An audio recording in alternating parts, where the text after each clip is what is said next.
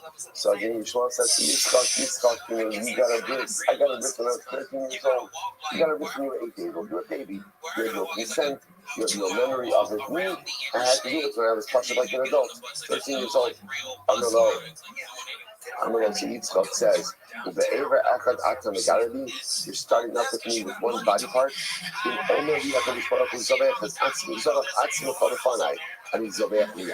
Right? Ultimately, again, I used to go to his was coming to give my entire body to him. I would do that. And really, after we have that conversation, Yad, after that, the Akita comes. What's the pshat with all of this? So first of all, that I think one of the things that comes up with this is, it's a bit cliche, but the phrase, Hashem never gives you a test that you cannot handle. I think maybe the makar for that may actually be this Gemara. So what happens over here? There's a conversation between Yitzchak and Yishmael. And Yitzchak says, if Hashem would tell me to sacrifice my entire self, I would be ready to do so. And right after that, Hashem tested Yitzchak. It's almost as if after that moment when Yitzchak himself demonstrated his ability to be ready for such an overwhelming test, in the aftermath of that statement, that's when the responsibility tested it. Only after, again, it was clear that Yitzchak was ready for such a nisayon, that the responsibility could give him that nisayon. This nisayon, Hashem never puts us in a situation we can't handle. It doesn't mean it's easy. It doesn't mean it's pleasant. But what it means is if I'm there, I can handle it. If I'm there, I can deal with it. It's also interesting to point out that we'll say, whenever you want to do something good in life, just be prepared for the forces of opposition to spring up against you on every single level. In fact, don't make the argument that the holier the endeavor, the more intense the resistance, right? When you're doing something, that doesn't really matter, so the forces of nature don't start up with you. The suffering don't start up with you. The Ishmaels don't start up with you because no one really cares what it is that you're doing. When you want to do something holy, when you want to do something of meaning, just get ready for the resistance to occur. So you see what's happening over here, right? The Akedah started, the Sashan starting up with Avram, the Shmuel starting up with Yitzchak. So there's resistance every single step of the way. That's when you know you're on the cusp of Kedusha. It's reminiscent of one of my favorite verses of all time. Actually, it's by the Akedah. What's at the end of the Akedah? Hashem says to Am Avinu, don't do anything to the boy. Don't check Yitzchak. And then what happens? Because it says, Am Avinu goes over and he sees that he doesn't go over. He sees that there's a ram that's caught in the thicket, in the thorns. And then Avinu goes over and he offers her up as a carbon. I asks the cutsman, how do Avinu know to go ahead and offer that up as a carbon? Actually, Hashem said he didn't want a carbon. Maybe he didn't want a carbon at all. Right? How do Avinu know to offer the carbon? That's something amazing. He says, because Avinu saw that it was stuck in the thorns. So the Katzka says like this: if the ayah would have run up to Avinu's feet and lay down in the seat, Avram wouldn't have offered it. He says something that easy, that's from the Satan. So when he saw that it was stuck in the listen, you ever try to get a ram out of the thicket? Right? It's not possible. It's not right. Somebody told me this happened on the record. Right. When I said, so again, you ever try to get a ram out of the thicket? So no, but you can imagine, right? There's the thorns, the animal's struggling. What happens when you try to get a ram out of the thicket? You get cut, you bleed, there's a struggle. I don't know when you saw where there's 18 years on the job. Where there's easiness, there's no kedusha. Where there's struggle, if you are going to get cut, you are going to get beaten, you are going to get battered, you are going to get bruised, that's where there is kedusha. So where there's ease, there's comfort, but no kedusha. Where there's struggle, is absolute holiness. And I will say that's the story. Satan starting up with Adam Avinu. Yitzchak, Yishmael starting off with Yitzchak. Sometimes in life, we undertake holy endeavors, and then they get difficult. And we make the mistake of thinking that if Hashem really wanted this to happen, it would have been easy. The fact that there's difficulty shows that it's not the right thing. In fact, that's just the opposite. It's just the opposite. The holier the endeavor, the more intense the resistance. Sometimes the greater ease means it might be something very nice, but like after that it's holy. Incredible. So Rabbi, so back to Navi Sheker for a little bit. Navi Shivya, so Navi tried to get other people to go ahead and worship Avodah Zarah. The Skila, the Mishnah says you get Chanet strangulation. So the Gemara says, Madicha Eri Dachas. Remember again, so when you see the scene of Navi Shivya, that means like a Navi who tried to go ahead and get either an individual or a group. Next, Madicha Eri Dachas is, remember, those who try, or he or those who try to get an entire city to worship idolatry. So what's that? Of the skila, the Shimon the Chenek, the Shimon says Chenek, Navi Shediach the skila, my time of Rabbanon. So a Navi who tries to get people to worship Avodah Zarah to get skila. Why is that? What's the logic of the Rabbanon? So the Gemara says Asya Hadacha Dacha Mimesis. So ultimately, the Exer Shava from Mesis. Now Lahalon the skila, Afkan the skila. Okay, Rabbi Shimon, Misa Ksiva. Rabbi Shimon says no. By the Navi it says Misa. And what's the halacha? The Chamisa Muna B'Torah, Stam Inga Ela Cherek. In general, any Misa that is mentioned in the Torah is Cherek. Madicha Ir Nidachas B'Skiva, my time is Rabbanon. So why is it that Madicha Ir Nidachas, they get scared? What's the logical to Rabbanon? Kami Hadacha, Omi Mesis, Omi Navi Shediach. So again, making zero Shava of Hadacha, either from Mesis or from the Navi Shediach. Rabbi Shimon, Kama Hadacha from Navi.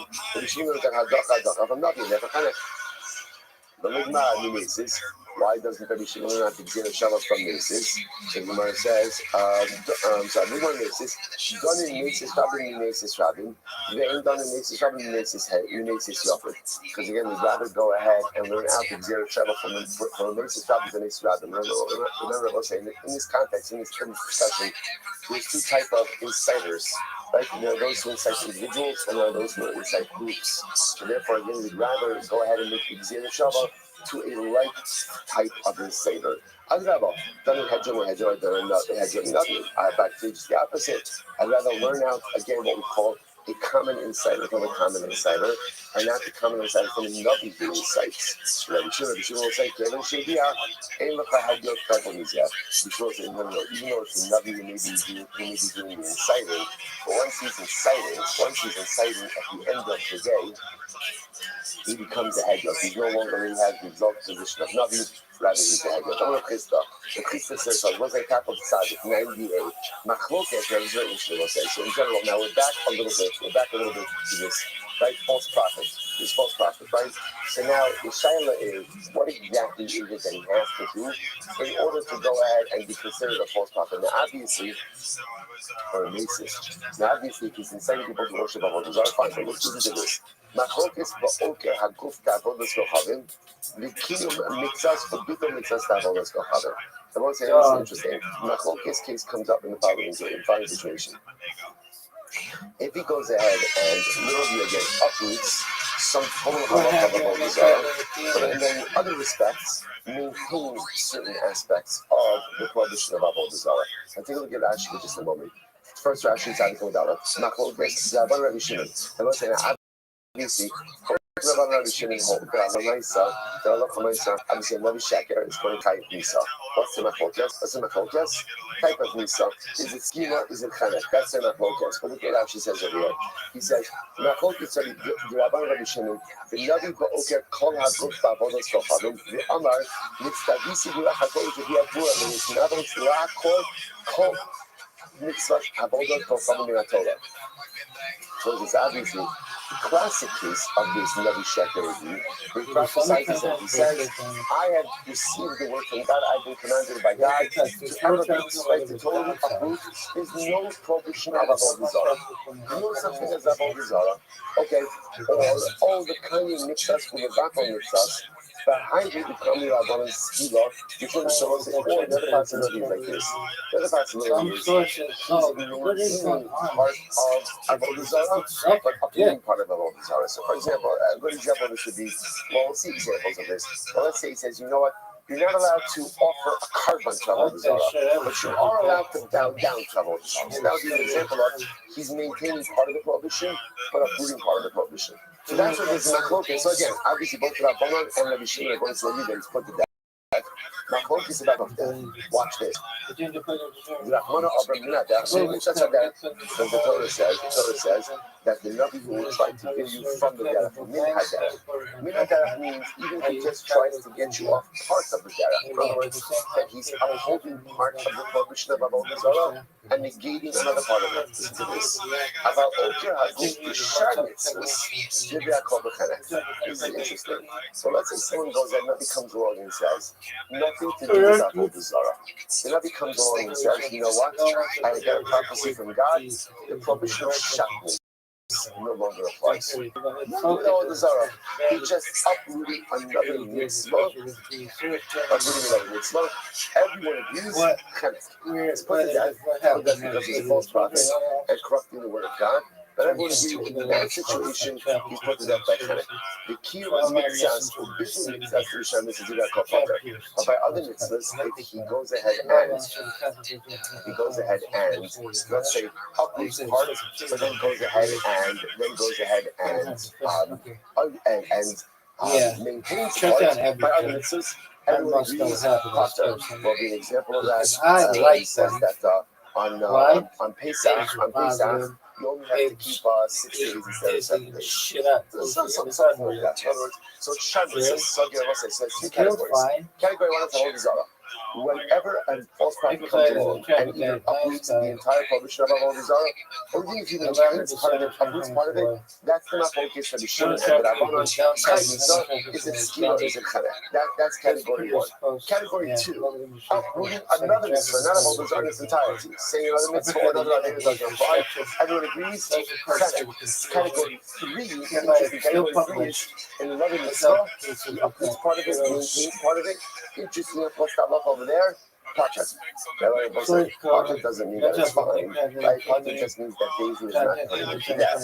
So you must have not said that from the Rosh Hashanah is 1 second. Malakas, now, you will say, the pasuk that you must quoting is the pasuk.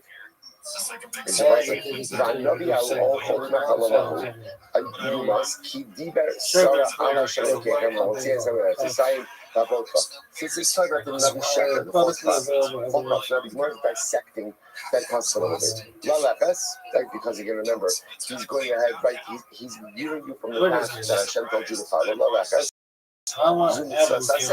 This is a positive commandment. Law, no saseh, prohibition. So I said, what does this sound like?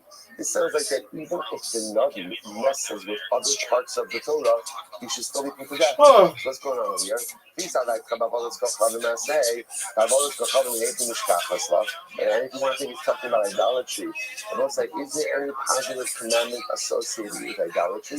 Which you funny you should ask. There is. So Gemara Krista, then he packs them. There is a positive commandment. What's the positive commandment about saying? Because you're supposed to break apart the gateposts, the altars of Avodah Zarah. That Hamuna Amar, so say the Hamuna another version of this. Hamuna says like this. You're not like super not the top on the coffee machine. So I love the super guy. It's like, man, if you are consistent, let's continue now. Who's the gayest person ever? As I say, really, it's not the case. This is now Avi's second mission on the job. Rabbi, thank you very much. That was what you do for us, morning in and morning out. Tremendous. I could not start the shoot at 5:49 this morning. There wasn't a Zoom and doing this message, right? Which is strange. But then you start off with so much emotion, and it gives us a thank you really for all of this, the late nights, the early mornings, and it's delicious. Thank you very much. I was say, masturbating in space, dodging the snow globe, girl. Wow, okay, I'll take a coffee. Fine, you're going to say so. That's a new sentence follows. The new says like this. Our machlokes, but okay, have both. Being that was coming in every Shabbos. So it's not Rav Hamina comes along, and Rav Hamina, he has a different approach. It's like this. Any time a Navi, a false prophet, comes along and uproots something, totality, something from the Torah, whether that is Avodah Zarah or any other mitzvah. So in this case, again, the Navi Sheker is coming along and he's saying this mitzvah or this aver or whatever it is no longer applies, and he's uprooting it in its totality. Anytime that happens, the Gemara says, No guys open about Gano Day Bishabish Vikim Mitzvahs, Ubito Mitzvahs Gabon Shavavin, Dachmona Amar Min Agar, Mitzvahs Agar. So let's say so guys. Saloko or so. There are multiple categories. First one consolidates two categories like this. Uprooting of a mitzvah, whether it's idolatry or any other mitzvah, prohibited. Punishable like that. Furthermore, when it comes to idolatry, whether you go ahead and uproot part of idolatry or all of idolatry, punishable by death.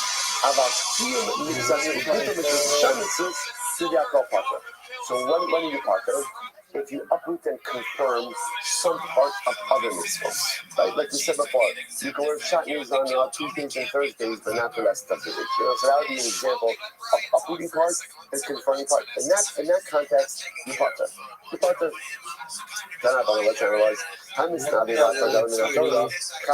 So if it is, so Rabbi prophesizes some element of the Torah. And again, I will say once again, the right over here is not distinguishing between Avodah Zarah or anything else. If a Rabbi comes along and says a particular mitzvah or a particular Avera no longer applies, okay? Or I feel I'm sorry. Fine. The kind of mitzvahs for the Vato mitzvahs. Let's say when he prophesizes to uphold part of the mitzvah and to negate part of the mitzvah. And Shimon called that. And Shimon says that you're potter. If you were gay, what kind of gay guy would you be?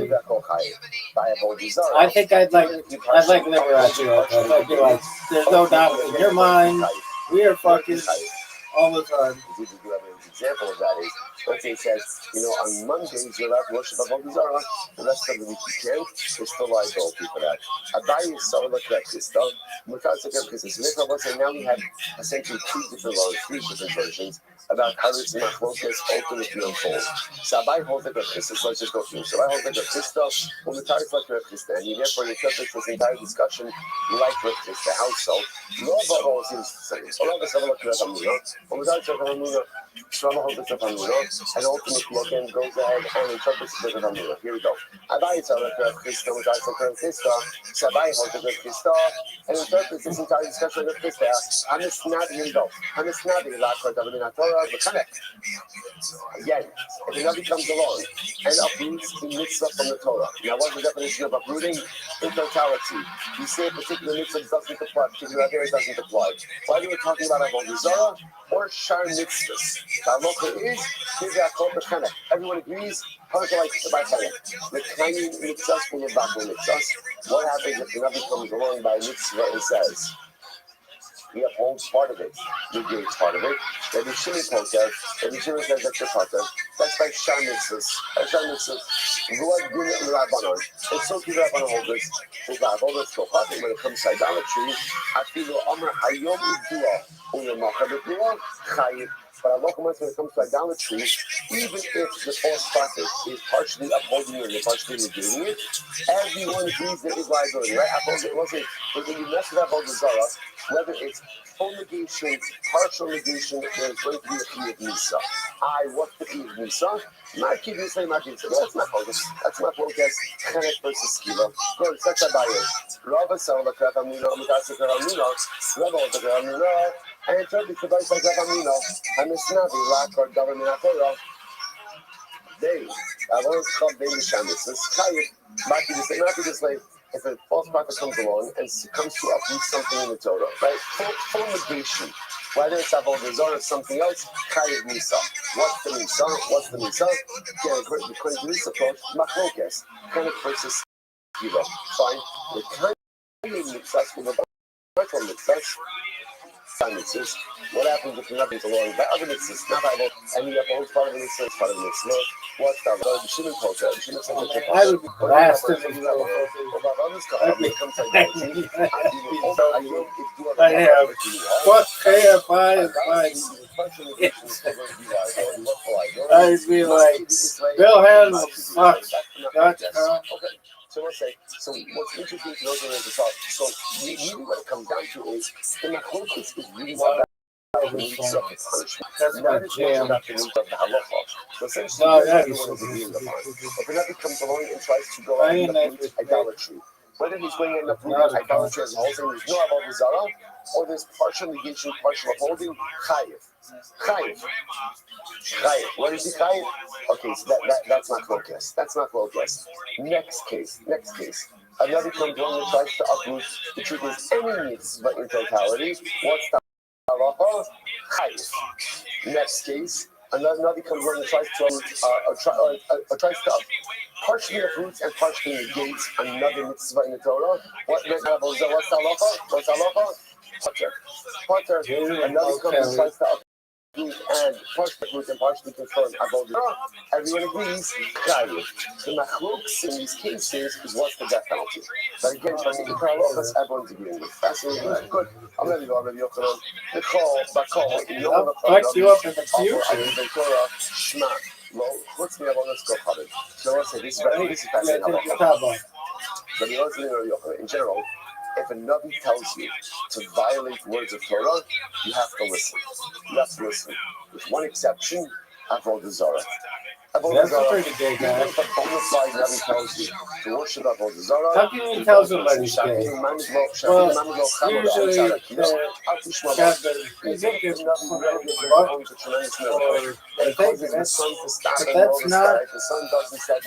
a giveaway because go worship Avodah Zarah, you don't listen to it. I will say, could be they're just really bored. What is this? But the ones who are like super gay, do they have to like the gay wax? No, they can eat that. How do you know they're gay? I think we're all gay. If we're bored enough, how about you? I'm the last guy, but he's alive. I'm bored enough. We see this concept. I didn't circle the shoe. The exception of the line that we Camera, a pillow, whatever. Do we ever listen to Rabbi to worship idolatry? This is so sad. We do a lot of other stuff, but So not foolish. Avodah Zarah. Not Avodah Zarah. The Gemara says as follows. And the Gemara backs up to say, even if the Rabbi performs a dramatic miracle, since he's performing a miracle, obviously, let's say, who does the character to perform miracles come from? From HaKadosh Baruch Hu. Obviously, if Hashem is allowing you to do it, unless Hashem wants us to do it, no, that's not it. However, whatever the story of the miracle is, one thing is clear, which is do not worship idolatry under any circumstances. Tanya, but Yosef really Omer, he geared on the subject, the Shavuot Kochavim. This is an interesting lesson over here. The Torah understands literally again the logic of a She always does it. Oh, hi. Like we're surprising her.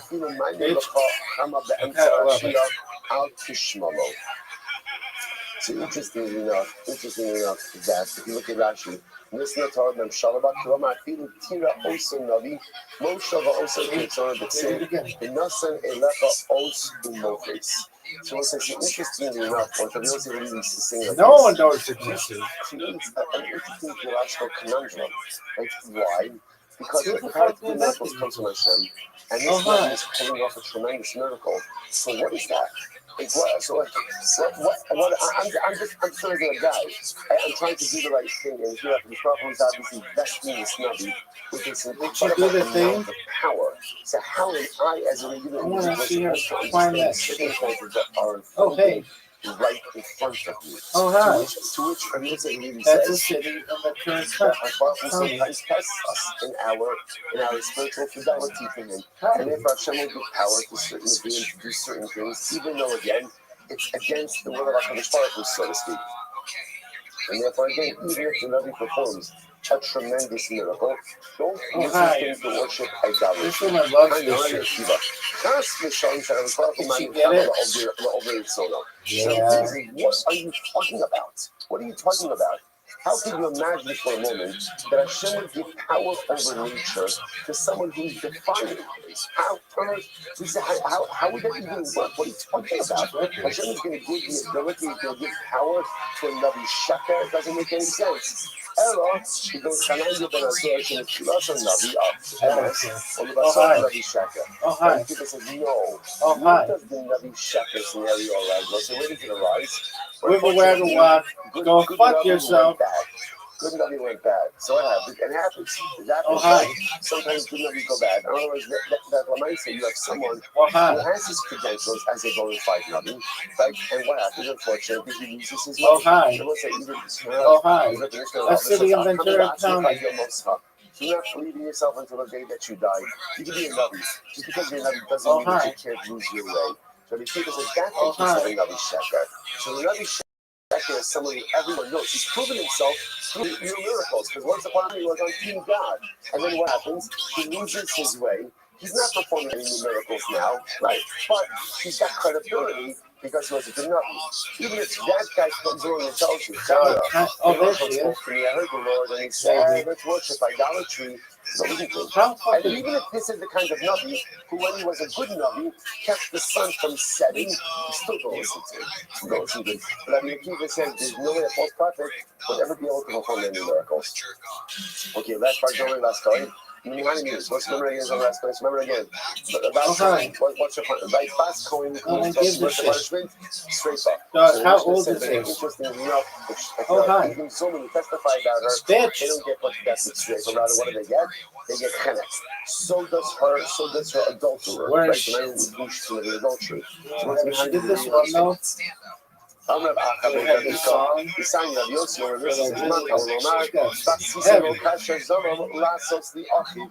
Pasuk says, for Edom Zorin, you have to do to the Edom what they conspire to do to their brother. So the Gemara says, why?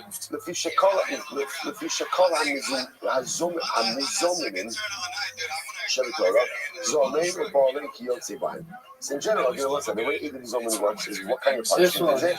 Reciprocal punishment. Whatever the Edom wanted to visit upon the defendant is exactly the punishment that they themselves get. Now listen to this. You want to Yosefine, Bas Kohen, he was saying, they more other So what happens? So now we know a Bas Kohen commits adultery. Now we know that her Boel, the man with whom she commits adultery, doesn't get straight, right? Because it doesn't tell her hands down that you need punishment to her. Zolmin in Yodea, in Mohokshu, or that they do Zolmin. Suppose it's now here's what's interesting. You have two people committing the same crime, but yet their punishments are dramatically different. The Bas Kohen is going to get straight on, the guy is going to get chenek, right? So, I can't believe they got rid of Nick Taliotini. This shit sucks. That whole fucking. What are they doing? They literally are the worst. Whatever they wanted to do, so when you see them there, we give them the reciprocal punishment that they were going to visit upon the Boel and not the Isha. And therefore, Allah, they get chenek as well. Somebody have a show space. A sick one. Thousands of people. They're like, hey, we're really bored. We need somebody amazing. And I just come in like, yo, baby. Just the next couple of days. Nothing. This sucks. Change our lives in so many ways. What's that song? Okay. Every Yid has a chilek in Olam Haba. What's it called? The Olam Yershu Aretz Neitzem Ma'ata'ai Ma'aseh Adar Inspired. So it says the mother quotes the pasuk. I don't give a shit what you say. Little boo thing. Forever inherit the land. It's a little boo thing. I literally again like my creations of my plantings. I don't care what you say. And they are the creations of my hands through which I become glorified. So the idea, the part of the pasuk that you might be focusing on over here. Okay, by the way, Rashi says, like, what is this doing? Like, right? What does this have to do with our context of our discussion? Right? We were like knee deep in death penalties, right? And now, so that's exactly what. Look what Rashi says. Most of Rashi's on both sides on here. So this is Rashi on the left side. So again, so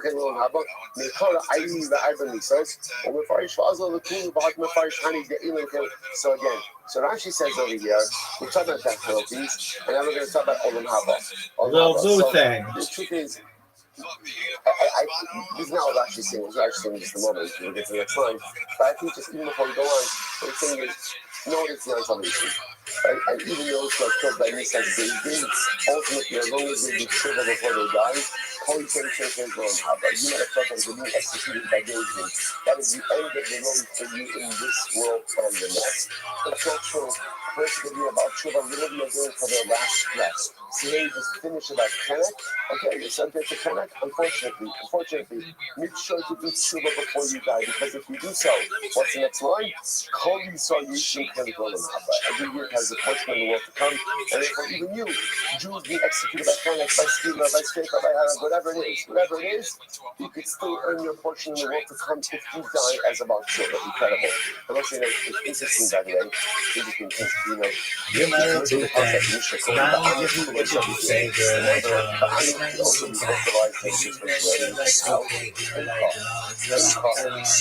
tell me again, something like that, you tell me something That was sick. No edits. Raw. Send it raw. That means just raw. Going raw. One entity in this world who is able to see potential, the incoherence everything. In the eyes of every single person is excited. Because once again, he doesn't just look at us through the prism of what we are right now, but he looks at us through the prism of who and what we can become. And every youth has such incredible potential, and therefore, Young Way Coos. Stop. I almost picked this motherfucker up last year. In fact, I think I had him on some of my team. He played for Atlanta.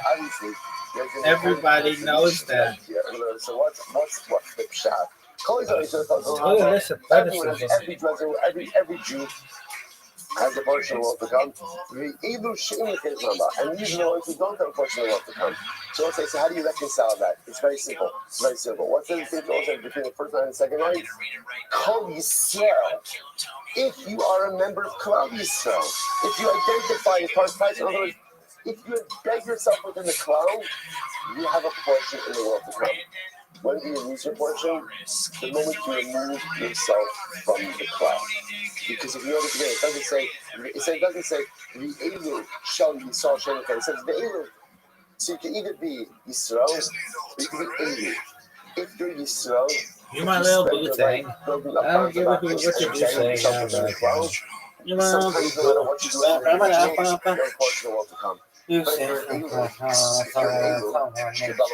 you're creating dissension, you don't like other Jews, you have difficulties with Achus, you remove yourself from the cloud, then you can lose your Olam Haba. Embed yourself in the cloud, Olam Haba will always be yours. Remove yourself from the cloud, you put yourself in danger of losing your sacred portion. So you lose your portion will come. Someone says there is no resurrection of the dead. And someone says Torah is not divine.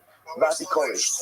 Again, we'll see. Rashi says on in the first one, we'll see Rabbi Koris is. Then Rabbi Kiva says, This is very interesting. So I will say, even one who reads, so what is that? What is that? Secular knowledge, secular books. What? So again, we'll have to define exactly what that is.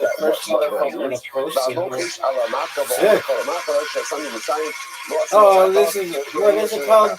Burgess. Okay, like I said, the worst. All of these things are. What do you think of their CMO? Announces They're whatever. Like that's the UK buck king. So it actually says it. There are 3 kings and 4 regular people who go down in history as having lost their portion in the world to come. Who are they? Shoshim from the 3 kings, Yeravam, Achab, and Menashe. So let's say Achab, we were just learning on yesterday's daf. Yeravam, actually both Yeravam and Achab, we didn't mention yesterday's daf, right? You get both evil kings and Menashe. We'll talk about Menashe with the Gemara. And we'll say, it's okay, so I don't know if I mentioned, the ridiculous Gemaras ahead of us, right? Each of these Gemaras is just overwhelming. So Rabbi says, Menashe is just overwhelming. Rabbi says, no. King Menashe, by the way, is the longest serving monarch, 55 years of rule. King Menashe has a portion in the world to come. Shneimar, Vayishalel Elot, Vayishmat Chinaso, Vayishivu Yishanim Achuso. There's also this. Menashe got himself in some trouble, some really significant trouble. He dived into Hashem, and Hashem restored him to his monarchy in Yerushalayim. So what do you see here? Menashe Davin, and it's two next answers. You see this indicate that Menashe became about Shuvah. They said to him, no. The Machusa Yeshivu, or Lo Rechai Olam Abba Yeshivu. The Menashe was returned again to his monarchy, but he was not restored to his portion of the world to come. Abba had Yotos, who were the four regular guys who lost their portion of the world to come. Bilam, so Bilam we don't come to his people.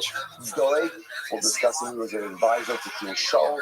Achitophel, one of the advisors to the David HaMelech who built switch side to Avshalom.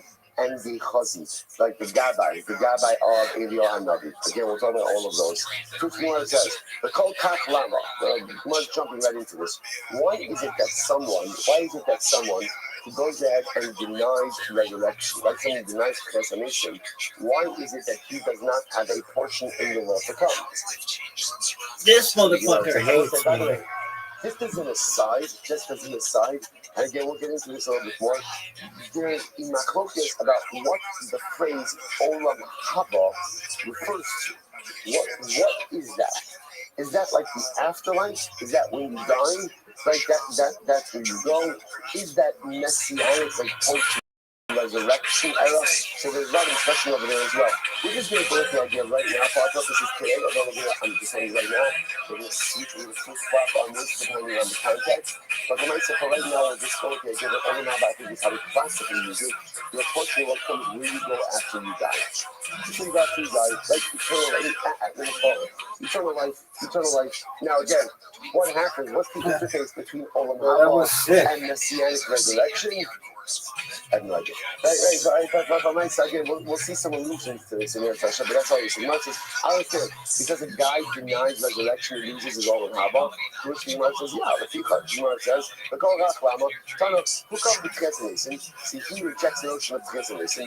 Well, you have a famous Tchias Mason. So I'm saying, here you see, interestingly enough, from the Gemara's usage, Gemara says to say like Olam Haba in this context actually means Messianic era. Because the Gemara says, like, there's a Kamida. This guy, he rejected the notion of Tchias Mason. I'd much rather be forever in blue jeans. Makes sense. If you don't believe it, you don't get it. So you don't believe in resurrection of the dead, you don't get resurrection of the dead. It is not the next one, but it is true. So the way the devotion works is with reciprocity. We do all we can, forever in blue jeans. How do you know?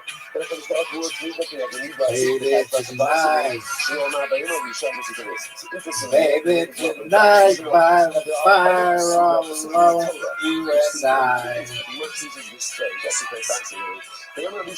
Nothing around but the sound of the heart inside. Okay. Context. The other lands. Money talks. What a great fucking job, kid. That was sick. There's no food available at all. You should get up in the middle of the city with this federal money. This time tomorrow, you'll be able to buy a ton of food for very little money. There's an overabundance of food. So what happens? Vayan HaShalish, Asher HaMelech, Misha HaYado, Eshkusha HaLakim. Vayomer, He mentioned, okay, Libot Vashamayim, Hayiyah Hadavar Hazeh. So one of the like, commanding officer of mine essentially says to Elisha, that's ridiculous. But they don't Even sing if Hashem and opened up all of the windows, wow. Shamayim, it's such a thing. But the officer was saying, there's no food Here there. with me. Trying to go from I'd no much food rather to be overabundance of food forever doesn't in make any blue sense. jeans. So Elisha says to this officer, this is going to happen. You're going to see the overabundance, but you're not going to get food.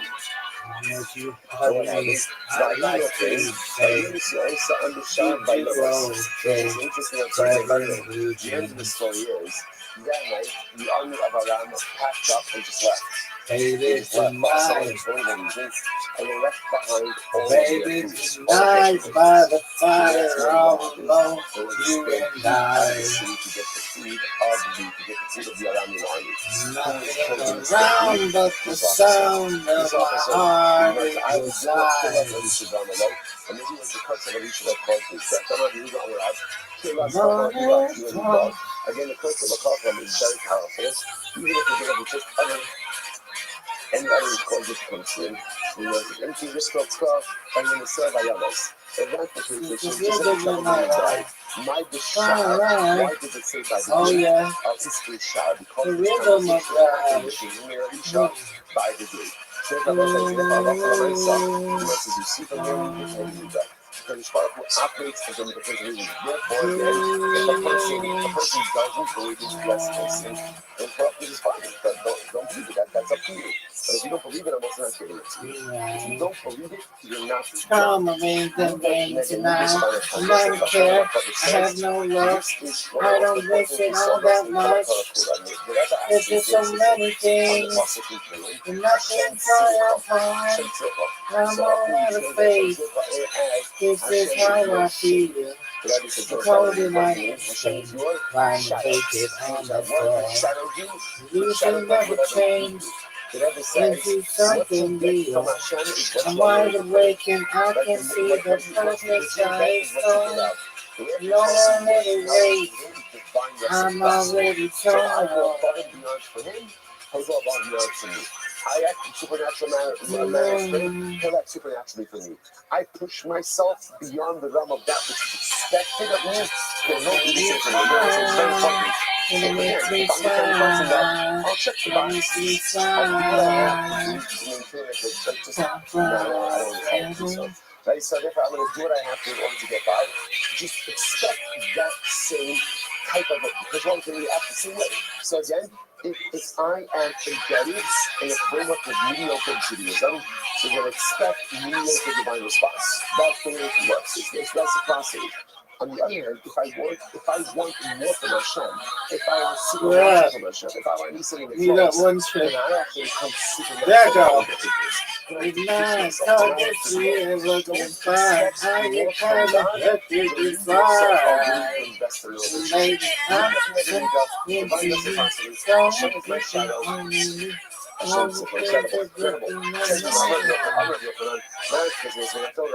it's fascinating. From where do you see the scriptural allusion to transformation?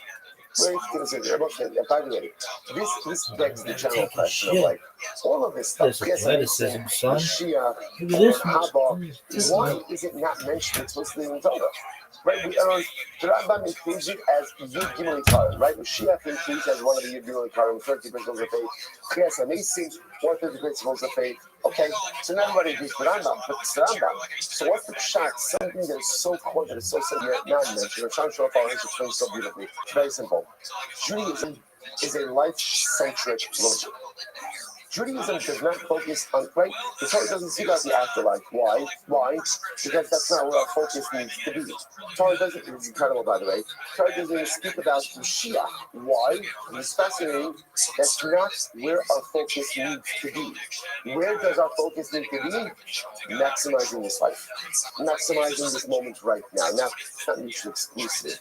Right? But Lamaisa, that's our Church of Hirsch makes an amazing observation. But Hirsch said, by the way, if you notice, if you ever drive by, the fundamental distinction between what you'll see in virtually every church and every shul.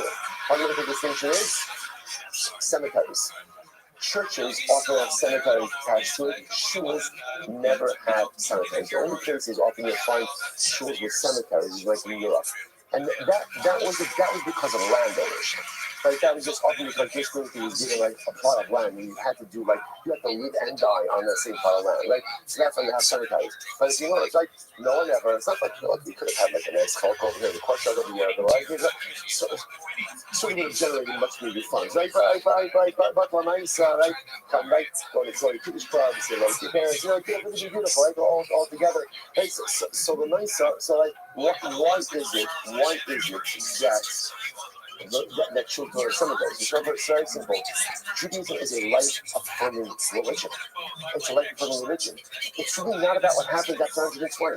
It's not even about what happens after Mashiach comes. It's about now. It's about it's Monday. It's Monday. So what am I doing to maximize my Monday? What am I doing to make today something spectacularly amazing? It's not about where I go after I die. It's about what am I doing in this world to maximize the life that I've been given. That's why, again, you'll find out about the more asks. By the way, can you at least give me a hint? This is so beautiful. Pasuk says, you will give the truma to Aaron. You must what? To be Aaron the own time? Well, what does that mean? I'm supposed to give my truma to Aaron, but Aaron's dead. Aaron's dead. This is my truma to Aaron. Here's the bigger problem. Not only is Aaron dead, but what? Aaron never came into Eretz Yisrael. Aaron, when he died behind the boat, he never came to Eretz Yisrael. So what does it mean I'm giving him my truma? And around it, so what does it mean? It means that one day Aaron Cohen is going to come back to life, and therefore some cause will be built to give that in the Truma. Come, the Piasa is in the Torah. Here's a remnant to Piasa. So let's say, how beautiful is that? Which means that the day is going to come, the Shas and the God is going to be the God. Aaron Cohen is going to come back to life, and each of us will have the opportunity to bring our Truma to Aaron Cohen. The fact that the Pasuk phrases is that way, that is a scriptural reason. So we'll stop over for today. We are right on schedule. Do not worry. Do not look ahead. But great. First, that's tremendous. It's an incredible week ahead of us. Stay up, everyone.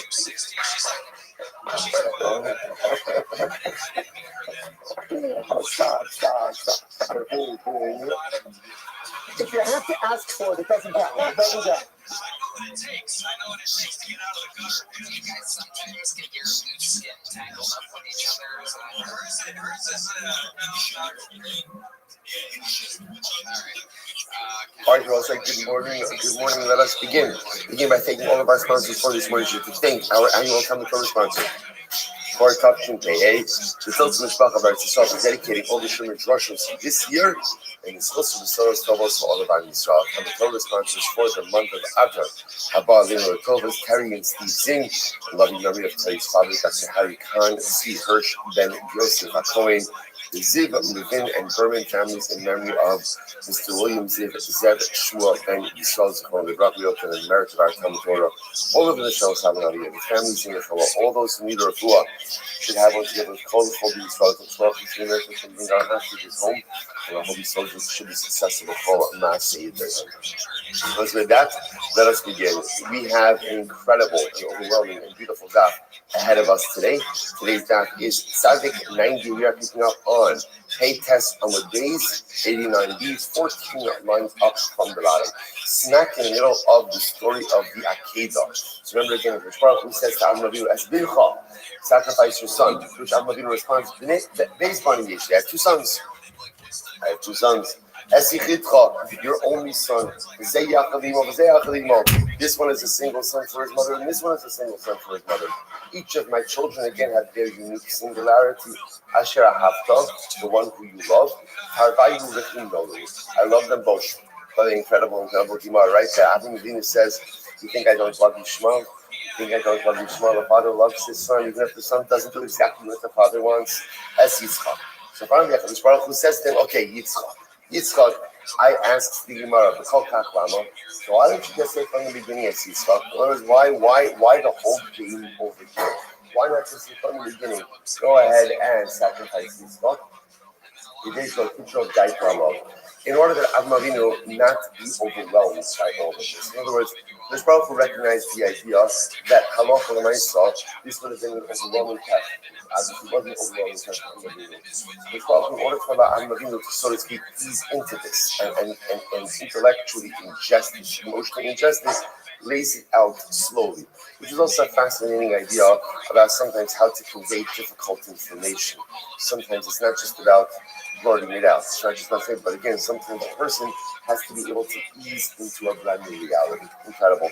Kid knows Satan Dara. So this is not what happened. Some of you was on his way to the Akedah. It also shows, by the way, how even Avinu will see this a little bit more. Again, getting Avinu to be able to get into the mindset of being willing and ready and able to do the Akedah was also a process. So it's a process as deep as Avinu was. He flipped the switch and said, "Okay, I'm ready to do the Akedah." It took time to be able to ease into it. The mother's like, the kid was stuck on that. So the Satan tries to sabotage Adam Avinu on the way to the Akiva. Amrlo, Hanisa Davar Lecha Kila Hine Yisar Terabim. The Adayim Rav was Techsa Kosher Yikuin Molech Ki Ata Tawa Lecha, right? So there was the Ikar part of the end of the pasuk is the Ikar part of the instructions at the end of the pasuk. Hanisa Davar Lecha Tla. So what the Satan says to Adam Avinu is, Avram, does this make sense to you that a God who loved you would ask you to do this? So the Satan is trying to theologically sabotage Adam Avinu and essentially get Adam Avinu to give second thoughts to this. Maybe this wasn't the Ratzon Hashem. It's not what God really wants. It's not what God really desires. After all, how could it be that a God who loves you asks you to go ahead and offer up something so precious? Look at that, Rashi. And he said, could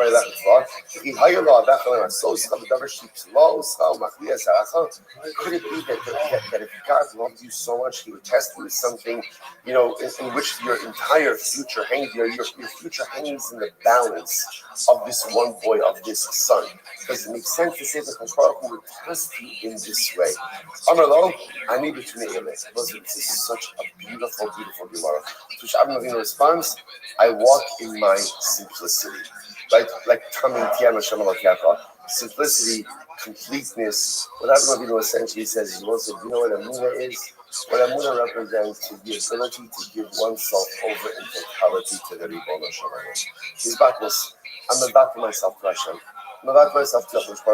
So therefore, gambling says to the Satan, it's not about that. It's about giving myself over to God. Ani b'tumi izeh. I walk with completion to HaKadosh Baruch Hu. Whatever the Ribono Shel Olam tells me to do, that's what I'm going to do. That's my avodah. Incredible. Hello, Yirascha Ksilascha. So the Satan says that to Avinu. Well, maybe your Yirah, maybe your Shemayim, maybe your fear of heaven is making you foolish. Maybe your Yira ultimately again is blinding you. Is there anyone who has put their faith in that kind of far away who has been lost? What Rabbi says is, you know what? Sometimes you can't explain Emunah. You just can't explain Emunah. But there's one interesting thing about Emunah, which is people who have it are never put at a disadvantage. Right? Might look strange, might be strange, might be unexplainable, but at the end of the day, those who have it, is anyone who put their Emunah in the Baruch have they ever been lost? Has there ever been a person who's put at a disadvantage? Like this conversation is probably the essence that every person with Emunah goes through at some point in time. Just the difference isn't whether the Satan is speaking to Avinu, or whether Avinu is going through this conversation in his mind. Right? On one hand, could it be that a God who loves you would do this to you? And what's the answer to that? This that is I don't understand what it is, God, and therefore again I just give myself over to the Ribono Shel Olam. This practice, that's what Emunah is. I give myself over to Hashem. But then the voice comes back and says, "But one second. Maybe a misunderstanding the will of God. Maybe this is not what God wants you." To which again, Avinu responds, at the end of the day, those who put themselves in the embrace of HaKadosh Baruch Hu, those who give themselves over in their Emunah to HaKadosh Baruch Hu, they'll never be lost. It may hurt, it may be difficult, it may be overwhelming, but they'll never be lost. Kivan d'chaza lo kashami alei. So once the Satan saw that Avinu was not listening to him, Amalei ve'ilai davar yukinov. It's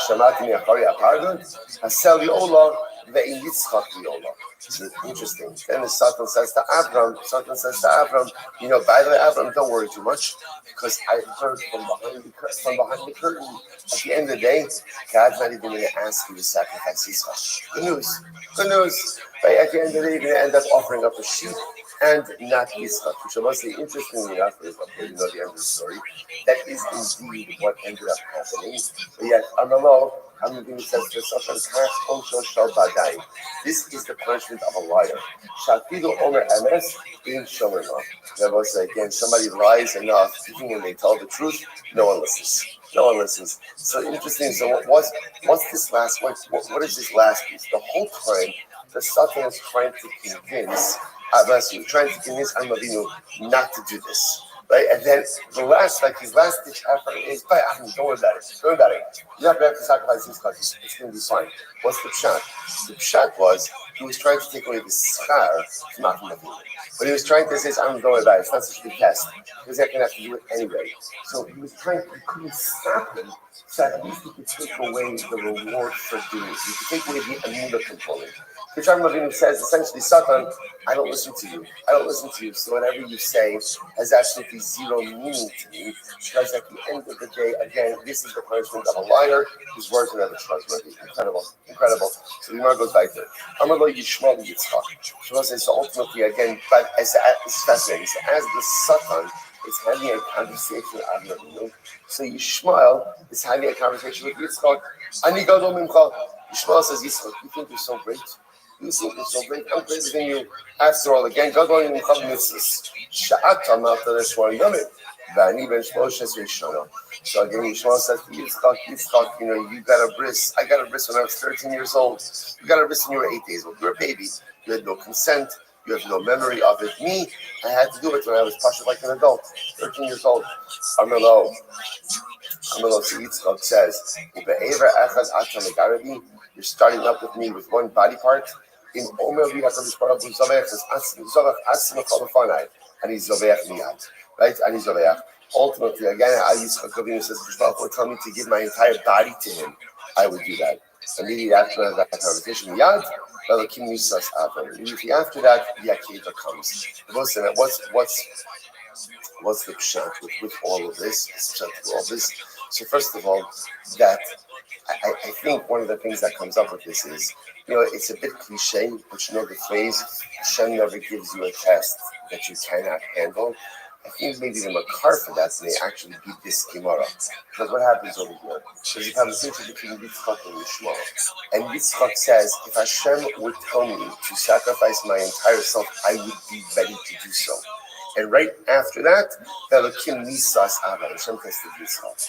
It's almost as if after that moment when Yitzchak himself demonstrated his ability to be ready for such an overwhelming test, in the aftermath of that statement, that's when HaKadosh Baruch Hu tested it. Only after, again, it was clear that Yitzchak was ready for such a nisayon, can HaKadosh Baruch Hu give him that nisayon. This is so. Hashem never puts us in a situation we can't handle. It doesn't mean it's easy. It doesn't mean it's pleasant. What it means is, if I'm there, I can handle it. If I'm there, I can deal with it. It's also interesting to point out that also, whenever you want to do something good in life, just be prepared for the forces of opposition to spring up against you on every single level. In fact, I want to make the argument that the holier the endeavor, the more intense the resistance, right? When you're doing something, that doesn't really matter, so the forces of nature don't start up with you. The Satans don't start up with you. The Ishmaels don't start up with you because no one really cares what it is that you're doing. When you want to do something holy, when you want to do something of meaning, just get ready for the resistance to occur. So you see what's happening over here, right? Yaakov is starting, the Satan starting up with Abram, Yishmael starting up with Yitzchak. So there's resistance every single step of the way. That's when you know you're on the cusp of Kedusha. It's reminiscent of one of my favorite Vartach of all time. Actually, it's by the Akedah. What's at the end of the Akedah? Hashem says to Amram Avinu, don't do anything to the boy. Don't check Yitzchak. And then what happens? Because it says, Avram Avinu goes over and he sees that he doesn't go over. He sees that there is a ram that's caught in the thicket, in the thorns.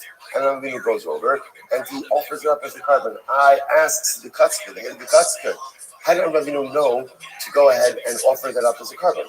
After all, Hashem just said he didn't want a carbon. Maybe he didn't want a carbon at all. Right? How did Avram Avinu know to offer the carbon? Because it's something amazing. He says, because Avram Avinu saw that it was stuck in the thorns. So the Kutzker says like this: if the ayil would have run up to Avram Avinu's feet and laid down at his feet, Avram wouldn't have offered it. He says something that easy, that's from the Satan. But when he saw that it was stuck in his nose, you ever try to get a ram out of a thicket? Right? It's not pasha. It's not right. Somebody told me this out of before. Right. So again, you ever try to get a ram out of a thicket? So no, but you can imagine, right? There's the thorns, the animal struggling. What happens when you try to get a ram out of a thicket? You get cut, you bleed. There's struggle. I remember when you saw where there is struggle, there is kedusha. Where there is easiness, there's no kedusha. where there's struggle. If you are going to get cut, you are going to get beaten, you are going to get battered, you're going to get bruised. That's where there is kedusha. So where there's ease, there's comfort, but no kedusha. Where there's struggle, there's absolute holiness. And I will say that's the story. Sometimes starting up with Avram Avinu, Yitzchak, Yishmael starting up with Yitzchak. Sometimes in life, we undertake holy endeavors, and then they get difficult. And we make the mistake of thinking that if Hashem really wanted this to happen, it would have been easy. The fact that there's difficulty shows that it's not the right thing. It's not here. In fact, it's just the opposite. It's just the opposite. The holier the endeavor, the more intense the resistance. Sometimes the greater ease means it might be something very nice, but lav dafka that it's holy. Incredible. So as I said, back to Navi Sheker for a little bit. Navi Shivya.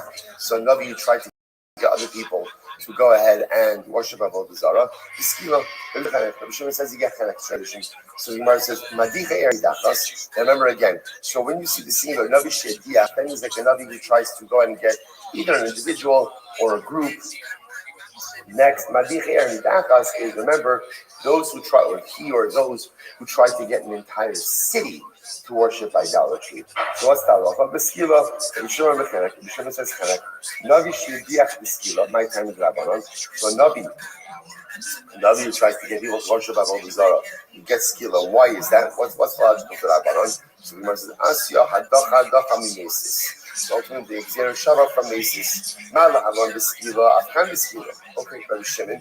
Misa b'skila. Rabbi Shimon says, no. By the Navi it says Misa. And what's the halacha? The Misa Mura b'Torah Stam Inger Elachelek. In general, any Misa that is mentioned in the Torah is Chelek. Madicha Erni Dachas b'skila. My time is Rabbanon. So why is it that Madicha Erni Dachas? They get skila. What's the logic point to Rabbanon? Kami hadacha omi mesis omi navi shivya. So again, make a zero shava of hadacha either from mesis or from the navi shivya. Rabbi Shimon kama hadacha minavi. Rabbi Shimon knows that hadacha from navi never chenek. So ligma mesis. Why doesn't Rabbi Shimon not take zero shava from mesis? The Gemara says, ligma mesis. Done in mesis rabim mesis rabim. They ain't done in mesis rabim mesis rabim. Because again, we'd rather go ahead and learn out the Gzera Sheva from a Mesis Rabbi to Mesis Rabbi. Remember, in this context, in this discussion, there's two types of insiders. Right? There are those who incite individuals, and there are those who incite groups. So therefore, again, we'd rather go ahead and make the Gzera Sheva to a like type of insider. I'd rather done in Hedron, back to the opposite. I'd rather learn out again what we call a common insider, not a common insider. And not the common insider from Navi who incites. So that Rabbi Shimon will say, Kevin Shedia, Eimlacha had no trouble with that.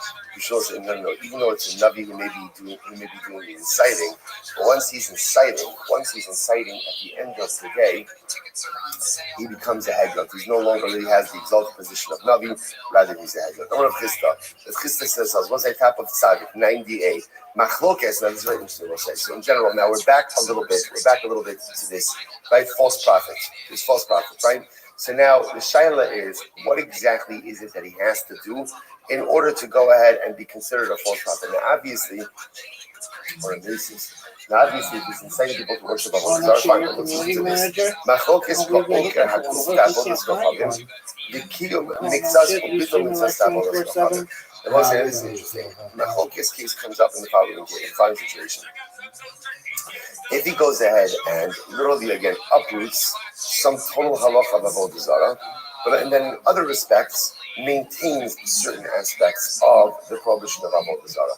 And take a look at Rashi in just a moment. First Rashi Tzadik Modalas. Machlokes Rabban Rabbi Shimon. So obviously both Rabban and Rabbi Shimon hold that halacha l'maisa, obviously Navi Sheker is going to be Chayiv Misa. What's the machlokes? Type of Misa. Is it skila? Is it chanak? That's the machlokes. But look what Rashi says over here. He says machlokes Rabban and Rabbi Shimon. The Navi ba'oker kol haguf ba'avodos kochavim. The Amar nitztavisi v'rach hakodesh v'yad vura lehis navos la'akor kol mitzvahs avodos kochavim min haTorah. So this is obviously the classic case of this Navi Sheker would be where he prophesizes and he says, I have received the word from God, I've been commanded by God to abrogate, right, to totally uproot. There's no prohibition of avodah zarah. There's no such thing as avodah zarah. Okay, or all the kind of mixas with the background mixas. The high would become Rabbanan Skila, or the other possibility is like this. The other possibility is he's maintaining part of Avodah Zarah, but uprooting part of Avodah Zarah. So, for example, a good example of this would be, well, we'll see examples of this. Well, let's say he says, you know what, you're not allowed to offer a carbon to Avodah Zarah, but you are allowed to bow down to Avodah Zarah. So that would be an example of he's maintaining part of the prohibition, but uprooting part of the prohibition. So that's what this machlokes. So again, obviously both Rabbanon and Rabbi Shimon are going to agree that he's put to death. Machlokes is about the type of death. Watch this. Because the Torah says that the Navi who will try to veer you from the derech, min haderech. Min haderech means even if he just tries to get you off part of the derech. In other words, that he's upholding part of the prohibition of avodah zarah and negating another part of it. Listen to this. Aval oker haguf t'shar mitzvos. This is interesting. So let's say someone goes that Navi comes along and says, nothing to do with avodah zarah. The Navi comes along and says, you know what? I got a prophecy from God. The prohibition of shatnez no longer applies. Not with avodah zarah. He's just uprooting another mitzvah. Uprooting another mitzvah. Everyone agrees. It's put to death. Put to death because he's a false prophet and corrupting the word of God. But everyone agrees in that situation, he's put to death by Chana. The kiyum mitzvahs, ubitul mitzvahs, l'shem mitzvahs called pater. And by other mitzvahs, if he goes ahead and nobody could do it. He goes ahead and let's say uproots part, but then goes ahead and maintains part by other mitzvahs. Everyone agrees. Pater. What would be an example of that? I don't know. He says that. On Pesach, you only have to keep 6 days instead of 7 days. Something like that. In other words, so it's shar mitzvahs. So again, I will say, so there's three categories. Category one is avodah zarah. Whenever a false prophet comes along and either uproots the entire prohibition of avodah zarah, or even if he maintains part of it, uproots part of it, that's the machlokes Rabbi Shimon and Rabbanon. So is it skil or is it chanek? That's category one. Category two. Uprooting another mitzvah, not avodah zarah in its entirety. Saying another mitzvah or another adher doesn't apply. Everyone agrees. Chanek. Category three, interesting. Category three is in another mitzvah. He uproots part of it, maintains part of it. Interesting enough, what's the halacha over there? Pater. Pater doesn't mean that it's fine, right? Pater just means that Bezin is not putting him to death. So the Gemara says, "Massive Rav says 1 second." Lalachas. Now the pasuk that the Gemara is quoting is the pasuk.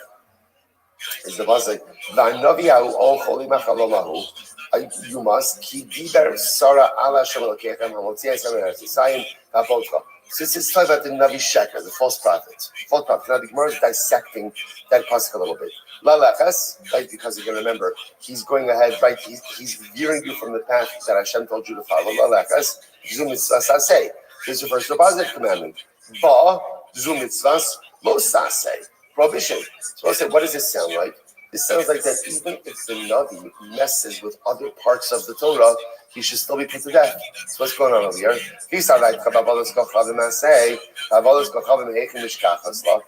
if you want to think he's talking about idolatry, I will say, is there any positive commandment associated with idolatry?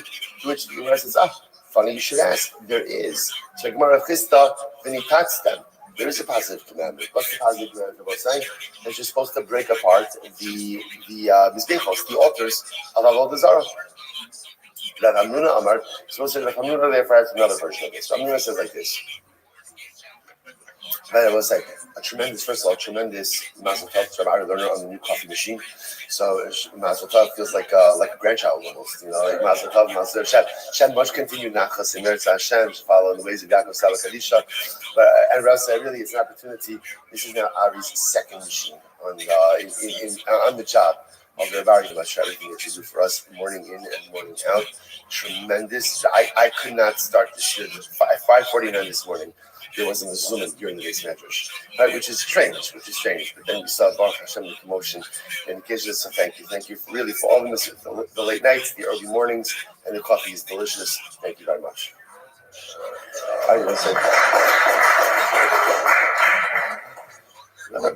never get a round of applause. Wow. Okay, I'll start making the coffee. Fine. He's going to say as follows. Rav Hamnuna says as follows.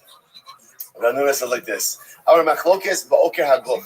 Being ba'avodas kamei mishad. Every Shabbos. So also, therefore, Rav Hamnuna comes along, and Rav Hamnuna, he has a different approach. He says like this.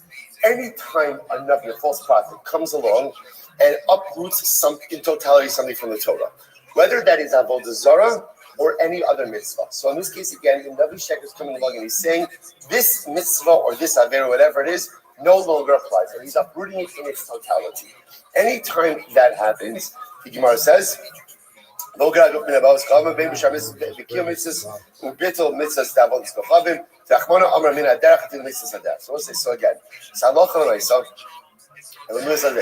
are multiple categories. First of all, he consolidates two categories. It's like this. Uprooting of a mitzvah, whether it's idolatry or any other mitzvah, prohibited, punishable by death. Furthermore, when it comes to idolatry, whether you go ahead and you uproot part of idolatry or all of idolatry, punishable by death. So when are you pater? If you uproot and confirm some part of other mitzvahs, right? Like we said before, you can wear shatnez on Tuesdays and Thursdays, but not the rest of the week. So that would be an example of uprooting part and confirming part. In that context, you're pater. You're pater. Let's analyze. So listen to this. Drive, baby, drive. The Navi prophesizes in order to go and uproot some element of the Torah. And again, I will say once again, the Bryce over here is not distinguishing between Avodah Zarah or anything else. If the Navi comes along and says a particular mitzvah, a particular avera no longer applies. Okay, or afilu ulavato. Sorry. Fine. The Kayim mitzvahs, mitzvahs. Let's say again, he prophesizes to uphold part of the mitzvah and to negate part of the mitzvah. Rabbi Shimon poter. Rabbi Shimon says that you're poter.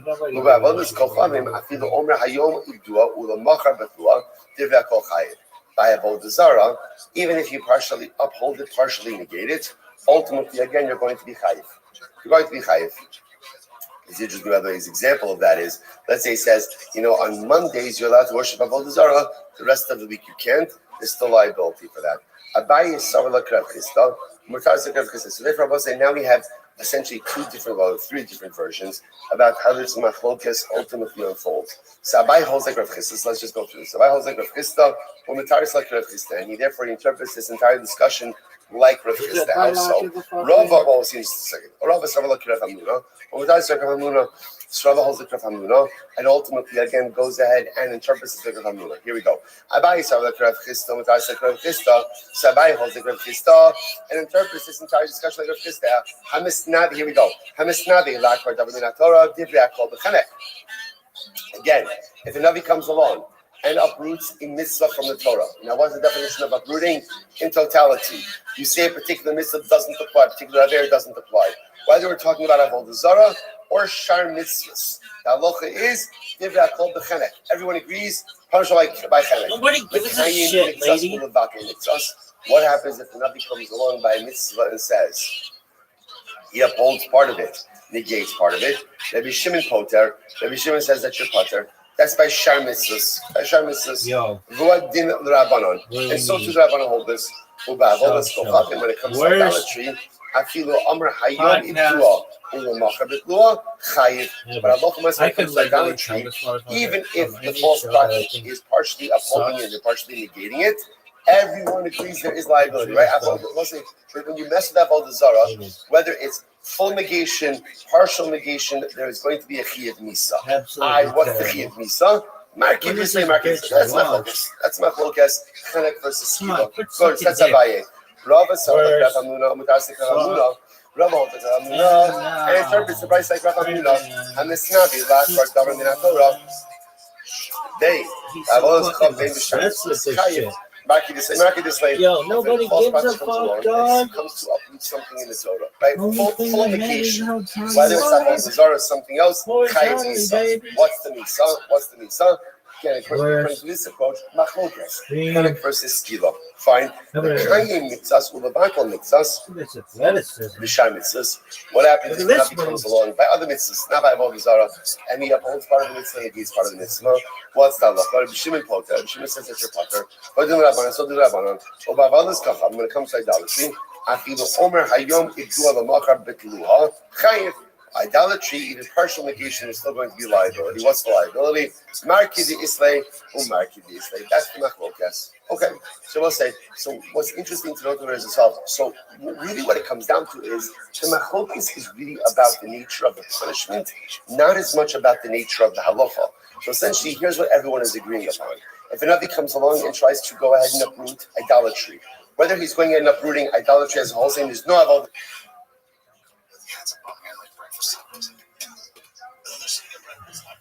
That's what I'm saying. That's what they're looking for in Austin. There's some good breakfast tacos. The Tex-Mex shit. Best Mexican food in Austin is my house.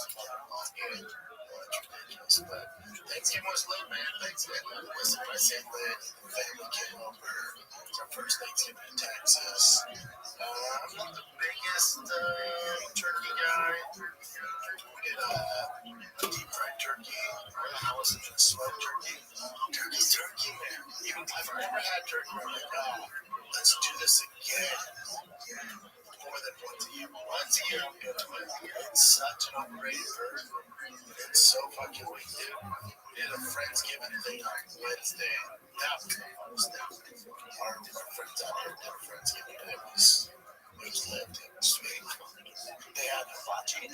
Oh, nice Japanese. They had cute. Guys going around with sake. They would do big shots using this instructor. Yeah. Kids were there. Some chill. He made my son asking wanted a sword. He was a big sword. I'm like, hey, bud, get something else. Get a gun. Hey, Dad, make a gun. He's like, what's wrong with this one? Get something else. Get something else. Oh, dude, I'm going to North Korea. What? Yeah. You serious? Yeah. It's like 2 hours away from here, isn't it? Going to Texas? You serious? Yeah, Texas. Texas deer. Texas deer. It's supposed to be the best meat. Holy. A big hunter. This is well documented. This is for a show first time? No, it's my buddies out here. When we're having friends, that Friendsgiving thing. Then I came in, he keeps saying, go hunt. I'm like, I'm down, man. So I'm going there. No, seriously. Yeah, on Monday at 3:30. On Monday. Look at this athleticism. Look at this move. It's not too far away. Look at this athleticism. Put you in motion, baby. Look at this athleticism. Look at this move. And I said, oh, do I bring Mike? I got that AR-15. You can. Because you don't have to bring your guns for you. I ran on it. Was like, dress. I feel like outfit. Camouflage you. Wear camouflage. Yeah, which is nice. That's but I mean, Texas, you don't really need a license to hunt certain animals, so just go ahead. That's so good about Texas. I was asking when I came here, that's like the most basic question I've gotten in a long time since you're a hunter. But what do I wear? Like, I just wear boots. Like, I don't wear my J's. Like, I just wear my boots.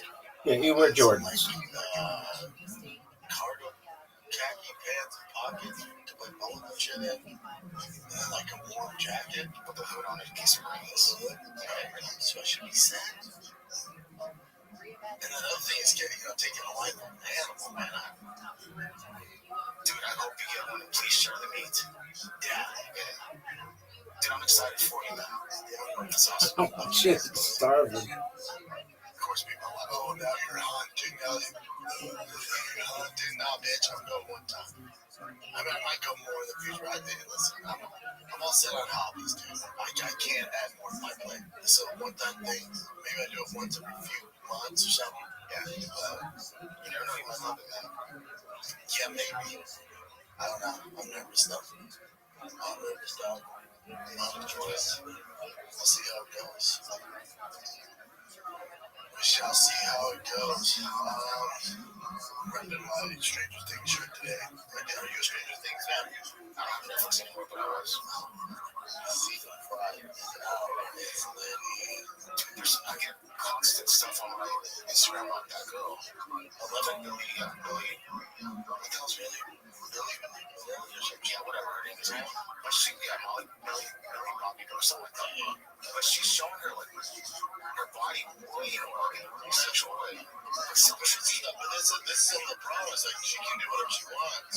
She's of age now. But when the show started, she was so young. So people think of her in that aspect. She's probably going over the time. She's like, bro, exactly. She's married. She's married. She was straight up Mormon curves. So she's like, motherfucking kid, man. And she might have these creeps and pedophiles and shit. Yeah, so she's like, nah, man, I'm a grown ass woman. She was so good, dude. But I binge watched all of these, like 4 episodes, 5 episodes right now, and then to continue, you gotta wait till December 25th. I don't mind it, because if they just let me binge all of it, I'll finish the season in 2 days. So I'm trying to something forward to.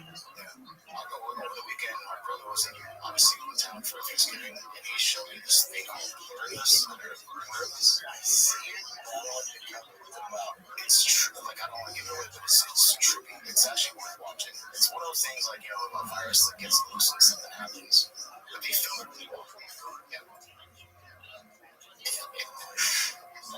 But I know it's bad. I love it. Yeah, I see it all.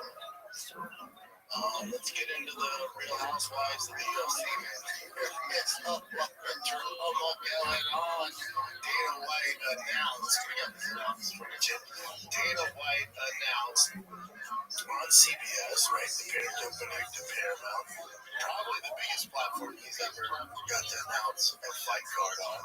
And he announced the first Paramount card, number card, 324, not to be confused with pay-per-view. So yeah, the number cards would be like the old pay-per-views, right? For those of you who don't know how it breaks down. So UFC 324 in Vegas. He announced Justin Gaethje, Patty Pimblett. Some of you could give me slack because I guaranteed you're going to get into a period of Patty Pimblett. I know for a fact, 1,000% that was their plan. I know for a fucking that was their plan.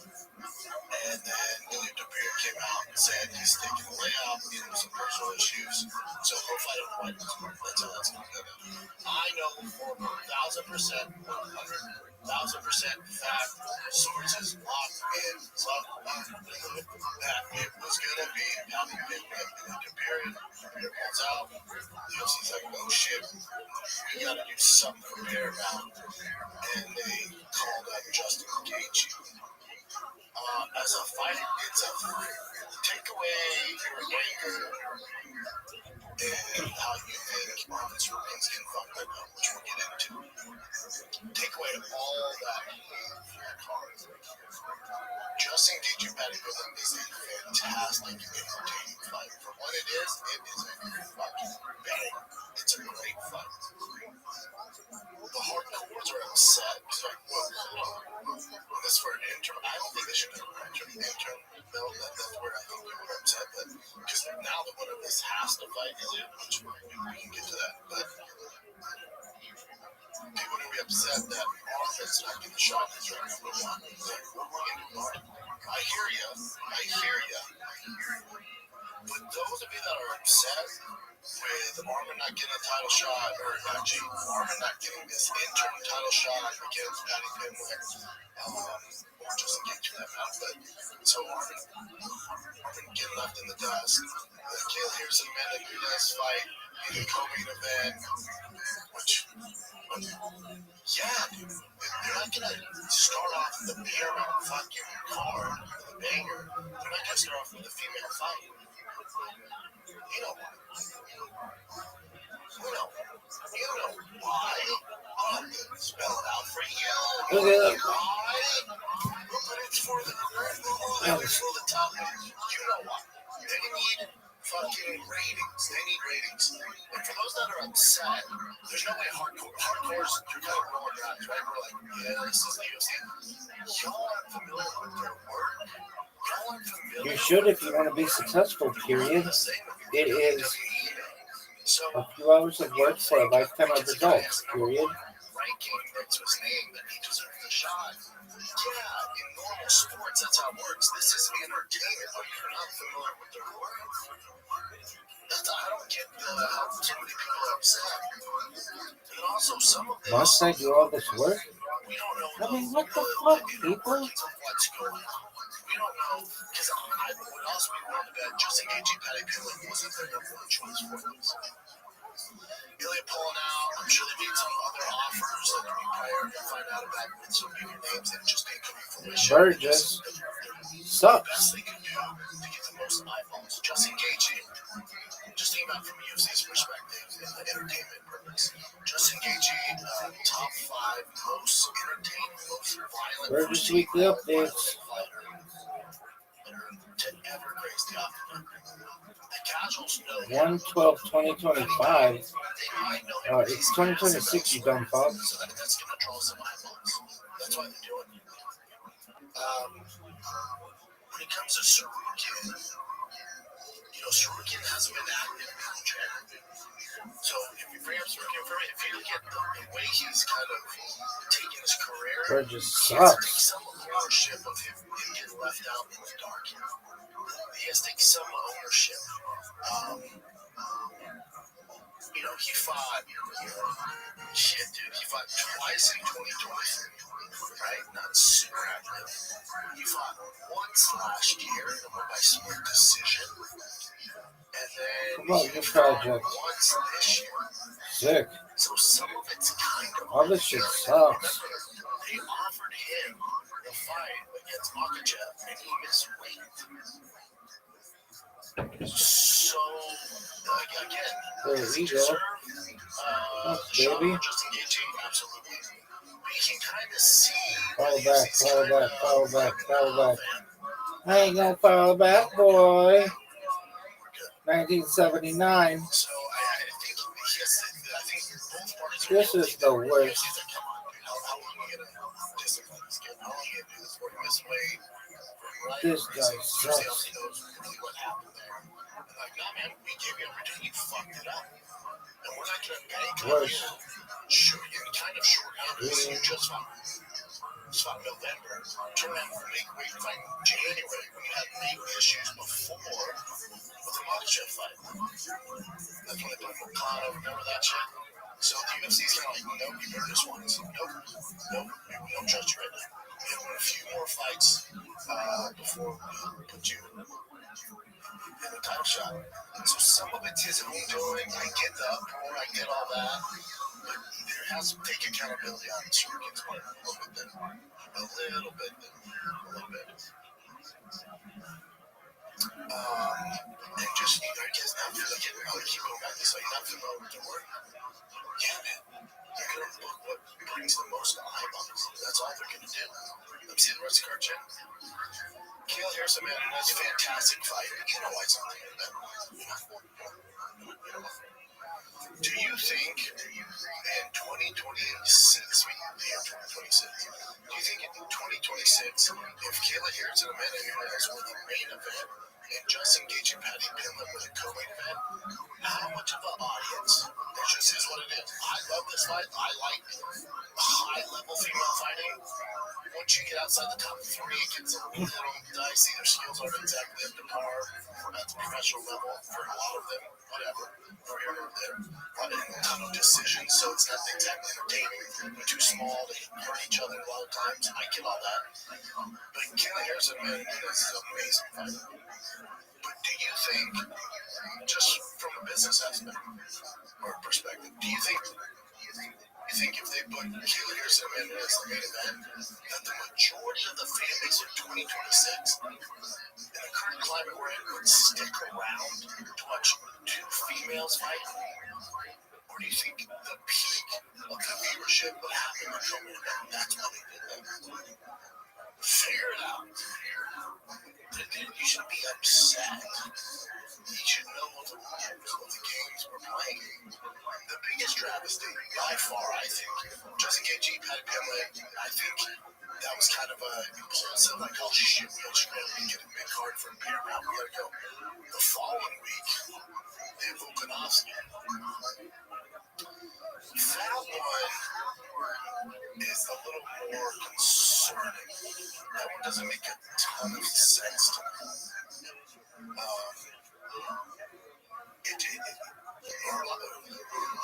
Volkanovski and Diego Lopez. It's that Craig Robinson meme. I seen it. They just fought, and it wasn't competitive. That one doesn't make a ton of sense. That's the one where I was like, God, that's stupid. I've already seen it. That does nothing for me. Nothing at all. But again, the UFC, the WWE shit, the shenanigans they pull for Lerone Murphy, Leon or Lerone? For Lerone Murphy, the hardcores, yes, we follow. We're familiar with his work. That amazing knockout of Pico. Pico would have won that. I think they would give him a title shot. Let's take a little break. Because listen, when I started this podcast, one of the fire kids seemed like I had to figure it all out on my own.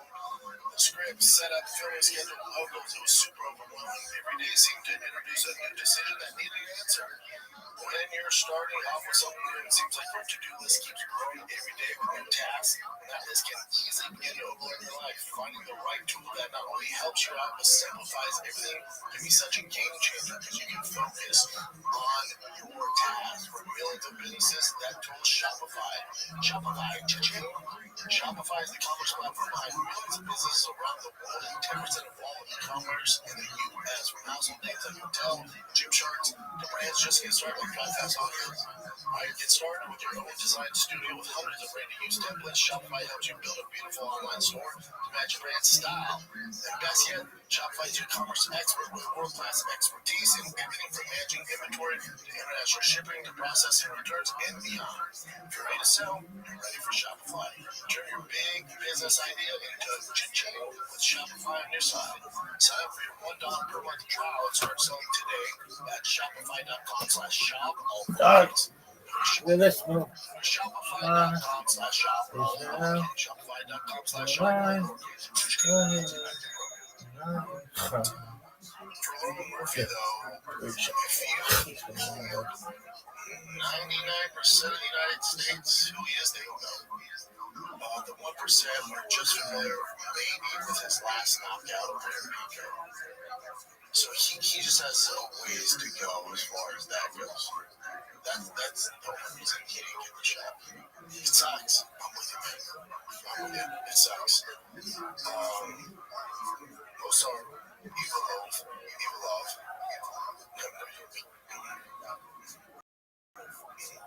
Make it build his resume for me. So, once again, let somebody take Lerone Murphy out of it. He just won the top shot. It's very clear, very evident. He just doesn't have the name recognition. Mozart,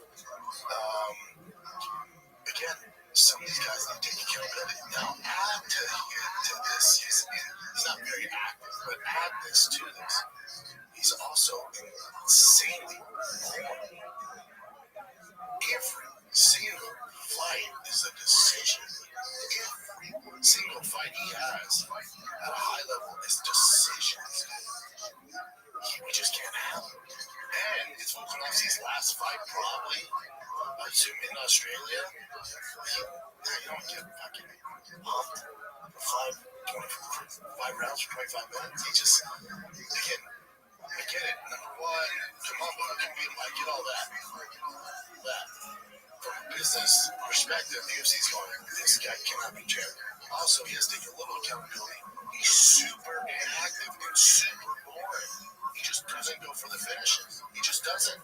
It's not his cup of tea.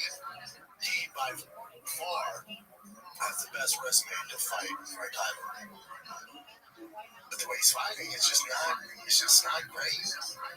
The Diego Lopez one was pretty good.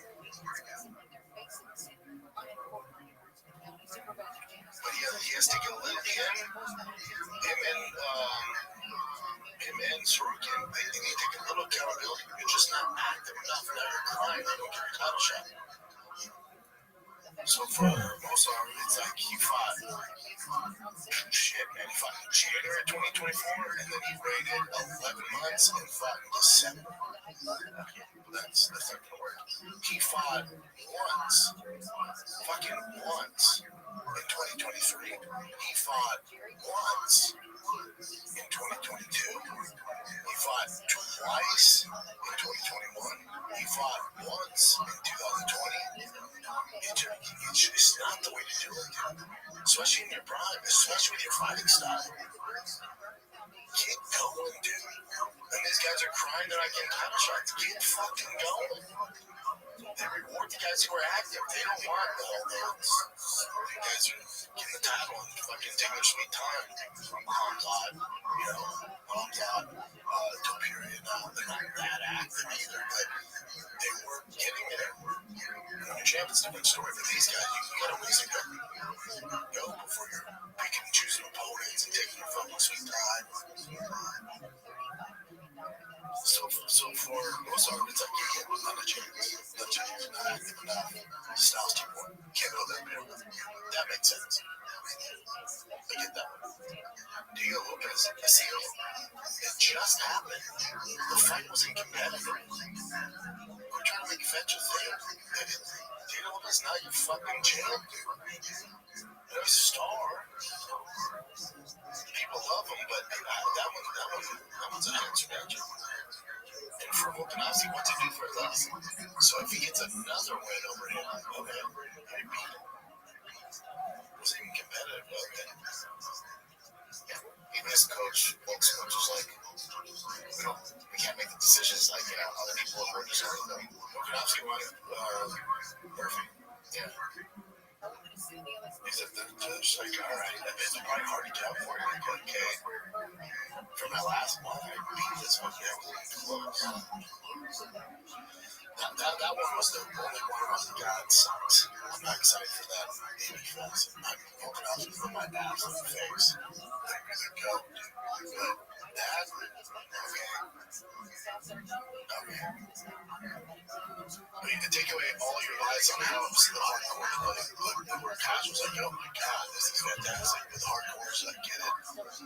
Based off merit, this makes a lot of sense. But would you be upset? Again, we don't know. We're just assuming all this shit. Yeah.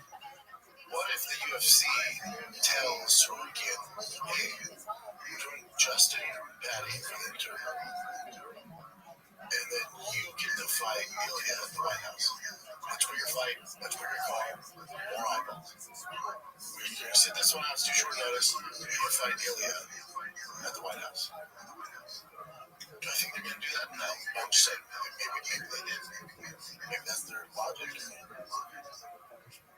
But there's no way they don't book Patty versus Ilya Patty. There's just no way you don't risk that. They've clearly fast-tracked Patty. No, it's not fair. It's unfair. They've done it to a lot of guys. Some of your favorites, they've done it before. Do y'all like Rally? Yeah. You like him? They fast-track him. He missed a lot of grapplers on the way up. He had a lot of strikers who starched him to get to his fucking circle competition twice. They had to find a fucking story there. And Alex is that story. Beat him, right? Boy, there's this whole story there. So they fast-tracked him. You upset about that? That worked out, right? He's awesome. He's fucking TV. He's good. Should have shot O'Malley. Fast-tracked him. Like sugar, right? Sometimes it works out, man. Patty's the same way. They're doing the same treatment. They slow-played Patty for a long time, and now boom, wild blue races. Patty's passing with flying colors. Now Patty's resume compared to Sorokin. Even Sorokin's isn't great. Those kids are good. Patty's just, it's rough. Uncle Chandler, was on crazy win streak. King Green, not on crazy win streak. Tony Ferguson on the worst streak. There's not a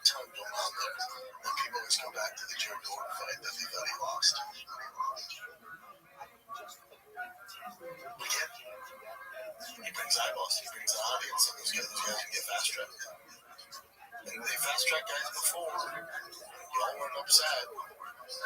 But Alex, Sugar, we tried to work there until it didn't work out.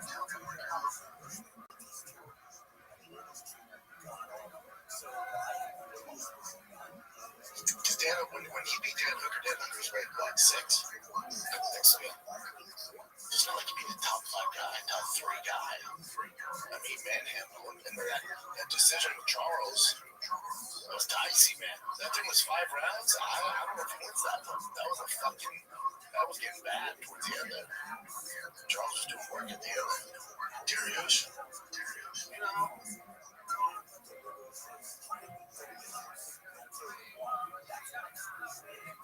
Yeah, but Mosar and Sorokin, they take some accountability. Not active enough. And first Sorokin, you miss weight when you give that to. And now you're crying about not getting title shot. They deserve it over KG, yeah. But then, again, people are crying about KG.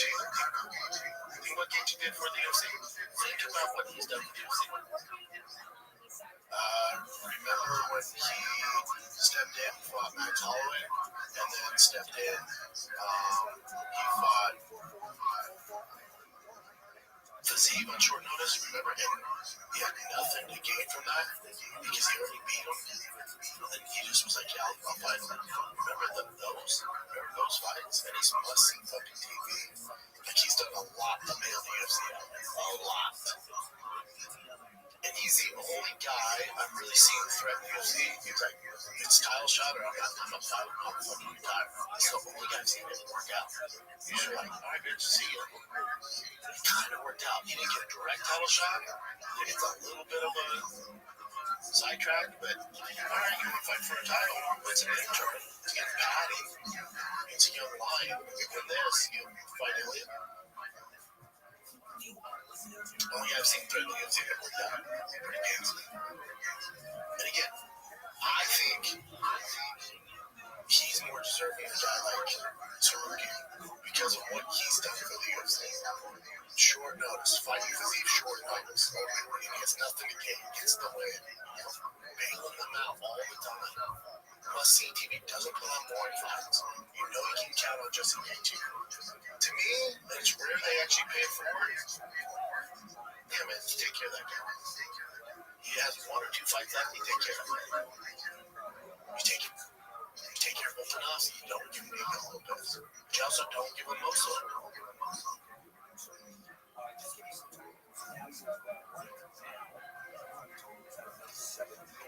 But as far as the Chicago brawl, they did the damn thing. Let's take a little break here, kids. The Octagon isn't just in Las Vegas anymore. It's right in your hands with DraftKings Sportsbook, official sports betting partner of the UFC. Get ready, because when Marab versus Young face off again at UFC 323, every punch, every takedowns, every finish, it all has the potential to pay off in real time. New customers bet just $5. If your bet wins, you'll instantly get paid $200 bonus bets. And hey, Missouri, the wait's over. DraftKings Sportsbook is now live in the Show Me State. Get yourself Missouri.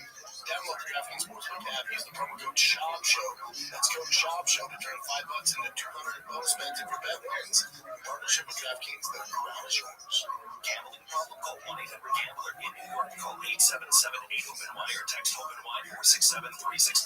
In Connecticut, help is available for problem gambling. Call 888-789-7777 or visit ccpg.org. Please play responsibly on behalf of Goodwill Casino and Resort in Kansas. Pass-through and pro wager tax may apply in Illinois. 21 and over. Age and eligibility varies by jurisdiction. Void in Ontario. Restrictions apply. Bet must win to receive bonus bets which expire in 7 days. Minimum odds required. For additional terms and responsible gaming resources, see dkng.co/audio. Limited time offer. Show him it. O'Malley's on you, dog. That's a fun one. Goddamn, Sugar needs to be that fight. Sugar's at a prospect. Is he like on 3? Would it be 3 then? No. No, because he lost to. I mean, losing Modini. His record would be 2 if he lost that one. It's all be 3. Because he back-to-back. Be 3 fight. Lost the champ twice.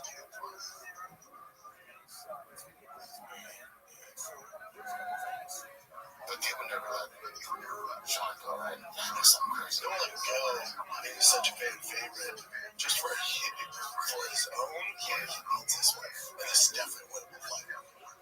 Like when people talk about, you may learn about men off of us, all the men on the that's a terrible match. This is Sugar Sean's road back to Morocco, which I don't think he's ever going to be, but it is what it is. Sugar Sean needs to beat Sonya Dawn, which he will, I think, and then he'll fight Corey Sane. And then he'll get a title shot. But he's not going to beat Sonya Dawn and get a title shot. He'll have to go through Sonya Dawn and Corey Sane. Both great fights, especially Corey Sane. That's why I'm going to see. And if Corey wins that one, he's back to that. I just don't see anybody beating him. Including Peter Young. This weekend, that's not happening. Waldo, Cortez Acosta, Derek Lewis, dude. Good for Waldo. I'm a pro with my Derek Lewis. Love Derek Lewis. Love Derek Lewis. They just dropped a fire-ass shirt with him. A shirt? Yeah. That was the bad violence when they did like Ray.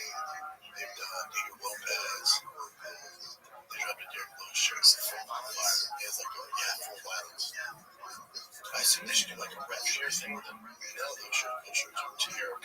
They're good. If Coker came out there, he's wearing it. It's him wearing it with the American flag.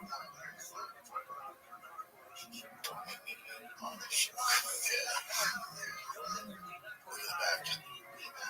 USA and so I'll buy that shirt. I got my 4A out from them. Good quality. Are they an actual clothing brand? I thought they were just like they're a clothing brand, but then I think they just do one-offs with the fighters, and I assume they give a percentage to the fighters. It's brilliant. Those are shirts that fans actually wear instead of the bullshit UFC stuff they put out, like Venom. They don't have any cool ones. But this full violence, I just assume the ref share split with the fighters is pretty good because a lot of guys do it, and it's actually cool shit that you wear. I'm gonna buy that shirt. I'm so much.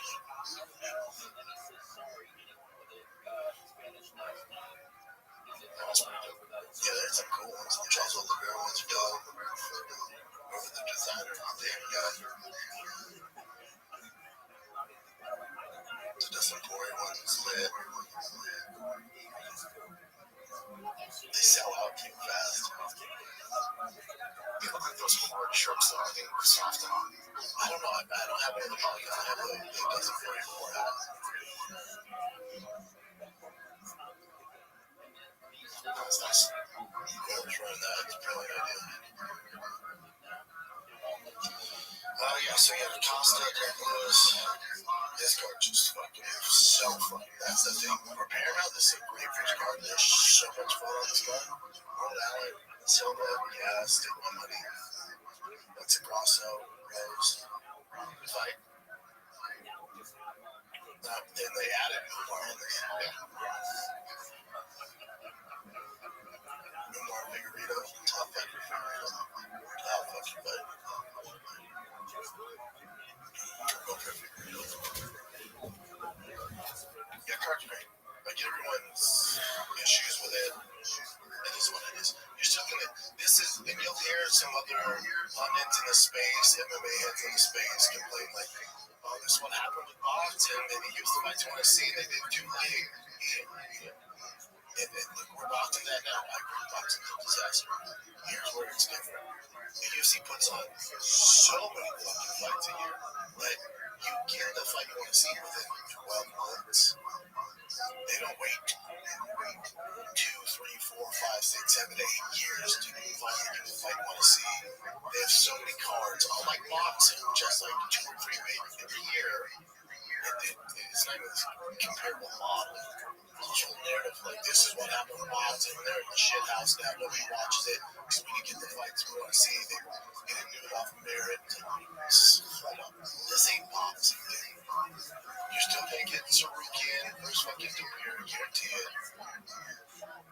If Volkanovski doesn't retire, you'll get Murphy this year. You know, stop with all that shit. You know, there's It's like the Trump syndrome, where whatever he does, good or bad, they just can't give it up. Just can't. It's always negative. There's Dana White syndrome. And it's, it's different back in the day. He was making all the decisions. There's a whole team, they have shareholders, you have TKO, you have the WWE shit going on. So I'm sure Dana still has an influence, but a lot of it is out of his control. But again, Dana, fuck this man, turn this into boxing, stop and all that. Dana White derangements going on. And people are shocked. Besides me, go turn on any other YouTube show that does shit like this, any podcast in the MMA space, their show, I'm saying, nice show. Good fights for this month. And here's the other thing. Now that it's not pay-per-view, they don't have to, the same guys, they don't have to do all this shit. They're just put on big cards every month. You're going to get more fights that you want to see. It's a win-win. Y'all need to grow up. It's all good. These are still dope fights. You're still going to fight the matchups you're going to want to see. Yeah, it might not be right now. Yeah, this guy's getting over this guy right now. But what makes the UFC great is eventually in the calendar year, you get the matchup you want to see. And who knows why those fights didn't get booked? I don't fucking know. But those guys that are complaining about it weren't active enough to get the job. A lot of them fucked up prior. That's what it is. Here's the thing, okay? They're still going to get their title shot. It's not boxing.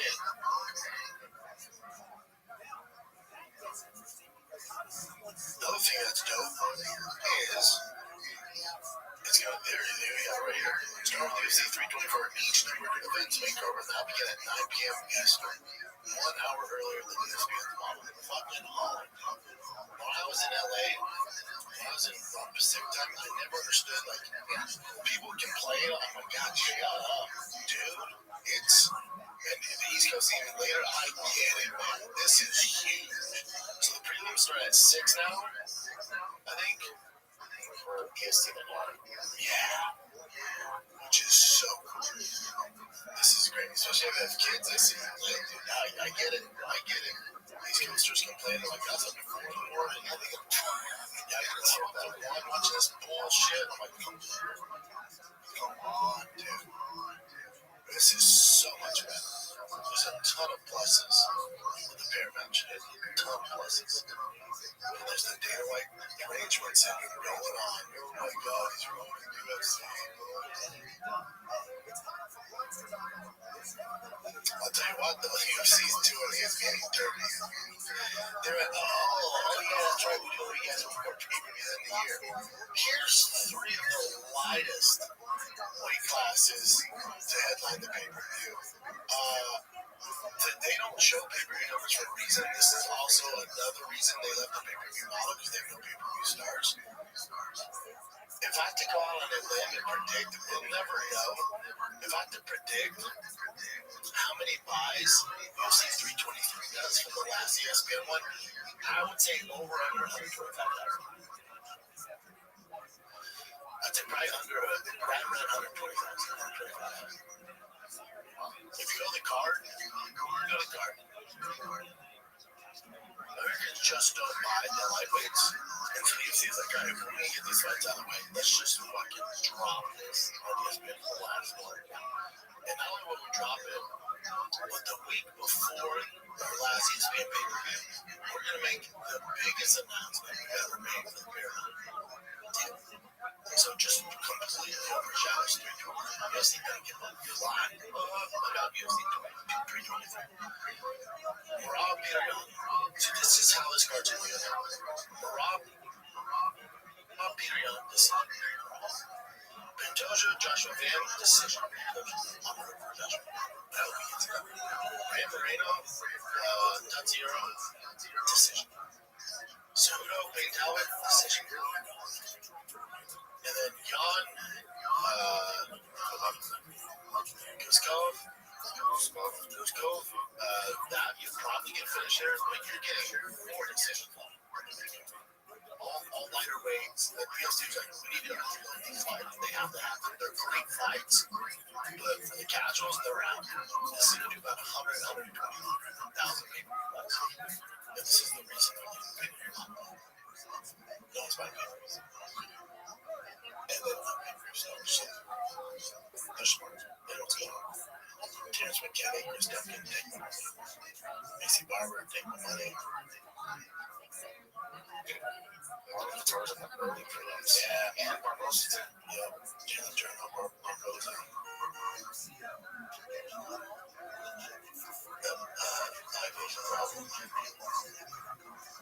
Yeah, you're saying like, July 6th. It's been like, thanks. Can't put any big dogs in this. But yeah. Yeah, big dogs are small. Small big dogs. Yeah, small big dogs. They're animals. I know, they're tiny. I mean, no finishes. No, it's with the bantamweight and flyweight title. Skill-wise, the best things he has on is just people don't gravitate toward it.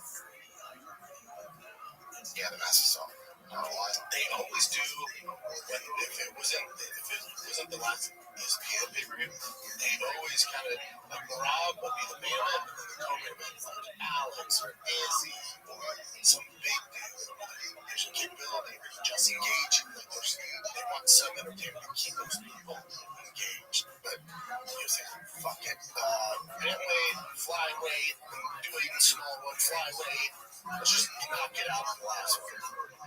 So who will pay Calvin's interesting? I'm interested in what? Yeah, they're great. And the reach and height is so awkward.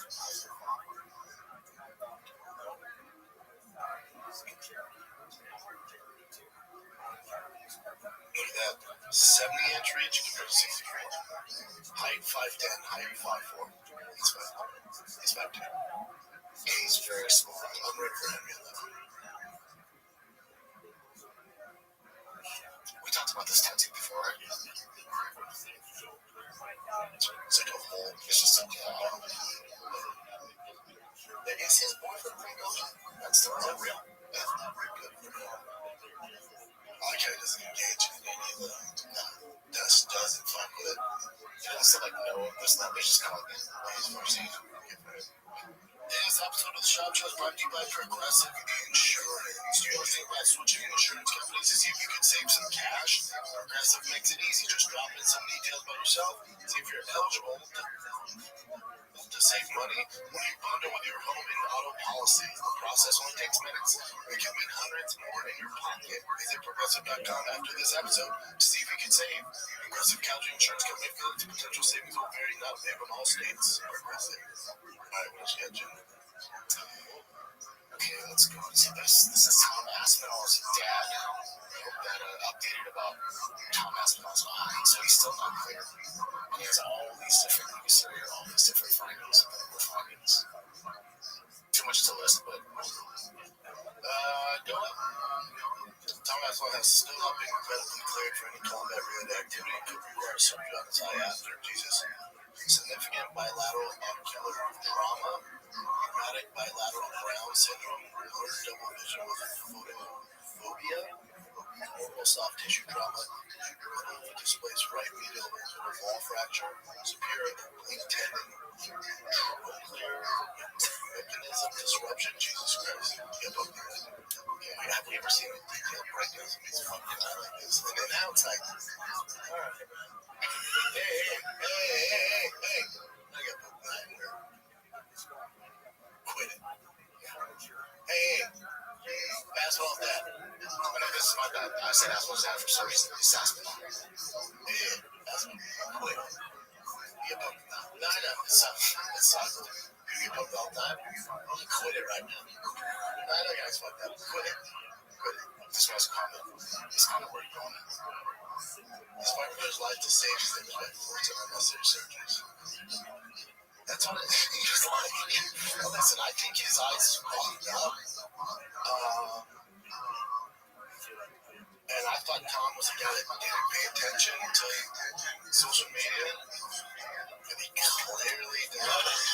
Trying to combat that, He just did his best for you. It does have does make fun of himself. So if you see this picture, there's goggles on it. These are different memes that people are making of him. It's John Cena, I can't see him. And then this is Stevie Wonder. So this is him, but he is also very much trying to get it. Yeah, that's fucked up. And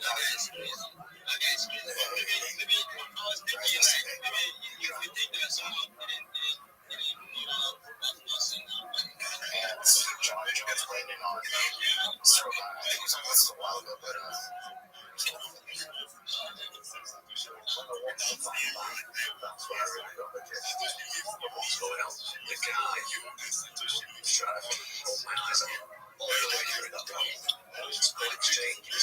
and every exchange that I could put him in danger. He had his fingers out pointing towards my eyes. The guy was cheating from me for a second. The way that he wanted to win that fight was to have me compromised by cheating. I also knew I think he's a big cheater. Look at all his fights. Even John Jones himself, even the GOAT himself said before he fought that Strogan's a cheater and he's just doing tactics, things like that. They could do what he's going to do another team generally, so you don't want to see that. I was the legend is still holding his wallets for the longest, said forever, and I hope that one is just to maintain the network. I'm gonna blow the doors up this beast. Because, I mean, his wallet is one for 200, the crypto one right now. So, let's hear from you, Rabbi. Thank you for the opportunity. May I please share my project with you?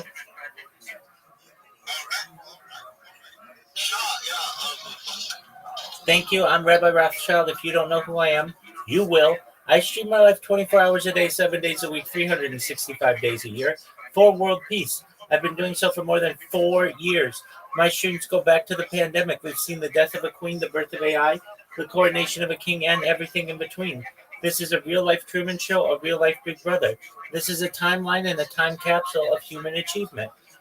In the 1990s, Bill Gates coined the phrase, content is king, and I'm making it true today. I'm king of the internet. This is the biggest event in global history, and here's why. In 2018, The Economist magazine stated that data had overtaken petroleum as Earth's #1 resource, and I have more data archived on the internet than any person ever, which is making me a very influential person. I'm going viral, and when I do, I want to make you, your friends, your family, all financially independent if you're not already. I want to ensure that you have generational wealth if you don't already, and I want you to be able to start charities and philanthropic organizations of your own. I'm unlike any influencer you're ever going to meet. I'm not live on one YouTube stream or 2 YouTube streams. I'm live on over 20 simultaneous YouTube streams 24 hours a day. You can watch my life in 360 degrees. I even have a ceiling camera. If you want to view this camera and the links that are associated with my YouTube channel, the links are in my profile. Additionally, in my pinned post, you'll find a link to my YouTubes and my link tree.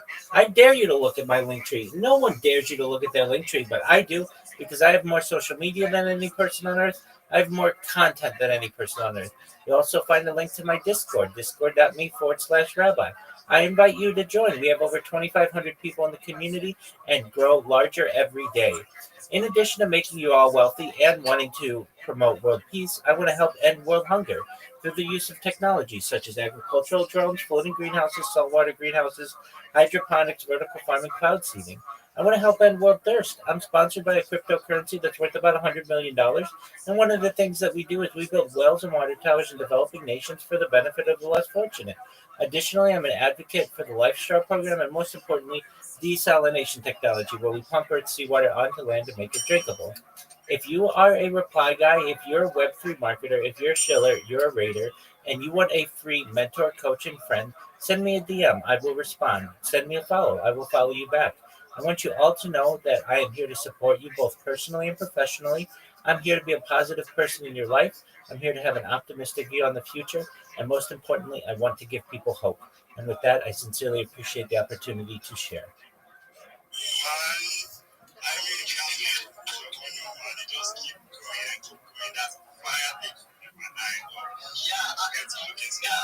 What do you say? Yeah, MJ, I really want to ask a question. What do you actually do in the live stream? Like, because you've been saying all that But what exactly do you do? Like, is it a crypto, or are you just like a coach or something, in Web3 or some sort? Let us know exactly what you do in your live stream, because I've been on your Discord once. I left. No, sorry, no bad, no hard feelings. I really don't have a clue of exactly what you're doing. So I would like you to make me understand, because I'm a bit curious. Certainly. I've streamed as far north as Santa Barbara, California. I've streamed as far south as San Diego, California, as far west as the Pacific Ocean, as far east as the desert and mountains. I've streamed in Beverly Hills, in Los Angeles, at Disneyland, really everywhere in Southern California. On a day to day basis, my life is all on camera, so you can see certainly what I do. And from all the mundane things of eating, drinking, sleeping, all of those things. Additionally, we have a really great community. We have people who live in the Discord with me. We have game night every night at about 7 p.m. Pacific Standard Time. We have people who come in just to play games. We've got a group of people who play just in the United States. Then later on, we get people who join us from Europe to play. We have some people from Australia who also come and play games. We watch movies. We sing karaoke. We do trivia nights. In terms of the crypto project of which I'm associated, it's known as Harry Potter Obama Sonic 10 Inu. It's a very long name. It's one of the OG meme coins. It is a wonderful community of 12,000 people. I have been live streaming my life in their Discord for over 2 years.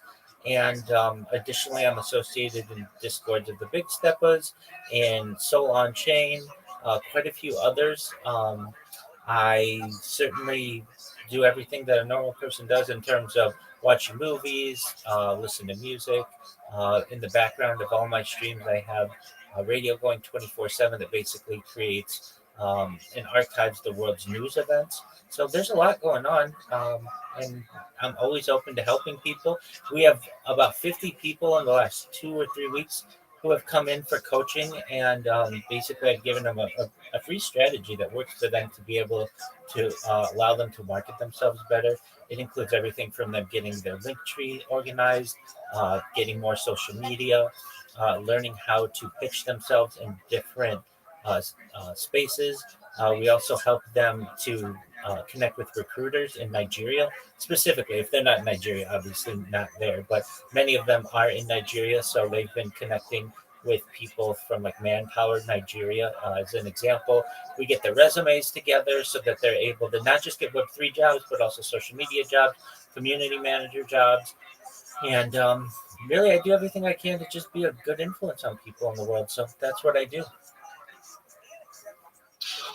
I got a clue of exactly what you are doing. There's a lot of things you are doing now. Yeah, I got a clue now. Definitely, I'll open your Discord back and find out more, and also engage with you guys as well. So I appreciate you tuning in today, fam. Absolutely. You got anything to say? Okay, I mean, so bullish, man. So just went up by 6.7 something percent, right? Oh, yeah. I think we are back. Oh, man, this is all. Nah. Now we are not back yet. We are not back yet. We need it at 250. Bro, how down we have to go to cut this off again? Man, I appreciate the little comment in my case. It's always the job and the fun. So, yeah. Okay, let's say we're back, but I think we are back in the middle and not in the middle. Yeah, but I never get the middle. But I can't be back in so approve.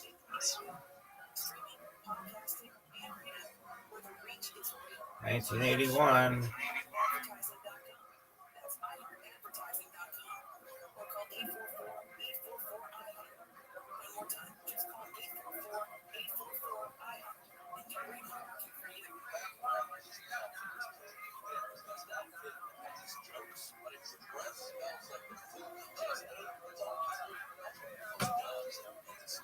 I gotta click that fucking button. This is the worst podcast ever. Things need to change in the sport of MMA when it comes to fouls. Obviously, very keen to get back and beat this guy I've got to be 100% right. So whenever the ice got to go, that's what I'll do. A lot of haters out there who are living some very sad lives who think they're eye doctors. I'll double eye couple you full blast in the eyes and see if you can still write some grim comment. You let me know, you tough guys out there. Look, what I've noticed in the last games fights in the YouTube on the head quite a bit, and I didn't want any type of dirty play happening, etc. John Jones is in black, seemed like he hit an early around the board, 7-17. I've noticed in the last games. Yeah, I hope Tom comes back and beats the shit out of him. That'll be fun to watch. That's what happened. Yeah, I mean, dude, Some of that night too, so I know he got both the heads on top of them, but I think it kind of went bad. It's not safe if you're going to lose that fight, but he moved a little off. Cyril was doing really great. Yeah, so I think this is the best thing that happened to him, even though he's doing well as age, whatever. But when he does come back, he'll help say that maybe you tell him. Shit, I'm so yeah. And hopefully that eye poke stuff will come into effect where it's like immediately the point's taken away. I bet the dog is going to John. It takes it more serious. Okay, so that brawl that happened at UFC 322, the mayor actually commented on it, saying they're investigating it and they're going to actually. And don't tell me your shit. That's what I found interesting today. On the East Coast, don't you have bigger fish to fry? No one was really hurt. No one gives a shit. Who cares? These assaults on Massacre Car in Arkansas are completely unacceptable. NYPD has already conducted full investigation. They're responsible and held accountable. Good luck. Yourself some real car. Hey, get the fuck out of here. There's nothing to see. No, seriously, are you familiar with them? Oh, fuck. Are you fucking serious? Are you fucking serious? Are you fucking serious? I was like...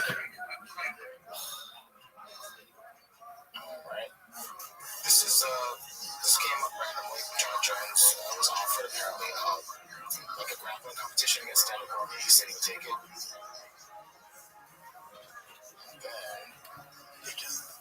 Look at this athleticism. I think this happened first. Because he was in Pakistan or the fucking Chechnya for DC does have a good point here. He's like, why is John Jones not with his family at Thanksgiving? Yeah, I'm with DC. I would never write a comment to a fighter or anybody for that matter. But when I saw him do all this shit, I'm with DC. It's like, hey man, why don't you go home and eat some turkey with your fucking kids? True, but if they're paying him, I'm sure they're paying a crap ton of money, and it has to be that during that time. So why does it have to be during that time? That's the only time they can do it. I guarantee if they're paying that money, you could wait a day, fly out the next day after Thanksgiving, I assume. And that's another interesting thing too, because John Jones posted this video, and it looked like.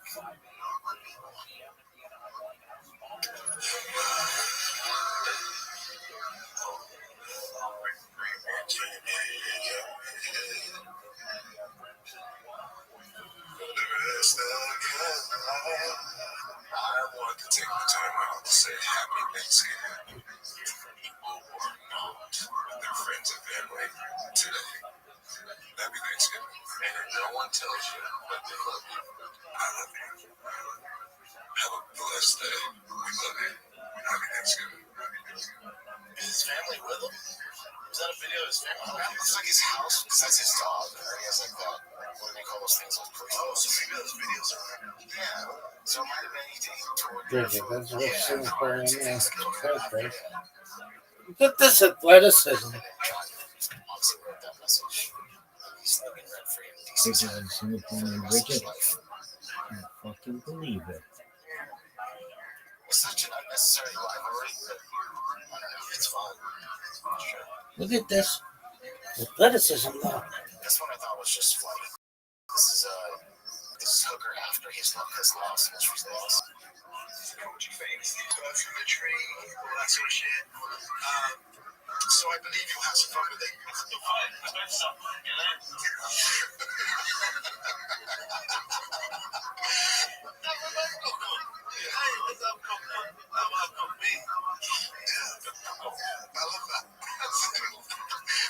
tell this one, shit. He's shittier than me. Shit. Like, shit.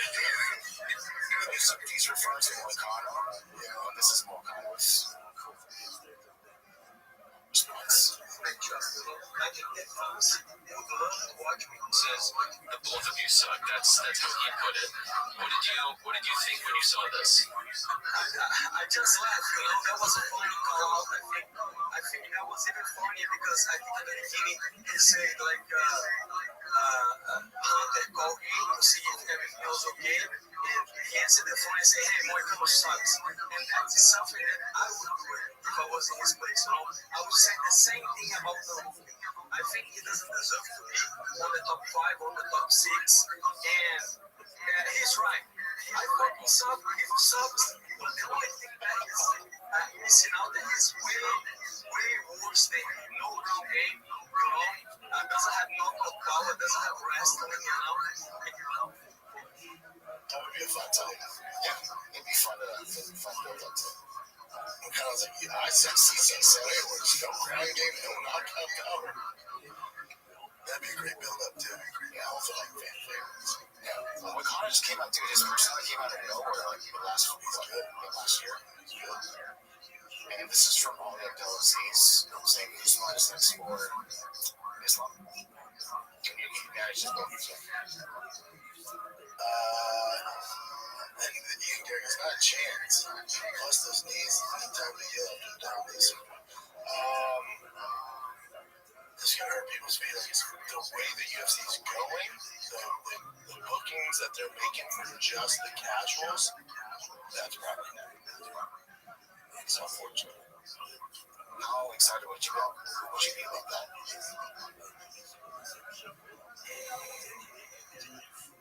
I'll say this. I mean, it's not much as tough as fight, but you can't really count Usman out. Like, if you remember him at 70 against Hamzat, like, buddy, he fucking gave it a go. Like, Usman's no punk. Like, if people are thinking, Islam should go in there and beat the fuck out of him, you don't know.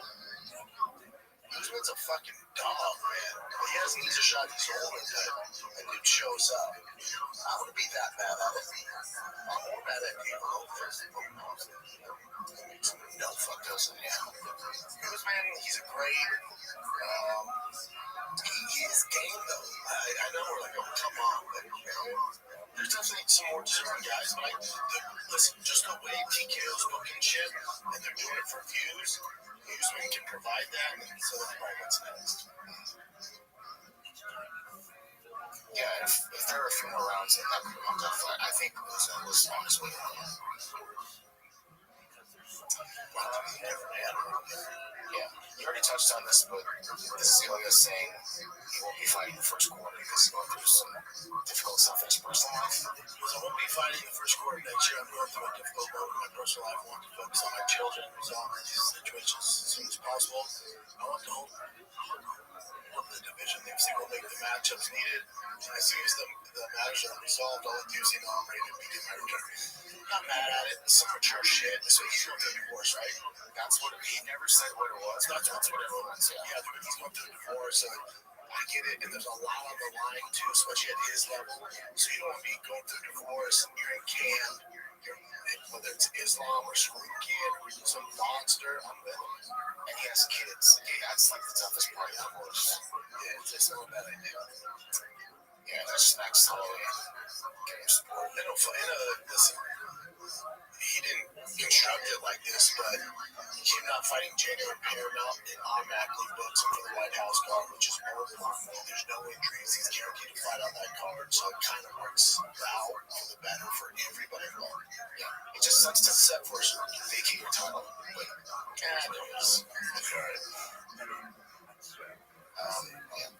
that was his wife, by the way. I was just looking through all their Instagram stuff.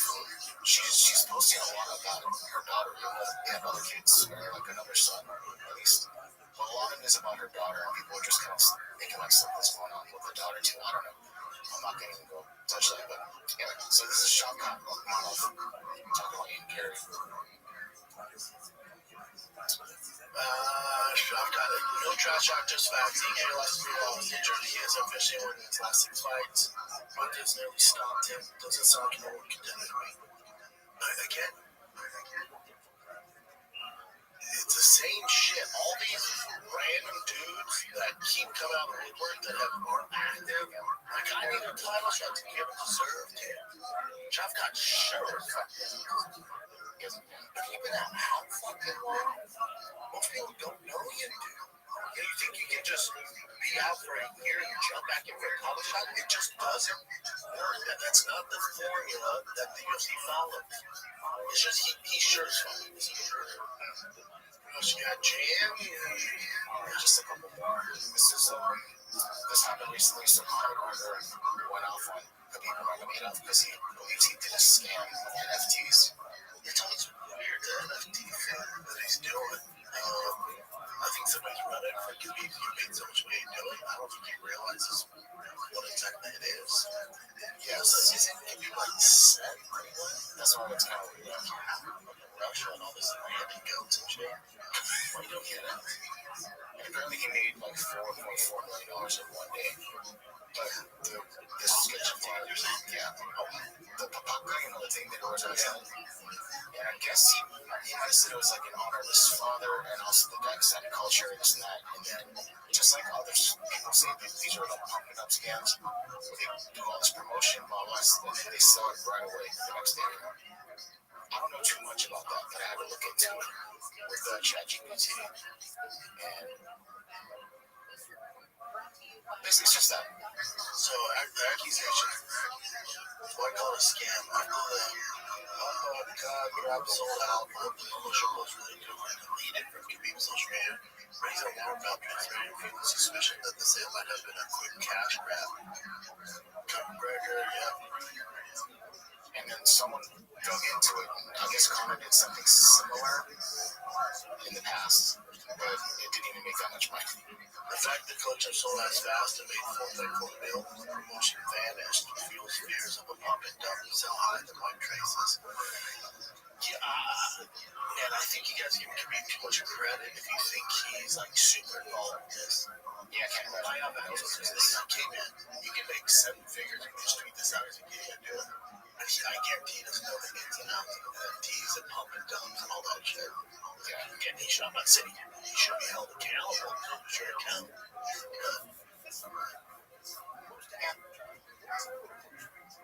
So that's that. This one, Mike Perry said he's going to retire now because people are just continuing to take his money. They won't let him be rich. According to Mike Perry, he owes $800,000 in taxes after the Jake Paul fight. I've been there. Been there. Big dog. Play this for me. I love Mike Perry.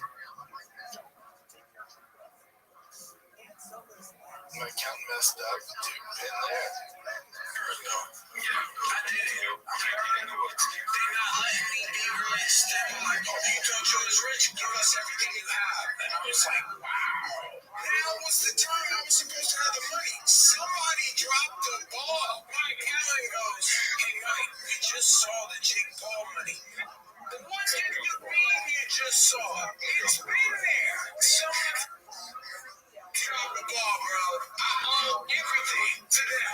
I'm ready to sell everything, take all of it out of the bank, hide it, either go to prison for a little bit, or just get off the grid. I'm retiring, though.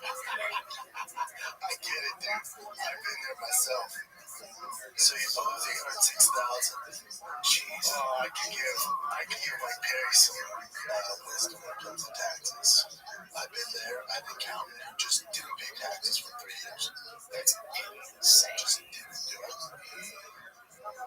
He's serving some time now. I thought that would still land on your shoulders. Oh no. The IRS, when it comes to taxes, they're like the bomb. Like we explained to them, like, yeah, that's terrible. Where's our money? I know, but I told you I had nothing to do with it. I thought I was being siphoning the money, stealing. Oh man, that's terrible. I can't really have it. Where's our money? That's how it goes. Oh, Texas. This I thought was kind of funny. I don't know if people really do that. I think people do this. This is eating vegetables while smelling a pizza.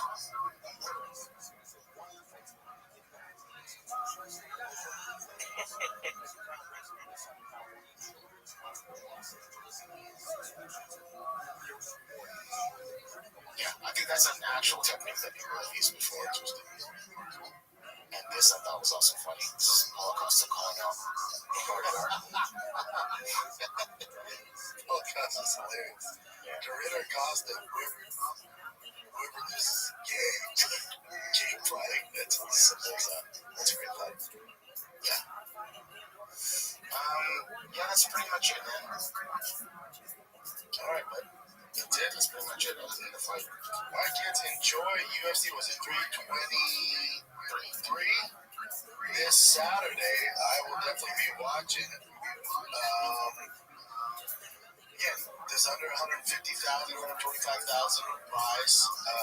Great fights. Some of those talented guys, all small guys who get a bunch of decisions. Never met Rob. That's the biggest weapon in the game. I just wanted to say hi. You know, I'm here in Chile. It's been a while since I said hi to each other. And I said, okay, it's cheesy. My favorite David is here. My favorite people are here.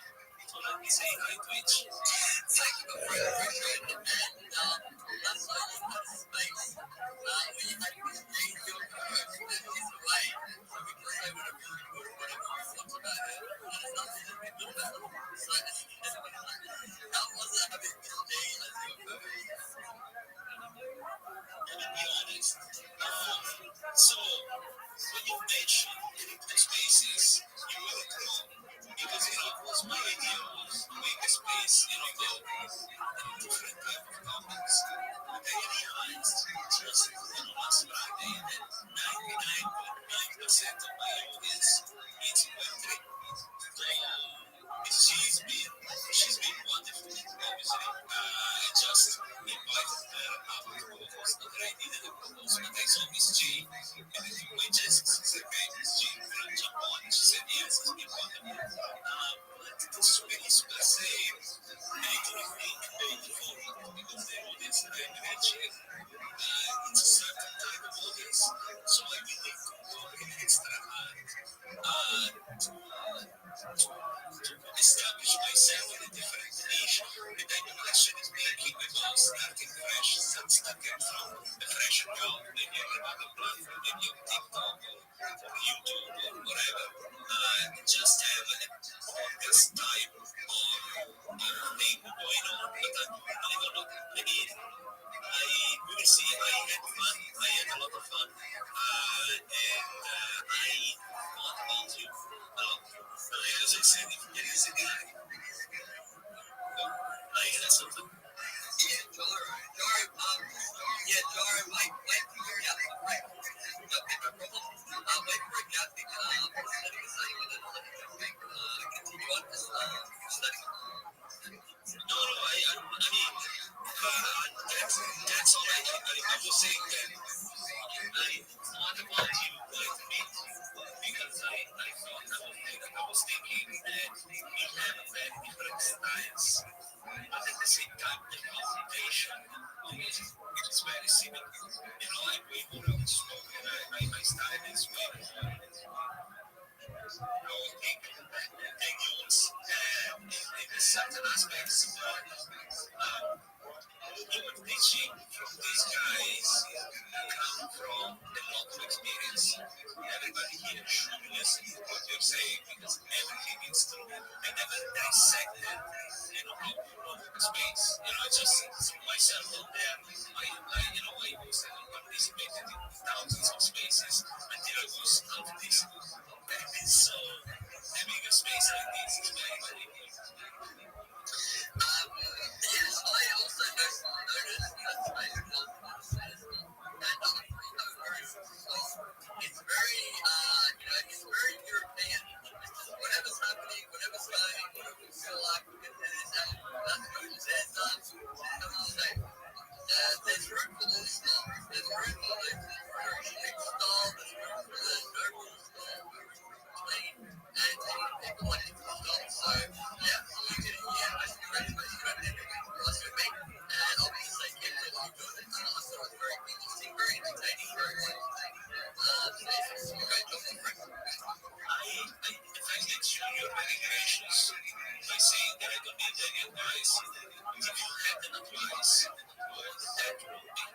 Shut the fuck up. Shut the fuck up. That's what I would tell you.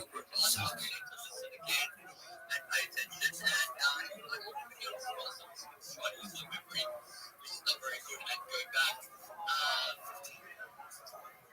Honestly, nothing sticks out, nothing comes to mind.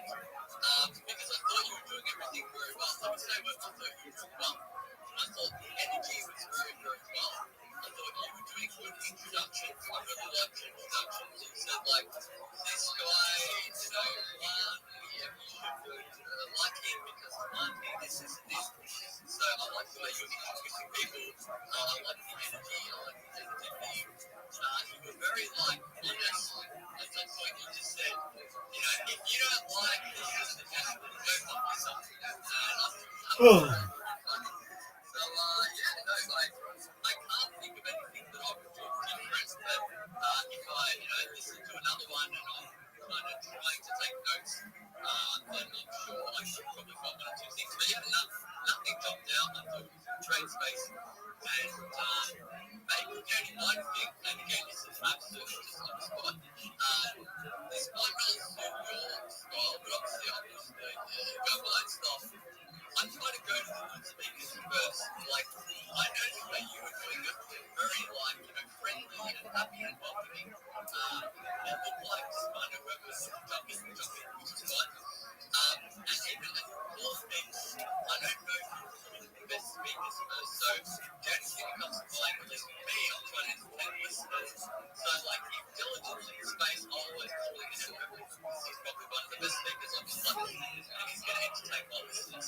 So, that's it. I don't know any of your speakers, so I don't know if he wasn't. But, I would just maybe prioritize and put the most interesting people as the best speakers first, and get the articulated. But if it's an open space and anyone's jumping in, then you can manually just, even when everyone's jumping in, you can manually just, see pages on my page. So you can still do it even when there's one seconds. What do you think about that study? No, that's great advice, but when you have ECGs in the co-host, everyone else is it's become instantly less interesting. So I don't want to be, ECG, but in the end, I ended up talking to everyone, and ECG was, very speaking there, whatever language instincts you are, fucking amazing, and thank you, man, thank you so much for having me. One thing that I would say that I lacked and that I think that everything happened for a reason. So I had the space. I didn't have this game, and I didn't know what I wanted to talk about.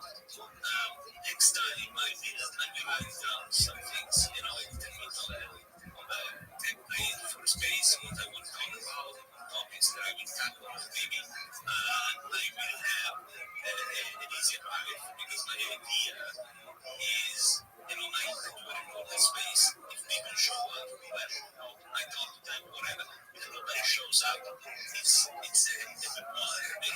my experience. It's recorded. If people want to hear it. If they don't want, they shouldn't. Great advice. Going to the best speakers first. I never did that. I always repeat, but thank you so much. I love criticism. I love criticism. That's how you grow. So, thank you, man. You're welcome, my friend. And two more things. Come on. I don't remember who that was. I'm just going to mention them anyway. One is the title. The title is basically very, very important. You don't have to do this, but I must have a question in there. At least the obvious topic. Like last week I said, can you get, I forget what I called the topic, but often I'll put a question like, can you get morality without religion? Question. And some people join and they know exactly that. You don't even have to talk about that.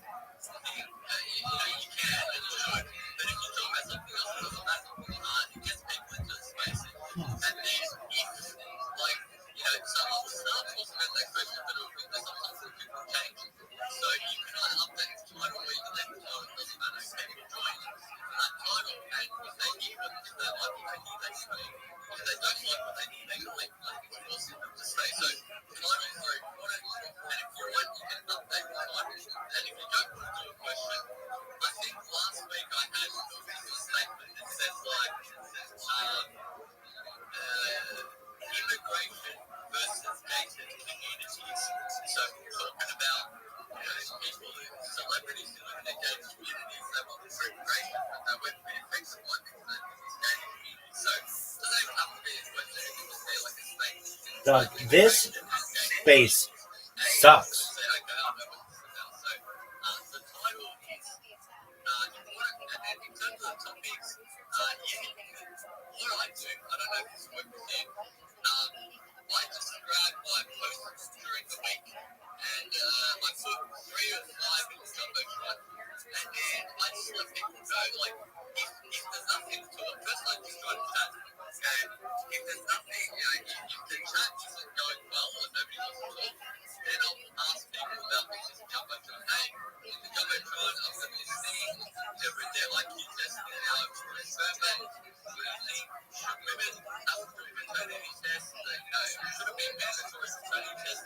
Yeah.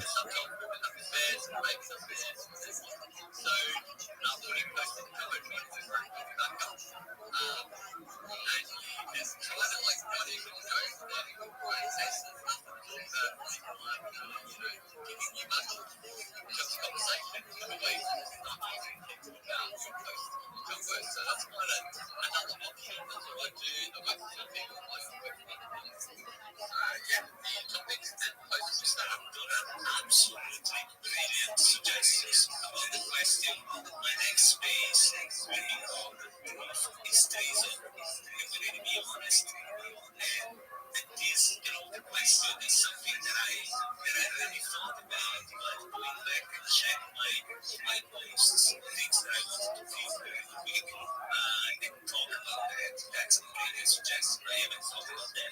So thank you, my friend. You're welcome. And I just posted a picture of post and the day of the space, I just use those posts. So when I'm posting, I'm not thinking about the space. It's just the space comes on and you can post the ones from during the week. Last thing I'll say is, if you do think of something you've been looking for a space, then you post it just for the space. And if you start the space, you put that in there. So it's better putting some comments. It's better to do it as a regular post. I can get more engagement. People will see it and they'll make people more interested to join this space as well. So you got that, like very present that space, very engaging. A lot of energy. Everyone's talking. I thought it went very, very well. So well done. It's a great space.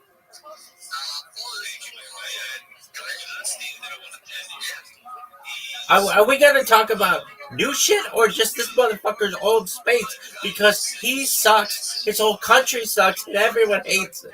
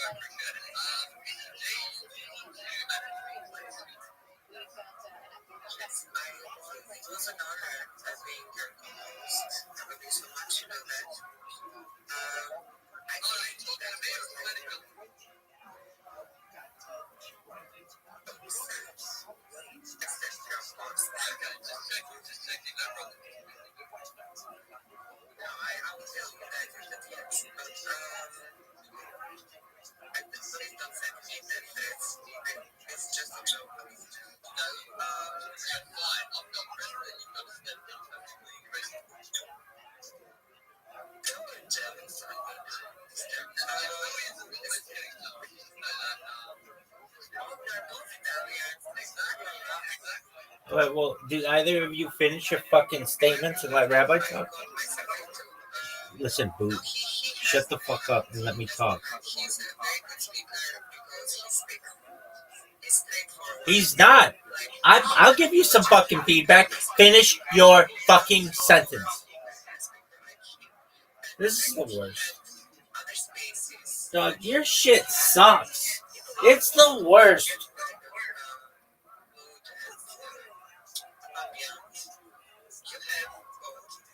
Make sure that they know that these kind of conversations you want to have, they're another part of you. So you're gonna be able to attract the people that you want. That was just a get together. Let's start this. What's an introduction to the new kind of space you're gonna hold. But as his friend says always, the one driving the vehicle. So you're gonna be okay as long as you have something in mind and you know talk about it in the beginning that you can play flow afterwards. You can be water as many as I miss my generation. Dog, shut the fuck up, lady. Whatever it needs, be the best host, be the best style that you have. There are a few people that they don't like you to respect you as your night, but will be there, check for you as a speaker, as a listener, as a co-host. Do whatever you want. I'm going to be there every single time. Please everyone, have notifications on for the effect respect to that.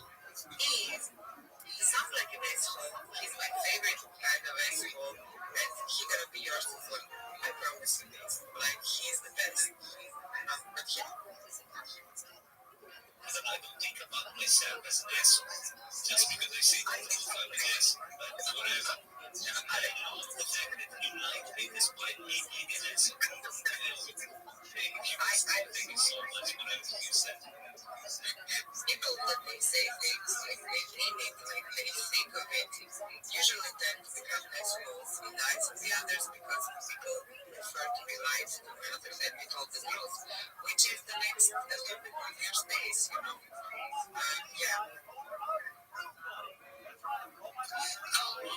Setting an obsession on any countries, like one of my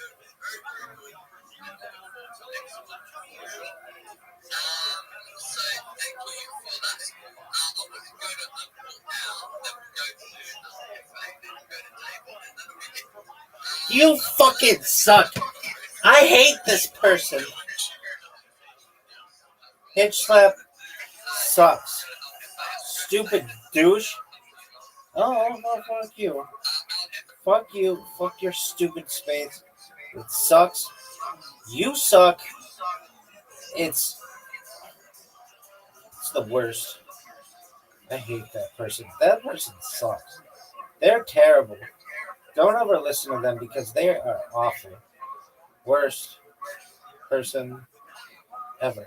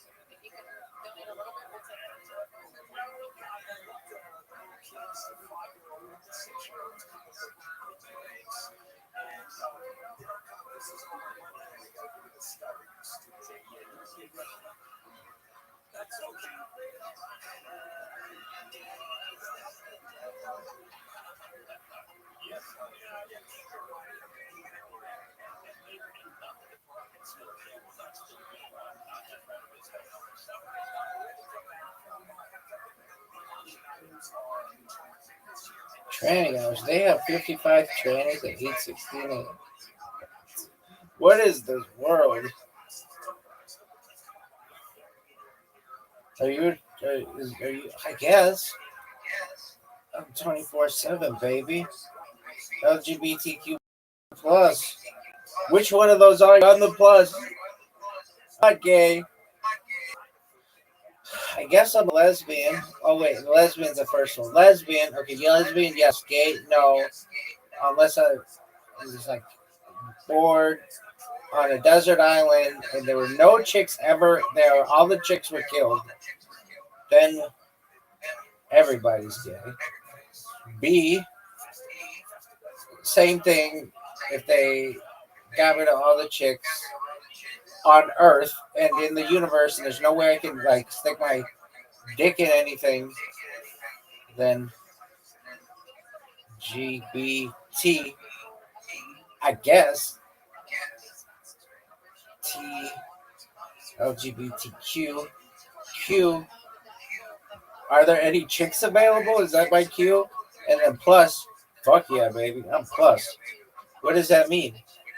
It's whatever you want it to mean.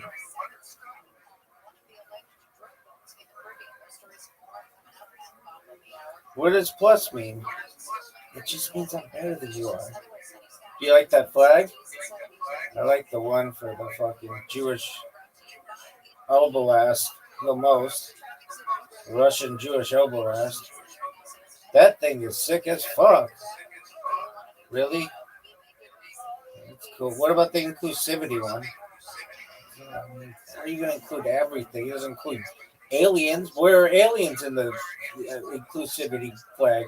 I want an alien flag. Throw a flying saucer on that bitch. What about drug users? They're not included in the all-inclusive flag. What about people who really like the show Alf. They're not included. What about people who like Venn diagrams? They're not included. It's like the most uninclusive flag of all time. If they wanted to be super inclusive, it'd just be like a black flag. Because that's all the colors and everything. Somebody could be like, oh, dog, where's my Star David bag? It's in there. Oh, where's my swastika? It's in there. Oh, dog, where's the elf fan? Oh, there's a whole chart of elf in there. Like, I don't see it. It's in there. It's in there.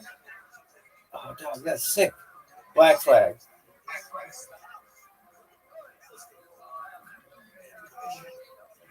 Dog, this shit sucks. Isn't the black flag the flag of like the Taliban? Maybe they really like Alf.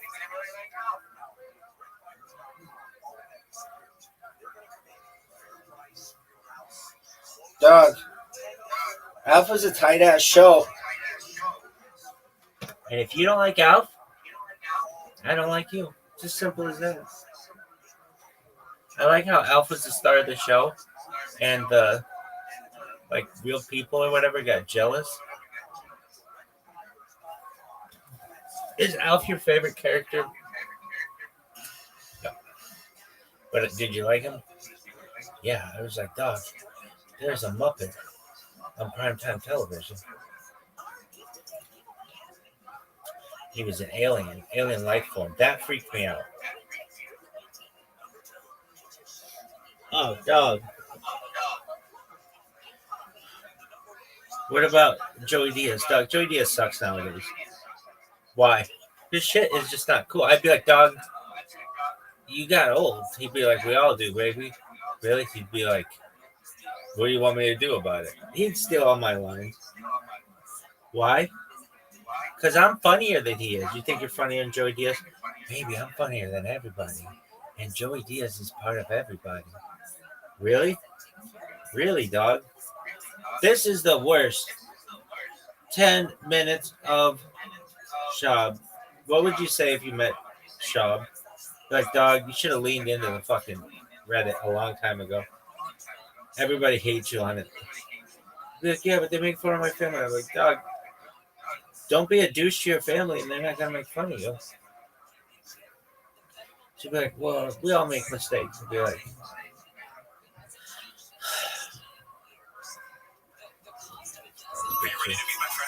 fuck no. Your friends suck. Your friends like Ferrero Rocher, pyramids. I bet that bitch loves fucking drinking piss. Yeah, the golden gift. She's drinking shot glasses full of urine. Stupid bitch. Now listen, that motherfucker was like, what do you do? What do you do? How fun? Are you fucking on a yacht right now? How about you kiss my ass?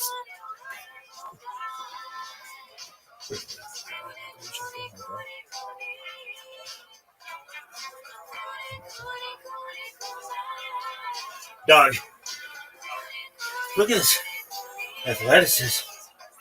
This is athletic as fuck. Look at this move. What are your thoughts on this week's The Fighter and the Kid? No, the Schwab show.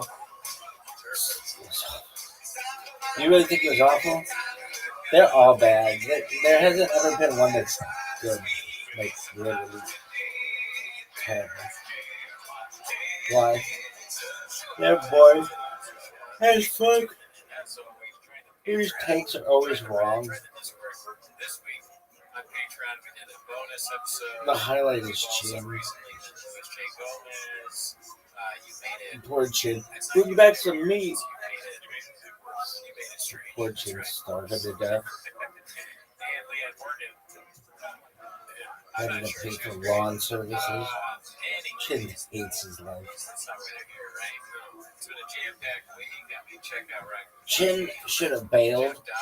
Should have tried to sell his Fighter and the Kid stock, Thick Boy merch stock, a long time ago. That's what people are doing these days.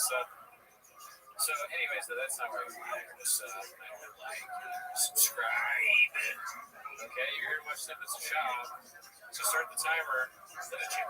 Alrighty, so my name is Gerardo. What's it called? This is going to be. I'm still looking for. Okay, this is 14 days. We're looking for anything above 14 days. Okay, that makes sense. I've seen that. Make it about you. Yeah, let me see that. Okay, Brian's false god's mom was an American hero. What do you think this is going to be? I'm going to do a prediction. I've got to see I think all of this. this is going to be one of our guys. I think it's going to be a clip with American React. And I'm probably wrong, so. Oh, yeah, I was going to say the same thing. It's like, What's next, two tried in training. 2010 training. On the same page. That's what you did. I forgot. I'm dropping my special on Wednesday. It'll be on YouTube. Doing Rothschild. Yeah, it'll be on YouTube. Hey, you never know. Hey, oh, this is Wednesday morning. No, Wednesday morning or Wednesday afternoon. Wednesday afternoon. Second quarter mile right from the factory. Motherfucker. That's what you need. That's what you need, Countdown. It's very your special kicks in. You start selling out giant theaters. Let's get a little looters. Once I start selling theater tickets. And I thought that when I had my own special showtime, they cut the images. Yeah, good. Yeah, edit the worst one. There's still plenty of time left to edit it. I'm now realizing that Jeff Dye, the cowboy thing, and Ryan's horse. You realize that? Sure. Well, it's a lot of show. They're cowboys. They like to show off what they do. Sure. Yes. We're up to theaters. It's gonna be crazy. My life's gonna explode. The special came out. Nothing changed.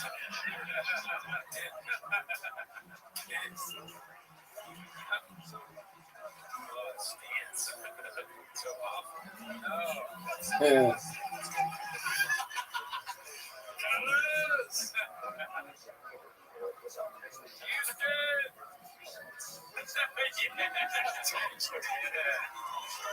My favorite part.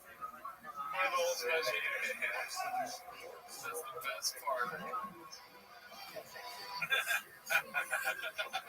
Yeah, ride that horse. Walk like a rich guy.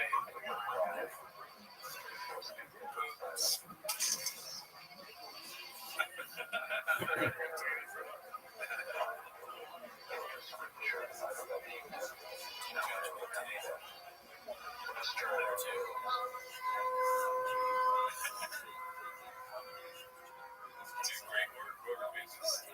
That's good.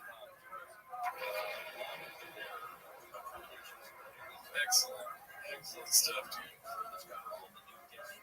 Yeah. Shout out to them. I was thinking, guess what? To get it. What do you think, dude? The beginning is my favorite part. Yeah. Just the way they're talking. Ryan's he's talking about his special. And then Chad with Wednesday. His face where it's like, you know, Chad's a marketing genius. Oh, yeah. He's like, yeah, Shop, if we put out something, it'd be just so much more views, so much more likes. Like 25 if Shops can put something out, there's going to be lines outside of the AMC, people waiting in tents. Yeah, that'd be the first time I learned how to make a tent. We have an REI. What do you need to send for it? What do you don't know? You don't know. You don't know. Oh, I'm making a tent to camp out for the Gringo Poppy. You're not. Oh, you already have a tent. It's not even called the Gringo Poppy. You just call it that. My tent is called the Gringo Poppy. My tent's called the Gringo Poppy. I was a stomping pad. Oh, yeah, did you say that? Let's see here. If Papa went to Riyadh, we saw that one already. Sand on top? What's Dubai chocolate? Chocolate with sand on top? That's my time, Riyadh. 3 weeks in a row, or 3 times in a row, we put that. I want to start doing that, just in conversation. I like it. Makes me laugh. Goddamn truck out of here. Alright, so this one's going to be posted by Gunslinger 4. And Steve Will Do It unloads our Red Chop Part 1. Have you seen this? No. No, I haven't seen it. I heard about the controversy because this is Steve will do it second. Correct me if I'm wrong. Second appearance in the Shopperverse. Apparently, Shop made up something about Steve will do it. He got mad about it. Don't kill me. He made a video and Shop apologized. Okay, I don't know anything. I didn't know any of that, but I will just say to preempt you for this. It is a fucking headache in a video. So just get ready to let go and let God. You know what I mean? I can see it. I don't know what exactly that means, but I can see him being redacted because he's like he's connected with those idiots that interview. And yeah, I'm not speaking in tongues. I'm just trying to avoid a headache right now. Okay, so that's literally it. Just to give me a minute. Oh, fuck. So just like let the graves take over right now. And just come back when it's done. I got some for the graves. It's never. I wish I did. I don't know if you see the fucking little part here, dude. 3:11. 30 minutes. Yes. Yeah. Right there. Yeah. Cool. Let me know if you want to pause it already. Shut the fuck up. Yo, Brandon Shaw. He goes on a podcast and he goes, Steve has gambling debt. And sometimes when you have gambling debt, you do that bad things. So first of all, over under on the 100% is a gambling debt. Look at the way he's locked in the time, impressed. He's like, this is like a show and gambling on. Like, if you want to be spotty, what a gambler looks like. It's like driving a simulation car crash. Is that gambling event? So, you're not a gambling addict, but you are wearing such a six-sided in Vegas. In Vegas with FanDuel on your phone. Like, you're making a video, but you're also kind of looking at FanDuel. Saying I insinuated I fixed the fight because I saw this happening hilarious. I even called Dan and I said, this is so funny. Hey, Brandon Shaw, you can call Dan and call Dan. And Brandon Shaw, I can know Red Rock Casino $1.6 million and I know them $302 million all times. Something you're not good at is relationships. Okay?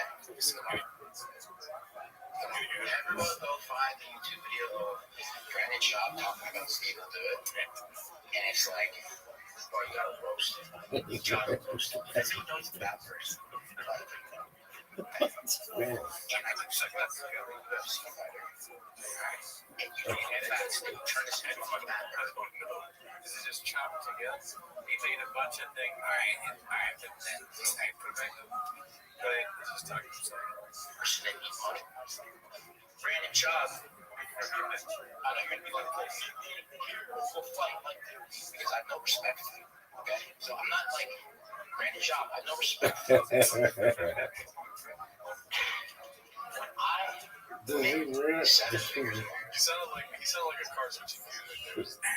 Does he really? This is making me like Shop. Where's Camel? I'm going more and more to Shop's side as Brandon Shaw. And it's hard to watch somebody just cook down their mind. Maybe this is good if you're a big fan of Steve will do it. We're the chop. He has a turbocharger in his lungs. He's a truck. One of Shop's trucks has turbocharger. Yeah, the truck that came to life and drove away. Yeah. So Shop just wants his truck back. The truck's like, I'm wild. And this truck, how's your truck? Oh my God. I make 7 figures every night. I have relationships with everyone. I do everything I want. Okay. And I do something good for a UFC fighter.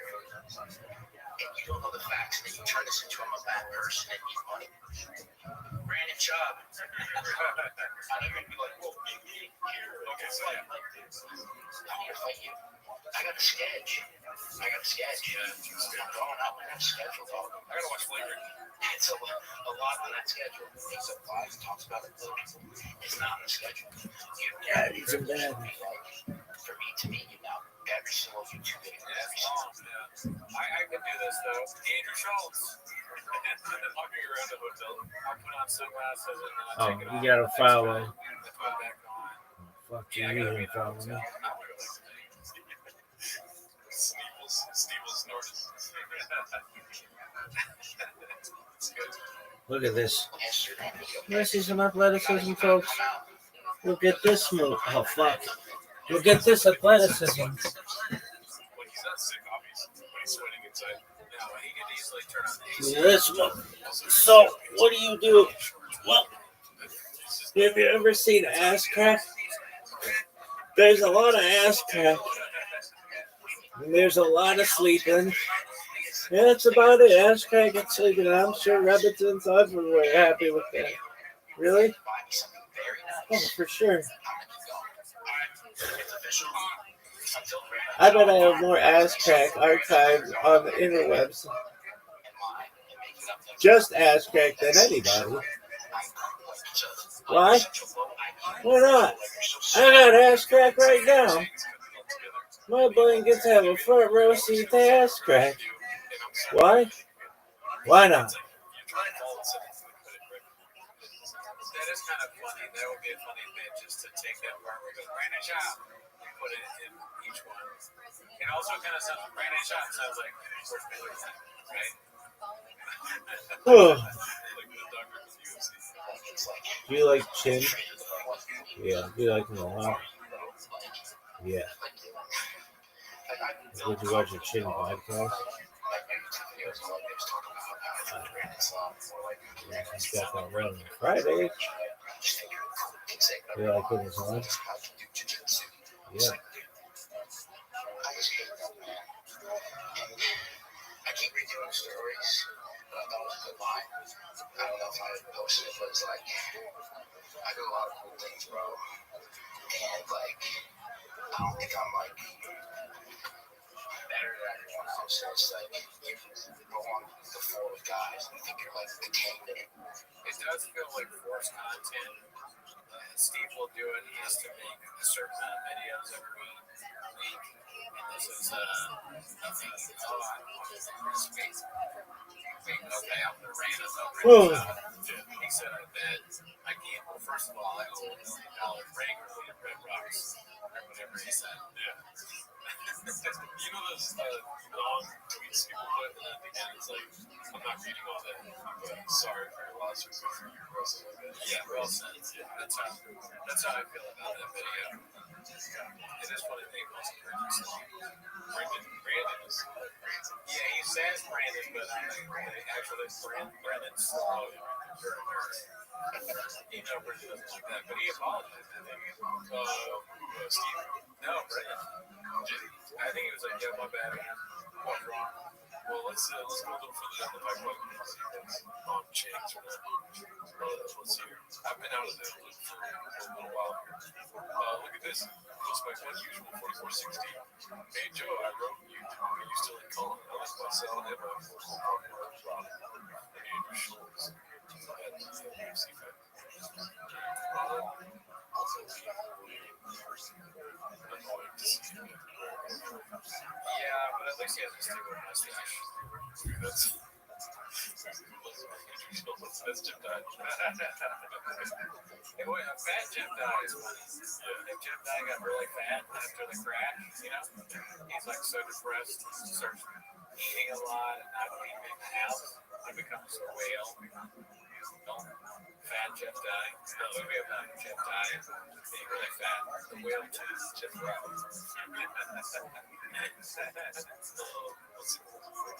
Whose wife is worse, Papa or Akash?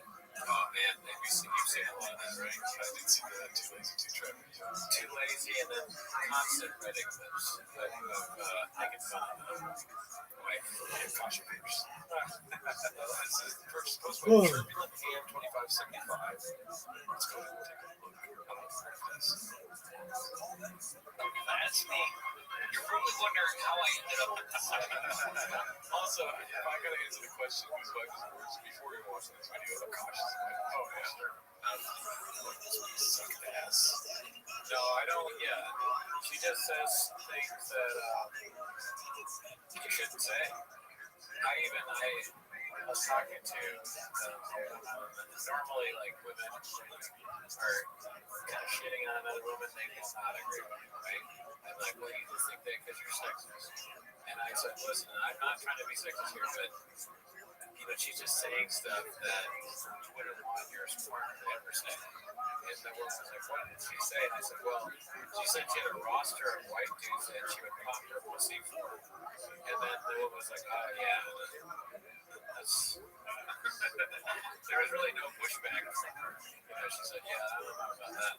Because that's also she's doing that vernacular that she doesn't like just do the people to do a little bit of salt. She'll say she fucking scoop up in the bag. The only person that can pop their pussy for random white guys is Laura or something. I don't know. It could be funny if he said that.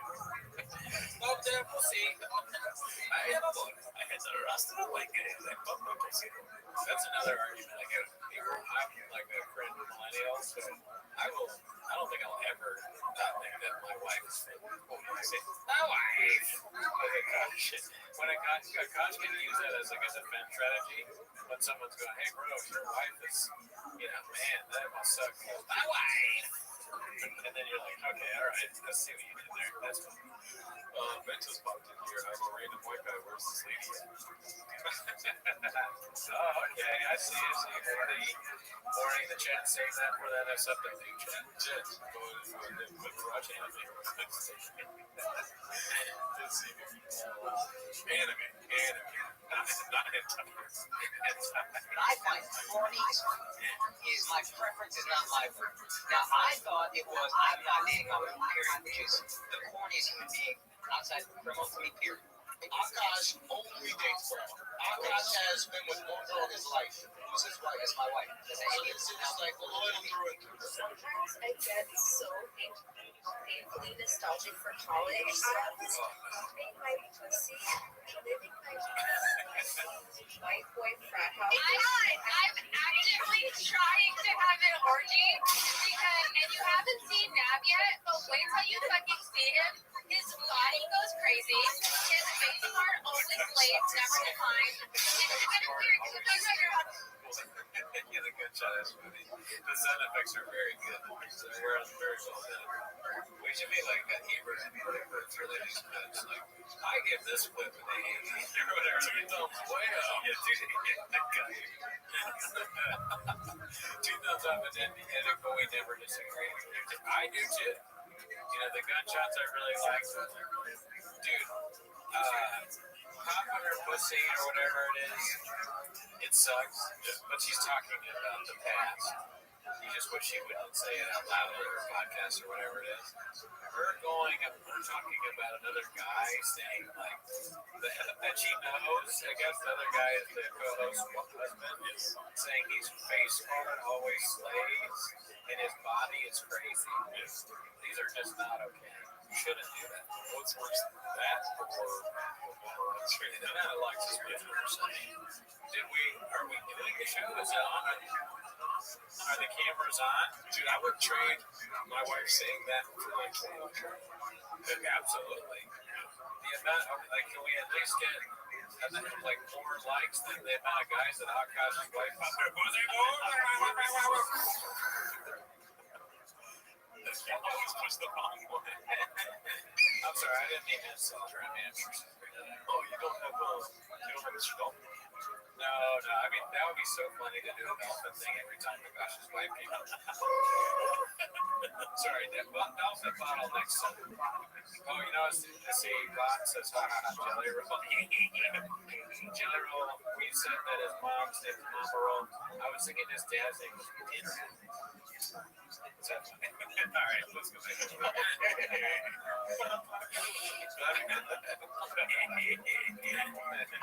just know that Nab's dick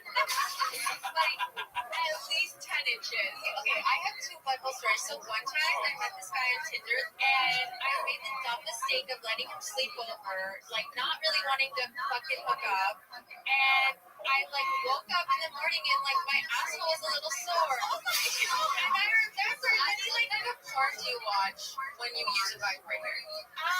Hey, not that I don't watch porn, I'll use a vibrator. What? I just think my imagination is vibration enough. Wow, this feels like my own husband. All of my life is doing it.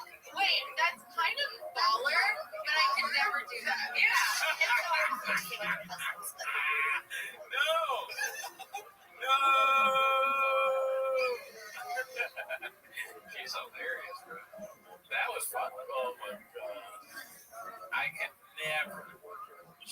she could never think about a gosh, masturbate. If that's true, I don't want to know that. Take that to your grave. God, could you imagine the chick you're with, you're married to, so that she never once masturbates thinking about you? If you thought that Akash was going to stop saying fellas, not a chance. No. Now we see why part of our criticism of his stand-up special was that he was very specifically negative towards his wife. To the point where it sounded like one of those old 80s terrible things. My wife's a bitch, and I fucking shit. Yeah, but then your dad's well. And you know, that shit sucks. That's why people do it as much anymore, besides Akash and Jeff Dottie. But, you're right. Akash's comedy is not from his time. If it would have came out now, we would have understood. Well, now I understand. Yeah, it's a direct, you know, he's responding. He's responding to trauma and being treated in a certain way. He's just trying to speak his piece. He's just not very good at it. That's sad. It's just sad. If only he could speak like this, dude. Finances. And I'm gonna be really fucking honest. We don't. First of all, that's a fucking red flag. I'm not like, no joke. I love you girls. If you want to work, all for that, whatever. But like any man that doesn't want to have a joint bank account or isn't being transparent with his accounts or has separate accounts, that's a fucking red flag. This is I feel like I got cheated on after watching that. I know, right? It feels like we're all being cheated. This is an eye into the world of neglected and mistreated God. I will say she's probably one of the hottest red flags I've ever seen. It's not a You can change her. Yeah, I can do that. two-way street. This is a one-way street. His money is our money, and my money is my money. And look, have I only made $600? I've been creating but that's my money. Okay? I don't know what's the and I love him on the board. I never watched that show, but like he's on my hall pass list. Oh yeah, Chase Crawford, Jacob Elordi, Austin Butler, and who else? Jesus Christ. I have like I think it's because my husband's never here. Okay. Jacob Elordi versus Akash Singh. There should be a bullying show with Akash Singh on that, and they always pop the bullying. All the women pop it at once. He goes, ladies. You know, we're all criticizing. I'm going back into the year. We're all criticizing women's look at who she's married to at the same time, right? We have to keep in our minds that Akash Singh sucks ass. He's a fucking beta bitch that just laughs like a little. Whatever Andrew Schultz says one of his moronic jokes that make no sense. He's like me and you. No, that's a compliment to me. I mean, Akash Singh is a genius, first of all. He knew things were going downhill. He told his wife, like, go tell her what you're slipping fast. And now we all naturally feel worse for her. That's true, too. Man, you gotta look at these things from anything this You gotta be clumsy. You stepped in, gosh. Where's your wife, J-Lo Jensen? Oh, you're right. I don't have my name. You know, you gotta dress the part. Where's your laptop? Cute. 4D chest, dude. Look at these teeth. Look at the balls. Watch yourself. That'll sound Hey, stop the narrative now. Okay. There's been some discourse on the Reddit about your moves too. Oh, yeah, I saw it. So I've been getting a lot of comments that I'm using my husband for clout, and yeah, that's exactly what it is. Lies were told. His face garden slays every time. Peter Dinklage's deputies. Yeah.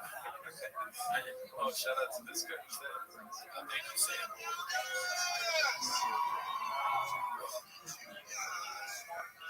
Do you guys think Bumper will DM her now? What do you think?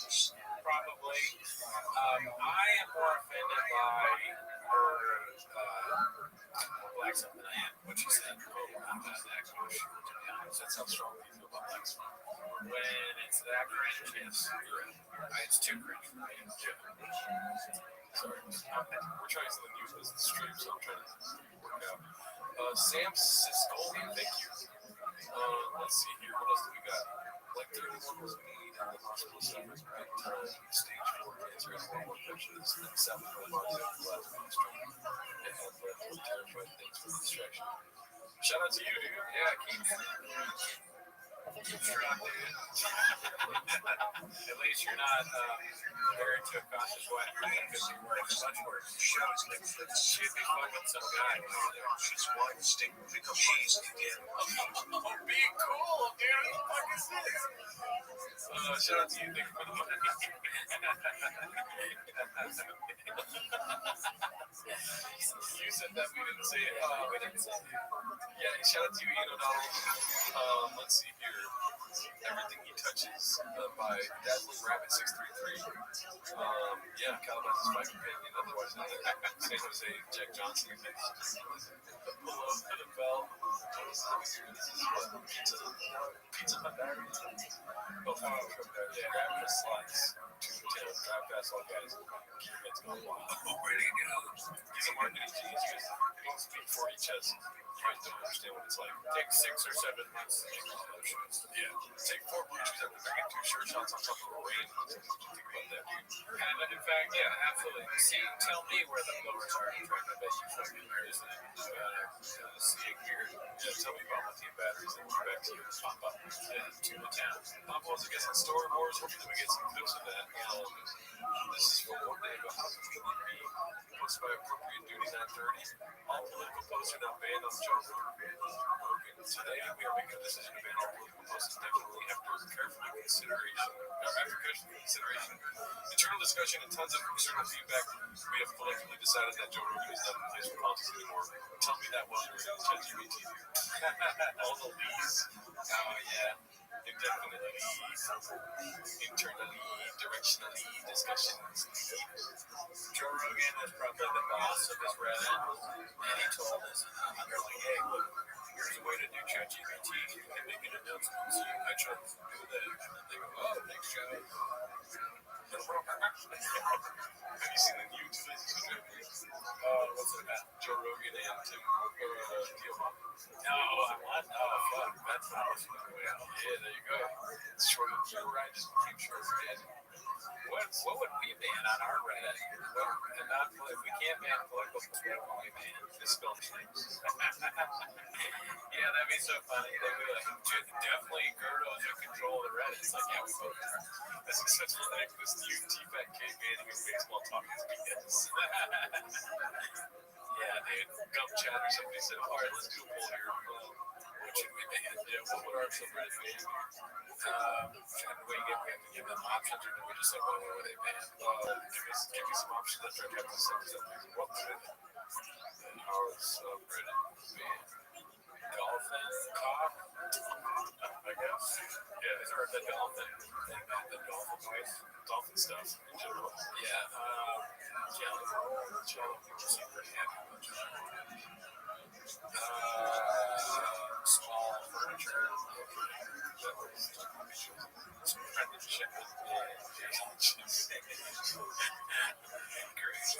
Graves talk. Let's see, we can go to Gerdo's name. That's not how you spell it. Coffee cake. I do kind of, I mean, I prefer to know what people want us to talk about on breakfast meetings, but I am very interested to know, are there things that they can Joyce is working on a sitcom for NBC's WC. That's what Shout out, I saw Adam Nelly saying what's up, Nick. You know, he has some really awful water bottles. you know, I still have it. I should bring it back, but I guess it's a reason to keep it coming back. I'll have it next week and then continue. I'm a fucking podcast genius. That's what I do. So yeah, it's a pretty close race here. They still want to talk about 8 inches. I was hoping that was dolphin stuff is number 1. Interesting. I'm so sorry, we did 3 things at once there. Andrew Schultz is working on an NBC sitcom as we speak. What were we saying right before that? Andrew Schultz working on a NBC thing. You know how they always say that it's important to have gatekeepers, and it's bad that we don't have any more gatekeepers? Well, clearly not, because look what the gatekeepers are doing. They're letting Andrew Schultz have the fucking sitcom. So fuck them. Keep it up. We don't need gatekeepers, okay? We need Too Lazy to Try, Elephant Graveyard, Successful Egg and Bud Easy, and this show, and that's it. All right? I hear you. Don't kill me. Do you want to hear myself? Yeah. Well, thank God for the gatekeeper. Why? Because maybe they're homeless. You ever thought of that?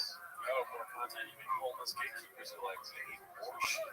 We know he's going to be busting out 4 episodes a week of any sort of podcast. They're like, we want to monetize some of this redactedness.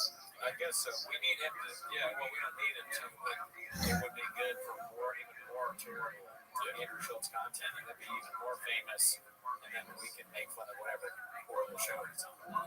So you're right. And great question. Are the gatekeepers on the wall the woke meets? I think the gatekeepers are probably before the woke meets the wall.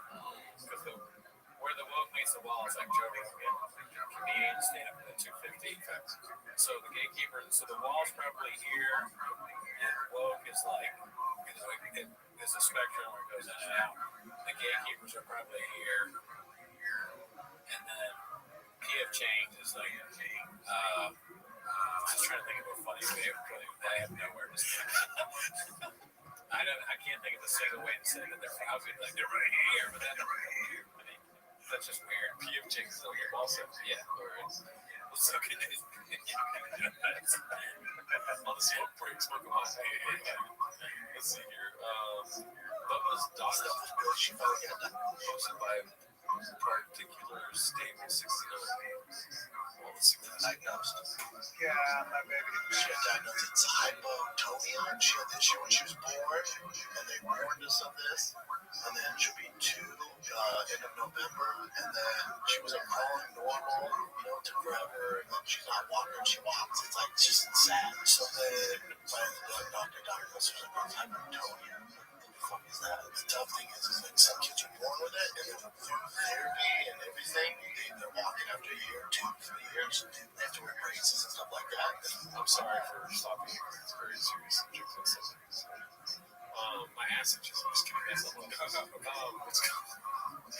They're on the next Frontier podcast. Oh, yeah. We're not far behind. I'm not going to lie. We did get the red chairs when they had them. We were 2 steps behind, but we took 4 steps forward, right? Exactly. But I'm not into numbers like that. What I'm saying is, look at his positioning, dude. How is he talking right now? It's like, have fun trying to do that in a small town. Yeah, it's tough.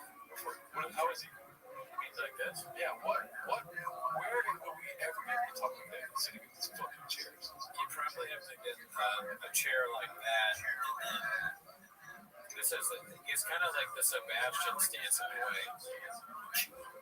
If he's Sebastian, it's kind of like he's not telling you, or he's not asking you to listen, he's forcing you to listen. It's like sitting fucking up inside it. True.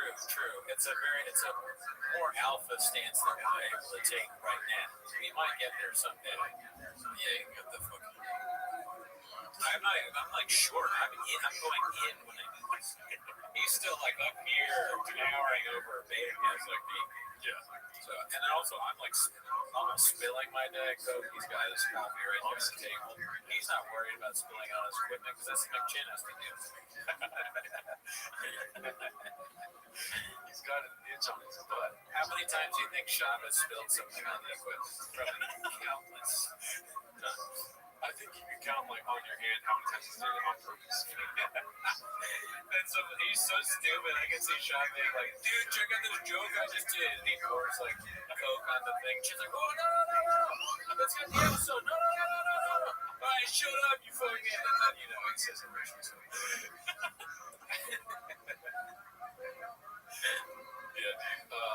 We do need chairs that we can lean forward in. That's what I'm seeing a lot of shopping leaning forward. We need to do this too. Cooney does look as intimidating with regular hands. Shop has mean hooks. I appreciate you saying they're regular. I'm tired of things being square.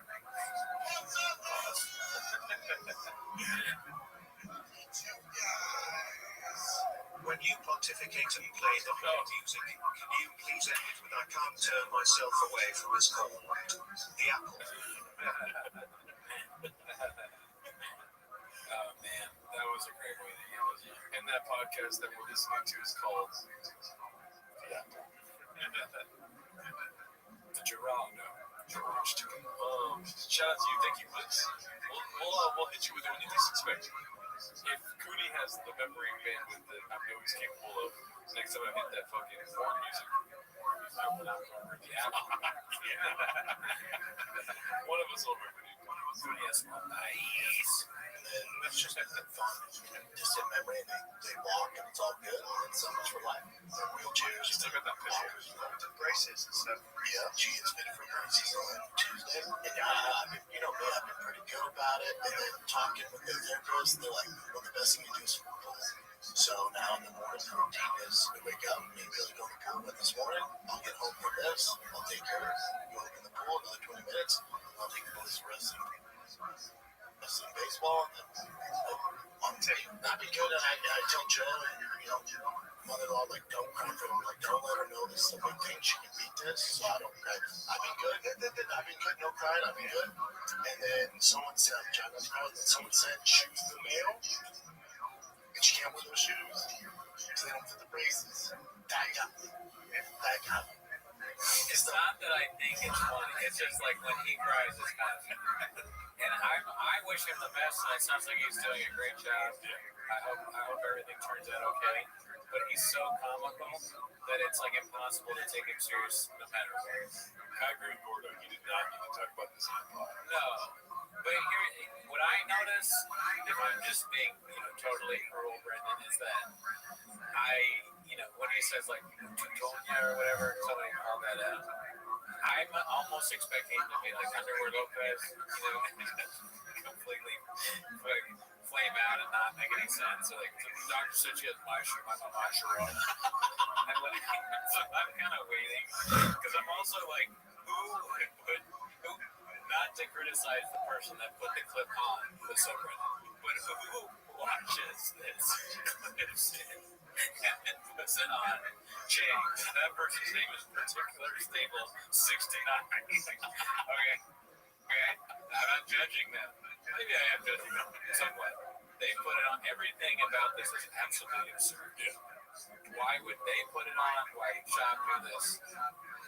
So if you put it on a comedy website, like what I kind of consider a subreddit, it's a joke website. He stumbles over his words. I'm expecting him to do something like Underwood Lopez, and that would make it. Yeah, very funny.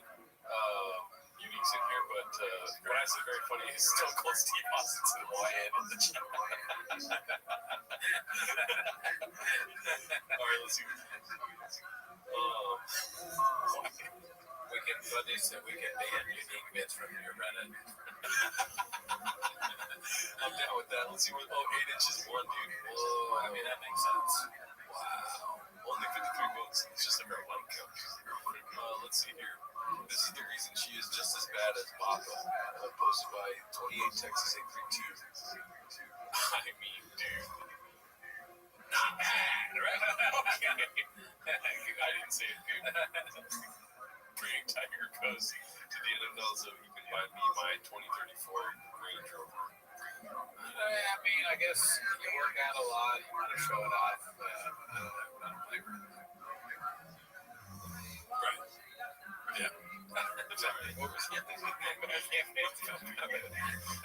All right, yeah. Whatever you said, or I feel sorry for you, whatever you were saying. Here we go. Finally, to the one thing we wanted to talk about today, which we talked about for an hour on our other podcast, Rapping Tweeties episode. Not a chance, episode 270. I can't count that. The username is deleted, much like Jeff Dye from California. When you're so unfunny, the premise of the joke is going to get people giving you 26,000. Regarding my GoFundMe post, you guys can read this. He thought it was going to be rich people that just gave him money to take this. Did he really ask for $26,000? Yeah. That's I fucked up because I made a fake GoFundMe. I should have made the same amount. Classic me, but that's way too much money to be in Boston. You don't need $26,000 to move. Yeah. What's he moving? Does he have a little trucks? I don't know, but keep talking because there's a little development in the chat. Okay, so Jeff Dye, $26,000. What is he taking with him? I guess a lot of cowboy boots, cigars, and maybe there's a lot of things that you need to do with, like, sorry. With, I was just trying.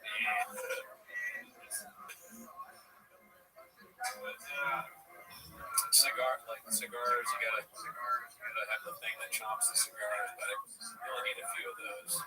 I imagine Jeff Dye, he does a lot of yoga. We learned that he eats a plant-based diet, so maybe there's a lot of things to go that help you make vegan food, or he's a meal prepper or something like that. He does do yoga every day and he's vegan every day. Anyways, important little tweet here 3 hours ago. Thank you to Daisy for putting this out. Yeah. Kim Kong, you want to read that?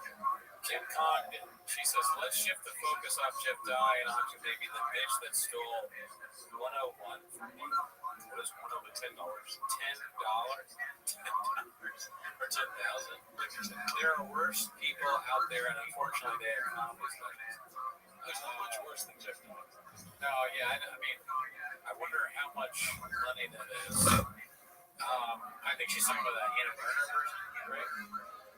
Because she's been talking about this woman. I forget she accused her of something. Anna Burner, where we watched her stand-up special on the Patreon, it's pretty bad. And it's like, she stole material. That doesn't look good for you. It's not very good. Let's see. I don't know. Yeah, there it is. Fucking okay. 10 liters, still 10 minutes of material. What's 10 minutes of material?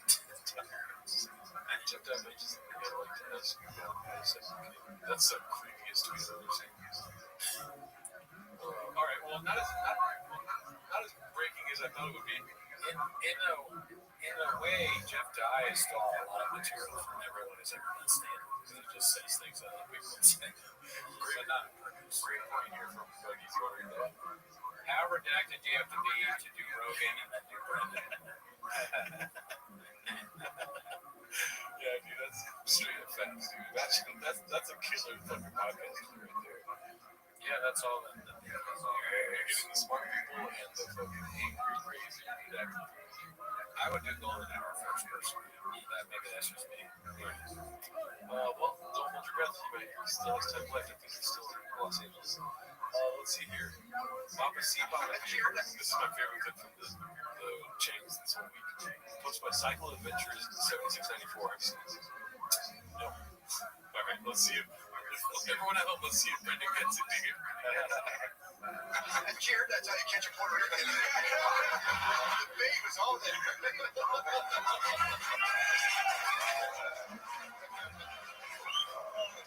Shoes factor? Just his like weird laugh. Or there's the Puerto Rican short thing. You want to guess it? It says Jamar instead of Little Baby. Jared, that's how you catch a Puerto Rican. The babe is all there.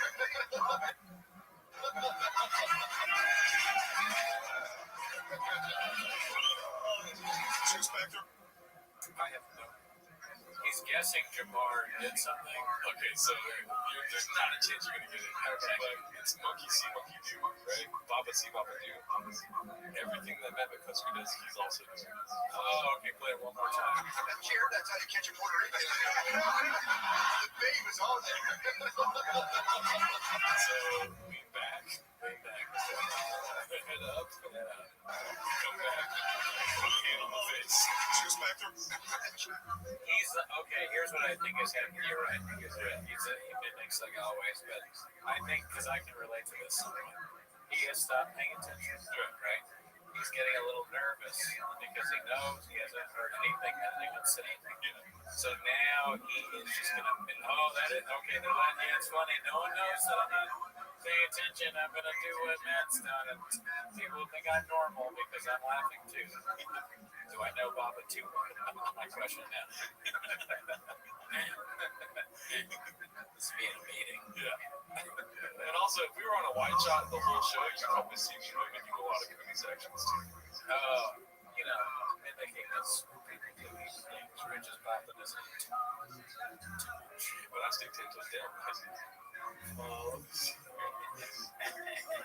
Graves those. Classic papas. That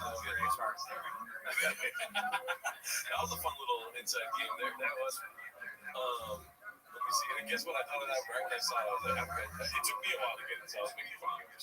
No. Let's see. I thought about making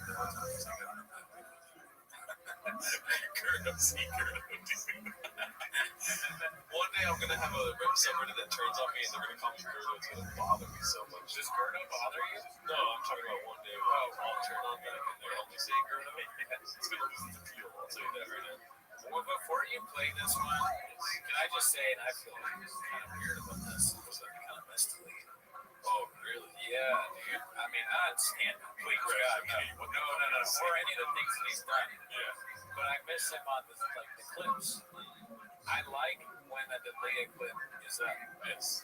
Maybe it's because there's not as many, right?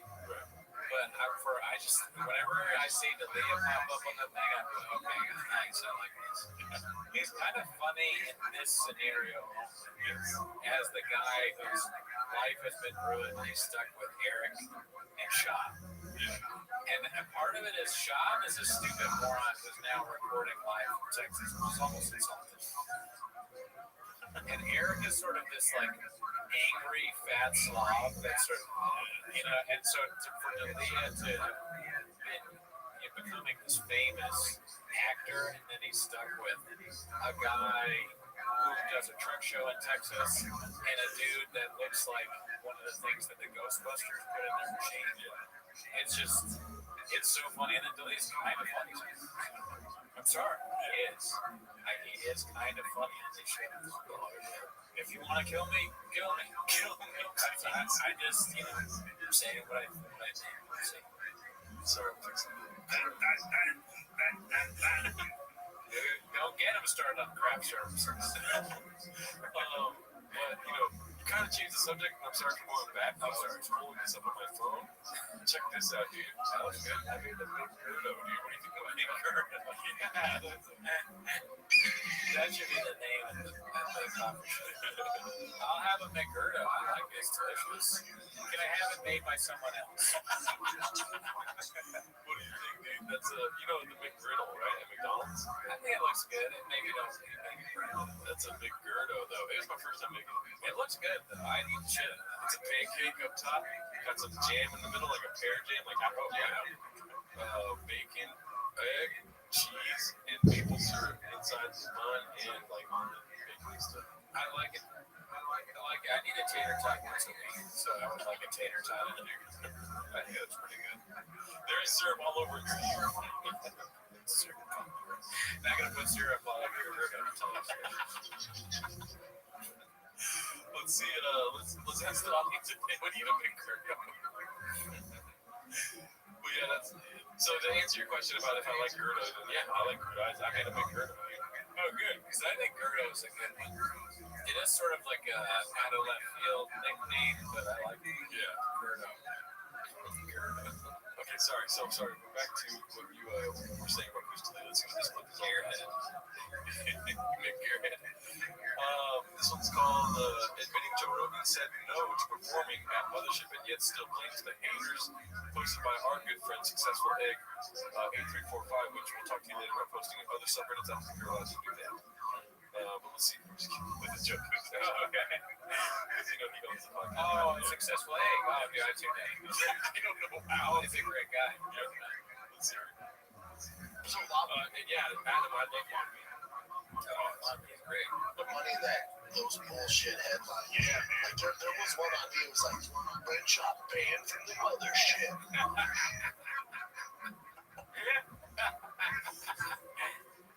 Fuck, that's another thing I'd say. I can't wait. Look at all that alcohol. God damn. You banned from flappers. It's a lot of Have this conversation. I'm not there yet. I'm like, oh, why don't you blame the mothership? Shout out to you for subscribing. And I did a show there last Thursday, like, well, not bad, but you know, do this one. It's bad. I should have done that. I don't want to go there and get backlash. Like, I want my name back to be a headliner. Oh no, it's my time. All right, bullshit. I'm not there yet. Headlines? You mean YouTube? Yeah. YouTube. Not in headlines, brother. You're in unique videos. Hey, I wish the Oklahoma guy would talk to him again. Remember the Oklahoma show? Let me tell you something, bud. You're not the longhorn. You're not selling out here. Yeah. Whatever you said. Cootie's banned from the doctor for 48 hours. It's too long. I can't wait to see. Shout out to Formula One. That was already a year ago at Skankfest. Shout out to everyone that went to Skankfest. I heard that was epic. I think Rabbi was here once in New Orleans. This was posted by Dana White's mom. Probably not that one, but the other Dana White's mom. How did moving to Austin go? As you can see, Brian Callen's special has 223,000 views. It was posted in 3 weeks. This one is posted for 12 days. 92,000 views. So, Poor guys, dude. Wild. I mean, as far as like a clickable thumbnail goes, it looks like a special ed student doing seasoning. To me, yeah, no, I agree. It's not that appeals. It really, it looks like you copied Comedy Central and or Comedy Dynamics. Yeah. Which are both things that have been dead for a long time. He should have used this fucking thumbnail and put false gods like that. That would have been so much better. Way better, yeah. It's more incentive. Yeah, dude, the most of betters. Are those people in the film that you almost hope they were photoshopped in? Yeah. AI. What are they doing? Why are they hacking? Yeah. Or maybe they're just us. Because, you know, we'd probably be able to. I would. That would be awesome. American Redneck just like Photoshop our faces here somewhere. Yeah. Idea. Are you listening, American Redneck? Listen. It's like, no. Oh shit. Sorry. This is posted by OzBoss99. I guess when your kid is diagnosed with hypotonia, it's a good time to post a picture. I saw that Subway take thing, or you know, the Metro take show. So one of the people said that their take was that Brendan Schaub's wife should stop showing her ass in the Snapsky. She said that she doesn't think people should post their kids and do the emoji face. It's like post your kids or don't post your kids. And if I had a Metro card in my hand and I was that guy, I'd go, I agree. Because I don't understand why you do this. It's weird, right? To put an emoji over your child's face. I don't know. That just, to me, that's weirder than showing your ass. Okay, that's Both of them are strange. right. Yeah. I don't think they're on the same plane, personally, because I appreciate some people showing their asses. Oh, yeah, I don't dislike it. I love it. Yeah, I have no problem. Now, when you're sharing a picture of a kid while showing your ass and there's an emoji, now we got a problem. Yeah, I mean, we got emoji. Yeah. Yeah, dude. Lose the kid, take off the dress. Okay, all right, I've got to. But Jesus says she posted that kid's face 50 times. Oh, and if you actually post the face, it makes even less sense. Also, on Chang's.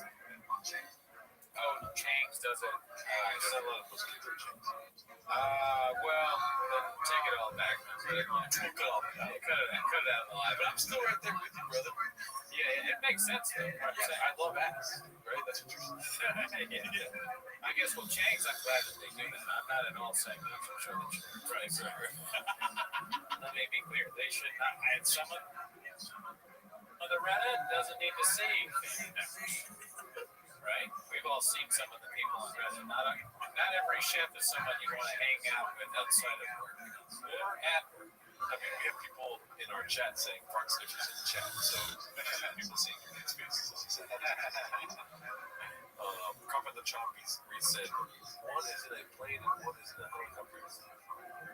Alrighty, the caption said, I will carry you until my back gives out. Sorry, I was just, what was I saying?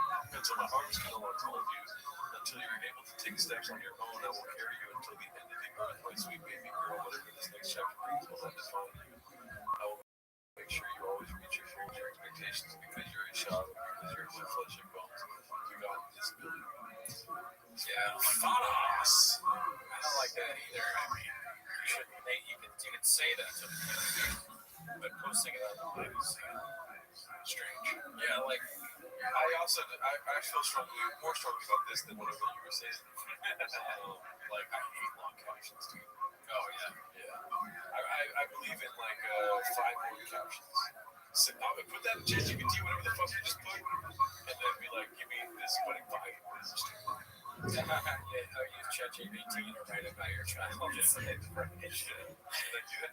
I want to start doing long posts like this for you. You gotta Gerardo, you're our great chef, and I'm gonna make sure that you're the best chef that ever lived.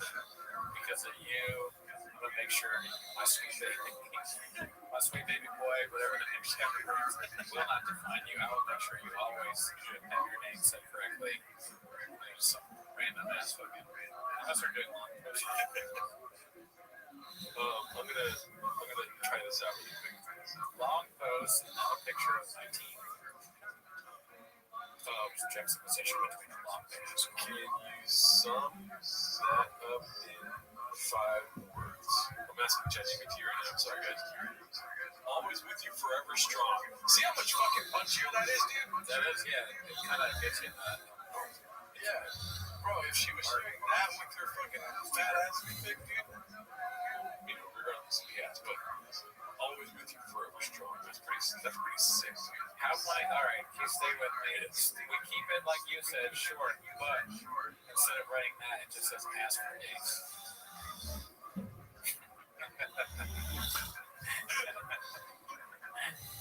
Or keep the long post. Keep the long caption at the end. You put ask for dates. Okay. Yeah, I like that too. Keep the long post. Change the picture to her in lingerie.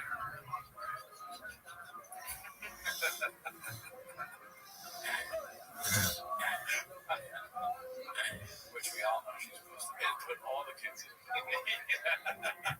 From India. It's like, oh, why are there children there? Arrest this woman.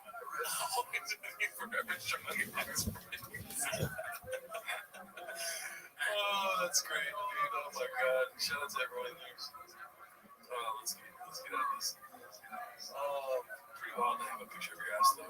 Let's see here. Long story short. Where we at? We were this one enough. All baseball posts are now being paid. This is great. Posted by what's their that's the right? Mod, yeah.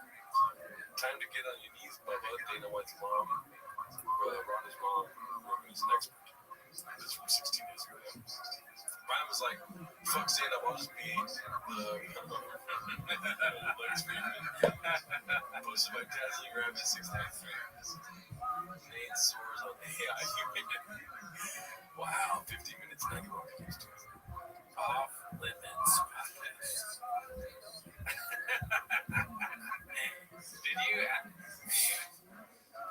That's a level of cringe. That's like, did you use ChatGPT to find that cringe? You think you do it on your own with a suggestion from a friend? I wish I could come up with ideas for these guys and stuff. For ideas for their show. Like Brian Callen and we're having coffee together. And Brian's like, I'm starting a new podcast. And I go, oh, good. Yes. Yeah. Did he say you can never have too many podcasts? He's like, all right, I know you're good at this. What's a name? I need something new. Something's not been used before. And I go, say lesbian. Say lesbian. I got you. Are you ready? Write this down. You might not like it at first, but listen. Are you ready? It counts at 90. I go, triggered. It's pretty good. And I was like, well, it's been said so. No. Triggered is. Who knows more about people getting triggered than you can? All right. Fuck it. This is going to be big. I want to be Cal. I'm sending you to Idaho. It's the only place. I'm gonna do the same thing for you, and then be like, "This is the name of your podcast." Dolphin. Fuck you. That's what Dolphin TV is. Yeah, that's shout out to Paul Hernandez for the reminder there. Do you want to see his podcast? When I pulled it up, I don't know if you're in Off Limits podcast. Do I want to see it? Of course. That you're gonna shoot me down on something. Do I want to see it? Yeah, definitely. Slice my throat. There's an age-old question. Why do good people do bad things? You may not necessarily be a really bad person because Gallon on it's Off Limits by some retired mobster. Let me tell you, Brian Callen, about my daddy. This guy, my daddy's a socialist. You want that? You want that? Is you fucking Hitler, bro? we got the NYPD with his eyes. I can't even see if they're up on the something. How am I supposed to do crime? Back in the 80s, the cops were racist, like they should be, okay? I've written this guy up completely. I don't care about anything he has to say. I like the old way like to welcome in the Italian, not the full idiot. I'm a bad person, though. So, that tells you I got something to say. People should listen to what I committed crime. Okay. Why would I care what you have to say if you are a self-admitted mafioso? Okay, but this is always our facts guy here. Off Limits used to be a Steven Crowder Mug Club exclusive. 100% he had to buy back the IP from Crowder. Wow. Now, I don't think he used to roll around with the Crowder boys. You British shotgun. You know what I would get a word with. Subreddit, what does that mean? He's trying to leave the studio and Brian's telling him what the subreddit is. What the fuck is a subreddit? It's Formula One to Chicago style. Chicago Shout style. out to Chicago style. And have done bad things, but you take it off. Say, hey, I got to abide by the rules. If I don't abide by the rules, I get paid for it with my life. So your justification is, hey, life comes first. I got to do what I got to do. Doesn't make it right, but that's how you justify it. But my point is that doesn't make you a bad person. There's rules, right? You got 48 laws to pound, okay? Read the book, all right? Rich dad, poor dad. Which one do you want to be, okay? I killed you. It's in Austin, Texas, tonight, but then you know where you can get a slice out there. Dude, if he starts talking about it, you get pizza here. My head is blue. Yeah. You got pizza down here in us, and then you barbecue sauce. And we can get on the back. Everyone knows that Memphis has the best barbecue. Damn place. Forget about it. What's the best barbecue? New York. I wish we was doing a podcast in New York, but that's off limits. Alrighty, man. Check out Off Limits by Brett Callen. Honestly, I feel like this whole show is just a big sponsorship for T-Fat Cake, because every time I finish it, I want to watch the podcast. Yeah. And now I want to watch Off Limits. I've added it to my queue already. Dave Oz posted the install. That's better. I once tried to sue a guy on YouTube after he put up a video of me trying to cheat on my wife. Well, that would have been hilarious if they actually did that. That would have been awesome. Yeah, that's a good idea. I've said before, I say it again, these people on Chang's should be TV writers. Or at least, I mean, TV is now, YouTube's now TV, right? Unless you get shadow banned. Right. Oh, wow, like we are. Yeah, you do. If it was TV, dude, we would get axed immediately. Oh, yeah, look at these other ratings. The Nielsen rating would just throw up when they saw our likes. The Craig T. Nelson rating would be so low. And listen, look at that. I look bloodless next to him. I just can't even. How am I supposed to face my wife and kids? What would my friend CC say about these likes, too? I don't know why I'm doing this podcast. You guys don't got any likes. Nobody's fucking watching this. If I was an undercover cop, it'd be fine. There's nobody would see it. I killed an undercover cop that had a family of 5. It was was the life. I signed an oath or something. There was like a paper I signed. So maybe it's just been a delivery, but I wanted to kill her. There's more people in the five families than 94 legs. There was an oath. my impersonation of it was exactly where the quote. Oh, you were there. With a hug, with a squeeze. That's insane. Oh, thank you, Deej. Shout out to you, Deej. You selling likes to Kennedy. 98 likes, unbelievable. Anyways, let's get back to the most original warfare. This is posted by Faceless Ninja. It's called Chen and Others Might Be Leaving for Theo. It's Rachel Warfare. Oh, and I might check out the studio in Austin on Monday. I'm going to be in Austin. Why are you looking at studios out there? No, I might just come in with Chad. We're going with Theo. Why? I'm going with Theo to Austin. Oh, Theo coming to Austin? All right. I can't tell you how little fucks I give about this conversation. All right. I'll see you guys later. Parmesan shaker. See you guys. Bring him Parmesan shake. I don't know what the Parmesan thing is, but I feel like it's like a new trend or something. Really? I don't know. Could be. Or, we just didn't see the beginning of that. They're hilarious. Ribs and the Parmesan cheese. Damn, he really. John is not good at inviting people over. Maybe it's just a family guy. Skip that. Okay, never mind. I thought it was something. I don't think it is. We always think it's something else. Well, because recently a bunch of people have been saying Parmesan cheese on like live streams and stuff that I've been watching. I don't know what the fuck it means. Like a 6-7. I just want to know. Back in my day, we used to put Parmesan cheese on these live. 6-7 is not far off our days. I remember 66, right? Yeah. If Shop wears a 6-7, we should bet on that. Put that on Cal Shane. Shop wears 6-7s. $1 billion. Yeah. Another bet right there. I did win big off of, I guess that Trump was going to suck that Trump's tits. No, overlay.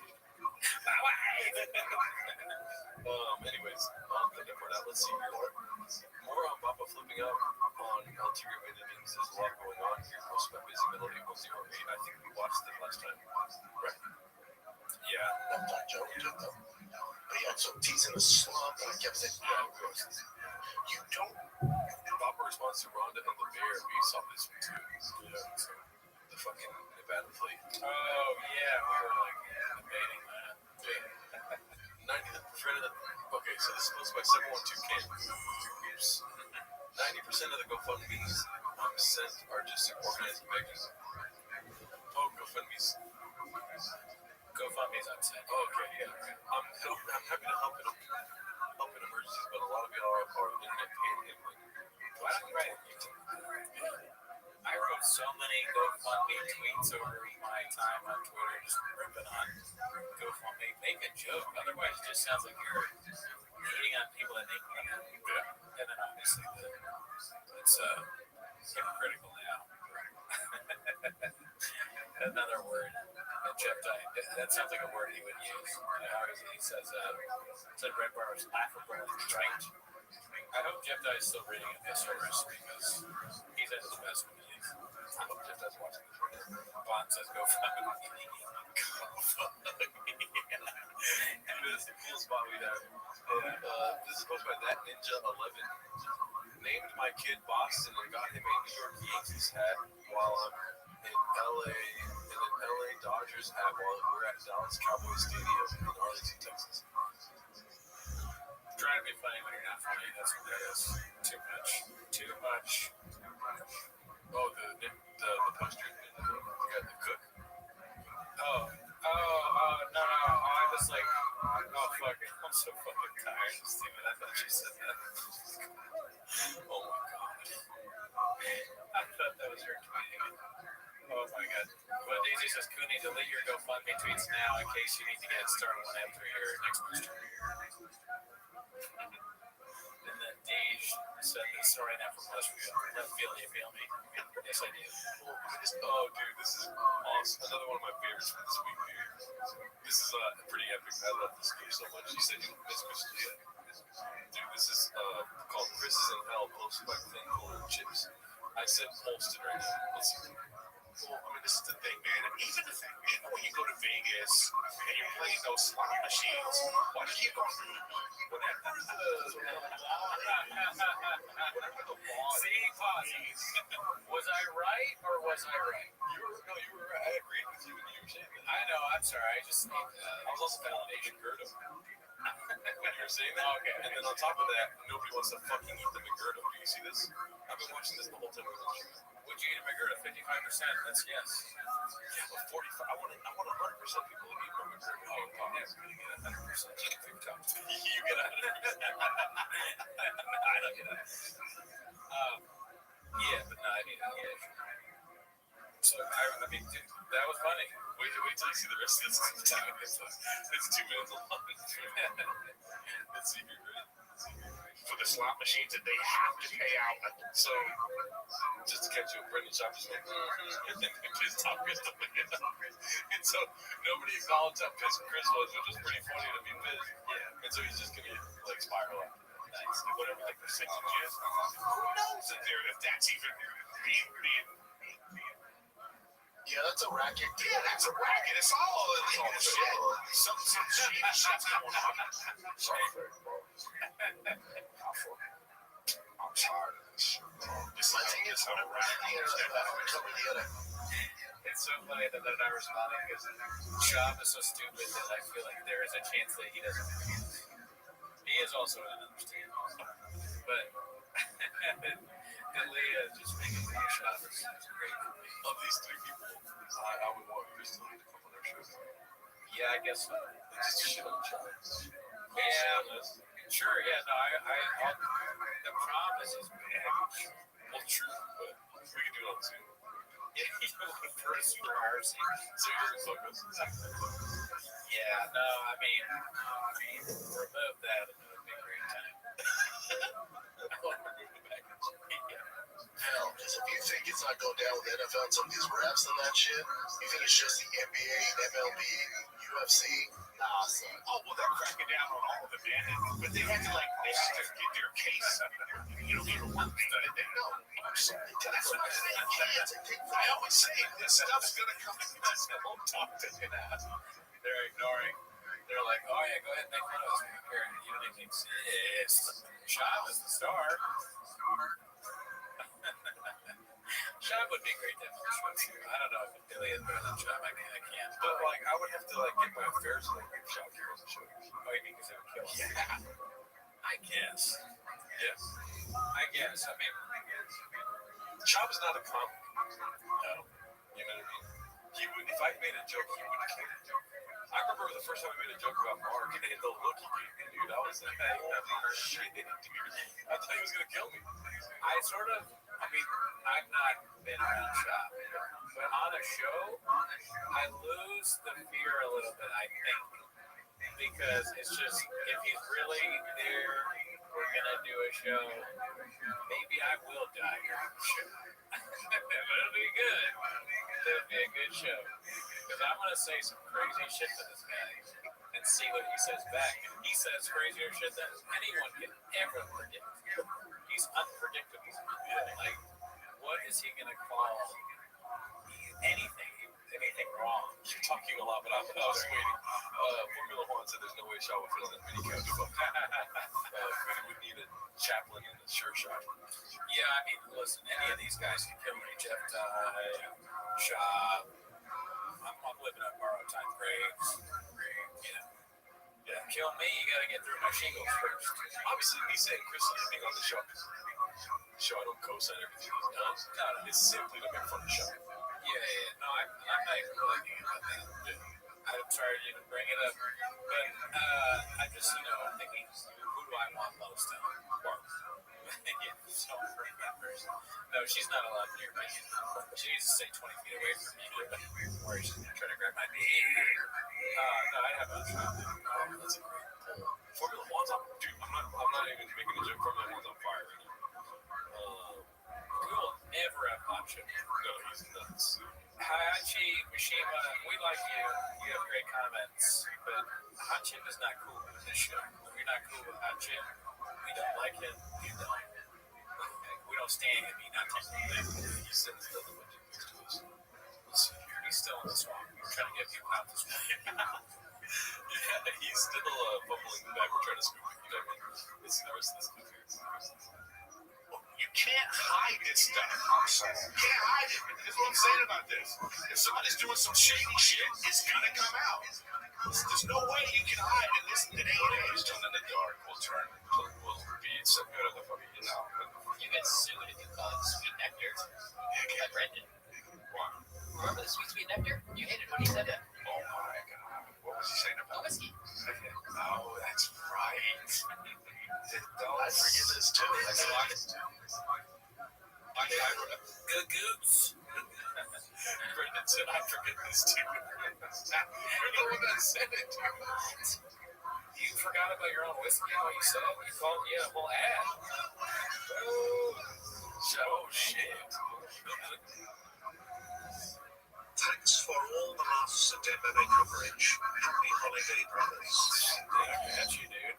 Happy Thanksgiving, bro. Shout out to you, Bill. I'm going to rewind a little bit just so we can catch this again. I don't want to see this guy's face. But yeah, I don't like it. I'd way rather have it about you. Terrifying. Yeah. But yeah, no, I would rather have it. Why? Remember the sweet nectar? You hated when he said that. Oh my god. He got so happy. What was he saying about Whiskey.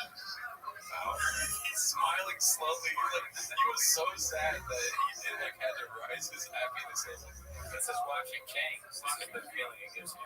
Oh, that's right. He's so happy. I forget this too. I forget this too. My CD. Dalia wants to be like us. Yeah. You know, not necessarily Harlem privilege, he says, but he wants to be in the crowd cracking jokes about shop. He can't. Now he's with shop. That's the real painful part. Yeah. He was blind when he came to that offering. When he got off by accident, he couldn't get back. You know, not a lot of that stuff put you on. Just like comedy wise. Yes. See, remember it now. I'm having flashbacks. You used to say that it's that sweet nectar about your about fucking whiskey, dude. Oh my god, I wanted to fucking assassinate myself. I wanted to get famous, hire an assassination fucking from far away. I wanted to get the government. Sweet nectar. Oh god, that's horrendous. Selling that. Just assassinate me. You can be president, so you can assassinate me. You can say sweet nectar. What? You're still selling the thing? Oh yeah, we'll have the juice. I sold it, man. Sweet nectar starts business. Someone at Chain. Yeah, it's not being sold to whom it buys it. That's fatal. Yeah, that's a good point. There's not in any store. You can't buy it. We've tried it. It's very popular somehow in Somalia. Well, I like Tiger Thing. I drink it all the time. Some Somalian warlord pouring Tiger Thing for his minions. Sorry. His Japanese. This is it. He just fucking hotels and dance, dude. It's the fucking get out, Elon Musk. I also stopped drinking, so it makes sense to keep pushing. There you go. Oh, that's good. Parmesan cheese. Yeah, you need to stop drinking. So about Parmesan cheese, baby. The Parmesan cheese things, dude. That's Parmesan cheese. I think hot chip would beat you 41%. In a fight? Yeah, I don't know, but maybe hot chip will win if he's trying to, TV manager. Let's see. I have miles of That's all I have to say about that. Yeah. Let's see what else we got here. At least someone finally said that. I think we saw that. It's the one you dress like a frog, right? Yeah. Frog. Just cats talking to cats. I don't want that. Posted by Khabib Time. Shout out to Khabib Time. I haven't seen him in a while. Let's see here. Hey, why are we talking about John Jones? The chat doesn't want to talk about it. I don't want to talk about it. Why are we talking about it? Reemerge with some shitty comments that have to be heard. They have to be discussed. Right? We'll be quick on Jake Paul, because I know people don't want that. All right. They're like, I don't want. Remember when the hot chip was like, hey, Theo and Brendan, well, 1 minute in, Theo was like, I don't. That was a reach. It's so funny. The reaches are great because Luke's great. Yeah, he's just thinking, like, what should I say to this? Staring at the screen like this. I'm gonna let you finish, dog. Beyonce had the best video of all time. case that people that don't watch Reddit or anyone that's like, I go, what's your podcast about? And I go, Brennan Shop, they make that face. They're like, what? Who the fuck is that guy? Cats. It's just cats talking to cats. Oh, are you doing skits and bits? Start off the show. What a wild just a baseball dad over here.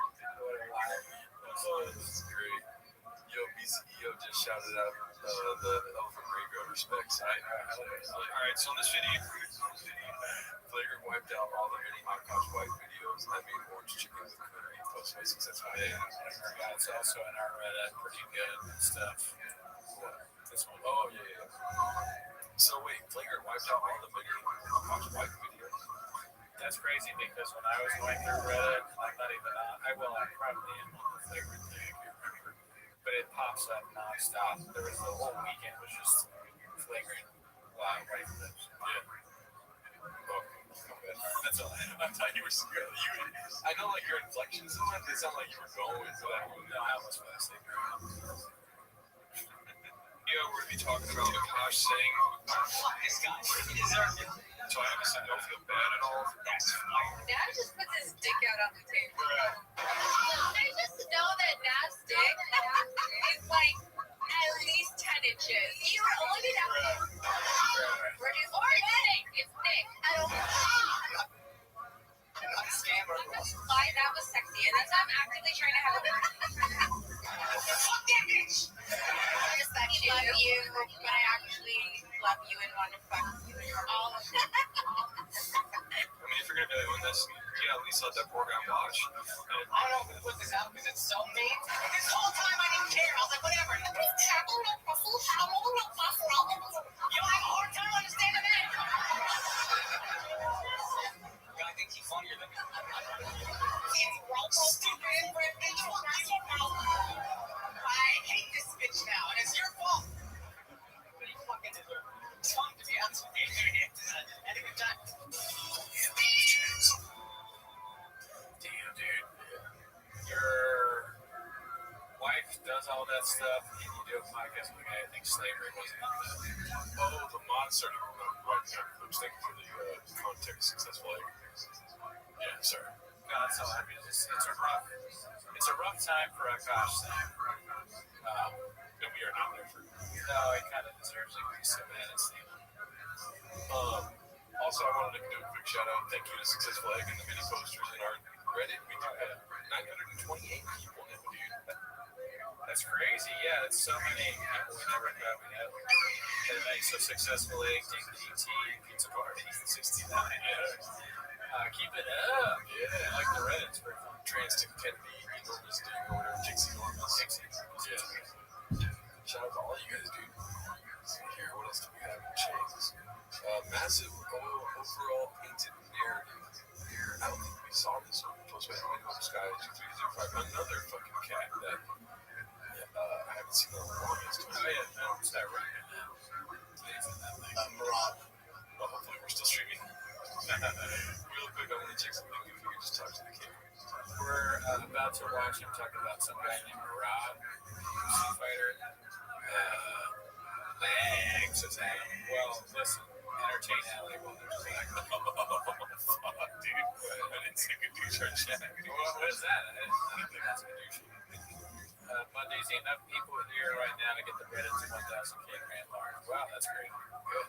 Yeah. Everybody join the Reddit at once. And then when you're done with that, join the Patreon. Let me see here. I'm going to do another poll that's very important to our Reddit. And I think you know what it's going to be.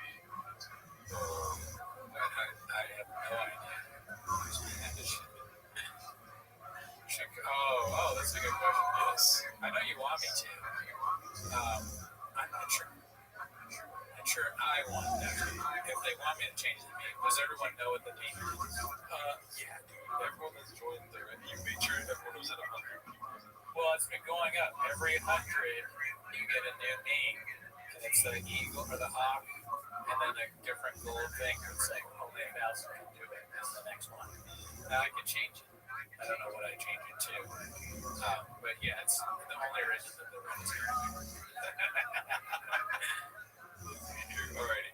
So we got this massive overall painting narrative by Moon Sky in 2305. Let's see. He said that there's hella band from Reddit. How That's. I mean, they tried multiple times. These two new posting porn inside the September trends. Yeah, keep that Discord dating. G. Collier, Alan Baldau, Sergei Spivak. Now that narrative's gone. You gotta stop that narrative. Worried about that's for younger kids and that paints the narrative. But when you paint this narrative, that narrative has legs. When the narrative is Tom quit, oh, you could have kept going. That's some bullshit narrative. The narrative that Tom asshole Rage made in order to create a narrative, you go over this narrative that he's quitting him. But now you paint that narrative and Tom, the whole narrative was this the problem. Somehow put the narrative.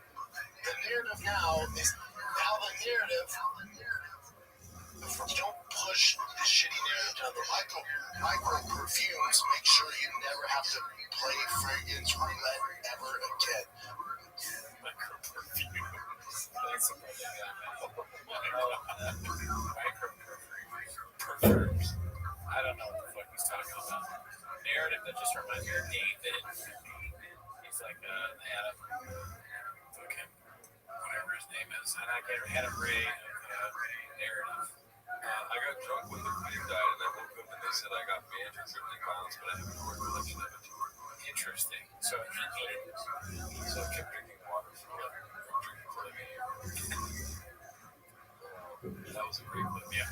Shout out to Minimum Sky. That's great. It's perfume for Gerardo. Shut the fuck up. Fuck you. That's pretty good. Anyone remember that month or two when Bob wore glasses likely because of his Theo and some girl were wearing them? Posted by attorney only 833. It's a good look. Yeah. I remember those days. It's a fun shop time. When no one ever changed.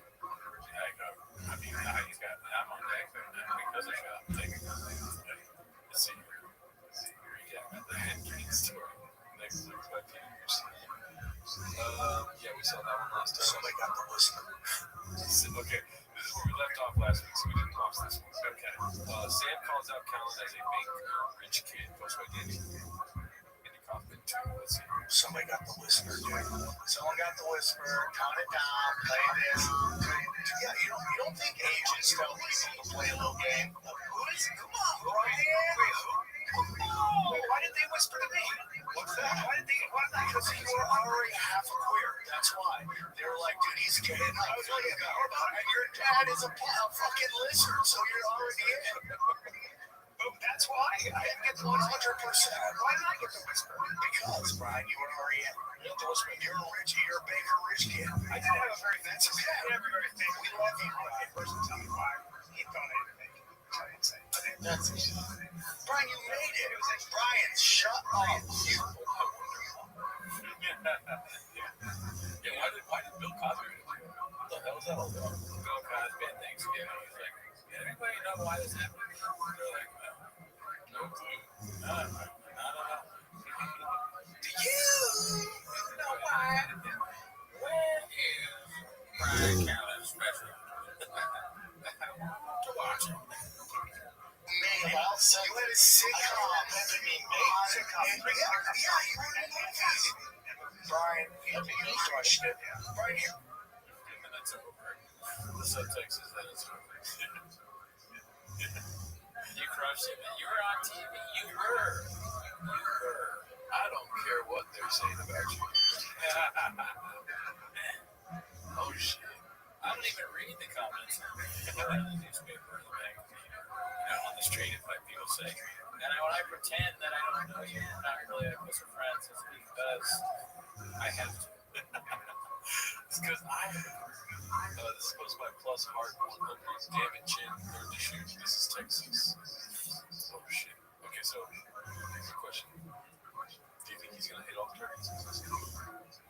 Miss all the targets. How about this year?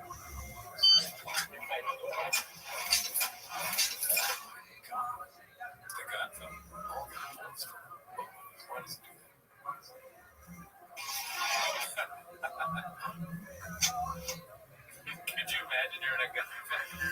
somebody, you miss them and all the bullets fall out of your gun. You're like, oh, why did I shoot first? So that. Oh my god.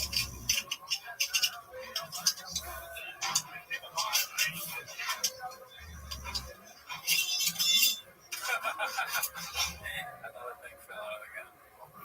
Your gun is supposed to fall apart when you're a real man. Oh, so did he do that? No, he didn't do that. Like by accident. Like he's pushing the magazine. Or the magazine destroyed itself. It's funny if you push a button, it's like, unload gun. Damn, he sucks. That gun is definitely skating. Let me see here. We're at an hour 30 right now. Yeah, I think if it's something like that. I could go all the long pause, but I wish we couldn't do that. The energy is being sucked to this communism. And I have a little bit.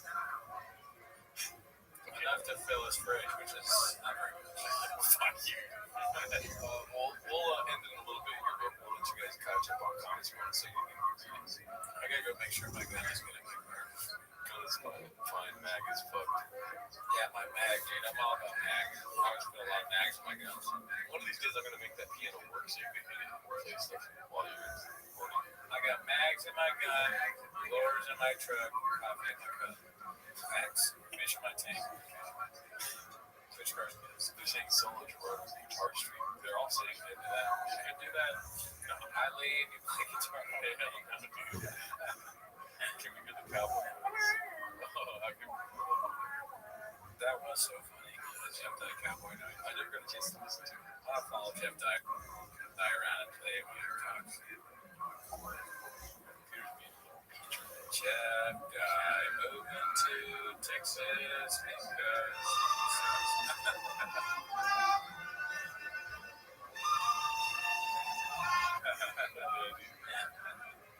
That should be a shirt, wasn't it? What? Oh yeah, what should be? Oh, great slogan, please. Okay, I mean if you'll buy it, sure. Show us a good sword, please. I've been on a sword. We've been busy, both of us. It's been this week is probably taken out 20 years of our life collectively. Facts. Yeah, so we're both we're about 55. Just due to the amount of work we're both putting in this week. It's a little crazy for those white boys that work too much. Yeah. But we'll be back. We'll be back on Tuesday with more fucking Raccoon Tweeties stream or Raccoon Tweeties episode. Do me a favor if you guys can. I had some copyright issues with short of Landslide, the Brendan Chapman cover that we did. If you can go to the shorts page of Raccoon Tweeties YouTube channel and check that out, you'd be doing us Cowboys a real big favor. Please do that. Check out our shorts. Share it with, actually don't share, just watch it and like it. See what happens. Share it with Children's Hospitals, homeless shelters, cat places where cats are. Yeah. And shout out to you guys for coming through. You guys are dope. I'll try to find a clip of that music. I've been looking for clips from the last episode, but shout out to you guys. And shout out to Josh for being the only person that put timestamps in the fucking comments. Oh, thanks, Josh. All right, great guy, never met you. See you next week. Later.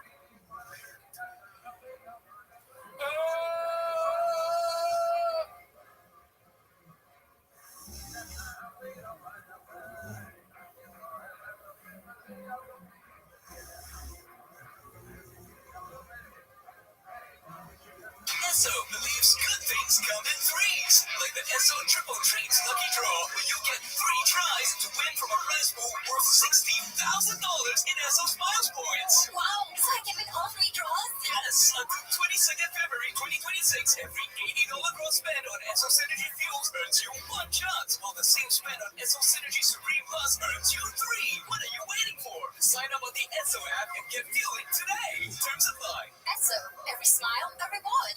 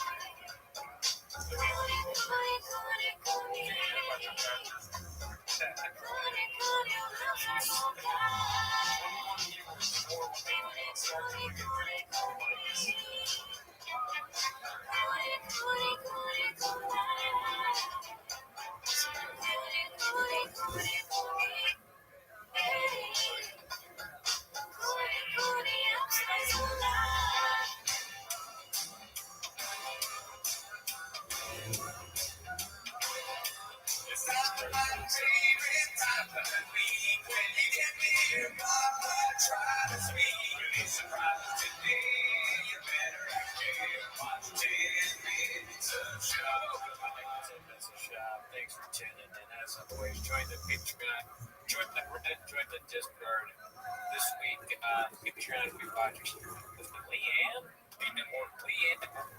Wow. No, we had one opinion when we started, and we left with a different opinion. Mostly having to do with hormones. Yeah, I guess. Well, you too? Me? No, mostly me. Okay. Check out the picture. Yeah, check out the picture if you're interested in all that. But anyways, that's not why they're here. God damn it. Whether no audio or audio is on there. Is audio really choppy? You guys do the same shit. God damn it. We're gonna restart. Fuck. Restarting. Charles gonna try and fix the audio. The American version, there's no kings after this. That's right. That's no kings. That's what we're doing right now. You know, audio's king. We say no kings. Okay, we'll do one second.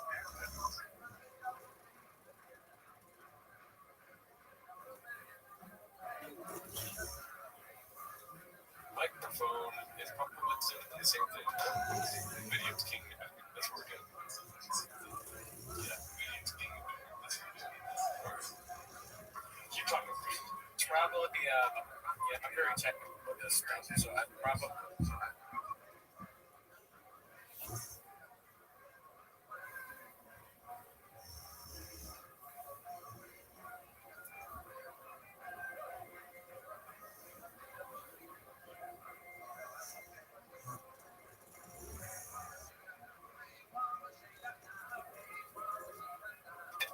Then you go in there, flip the hood, check what's going on, look through the wires. It's fucking.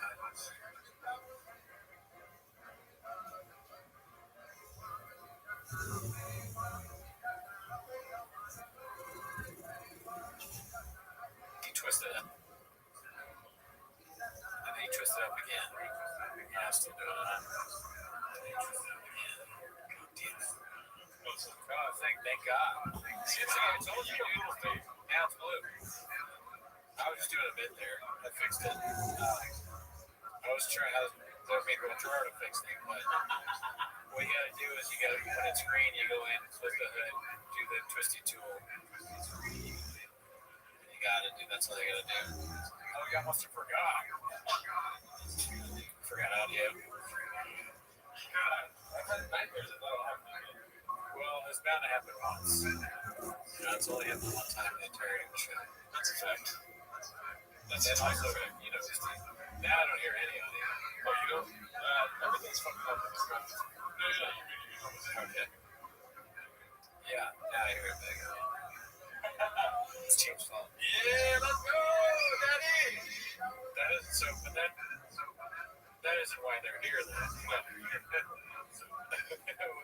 Give me a second. I'm sorry. All over the place here, too. Take your time, dude. This might be the best start to the show we ever had. The fire producer. Oh, that's nice. Thank you, Dan Lehman. Yes, thank you, Dan Lehman. Let's see how many views we lost while doing that little segment there, dude. I mean, sadly, the audio won't stay fixed if there's not any Patreon memberships. Yeah. People join the Patreon well.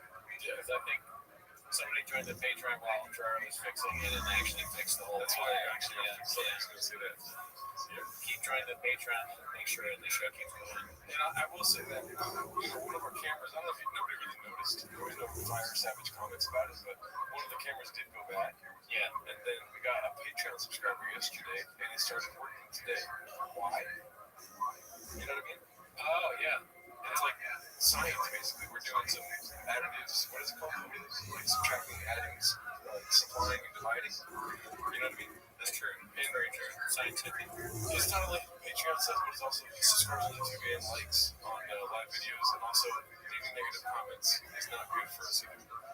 Yeah, only positive comments, tons of likes, Patreon subs, that kind of thing. It saves the day every time. That's not what they do. So they're here to watch 10 minutes of show. So start the timer, play a chip clip. All right, so given the state that we only have one monitor now, it's going to be a rough show for me here, but it's fine, right? Don't kill me, we got it. All right, so I did notice in Chang's recently that there's a lot of, you know that Wolverine meme with yeah. So that's our first one for today. This was posted by a guy with a rooster. It's called Name a Better Error Than Alcoholic Bloated Bob. It is funny how dear friend he lives on the right. I'm not gonna lie though, dude. Alcoholic bloated Bob. Second to unscathed Bob. I like talking shit Bob, dude. Yeah, he is kind of at his best when he's very angry. Teetering. Yeah, and he's not making any sense. Just screaming about somebody. And then it's always the best part about that is crazy threats followed by, and I don't really care. I'm gonna murder him. That's not a big deal.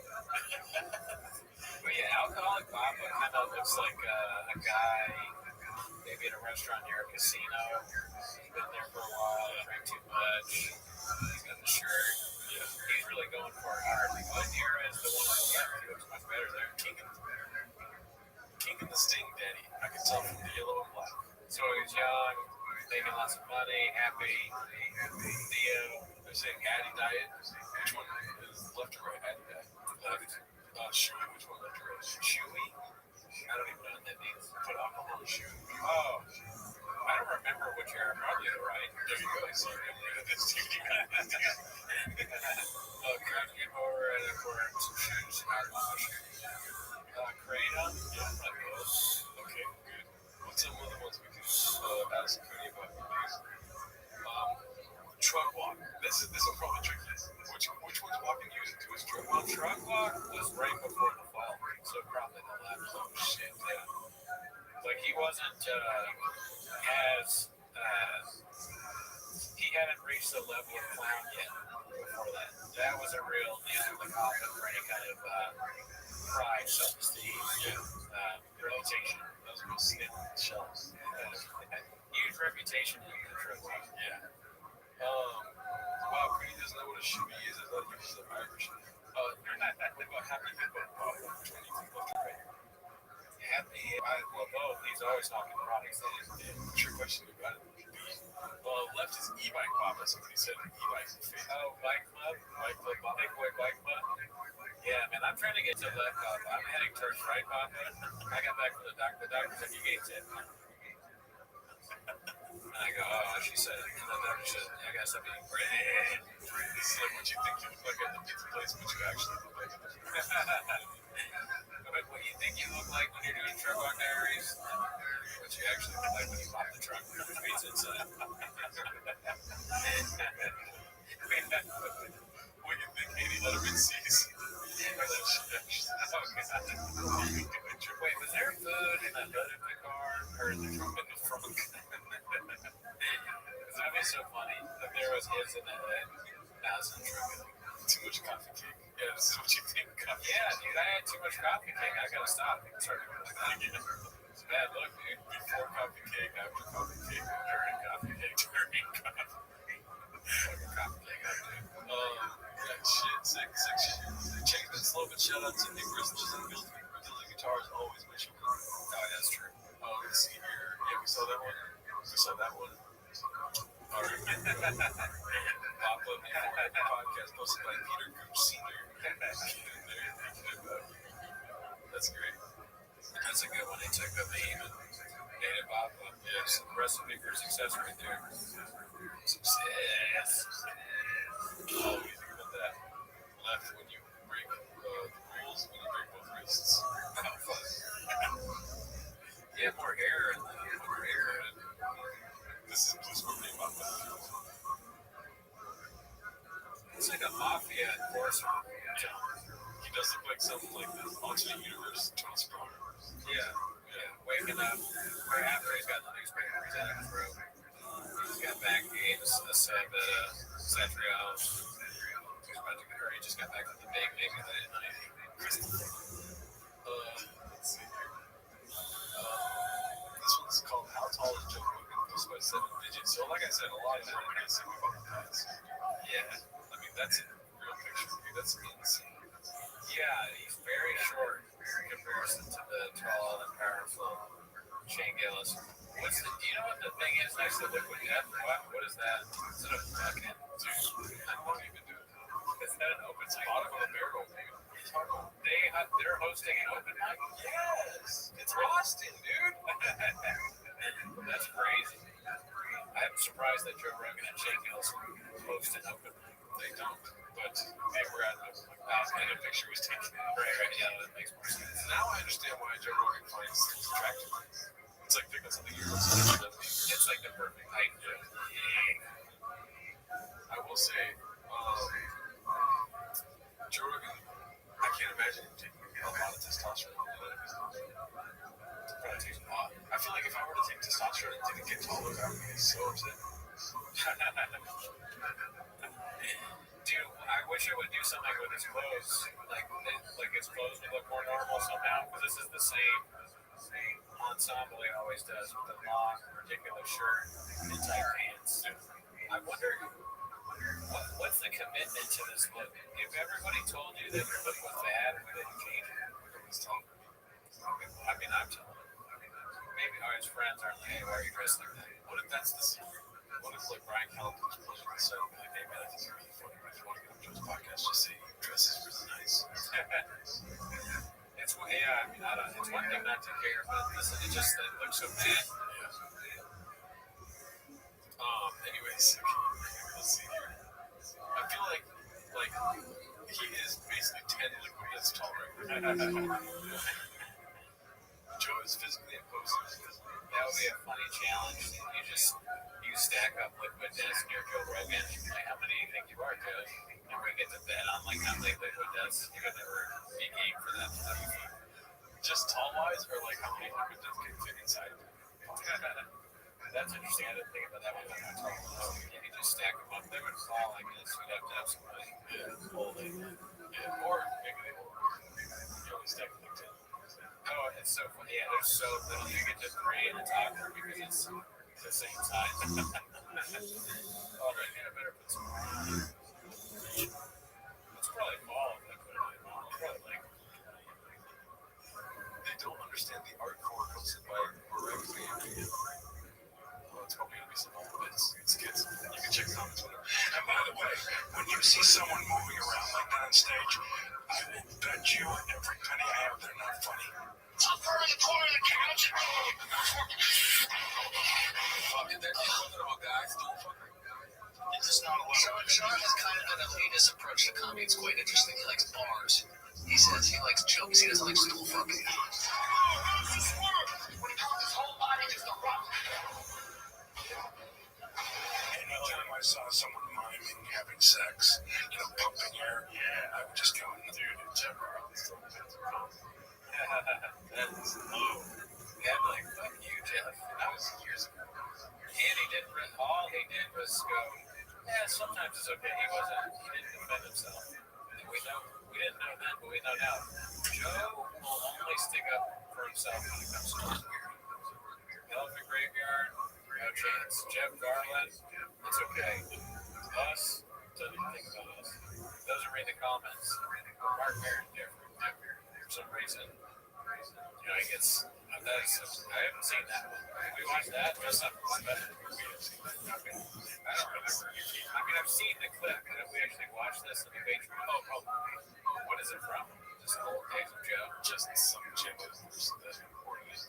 Somebody filmed this. They're like, this guy's hilarious. It inspired me to start doing it. He doesn't want this on the internet. I can guarantee you that. It's not funny. It was just like it was a sign of like, what if it's a bit where you have to mime pumping air?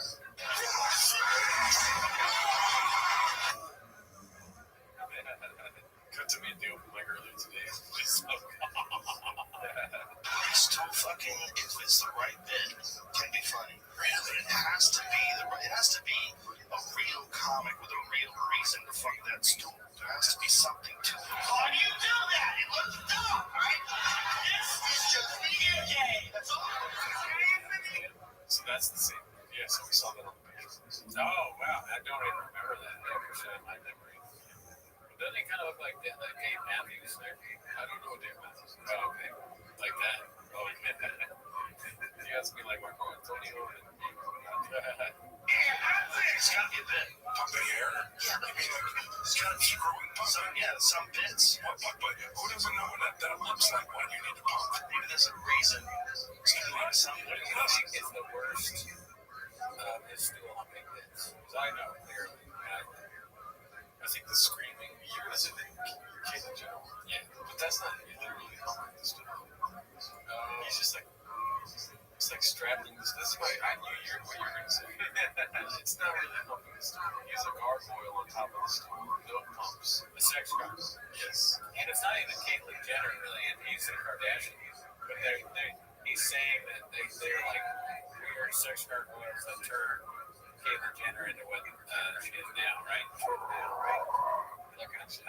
But I will say the one where he's at the theater and he's doing that crazy. That's a pretty bad one, yeah. And the same special where he's like, is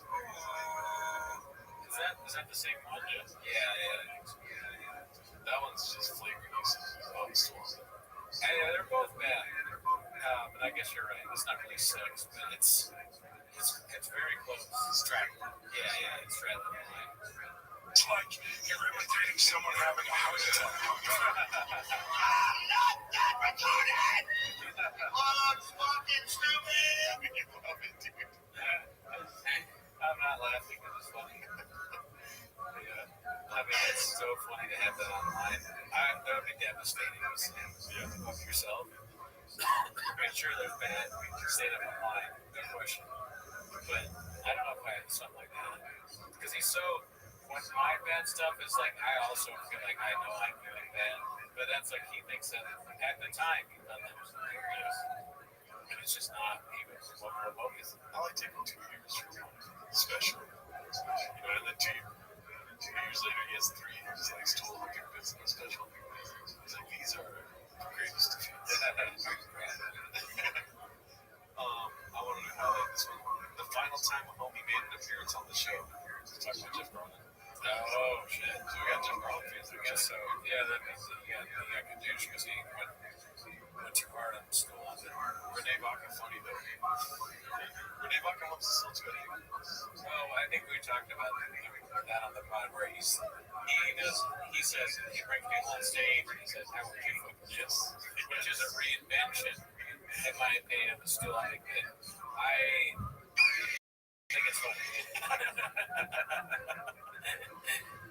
It's also funny because of how much it pisses off other comedians and open micers, where they're like, dude, you're stool humping. This guy fucking brings someone right in. It's actually, they go, stool humping and crowd work. This guy in one.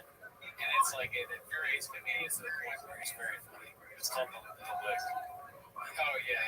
It's like, hey, do the lick. The dude gets on stage and looks at the stool. How would you fuck this stool? I would never in a million years think of that. So congratulations. Let me get some films on the chat. And most of the move around people are pushing it, just oversell shit by physicalizing what should be just funny the way you say it.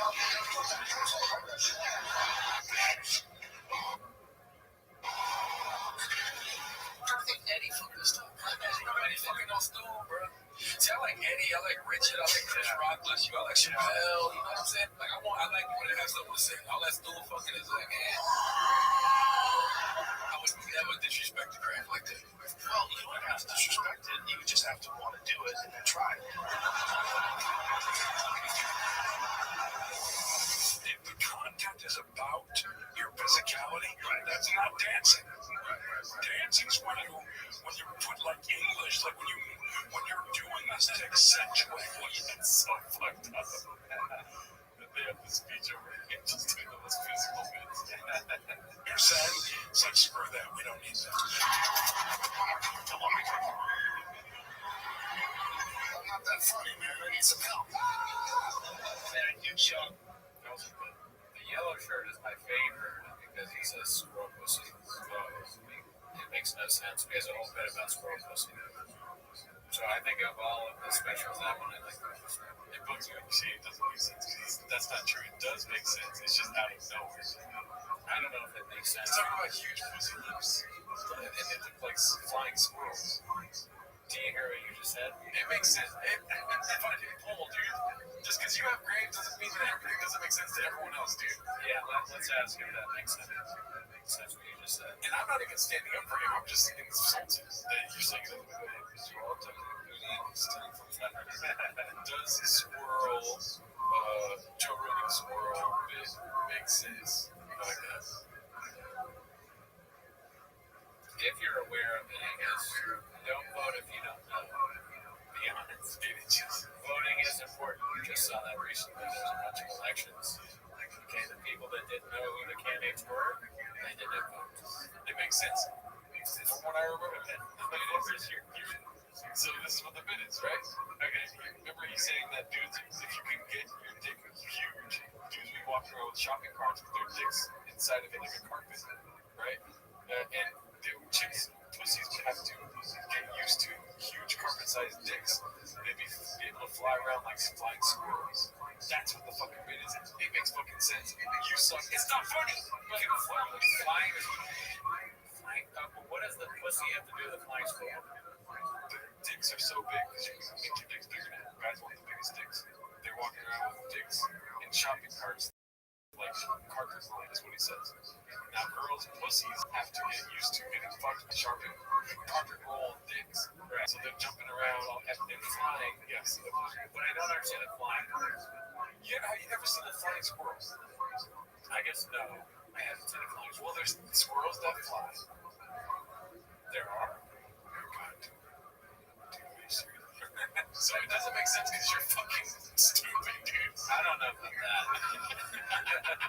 I won't deny that I'm stupid, but I'm not sure. Look, what is that right there, dude? A flying squirrel. Well, how does that look like a pussy? It looks like a pussy, dude. Why do you have to know why it looks like a pussy? Like, I don't understand why this is a pussy.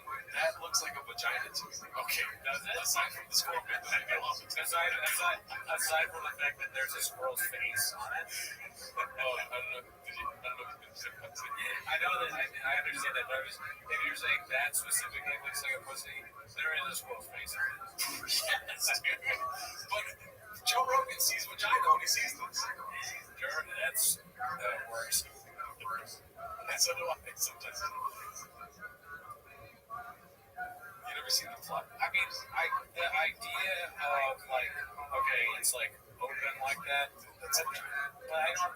That's not. It doesn't. It's a vagina that got fucked by a carpet roll. It's a huge jump, right, to that. Like, it's a very. I'm sure there's a closer jump that you can make about it. It's not a funny joke to begin with. Getting dicks, and then because it's like they all they talk about, right? Shops like, got any dicks out of here. If guys could make their dicks bigger, they would. Oh, wow. Garden stuff. I'm not seeing this. All he sees is vagina. That's pretty funny. Yeah. But if you're gonna make a joke about how vaginas have to be bigger because guys are gonna have such big dicks, there's gotta be something that makes an easier jump than a flying squirrel. Okay, but here, Cootie, you gotta open your brain. I'm just kidding. I'm not insulting you. I don't care. Here's the thing. You're getting stuck on the visual of a squirrel. What he's trying to say is that this squirrel can jump and fly because it has arms that it's able to fly. Women are getting fucked by carpet rolls that if they jump off of a ledge, their vaginas are so wide, yeah, that they can fly. Lips will fly. And so that they look exactly like fucking squirrels. But don't you think there's a better? I mean, it's even Definitely a better. even that is like so like it still barely makes any sense. But there's got to be something better than like you can fly. You could if he's arguing that the lips of a vagina make you fly because you've been fucked so much, I guess they're just like flapping wings. Wouldn't you say something other than a squirrel? But I don't know. What other fucking animal flies that doesn't usually fly? It's the why does it have to be? It doesn't usually fly. Like if there was a penguin that flew and it was called the flying penguin, it's like penguins are known for not flying. Squirrels don't fly, except for this fucking squirrel, the flying squirrel. Humans don't fly. But if you're getting fucked by carpet rolls and you got a fat vagina, you're probably gonna end up flying. I wish you could hear the words that you're saying because when you say it out loud, if you isolate what you're saying, it sounds like a crazy person. For sure, he's the one that's Penis, carpet roll, pussy, flying squirrel, just the words. yeah. themselves don't make any sense. The evolution of stupid. Dumb people are outbreeding smart people at a fucking staggering pace. Jarvis. I think people are agreeing with me. But then again, a lot of people aren't voting because they told them they voted if we see the job. I think the squirrel pussy is just. I mean, I do kind of remember flying. I've heard of flying squirrels. I guess I've never really thought about what that means. And since I was a kid, I think I probably knew what flying squirrels was. At age 5 through 10, and then they just got different. Yeah, well, I schooled you. I think I won that argument. No way did you win that. A, nothing you said made any sense. B, the polls also say no. What would you, there's no making it for him. Geraldo's just likes to think about squirrels. Falsely confused with blocks. Now I'm confused by the comments because it says I voted yes to. Oh, I see. Never mind. That's good. You should support Gerardo. But Cooney said elephant. He said elephant. Elephant? Yeah. Yeah. He said Gerardo's his last nerve with his number. No, I just don't like when you make fun of somebody and say that it doesn't make sense because it makes sense. I think it doesn't. Here's why I think it matters. Yeah, because it's so bad, even though he is making sense. It's bad. It doesn't have to be bad, and he's not making sense. It's both. Like, give the guy some credit. He didn't write it out. He should. But he sucks so bad. Yeah, that's something he didn't even work out hard on. All he came up with was, flying squirrels. It's a thing. The whole Rogan universe is the same thing over and over again. Right. Guys got big games, and then if that happens, she's big. The vaccine makes her too big, and if that happens, then we'll see how it is. And then we fuck each other. It's very dumb, caveman level. That's what I'm saying. That shows you makes sense. Just redact. I won. Pity. Someone named Pity agrees with me. Another thing too is that Joe Rogan was always done wrong because he has video stand-up specials when audio is king. If it was just audio, nobody would know what he was like. That broke my brain. I'm sorry. Elephant's ears are huge, and that's how it's up. They fixed the bit. Oh, I love this one. What's Dubai chocolate? Chocolate with sand on top? That's my time for y'all. That one's a kombucha. That's crazy. How did they figure it out? It's a good one. Crackheads write out poems in their own shit. Doesn't make sense. Back to my way. Shout out to you. That one was supposed to be kombucha. Didn't know what to do. I watched that last time. So not only did you The audio is so fucking unique. No, dude, it makes sense. Just think about it. Guys have big dicks because it's like a carpet roll. And then there's squirrels, and then they have like they're flying, so it's like flying squirrel pussy. And then you're like, as if you win at the debate. Like, and the prize for this year's debate goes to Gerardo Allerton for his slow-mo music. I feel like the guy in the Billy Madison. Nothing yet. Nothing you said resembles everyone in this room is down with Rabbi or whatever it is. Jim Downey. I think the American Diabetes actually fucking squirrels. I was dying trying to get the elephant thing up there thanks to the hooks in the chest. I guess that does. It makes, honestly, this makes me worry now. It makes more sense to me now that Van Lehman has said the thing about elephant ears. So that makes me worry about myself. But I understand that. Like, maybe if it was elephant, but even that still wouldn't be funny. But I do remember Dumbo having ears. Dude, the access to my body I would give if I could find out the other analogies he tried to use in that video. Oh, yeah. And this is before ChatGPT. Yeah. Try that. What if he became like way funnier now that ChatGPT is? Oh, I guarantee he's using ChatGPT. That's special. There's probably some ChatGPT in that. Shout out to you guys. We'll cut up that part that's different. Let's see here. Well, we didn't see that last week. Oh, yeah. Look at that. Comedy's on me. Toronto's. Somebody sent sent me a clip of a comedian making fun of Callan to his face. He was at a comedy club. I didn't watch the audio. I was doing something, I saw just the video of it, and he goes, giraffe, and he's dancing in front of Callan, and Callan spits out. It's a challenge for Callan to water in his mouth, and if you make him laugh, he spits it out. I should have said that first. But I watched it, and I disliked both Callan and the person who did the impersonation, because it was too complimentary. You know, it should be shunning him. So now I don't like that comedian or Callan. Hey, I want to be like self-aware, but also like really funny, like 6'7" or something like this. The guy was too good at doing Callan. It was a respectful thing. Like, it was exactly what Callan does in a way that made me feel uncomfortable. Men even drag guys should just fucking Because it was like something callous, can I ask, or something like that, whatever it was. You are right, Penny is on my side, and also Blister Fist. I've never seen a hairless ginger flying squirrel movie. Everyone looks in the mirror, Daddy. That's really good.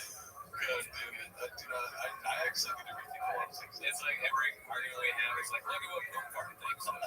Poop Fart agrees with me. Herpes Nuts says I'm right. So if Herpes Nuts, Poop Fart, and Open Wound look like I'm right, then I guess you're wrong, bitch. But Dixie Normans agrees with me. Dixie Normans. I was saying, that's my impersonation. Yeah. Oh, okay, gotcha. I think Coonie is asleep right now. I'll be the villain. I'll be the fucking villain in this pod. If I need to. Have to heal. Yeah, as I'm switched to, or maybe I always was the hero. A lot of 7 Digit posts a lot of Joe Rogan stuff. This is what violence looks like. I mean, this guy is really good with Photoshop. There's no way. Really terrible shirt. He's that sure. There's no way. Look how tall this man is. Sitting there. Let's zoom in on that guy, boss. He loves that Rogan. He loves that Rogan guy. Yeah. He's all like, I am Rogan's man. I was just like in the club, dude, and I was like watching him come at me. And then he looked at me and he said that I'm a flying squirrel pussy. I got front row seats to Joe Rogan. Yeah. And then he locked up my phone. That motherfucker. This guy over here. He's not laughing. He's there. He's gonna flash me later. He might be watching it to be doing some stuff on Chains later. The two of those guys. They're like, okay, I'm not gonna make fun. I'm not gonna make fun of this idiot. You see a little more shit like Joe. Coonie needs to drink some rain. Facts. I don't like how much this poll's going in your favor. Alright, just if you we saw that one. So this one says, Danny Kaufman, too, stepping on the field in front of everyone to celebrate in your shop jersey. Wow.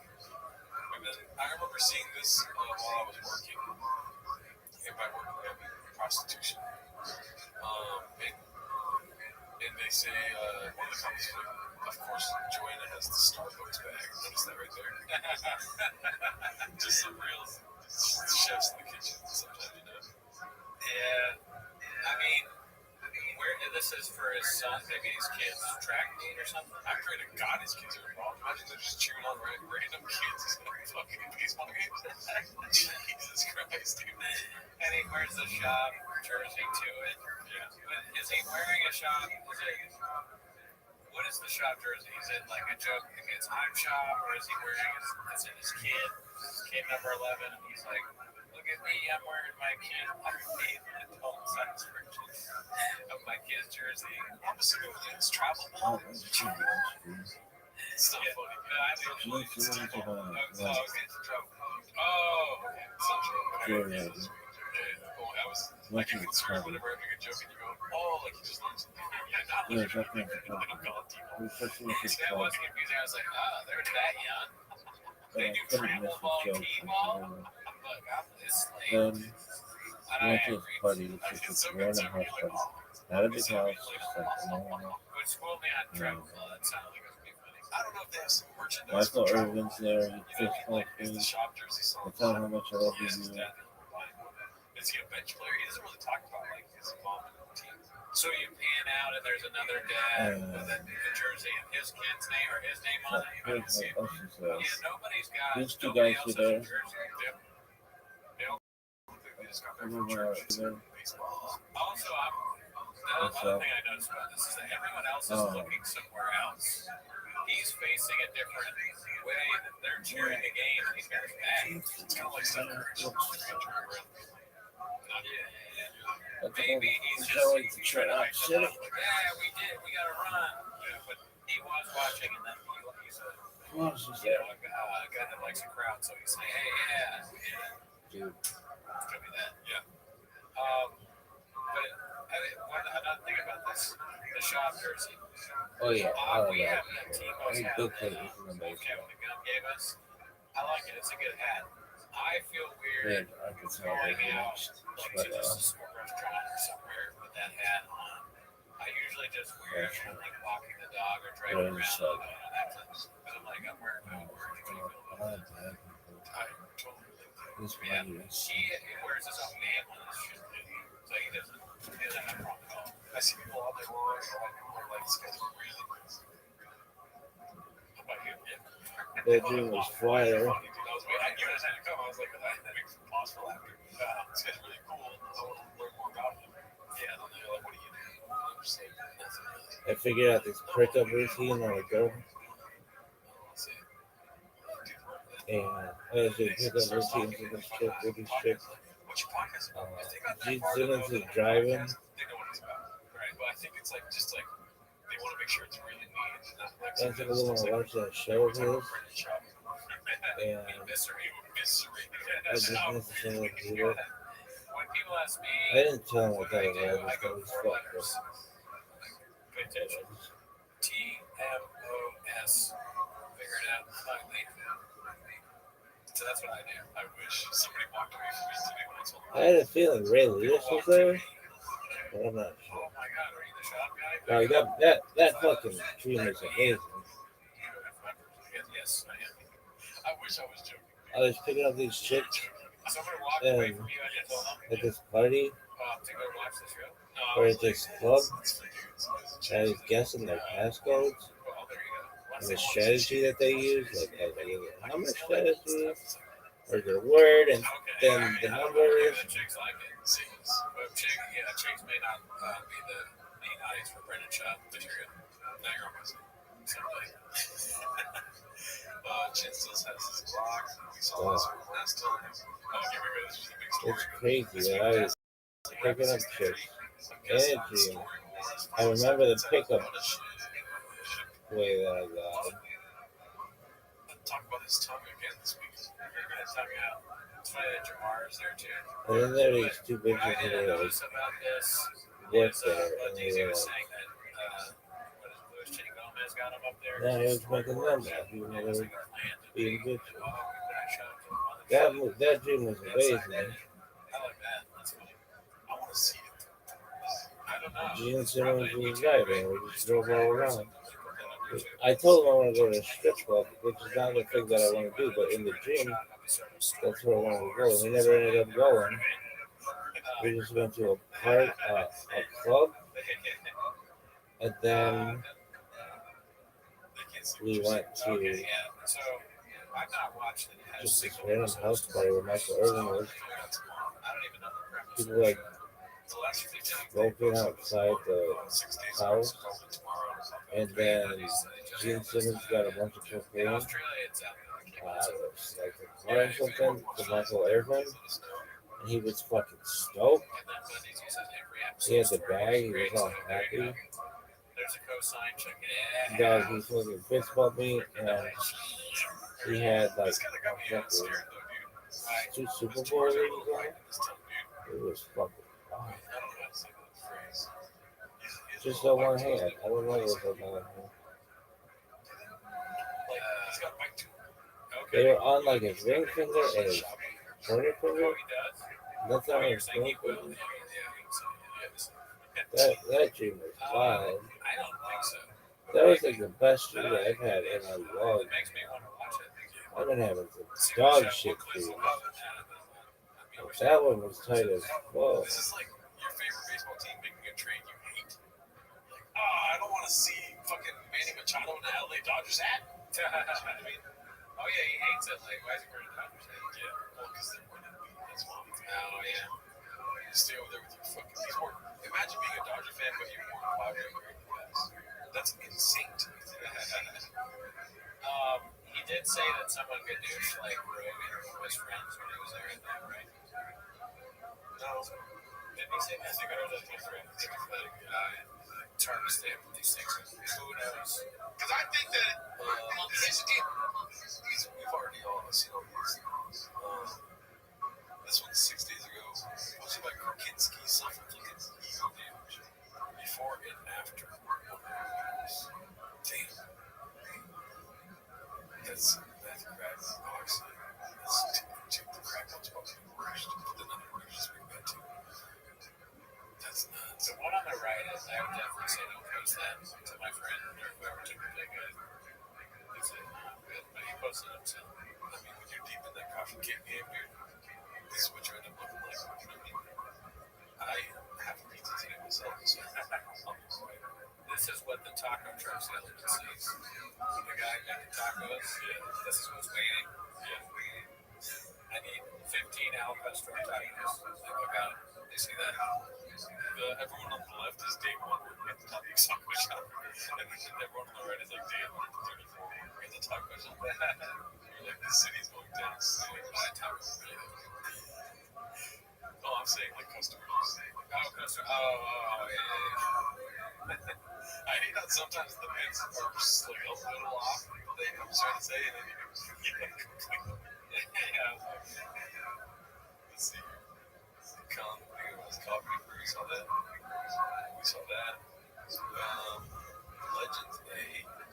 6 Legends on stage 1. Shameless pleasure or something. Let's see. 8 days ago. Don't you forget that shit. Posted my Peter Group. That's Daddy's number right there, dude. Wow. So funny that he wore it on. Oh, shit. Like Devil's Assistant, could that be Photoshopped? Yeah.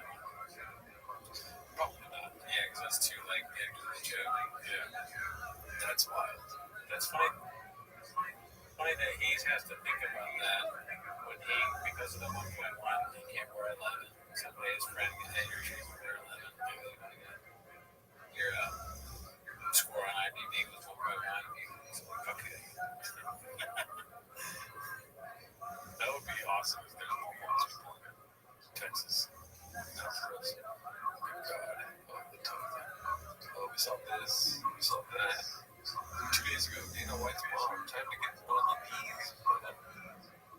Yeah, Ronda's wrong. Rogan is next. I saw those clips. Yeah, that's what the ones you're referencing. He's calling for pressure and cover. Yeah. Like this morning said somewhere he was at the mothership when the comedian made fun of him. Maybe it's the only time. Oh yeah. I know what you're talking about now. But that's not Story Wars. Something else. But that's also like skits and bits, dude. It's like he's just not. He's like, you're not allowed to make fun of each other, dude. We're gonna try to do some fucking slimy things. We're gonna, report differently on our IRS forms, and you can't tell anyone about it, dude.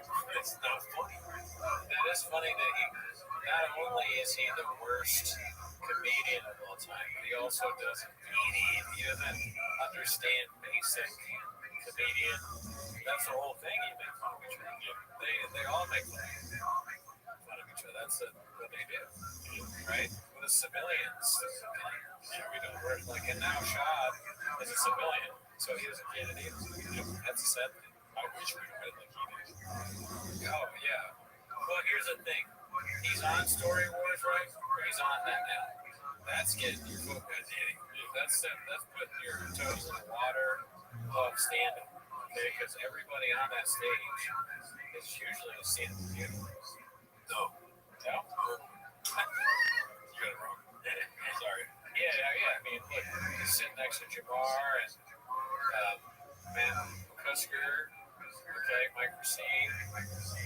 was very close to being. Yeah. That's about as close as you get without being on stage, walking around with a mic. This is your face after saying all that. See, I told you, dude. That's facts. I woke up. I was asleep for most of this. And I'm awake. Were you probably putting in the burn the boats? I agree with that. Definitely. Yeah, the Dodgers had it. To this world. I don't know if you relate with that. When it literally looks like my team traded for some player I don't want. What do you mean by that? Like, you know how Steve Nash came to the Lakers and only played like 3 games? Oh yeah, it's like, God, no, not now. He's old as fuck. Okay. We're not going to win a third championship now? Right. This is like, my team just made that straight all the time. Right. Like, no, he was great. Great for Poppy, but I don't know what he's got now. I want to Photoshop a Dodgers hat on the road in it and Ronda Rousey too, just to make it even more sad. It does feel weird. Please, no sports briefing, fellas. Makes me want to do more. Well, we're talking about Schaub here, who's a baseball coach, dude. Right, thanks. What are they zooming in on next? Minnesota. Before Slogan has their Starbucks. It is kind of fun. It's just a Starbucks bag. Like, why do you get that? Is that a gift? Like, how do you get a big Starbucks bag? Yeah, it is. Like, you know how it is, like Sephora, they got the small tiny bags. Or like Victoria's Secret, they got the tiny ones. Yeah. You know, but if you get a big bag, you know the reference here? Okay. What's his name? Fucking Manuel. We did this on the Patreon. Oh, man. So, yeah, join the Patreon. I need to join the Patreon because I don't even remember that. Yeah, like, what did you buy at Starbucks that you needed? A fucking industrial sized bag? Well, I think, so here's what I think about this since we're going to talk about the bag. I think she bought the bag. Sure. They don't sell bags? There's no chance. That's a brown bag. Is it brown? Yeah. It looks to me like it's one of those, like, Starbucks, like a, you know, Barnes & Noble has bags that you can get, and sometimes they might even give you that. But I think that they also sell them too. So I think that I bet you Starbucks, unless like, why would they give you a, oh, it's just that bag. Yeah, it's a to-go bag. Oh, man. I'm fucking right again. This time you're right. Flying squirrel pussy. This. I'm a bag trip. No, they sell bags there. This is a very shop. Actually, you're wrong. No, I'm right. They sell bags. They have big Starbucks bags. Or maybe she's just very nice and she got coffee or something. Think about that. I was going to say that next. I do. I also do. They're circling in on this person that got coffee for everybody. Okay, and all you fucking homeless cats with weird profile pictures of, like you live in your mom's basement. Did you buy coffee for everybody in your son's basement? Plug in? I don't think so. I can't believe that I was there the whole time. Dude, I'll say you're wrong. I think I am. There's no chance you would buy stuff from anyone else. Oh, okay. Like, she gets intersected at something else. She fucking brains and she's like, not a chance, daddy. I mean, look, the bag to the bag. She's like, let me get 3.5 cups on the side. That's what she says. 10 toes down, she bought coffee for that old man. That's why he's so happy. That's why everyone's cheering. Because he's like, yeah, I got coffee for everybody. And Sean's like, yeah. And they're like, they don't care about baseball. There's no coffee in baseball. Why are you sweating? Let's see here. What else do we got? I can't make this up. Oh, yeah, we saw that. Did we see the comments last week? Totally real and organic comments on TFK Shorts. These make me laugh every time. These are posted by Beyond. Dude, thank you for your creative energy. The fucking profile picture, dude. It's just like a subreddit that I want to join. Your channel has become a source of inspiration for me for interesting topics like quality execution. No chick that's like this is talking like that. They're saying stuff like Savage channel has been a pleasant discovery for me. Thank you for your inspiration and talent. And then what to Ben? This woman's name is Big Tran. She's a big T-Fac K fan. Fong Big Tran. I don't want to be racist, but does that mean that Chin's buying the box? Oh, because she's Asian?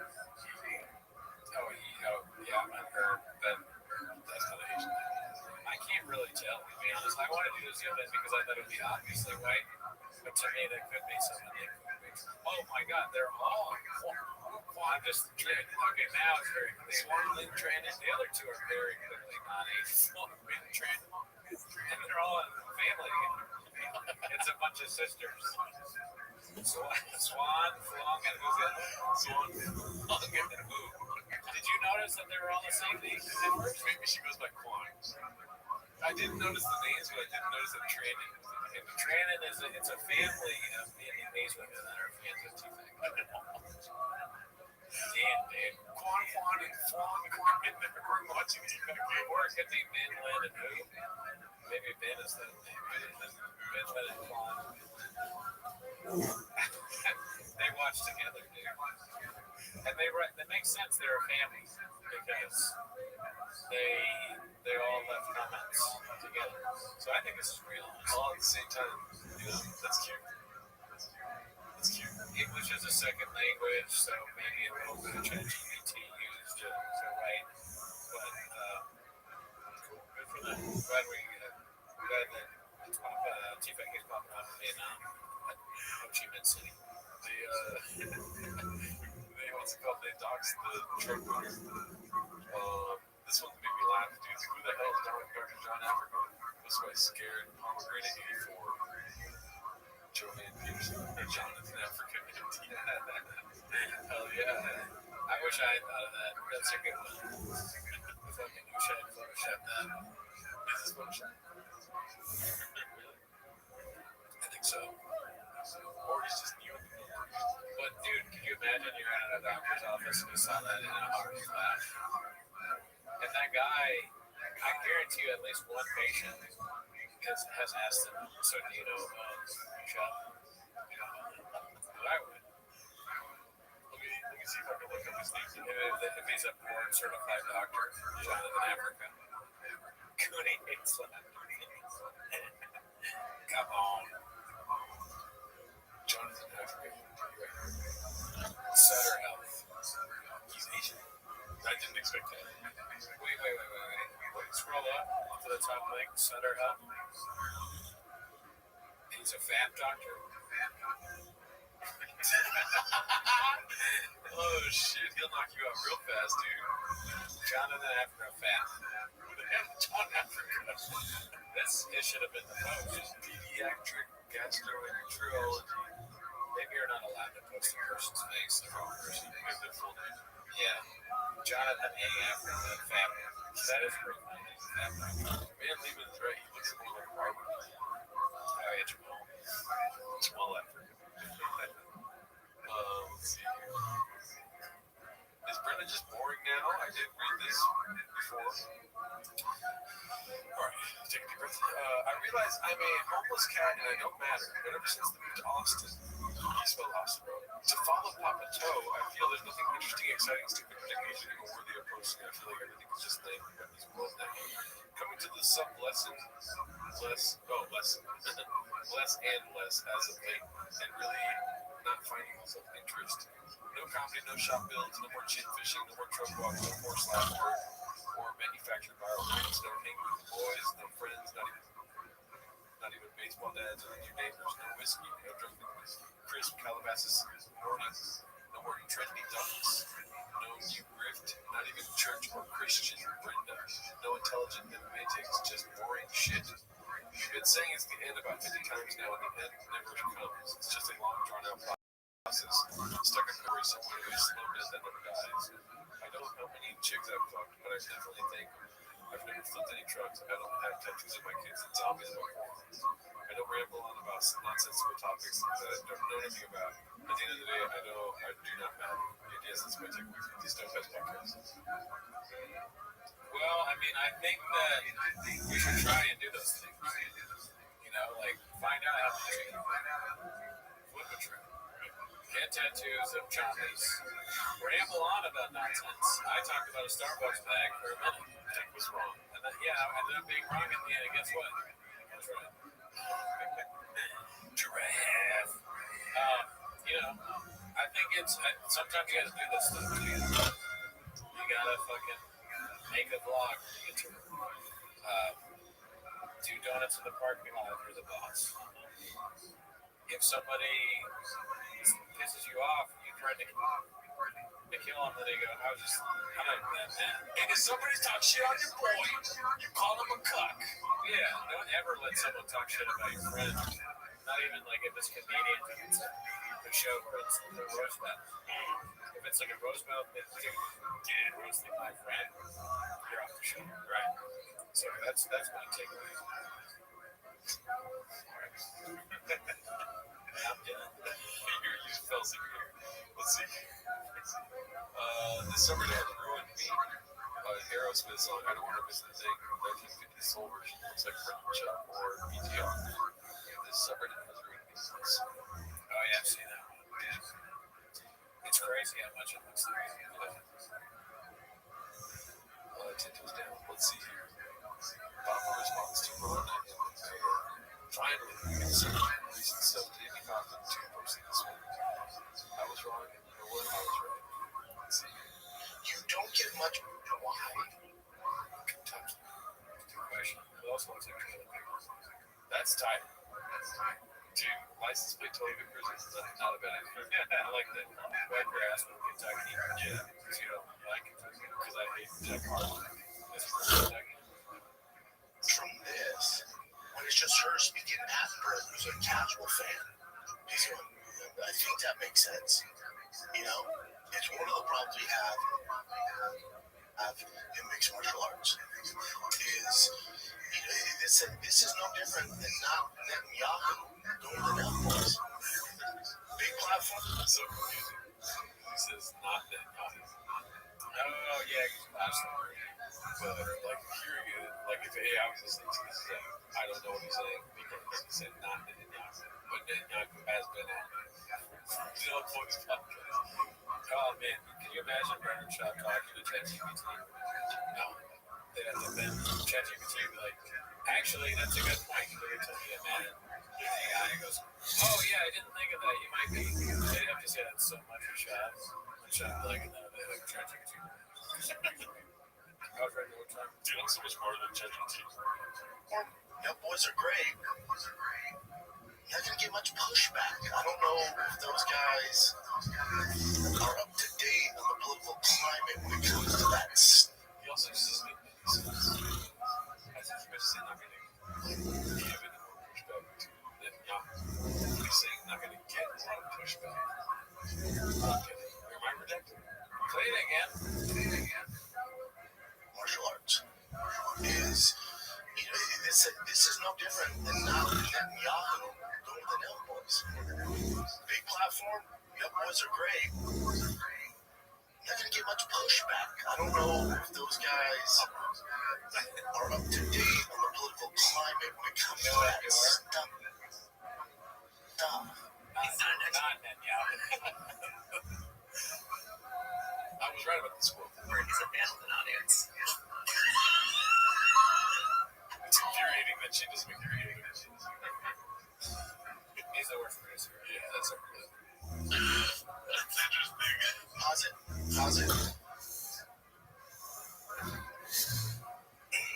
Here's the other thing I don't get. Do you think Quan Trong and Fuguan figure themselves to this or not? This is their favorite. The part he talks about MMA stuff. They're watching and they know everyone's man. I'm just talking about Joe Rogan and MMA. Wrong and Ben and Tran.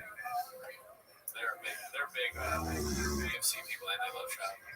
Do not get. Where and Joe were close.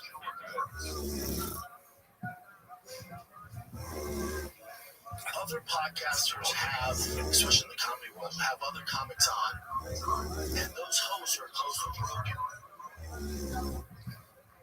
When you bring somebody on and they throw a jab at your boy, I don't understand how you just let it ride or have fun with it. Oh, what? How you not defending your boy after all he's done for you? Even if he didn't even say it wasn't Joe Rogan, say it was a lower level guy. If he's one of your boys, I don't understand how you don't defend them or stick up for them. How old do you think that they are if they can continue to do it? Can they do this into their 60s? Unfortunately, yes. So, and then the second follow-up question is, when they're 70 years old and they're still doing this pocket read and blue chew and everything, are they still going to be like your boy? Like, how can you do that to they're 80 years old and like your boy? How can they do that to your boy? Old ass shot. How can they do that to your boy? It's hard to like put like an experience to an age, to an 80-year-old person, but it's easier to do when they say fellas. You know what I mean? Like when an old man says, "You want the fellas out against the other side?" Nobody says fellas. Like, Oh yeah, sorry. Akash, yeah. Shout out to Assad in the chat. Assad is in the chat. They told you it's gonna be rough because I only have 1 round of today. And I was right about most of the other things I argued about. But you know, like an old person says fellas. Sure, we don't say that. No, you know, but that's how they talk to their moms. You know what I mean? Yeah. I get, yeah, and then the boy, yeah, so my boy, I don't know, does Rogan say my boy? My boy, he's my boy. Rogan does vaccine. He's like, I didn't get the vaccine, my boy. I took some ivermectin, my boy. Check out this help me, my boy. Fella is endearing. You're my boy. Fella's just kind of funny. We were only eating at Fella's because, you know, Akash, it's one thing to say Fella's jokingly or, you know, I with some of the fellas, I mean, maybe you get away with that, but not if you're on stage and lecturing, like, fellas, you know, women are stupid, right? Then you're doing, if you're not being ironic, you're so good. Yeah, Akash was saying, fellas, my girl's a bitch. Stuff like this. Yeah. And also doing glasses. Yeah. What Shab is doing in this clip is just explaining stuff that's very simple, you know, and then coming to a thing that's a huge overreaction. He's like, all right, listen, as if we don't understand this already. You guys, all right, listen, Rogan and Bert are friends. And then a gigantic pause in between what he says next. So if a guy comes on the podcast and he talks shit about Rogan, it's like these weird pauses in between. Is he okay? I just don't get it. I don't get how you would let someone talk about your boy like that. I mean, that's cooked. Yes, you do it long enough. Yeah, I guess I gotta do it long enough. It's, you want to talk. That's a good point. I want to talk because I feel weird not talking about something for that long. It's a weird fucking bit. Here's my deduction. All right? Your boy watches his boy, Andrew Schultz, go on Joe Rogan. Right? Facts. And what did they talk about? Another comment. Andrew Schultz talked about how it's not fun. Yeah. Next show he does. Same thing. Yeah, I knew that. So the reason why I'm pausing, fuck you, by the way, because he's doing, he's a black belt. Sure, of course. He's a very good. Yeah, very good. It's because everything does that because Oh, wait, no, I didn't know.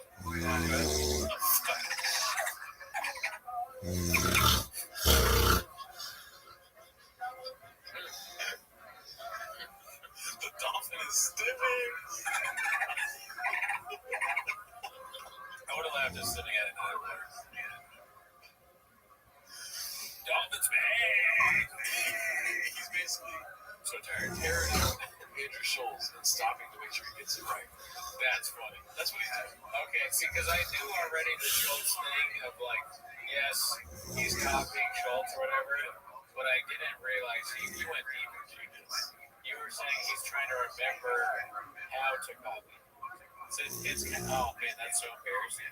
You're stealing, but then you're doing it exactly right. Am I mimicking Andrew Schultz in that? That fucking golf ball's out of control now. Oh yeah, it's crazy. It's really becoming a dolphin. It sounds like a dolphin. And today, when I was leaving work, everybody's like clocked out, and I go, "You guys want to see something funny?" Those are stressed out, and they were like, "Sure." And I took the water bottle, I did the thing, and the one guy didn't see it. He goes, "Is that? It's not like a dolphin." I didn't look at a dolphin. He just did. It really does sound like a dolphin. It's the worst water bottle of all time. I know I've said this before. It's just so bad. I was looking for a cheap water bottle because shocker, I missed it. My girlfriend wanted a water bottle for some like concert that she went to. She's like, she said they're only selling it for this amount. So I'm looking for something cheaper than that, but really it's just like a concert thing. So I'm looking for those cheap ass things. I find one that's like that price. And she's like, I don't want that. I mean, I just was saying what the water bottle costs here. And I go, oh, and then I did the dolphin.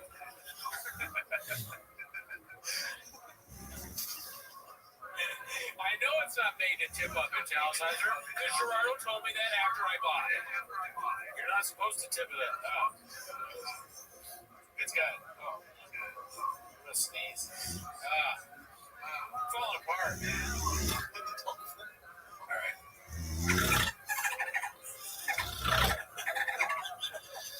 Dude, I could be on that show. You're a flipper, dude. I'm gonna age myself. You're a flipper. You know a flipper? Flipper was a classic show about a dolphin that saves whistle. Okay, I remember that. I was too lost in the bit where there was another guy that does a dolphin ball. Flipper, look over there. British Shop is his hamstring is broken. Torn.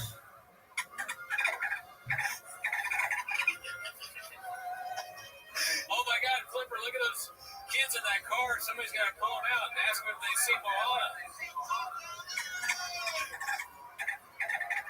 You know what I don't remember about Flipper is here. Oh, thank you, Southside. Towards a new model. I'll fucking find you and kill you. How did Flipper save people if he's only in water? Was he just, what's this? I don't remember how that show worked. How did Flipper save people? Because dolphins are only in water. Also, we know that they focus. Flipper, and this is, what's even more crazy of it is that I can't believe I've never thought about Flipper and Flapper. And the other day in Hollywood, I've never heard of it. I was driving down the street, and there's a new, I don't know if it's new, there's a restaurant called Flipper, and it's a pancake. Oh my God, pancakes. It's a fall-down prayer.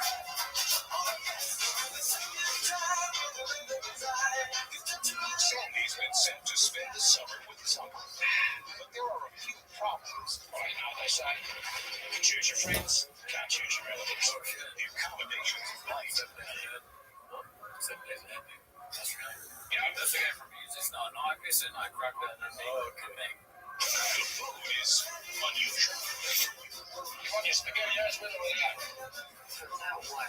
Drinks, and there's not a friend in sight. There's gotta be some mistake. You cannot be my uncle. Until today.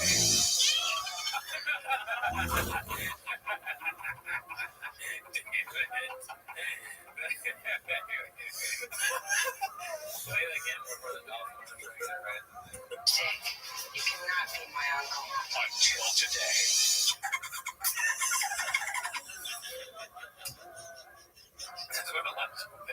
That's what Elijah would heard. Dolphins are cool, man. I don't think they fuck people like they do. I like dolphins. I think dolphins are chill.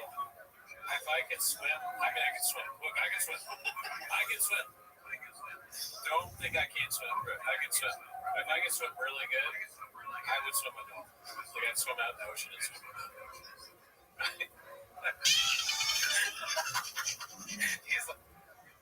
He's laughing at me like this motherfucker can't swim.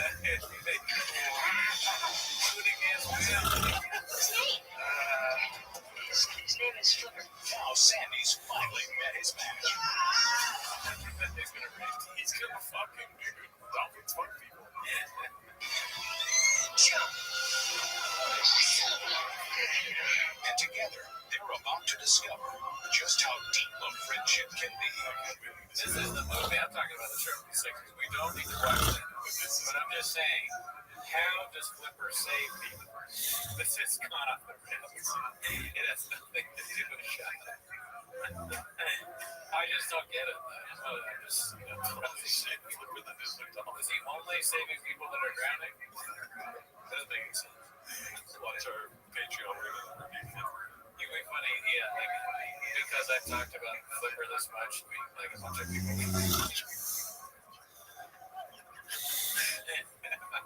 My sister just canceled raising Flipper time. It's such. Flipper's so good. I wipe my ass with Kentucky.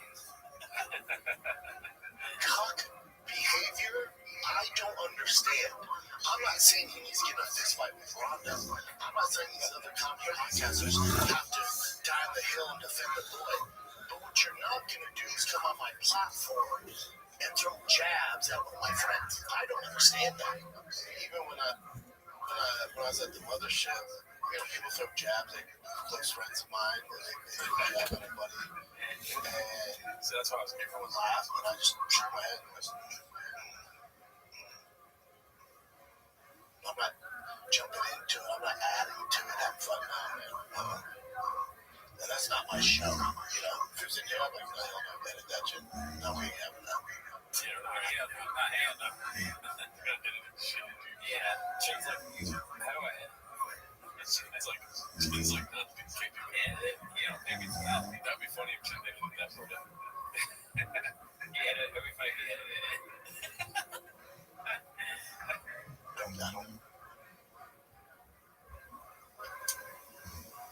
I don't give a fuck. If I came out and go and show my rape with certain friends of mine, I don't give a fuck.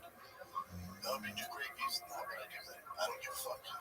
It's not happening. Go on somebody else's platform. But when she sees all this backlash, she sees so much resentment.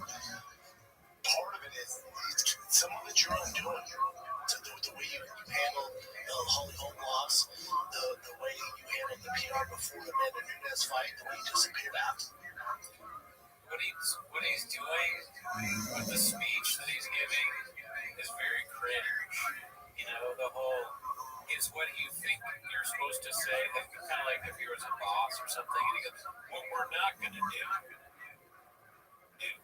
If your boss says that, that's a crazy person. All right, here's what we're not going to do. Y'all are not going to come in here. You just tell your staff what they should do. Say, here's how you do it correctly. Or you made this mistake, so this is what you do to correct it. We're not going to do this. That's what he's doing. I understand. I understand it's a show. He's got to be entertaining. And listen, I'm entertained. I like it. No, what we're not going to do is make dolphin noise with our water bottle. Oh, really? Well, okay.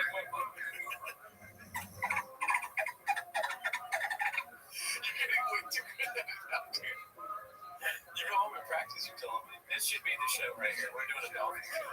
That's the next one. 10 minutes of dolphin. 10 minutes of fucking defense. I'll get you one. Maybe I should get you a water bottle that sounds like a different You're just very redacted. I want that bottle now. The sign that says, yeah, you should get this one. At least pretty hydrated. Jokes on you. Yeah, there's no look at this one. I did not have enough water. Mine kind of makes a dolphin wild noise, but it sounds like a drunk dolphin. What does that sound like? It's like maybe someone peeing. Like what we did.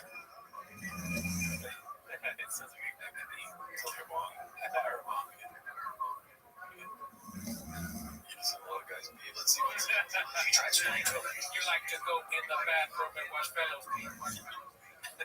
Bean dipping beanie dropping facts on liberals posted by Andy Kaufman 2. Bond for sure. Missing the secret because of a squirrel. Flushing toilet. But watch yourself fall so confused. Watch it. Flushing toilet. This kind of stuff. Yeah. See? Flushing toilet, guy peeing. Right? In school, all you learned was elemental pee. You like to go in the bathroom and watch fellows pee. That was an Andy Kaufman. If you try explaining to a liberal that slavery was wrong, we all hate that, we all agree. Did you also know that slaves were entitled to work extra shifts to make money? Some slaves were paid, and not all slaves worked in fields. They'll call you a racist white supremacist. I'm not praising it, I'm telling you about the history. His wife, Serena. How does that make sense, right?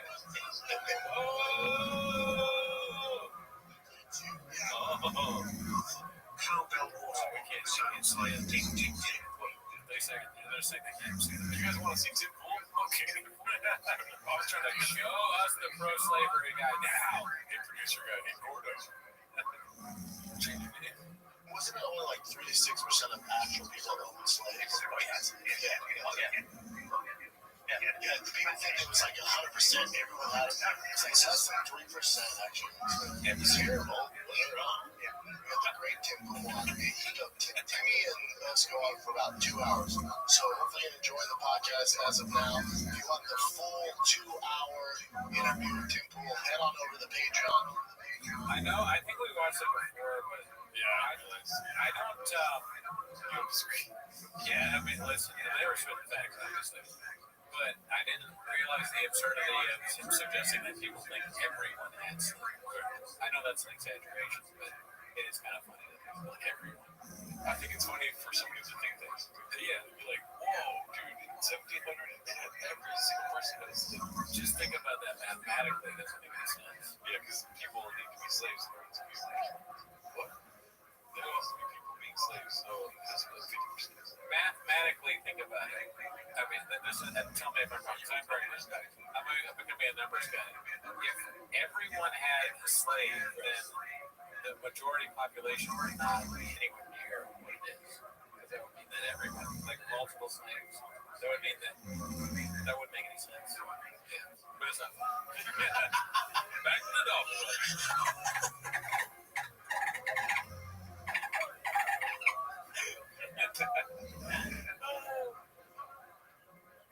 Alrighty, let's see. We're firing on all 50 cylinders. More on Mappa flipping out on LT mid innings. That's a lot going on here. Post by Busy Middle 8108. This sounds very interesting. What do you think he's gonna flip on his son about? Wait. Read it one more time. Sorry, I was reading this. Oh, he's flipping out about his son middle of the game. Oh, maybe he got struck out by a fat kid. But yeah, so he's in a slump, and I kept saying, O'Connor was in a slump, Benson's all in a fucking slump, Will Smith was in a slump, fucking Max Muncy's in a slump. I'm just listening out slumps on slumps on slumps. Yeah, finally. He's a little bit more for 27 with him. He's horrible. But it's all good. His club's good. So I'm guilty on it. I'm just dealing with a lot, dude. I took it out of Tiger from his team. I'm royally fucked up. I'm royally fucked up. I'm being baseball fan. Time to be shaking again. Thank you, Truck Flip. Baseball. Listen to this, like, don't talk about that. That's not true. I'm not big. I'm not like that over here. You're hiding in the bushes. I heard you tell that story on the story. It was very funny. Oh yeah, but no, I'm not like shouting at team for but this is you don't say anything to because you said no dad has ever said something where it's improved the kid's fucking game. I know this. I know how Dad's never said anything where it's improved the kid's game. No, you are bringing attention to me. You put more pressure on me. I just stay quiet. I don't say shit. And then T, his back's been off at 12, so I'm trying to get rid of it now. I'm dealing with the pressure from Billy, which we can do. I have all the shit going on, and then he dropped his pop fly, which is a routine pop fly, and then he didn't hustle. He walked to the ball, and there you go. Bubba. And now, hey, I got my pitch. Well, now I'm going to say something. Now, it ain't about me. You can't stroll. That's so disgusting. There you go. Oh no, come on. And It's just, oh yeah, what is that? That is disgusting. It's yeah, ponytail kind of pony shop. I think it's more of a mohawk. Oh wow, mohawk shop. now, hey, I got my attention. Well, now I'm going to... That could be something else. But yeah, that was it. It looks like a pimple that needs to be popping. Welcome back to Pimple Popper. Pimple talk. That's disgusting. Yeah, you got a little blackhead on your back too. It doesn't. It looks like a gigantic on the back of his head. Like a cartoon. He like Wally kind of on it's like graves. Oh, facts. This is all that happens on all podcasts. We're scrolling next to scroll. I love it. Let's go quickly and get to the let's see. Say something now. It ain't about me. You can't stroll to the bar. My thing was hustling. You can't stroll to my last name. Turn on Mr. Hustle. But, you're going to log in. We're playing against 12. Remember, I won, and you're Joe Cool. Well, let me introduce you to Big Brown. Now it's not popping. Now it's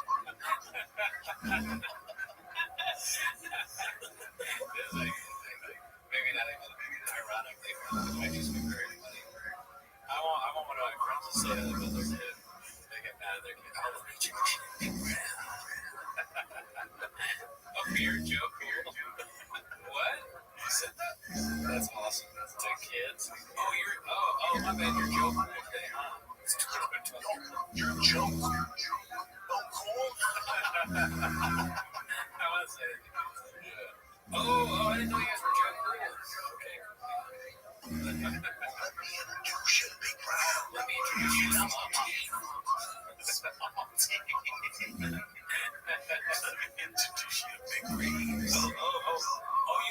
You kids are Joe Cool. Okay, well, let me introduce you to Gerdo.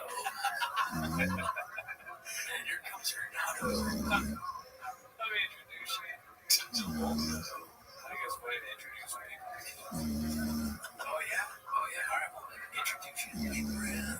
God damn, dude.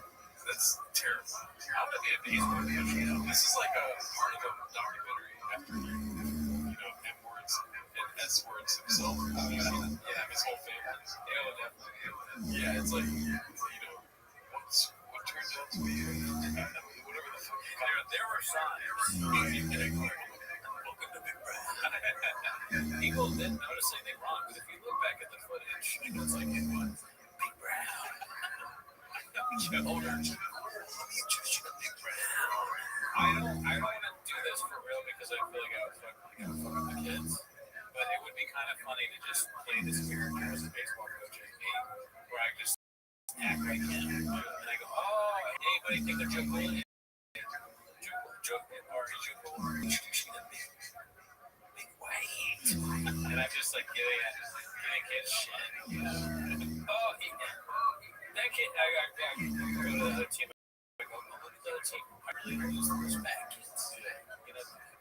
Bad. I want to do that. That kid's fucking huge. We are not. This is serious. Okay, look, a lot of you, I can see your dads aren't very athletic. All right, like your dads. I get it. I get why you're not trying, but you with your dad, like that's a hot guy. That's a big guy. Goddamn big guy here. That damn looks like a fucking giraffe. Now it's on top shot. See, I'm Big Brown. And I know I'm huge and loud like us a lot.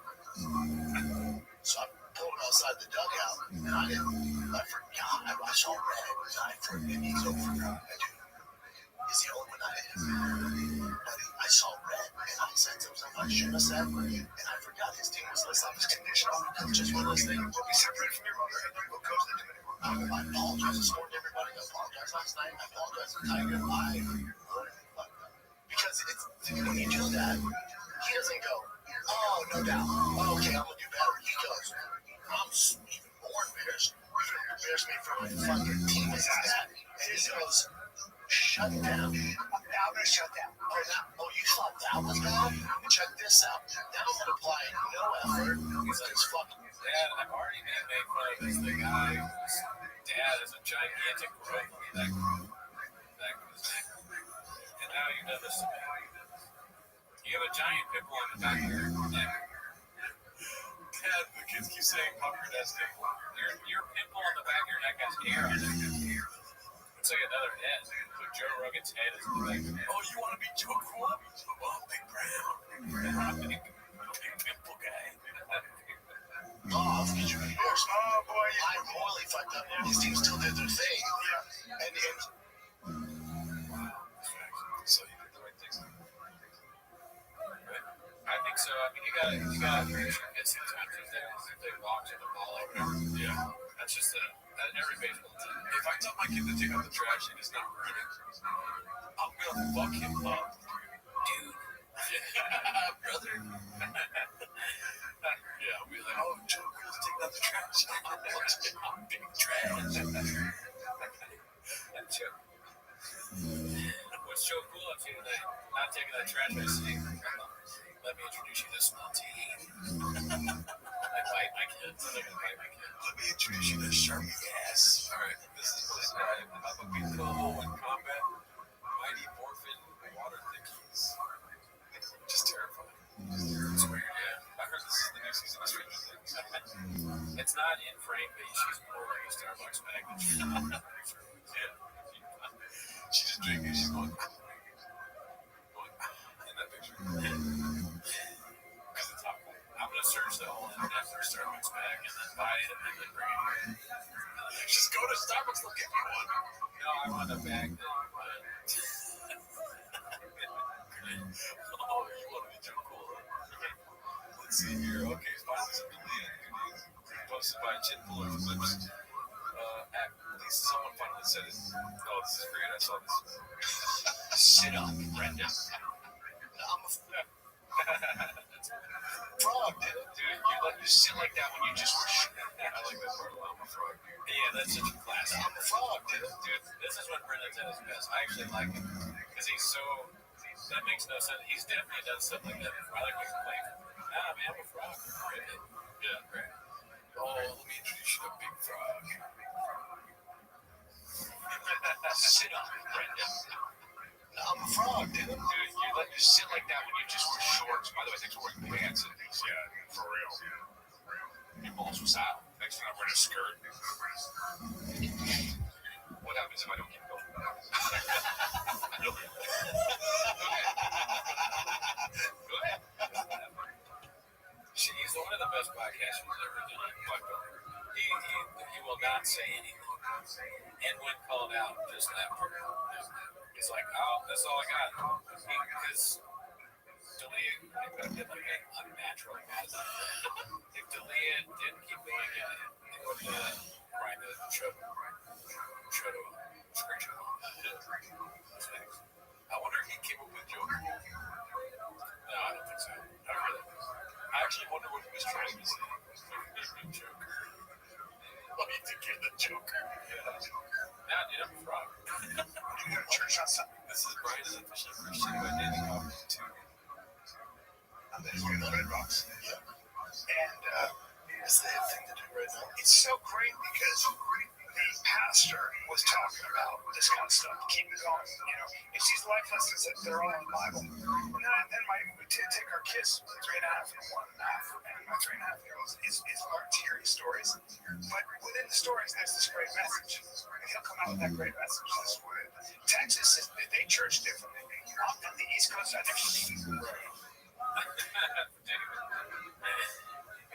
Oh my god, dude, that's so funny. Yeah, we'll say the Gregor podcast. Dallas is North Korea with a church. Many churches. Dude, that's so funny. He also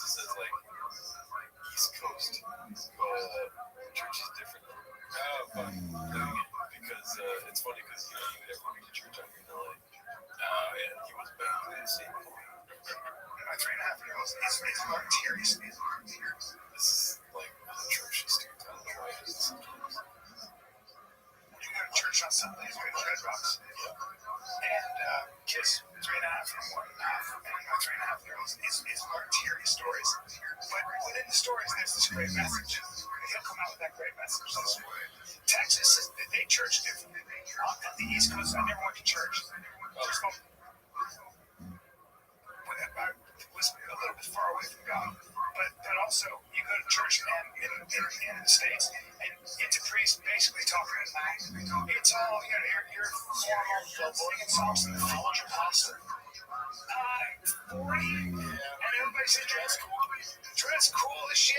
We got a band, we got a rock and roll band. I like it. I like it. I mean, it was so casual. People in tube tops. My wife, she comes from the East Coast, dresses up for church. She didn't go to church her whole life. She was like, a little formality here. Chicks have the kids at the church and for God. 100%. I'm a man of God. I'm a man of God. So you go to church for the chicks. You're true son. Go to church. It's a social good time. Yeah. Hey, I go there, it's a concert. It's not really worship. It's more like, let's go there, I'll hear a great sermon, And then you'll talk. and then you hang out afterwards. They got coffee, they got snacks. Texas is a Christian country. We're a Christian country. Okay? I'm a man of God. And the church you get to this bullshit. No, it's not. You can't have a happy hour on See, the Sunday. Red Rock store in Denver. Yeah, man. It's a good church. Bullshit. I'm a big fan. I was just surprised at how much you guys feel that way. I will tie it. Not yet. Well, Sean hates casual stuff. I just don't get it, dude. He asks him if he gives money, and then shortly after asking him, he licks his lips. I can't really push it again. Well, it's probably a nervous tick of some kind. And Bob, or maybe it's some sort of podcasting trick that we just don't know about, dude. Yeah, we obviously don't know it. Oh, yeah, come on, guys. What is that? One of you guys knew this was coming because somebody likes it right away. Yeah, I mean, if, would you do this amount of likes if you were saved by Flipper? Flipper better reference. Yeah, would you? Okay. Yeah, I mean, desperate times, you know. So.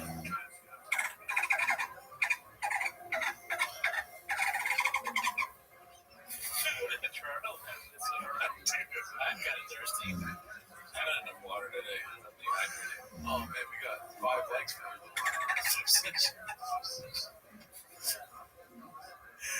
I don't know why I said that Flipper thing. Listen, I'll turn the sound on. The annoying sound. I'll do it again. So Brian's a Christian. POV Brendan Chop out of the Mexican comedy by the ship hosted by Nicholas Lives. He's always good. Yeah, flagged. Oh, geez, man. I usually they always get me. I always laugh at the fucking Vince McMahon. Those kids crack me up. Anytime Vince McMahon does it, one of these things, or in any other kind of meme and dying laughing, that guy's a clown. Yeah.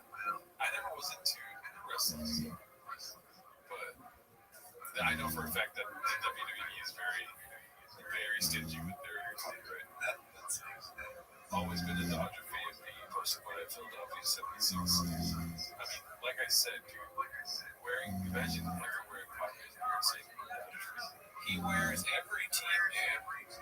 Like, he has no, he likes sports. He's like the NBA where it's just, fucking, the guy, Rob Lowe, wearing the NFL. It took me a while, but I got there, dude. Come on. I, like, for a split second there, I could have been a fucking, like, if somebody was in front of me and I had a knife, I would have stabbed him. Yeah. It's like, what is he talking about right Rob Lowe with a football hat? You're saying the fucking squirrels don't make sense? The squirrels don't make sense, but I'm also at splaying. I have reviews, and I'm tired. Did the Rob football hat thing make sense? Yeah, let's give this a try. Let's give this one a try. And was the pause before effective? Did I do that on purpose? I think you did. I didn't do the pause on purpose. That was a brand. And the all caps is necessary. No, thank you. Thank you. Okay, I'm not crazy. Okay. Oh, you guys still get that NFL hat? Okay, all right, we'll see how long the sound is. You got that? I'm like, wait, no, that's an echo. Could you imagine if someone, what if you found out I could just make that noise? Like I could, I did not see that, Zach FL. The chat has masquerade. We don't understand you. Let's see here. Okay. This is posted by Term Exclusive. Pull the fuck up. Yeah. This has been nuts. Alright. So back to when Shop promised to fly fans out to LA for subscribe to the Big Boy YouTube channel. Posted by Papacito Vera. We're picking a winner at 20. I'm wearing a different hat, by the way. this goes kind of like this, Rob. I think that's LA's minor league team.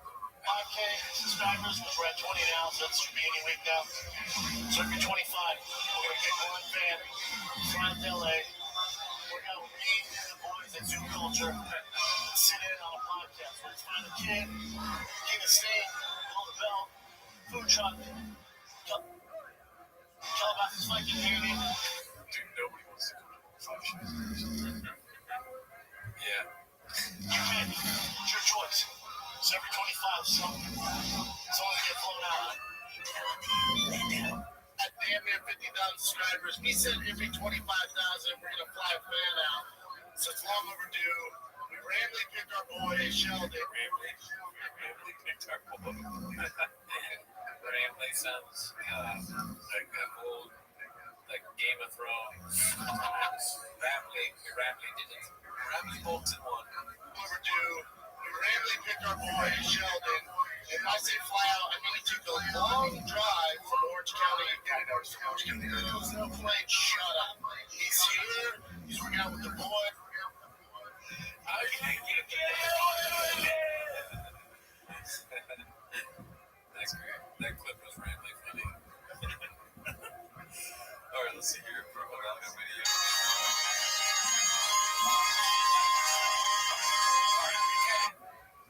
Wendy Cummings deleted her response to the VR Comedy Festival yesterday. This is a segment that was cut out of the podcast posted by Dan President Me. I think we watched this on one of our shows. We have like 15 shows. That's where I did start talking about the Comedy Festival.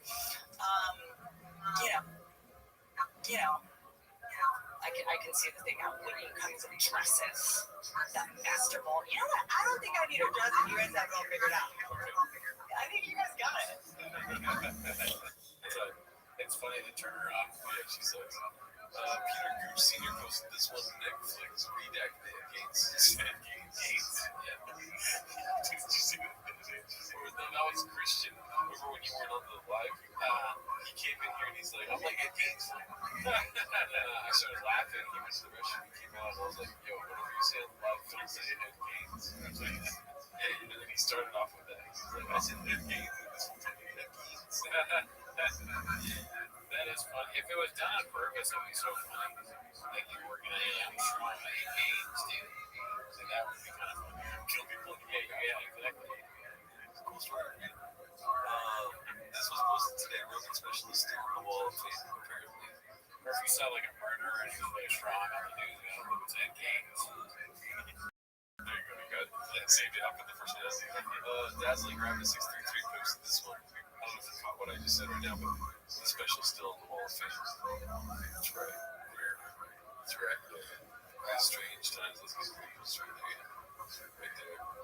That one. I don't know. Do you remember do you follow? Are you following what's happening? No. Elf and Graveyard's videos.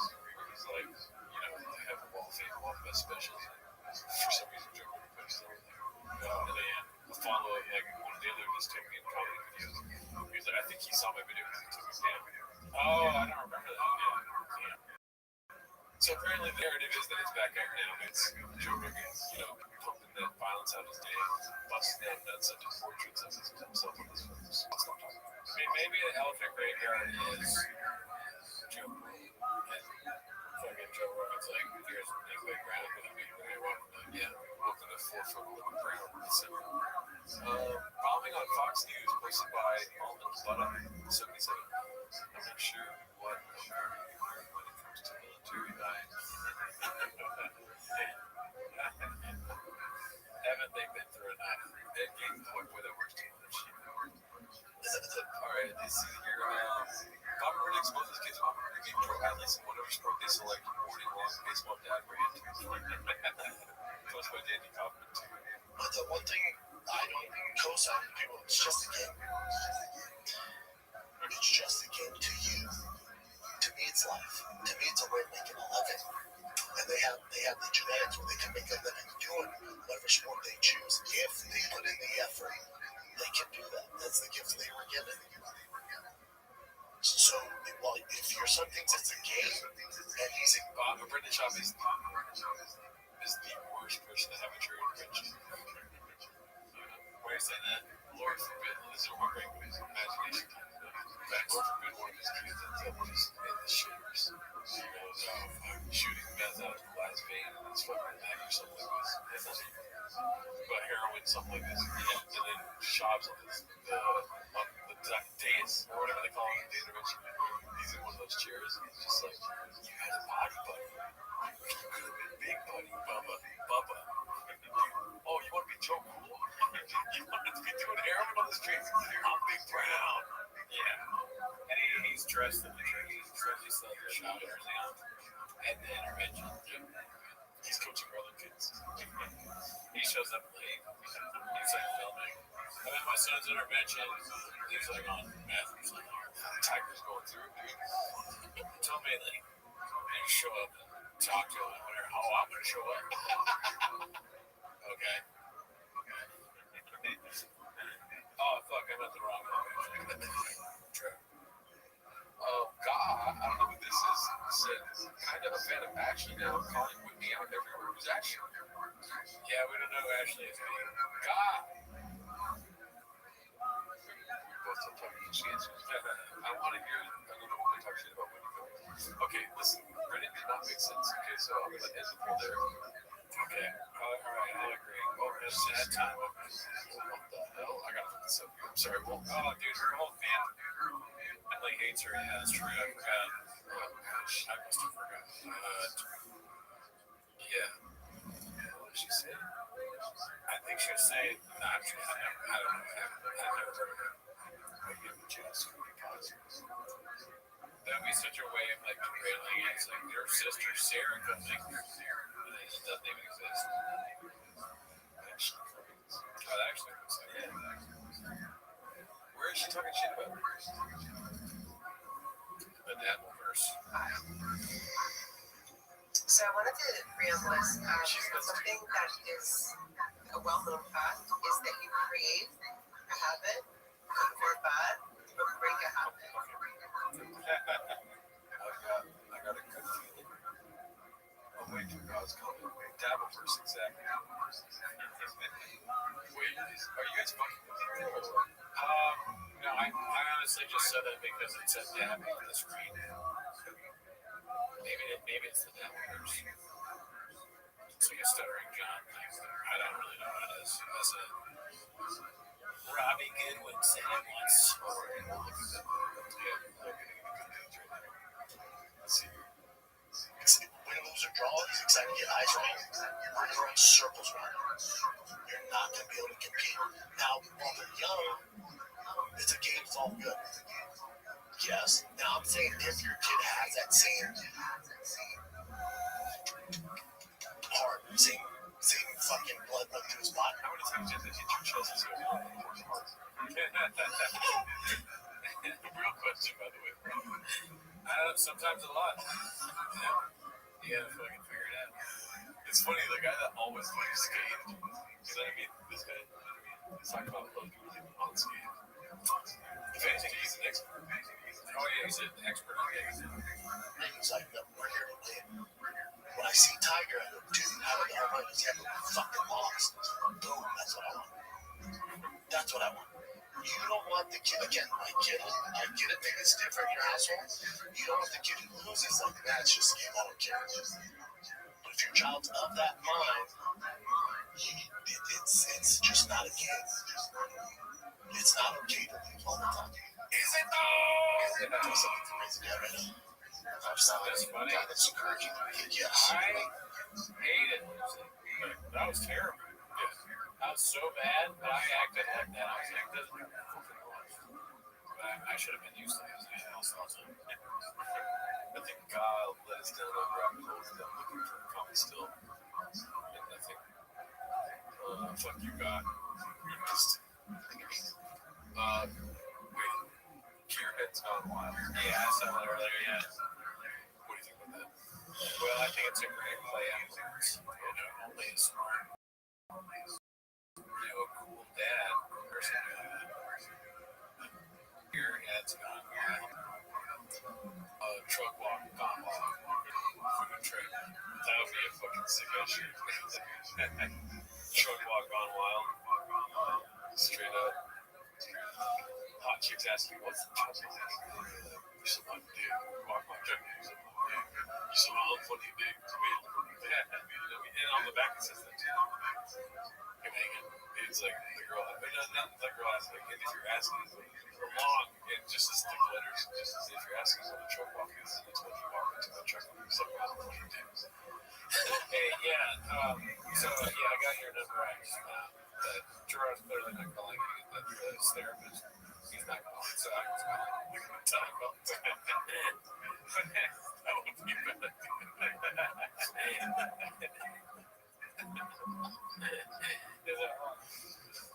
I'm on the phone with your therapist. Yeah, no, Gerard definitely has to come in.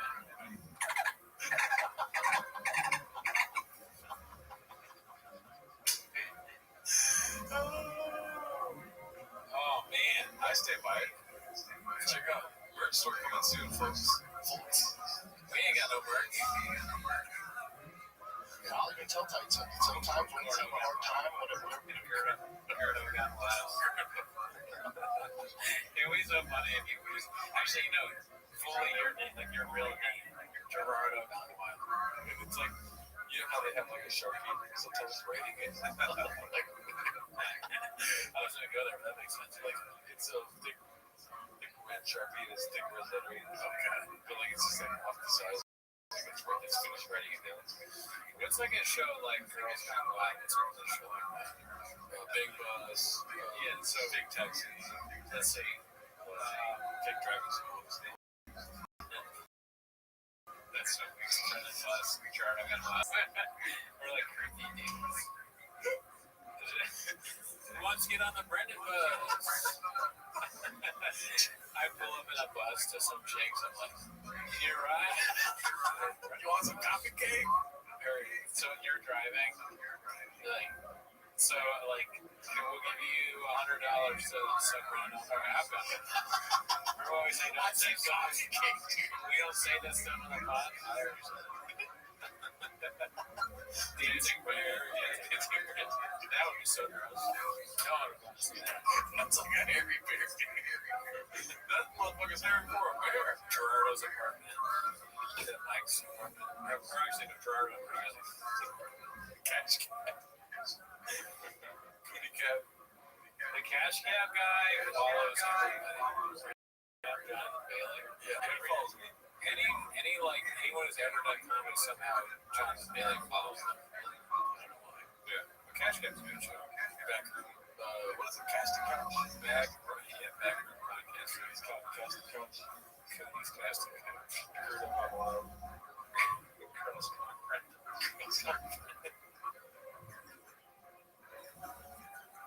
Podcasting couch is good. It's not that funny. I don't know about that. Girls Gone Wild. games and hot dogs and fucking buns. But again, the juice is worth the squeeze. If this is what you want to do, this is what we gotta do. Yeah, let's ride that. All right, let's do it in cages. I never asked Tiger to put in extra work. Never. Him or Bossy, never.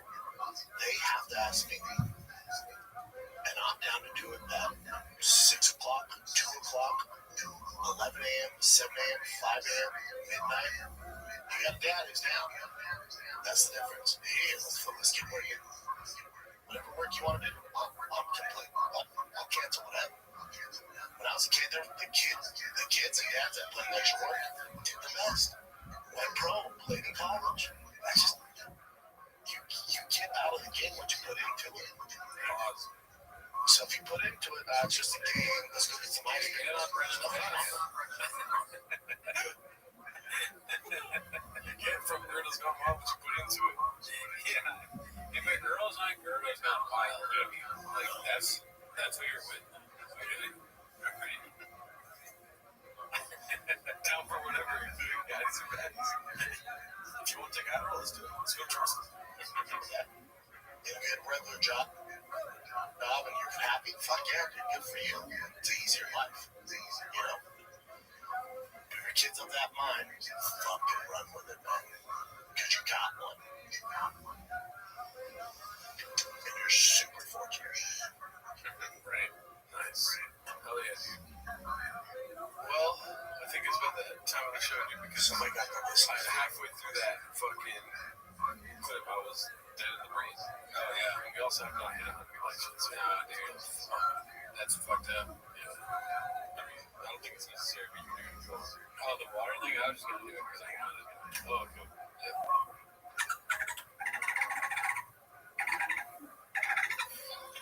It's not even me laughing anymore. You can hear it.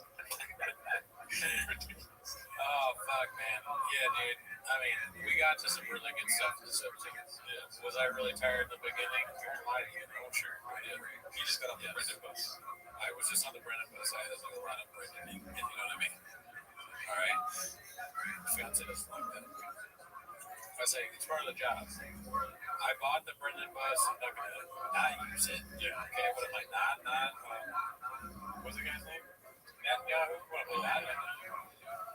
Yeah. You think he's gonna beat sugar all over his own dick and lick it off himself? Look, okay. Not gonna sugarcoat it for you. My doctor told me to stop eating sugar. You gotta stop going to the doctor. I know. That's part of the problem. Yeah, Dr. Croft. Oh shit, 2 S words. S words is in the house. Oh shit, 2 S words. He's one of the rappers too, dude. He's dropping his raps over on the Discord. Oh, nice. Yeah. Throwing more bass than Choppy's ever could. Nice. Sports talk and truck vlog. What's with man leaving in the sports talk? Should we spend like 30 minutes on sports channel? I don't know. Kind of a big one, yes, man. That's how dare you. The Blue Jays lose. Good on them. I want to see the couch when you get up. The tickets must be great. Hey, come on. Hey. Who is this person? It's like it's Mooch's sister. I bet it is. We'll see this person. I'll make fun of you. Right. She likes the letter A a lot.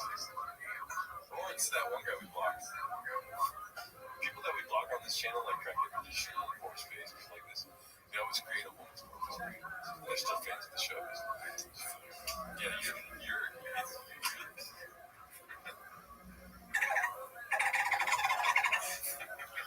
Damn it. That's so funny that I locked it and I couldn't get it open. I was trying to be like, damn, it's right up my face. Matthew, thank you. Thank you, Matthew Ellison. Woman want. Yeah, a lot of. I think a lot of women join this podcast to enjoy it. Gerardo thinks that they're men, but Well, they are until they're not. You're a bot. Chicks love us. Gaza chick. She likes it. If chicks love us, then why when they come in my apartment and see 3 cameras, they go, "What's that noise?" They say I'm seeing 2 red chairs. Yeah. I guess I gotta go to my room. I don't have a room. Well, I mean, we could sit in the red chairs and go up. It's fucking whack. No chairs. You don't want to do that. I think you probably want to sit on my creepy bed. It's hot. My apartment is hot. It's hot. It's hotter in my room. Like, it's not weird. There's, you don't have to do anything. It's boxers, like, whatever you got under that. Wear that. We can go in my room, but I usually take my shirt off here. Is it cool if, like, I mean, it's a little hot. Probably do like we can do like a shirtless Friday. Adam, great idea. You guys want to do a 24-hour AB surprise live stream? It's only right. It's impossible because it's Gadoosh different. I'm just talking to a fan. Why are you gonna adult in me? This is helpful. This is kind of like a compliment. This is how I just start the podcast. Like, I'm strapped to fucking Nice. Alright, y'all. Well, we're gonna get out of here now. I think it's about time when we hit 15 dolphin wells in one episode. Love you guys. Thanks for all the likes. I bet one of you has that type poster in your bathroom. To you. Like an type different kinds of food. no, an emoji. Oh no. No. I barely put two paintings up that I drew myself. I'll tell you what drawer has in the bathroom. It's a weird thing that says keep your booty clean. Don't let the movement. He's never heard of a tushy. Yeah, but it also says keep your booty hole on it. Right. So people go in there and that's what they say. Right. I didn't even see that it said tuition. I say keep your booty hole. Yeah, and then You don't want that there. you come out here, you find me fucking a squirrel. Look at this. It's not much normal outside of Michigan.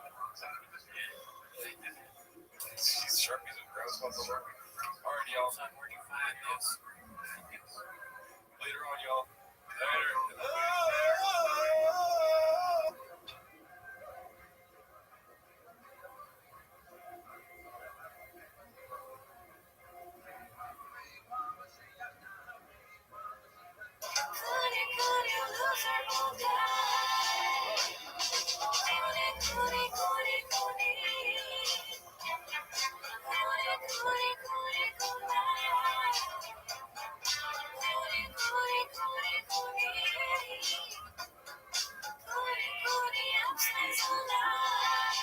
They're just not good this year.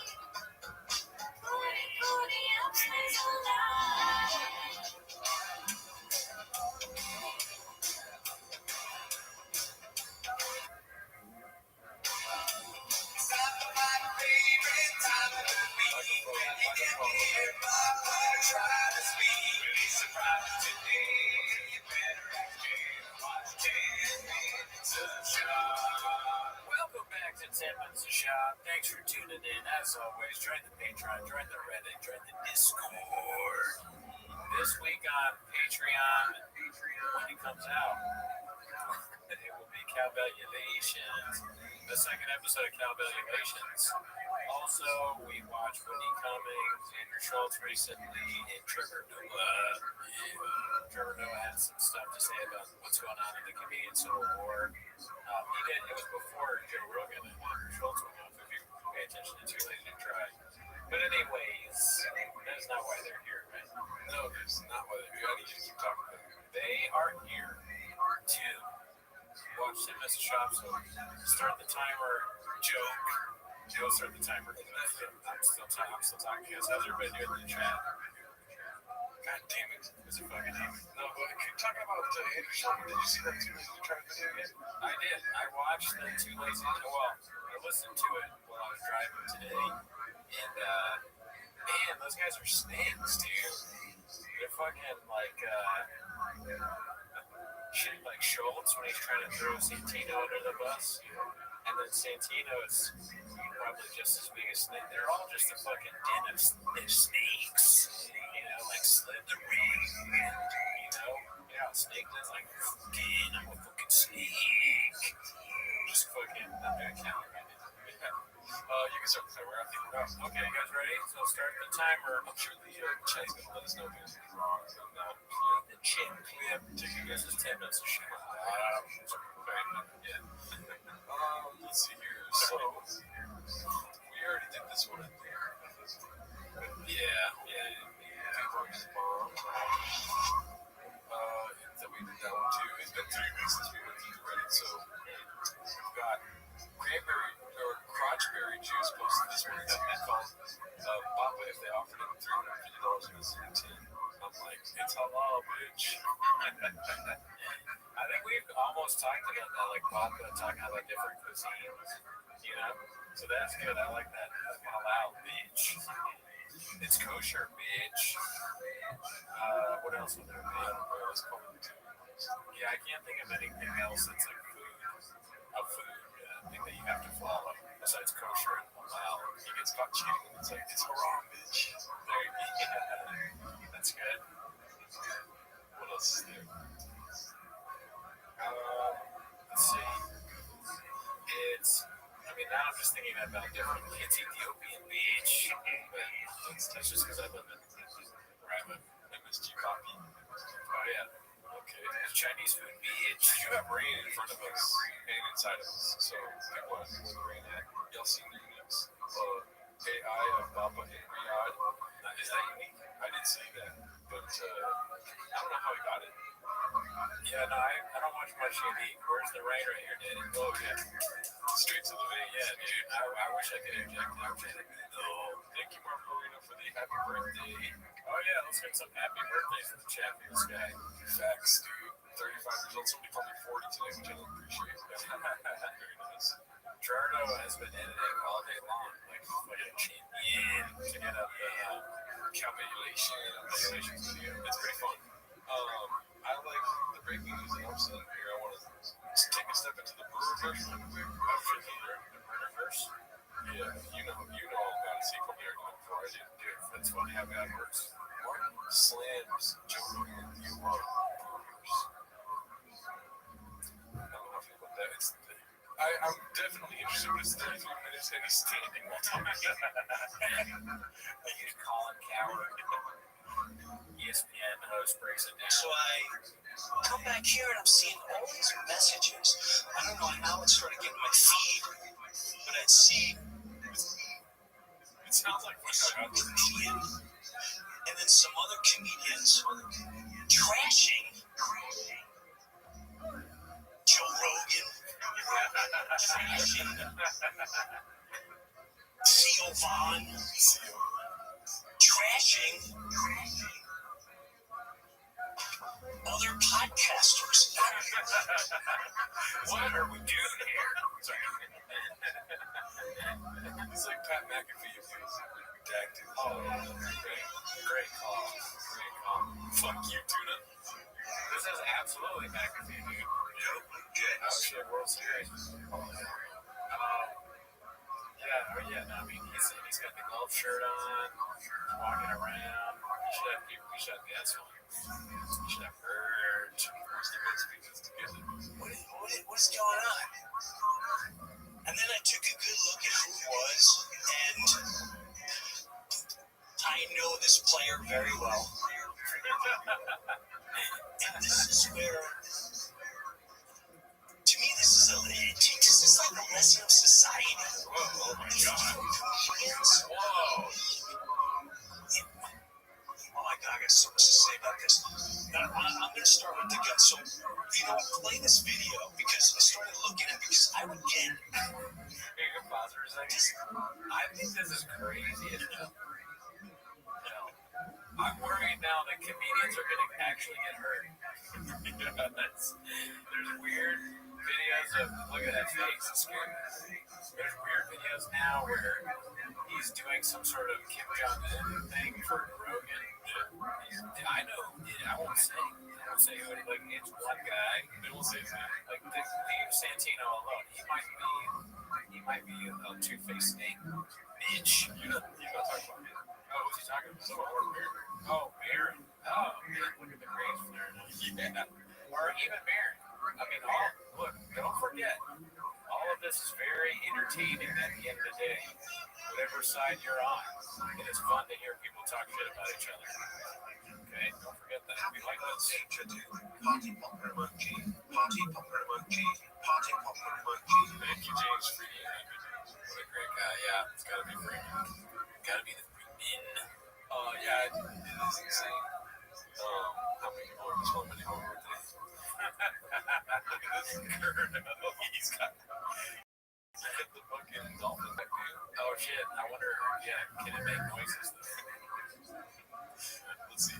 This really personally bothered me, and I'm going to get into why this bothers me. But I got to say, this guy, Andrew Schultz, He's completely sober, but he's still falling apart. Somehow. I don't care if you know, I don't care if you think he's funny, I don't care if you think he's entertaining, but in my opinion, he summed it up perfectly. And this isn't just about a comedian, this is about our society. That was one comedy movie. Yeah. It's all about everything, actually. We're talking about the entire thing right now. This is about Formula One. He just names off it.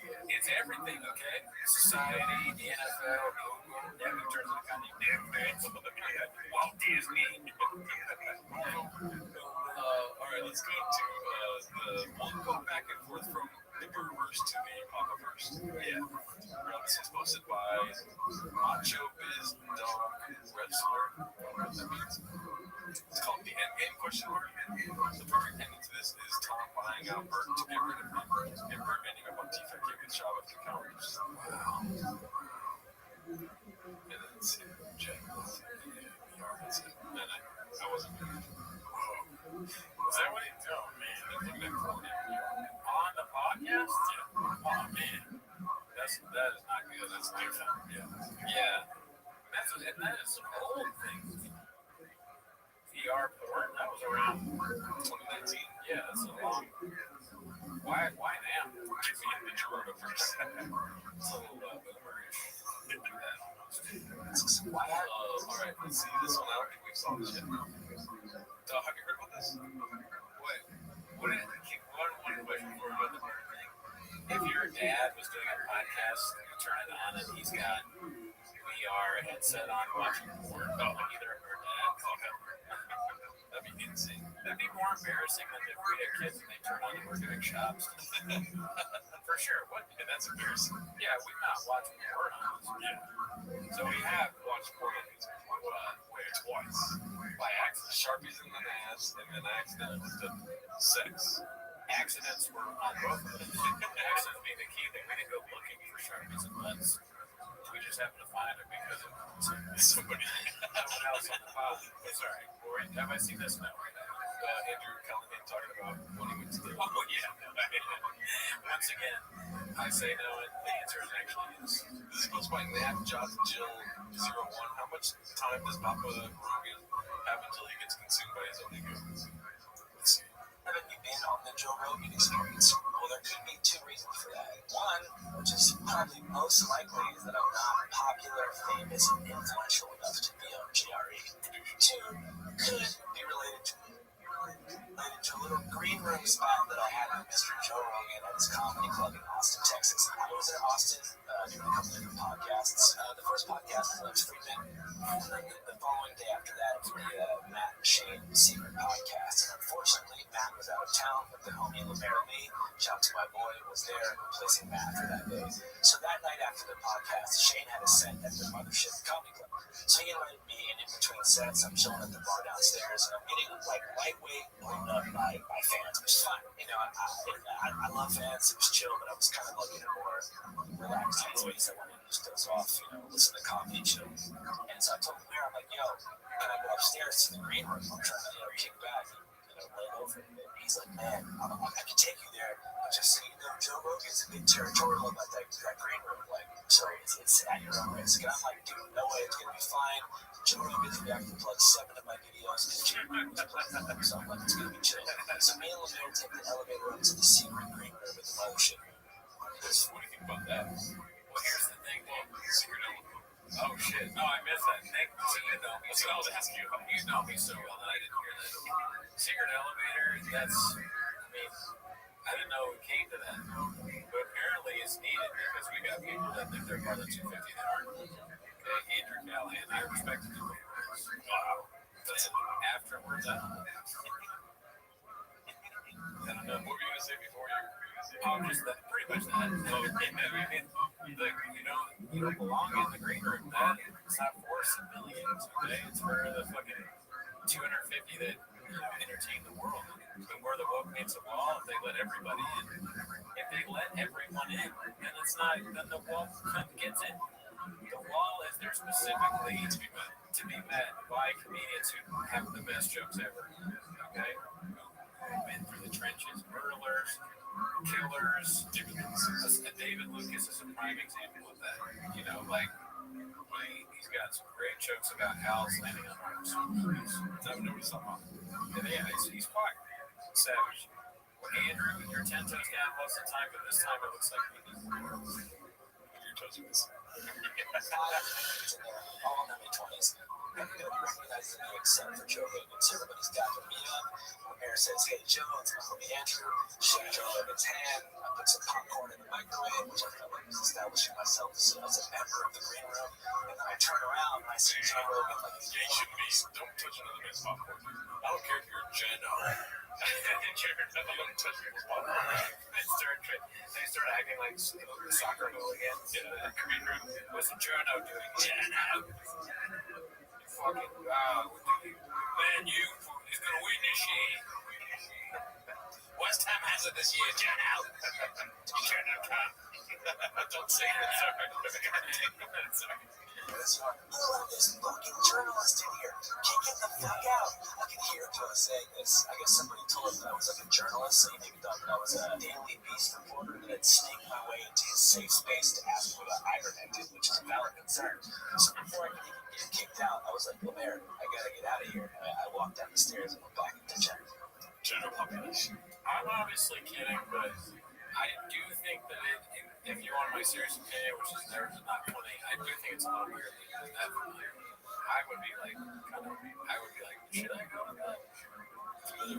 Like the green room, like, oh yeah, let me get up there and use your microwave and do your secret thing. I'm like, am I supposed to be there? Maybe that's just because I'm a bitch. What do you think about the secret elevator? Do you have an opinion about that? Secret elevator seems weird to have an elevator. I don't know. Gordo's so true. What is that about? Oh shit. What up, my cousin in here? Oh shit. Gordo at. Nice.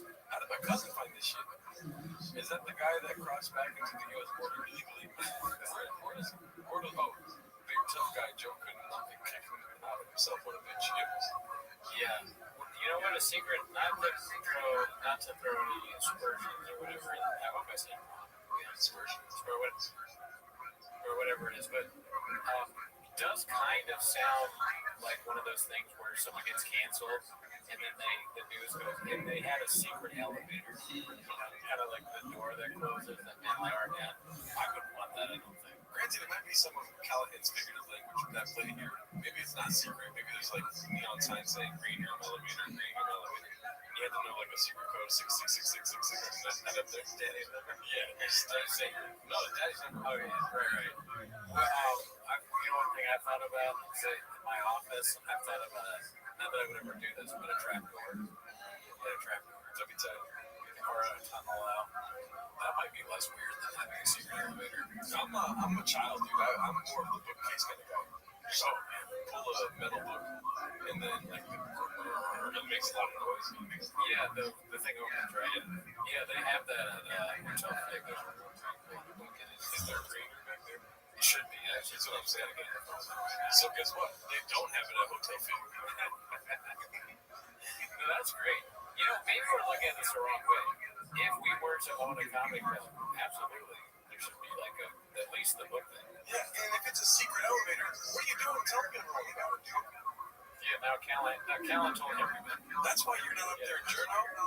This is why Joe Rogan didn't want you in the room. He's playing. I don't know what my cousin's trying to say, but Cessa, the Caesar Z with the weird fucking looking apocalyptic profile picture. I think he's right. It does kind of look like a beer. It's from the years of doing this with the beer. He's not wrong. I don't know what's happening with the comments. I feel like they can't hear us. No, we're going to see which one can't hear comments. We already saw this one. Oh my god, have you seen this one? Yeah, this one's fine. Oh shit. I know. I can change it now too, but I actually can't. This was part of the downfall, right? Where they he asked this woman, and she's like, not a chance. She hot-chipped him. Lynch 47, if you want to number me, you got me, brother. Let's see what this is all about. Guys are ready for your second round of picks, so go ahead, right up there. You're already going. See you later.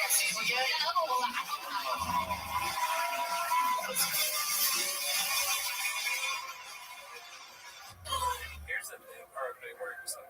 Hilarious for her to say, yeah, it could just be a bit where she's going, I hope not trying to be funny, because she's with a comedian. She's like, I'm going to make a joke too. Yeah.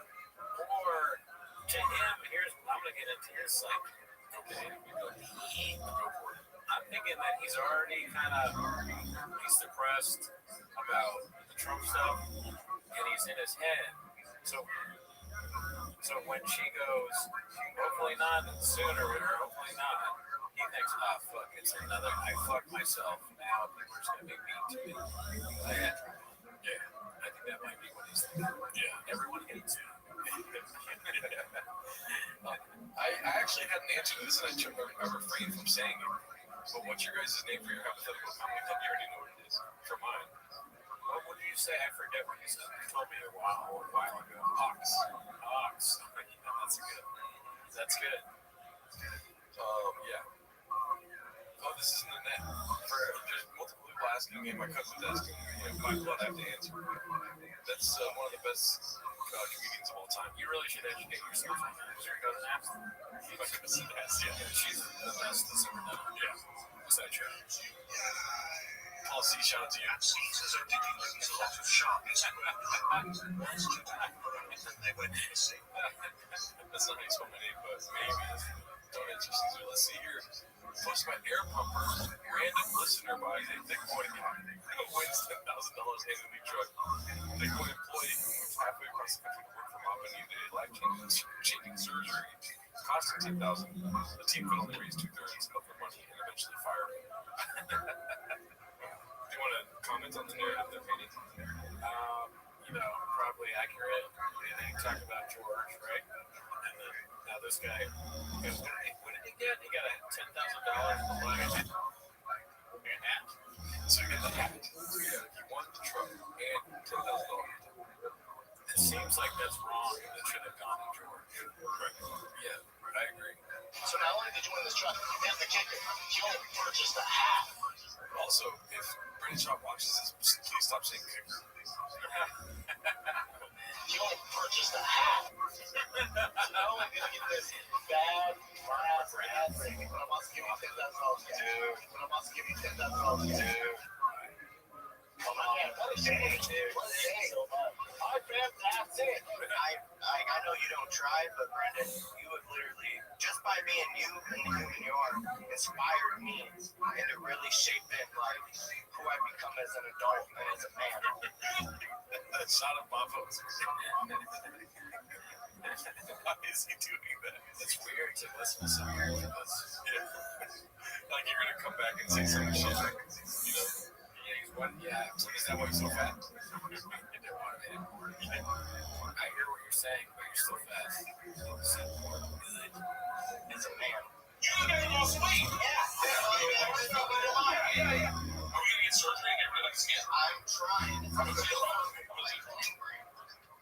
He's looking at me. I'll tell you right now, we got a part of that. Yeah! That's fine, sir. I'm also there.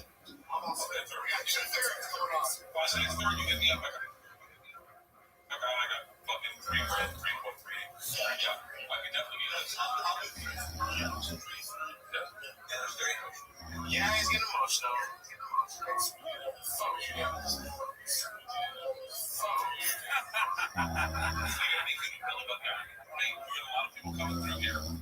Just know I'm good for $3 grand. Okay, so I'll be on 6,600. I'll be for free. If it's $3 grand to me, why would I want you to live your best life in your world? Yeah, that's what you want for everyone. All right, I'm going to celebrate birthday party. Let me know when I go. Let me know when you need the surgery, okay? Love you, brother. Good, congratulations on the weight loss.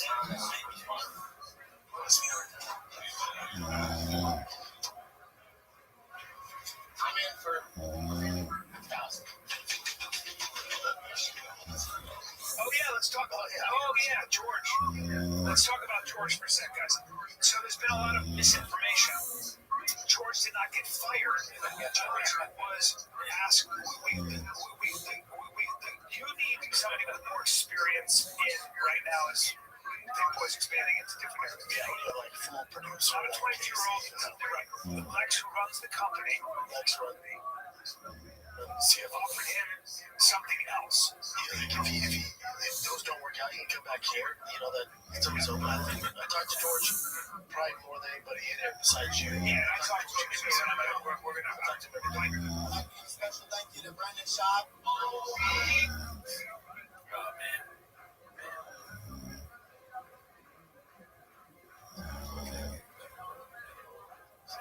This is supposedly his mom, right?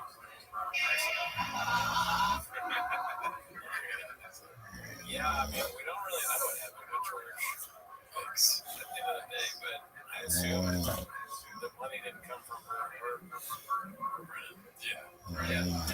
So, you can't always believe what podcasters tell you they're going to do. Sometimes just get busy, dude. Yeah, dude, I don't know.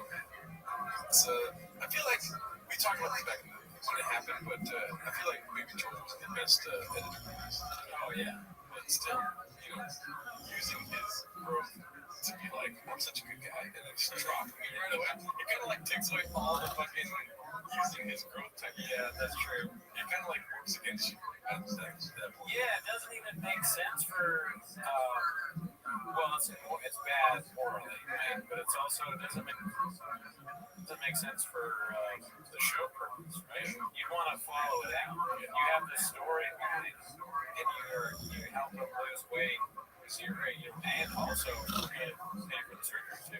That's actually good media too. It's a good thing to do, but it's entertaining for whoever's into that kind of thing to watch. When you said, I'm not doing either of those things, that doesn't count. You're out. What else we got? Chin. What else we got? Chin. George's like surgery. Well, and now we're about to do that too. Because that's not enough. What the fuck? Yeah, that's crazy.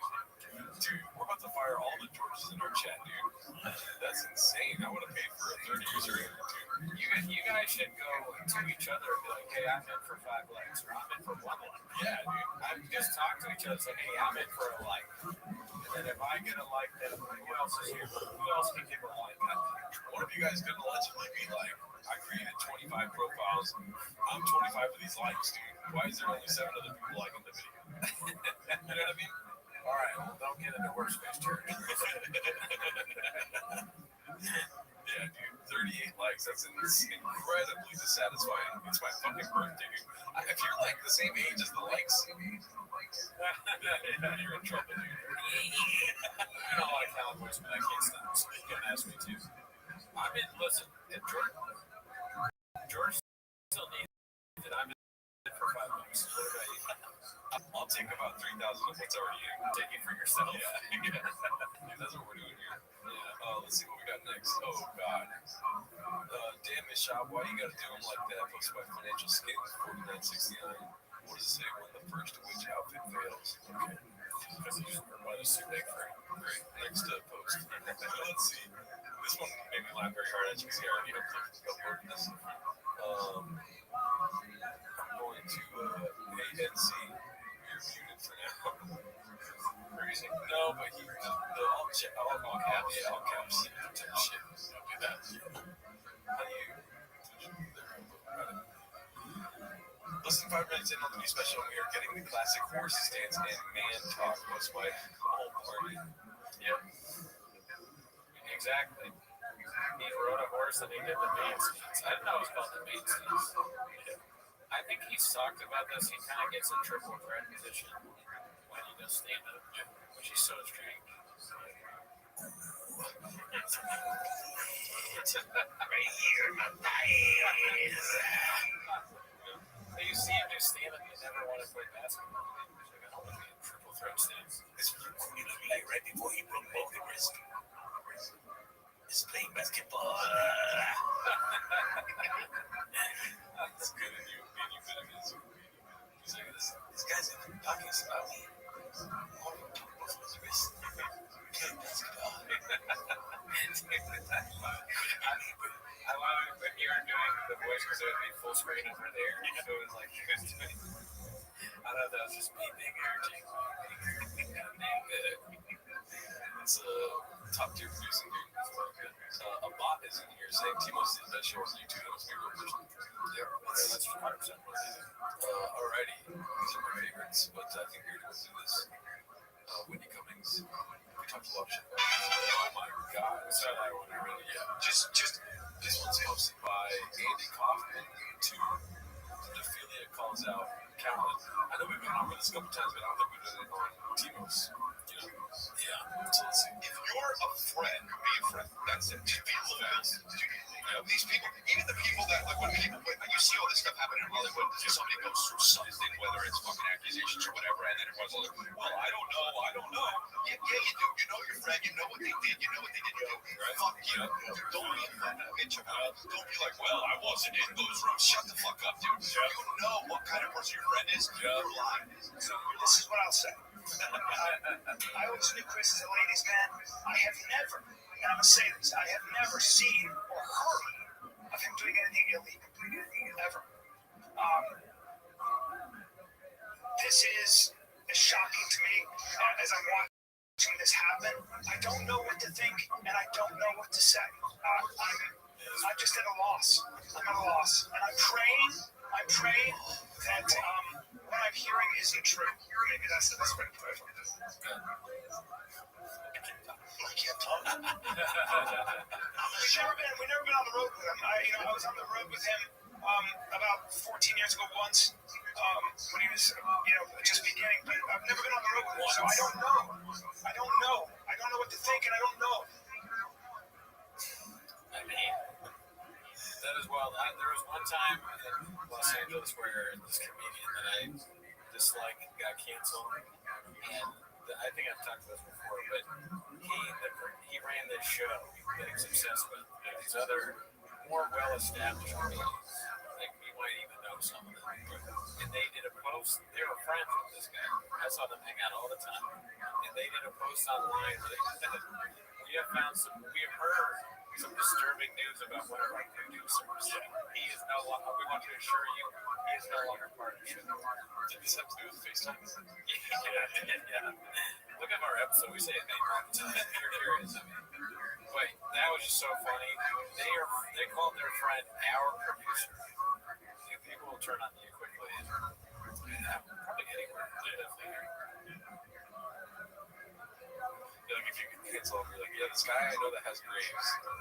Who ain't seen Clam for a second? Yeah, he comes all the time. I watch the best and I emulate the best. I won't apologize for it. Yeah, I won't sugarcoat it. Look at this guy. This is kind of fancy we have to. This is the most of that. We might have to send this to you. Thank you, Fresh Break. Thank you. Continue making decisions that do more blessings and happiness to you. It's just, my bad. It's just unreal. Sometimes I can see real fans like that. And that's my game.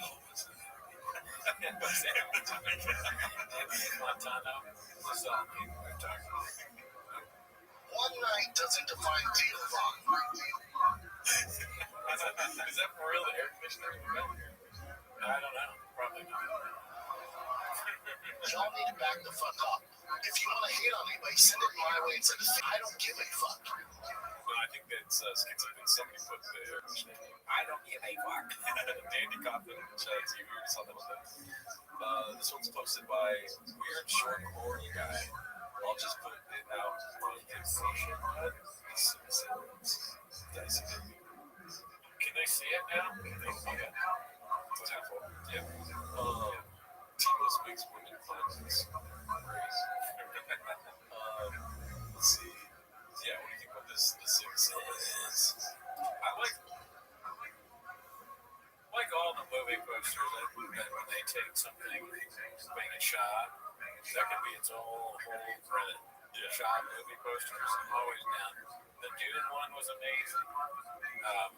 Just a lot of good stuff in the cinematic shot. Let's see. Okay, so I think this might be the one they're referencing. I don't know if this is unique, but let's see. Dude, look at this. This is Pop. Isn't that nuts? Yeah, it's this homeless cat. It's on Sora. Yeah. I don't know how to make Papa and Sora. I wonder how they. Yeah, that's a good question. I know they didn't sleep. That's for sure. It's very intense. It took forever trying to do it. What's Dubai chocolate? Chocolate with sand on top? That's my time, Riyadh. It's perfect. Wow. Shout out to whoever did that, dude. He's wearing Daddy's number. I didn't notice. What's Dubai chocolate? Chocolate with sand on top? That's my time, Riyadh. Oh, shout out to you. This is. Look at you guys. Grapes, Rositas, Netflix, stream, Jasmine. Thank you. Very nice of you. You can do a whole, Bob, that's one thing we never did was Bob with Middle Eastern food.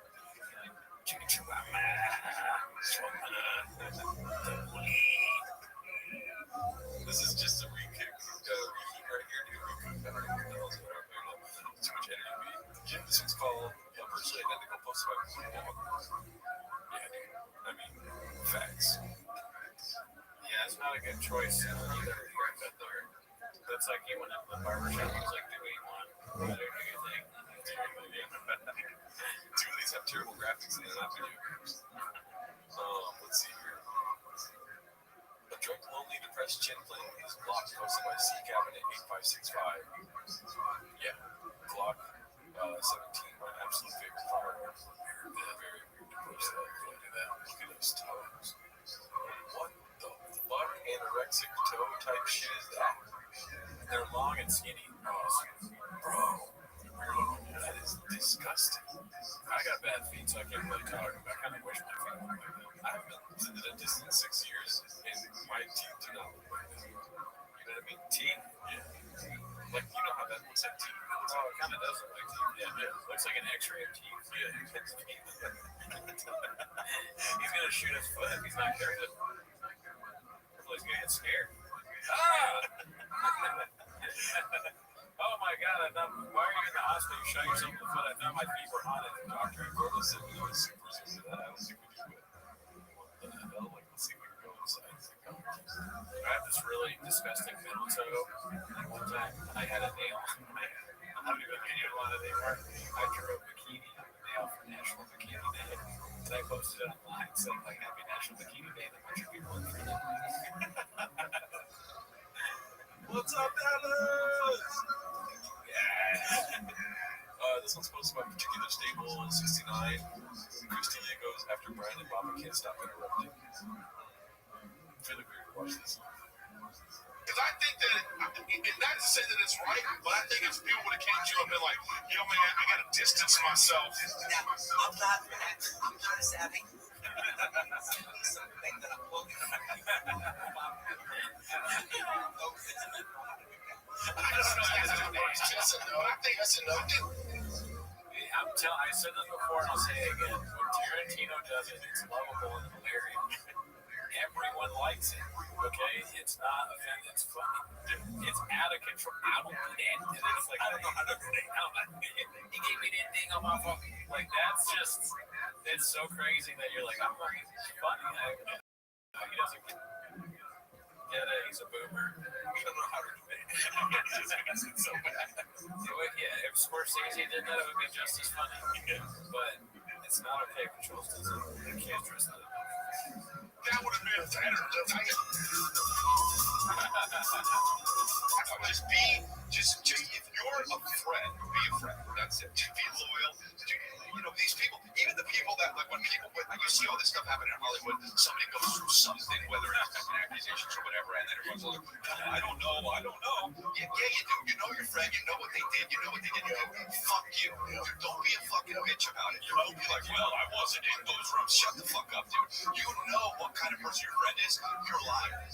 But also, Chris, I think to the point too, to help you out, like, you realize that they ain't shit. I'm not saying that you had a lot of friends. You did not have a lot of friends. Yeah, no, I know. Those people are not your friends. No, I know.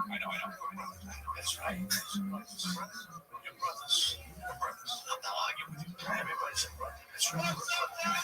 These situations. Can the other 100 of if you're 50 deeply negotiations? Like, how many times? I'd rather just watch the Reddit, dude, but I think we should just sit on the screen for a bit. What the fuck? Yeah, I mean, you guys, this is not unlike the scenario where Jordan was trying to get his. I'm going to bring it back to that. Yeah. He asked Bert and Brennan for money, and they both decided to cover a third. They got to 2/3. Right now, we're not even at 2/3 of it. Yeah, that's pathetic. I mean, this comment about us getting more likes has more likes than our video. James Freeman is standing alone, like a lion. He's just surrounded by a bunch of fucking cheetahs. Yeah. Or what's worse than a cheetah? What are the things that a capybara? A giraffe. Now we're really our calendar. Yeah. Finding more evidence than Joe. Here's the deal. Little blaming the media for people turning on him, Bob a little gaslighting hosted by Butler Balzac. That guy's name is insane. Here's the deal. I have no problem answering any of them. The problem I have is after I answer them, it all gets clipped. And then once it gets clipped, then the lies start getting told. Or they start shaping it and making it this, making it that. So all I'm doing is just throwing another log on the fire. And then they can make more money. No, I'm sorry. No, because they care so much. That's right. Sorry, not because they're just making money. Level of, like, straight up lies. I feel like the log and the fire just make me think of lava. Like, the worst I think of that he could say would be, it's like you throw another kid on the fire. You throw a kid on the fire. Yeah, that's what I meant to. I was trying to think of one. You know, back in I was watching T-Pack-K's my favorite podcast. I might go to, What's it called? It's like throwing the raw meat in the fire. It's wild. These stories of, like, there was no women there, he just performed for the Royals. By the time they're done with this shit, they're gonna say I went over there and did a one-on-one show in a fucking tent staring at my toes, and then I left for the head fucking guy, whoever the hell it is over there, right? Once again, I performed in an arena over there in the round. Everybody knows. Yeah, nobody's like thinking that you sucked off a Royal. It's just still. Yeah, no, I agree. It's kind of funny to say it again. Like you're saying, like, he goes, I was in an arena there. I performed, but everybody's mad that you did that.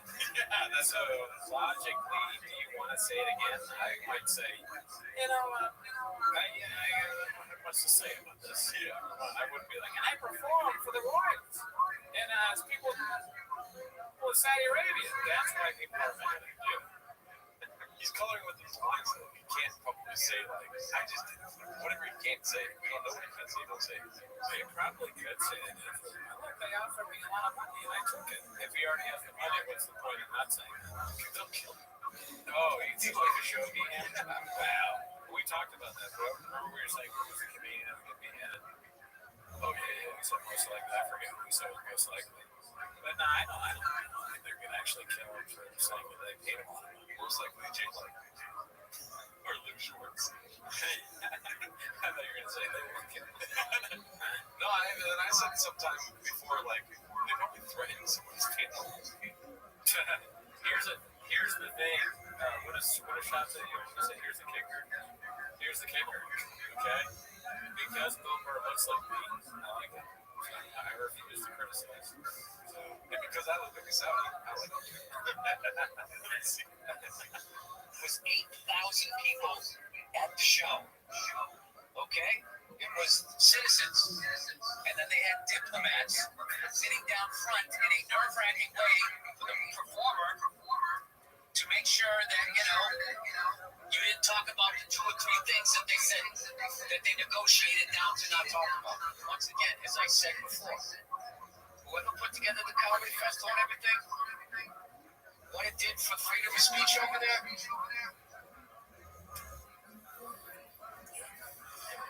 Anyways, Bill Blood Money for just 2 or 3 things, guys. if Devil's assistant, if Blood Money was in this show, I'd be able to do a lot more shopping. Okay, so we can't even get to over 100 likes. We need enough likes where we can start getting the Blood Money to flow in, and then the great, even better content flows out. I totally understand why Bobby did it, because he's giving us way too much weight. And he had to like supplement that income somehow. He went there so he can keep getting it. Yeah. Let's see here. This was built by Half Banana 2541 called Grabbing a Slice and See This Chip. That's awesome. That's so good. It is funny. Pizza Spot to take a picture with Shaq, and Shaq looks all fucked up. That's T-Tech K 3D days, dude. Yeah. The red shirt, the red fucking, I don't know what that is, Vegas shirt. He's got to bring that back. I think that would actually be good.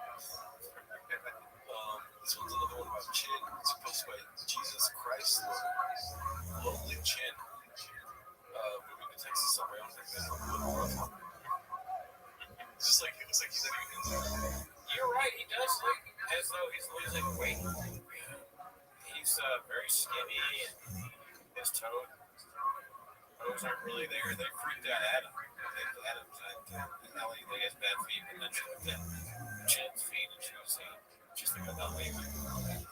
Adam's smells. I see Adam. Oh, okay. I was going to say, all that barbecue. Yeah, why is it not making better? Let's see here. He's on the George diet. This is posted by I see that. Icy Fondant. Thank you. That's fun. This is a human rights based. Fuck, dude. That was, what do you got to say to that, Andrew? You Duolingo, darling. Because that meme made me laugh harder than Peter Dinklage's Dungarees. Andrew Schultz's shitty shit jokes.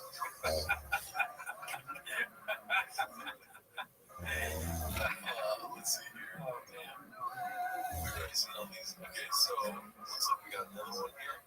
Posted by username 123. Colin thinking about his comedy career after his special release. Happy birthday, G. Buy some Chardonnay. 23.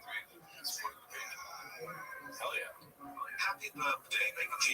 Party popper emoji. Buy some sharkies. Hello, people. Top of the 6 episode 23 and support the page. Hell yeah. Face emoji. Shout out to Brian Nyberg. Hell yeah, let's see what this one's all about. My new shit is like you were on. I was on one and I had to get off the phone. That's how I I had to get off the phone. Yeah, but I came to that plot. I didn't like talking to you. Like, you ever heard me like that? Yeah, well, I was driving because I was doing some. Because my feelings are hurt so bad. Like my feet, like I put out this special, and nobody. It doesn't matter, right? Like in a way, it doesn't matter. It's specials aren't special. They're not special. Nobody watches it. They understand. Like it doesn't matter. Oh, I was gonna say, this guy's just there. Like they told him they talk about the Dodgers. He's just like weeding the whole time. Like, hey, look, we're talking about Brian Count's special again, dude. Who is that? That's the Kevin and Dean guy. Oh, okay, right. Wow, all right. Special anymore. They're not special. Nobody watches it. That's what people understand. Like it doesn't matter. Like I'm towards the end of it. Like that medium of like special used to be special. Well, now they've just lost their significance. And I'm not saying their special is not important. Significance. It's weird how close kicker and significance is. It's so weird. It's just like, stop saying these words. You don't have to. We're trying to avoid the N-word. He's getting so close in words that should not be nearby. You know what I mean? That's what I said. What I'm saying is it's not to me and you. Oh, shit. Hope you get your re-added fund next year.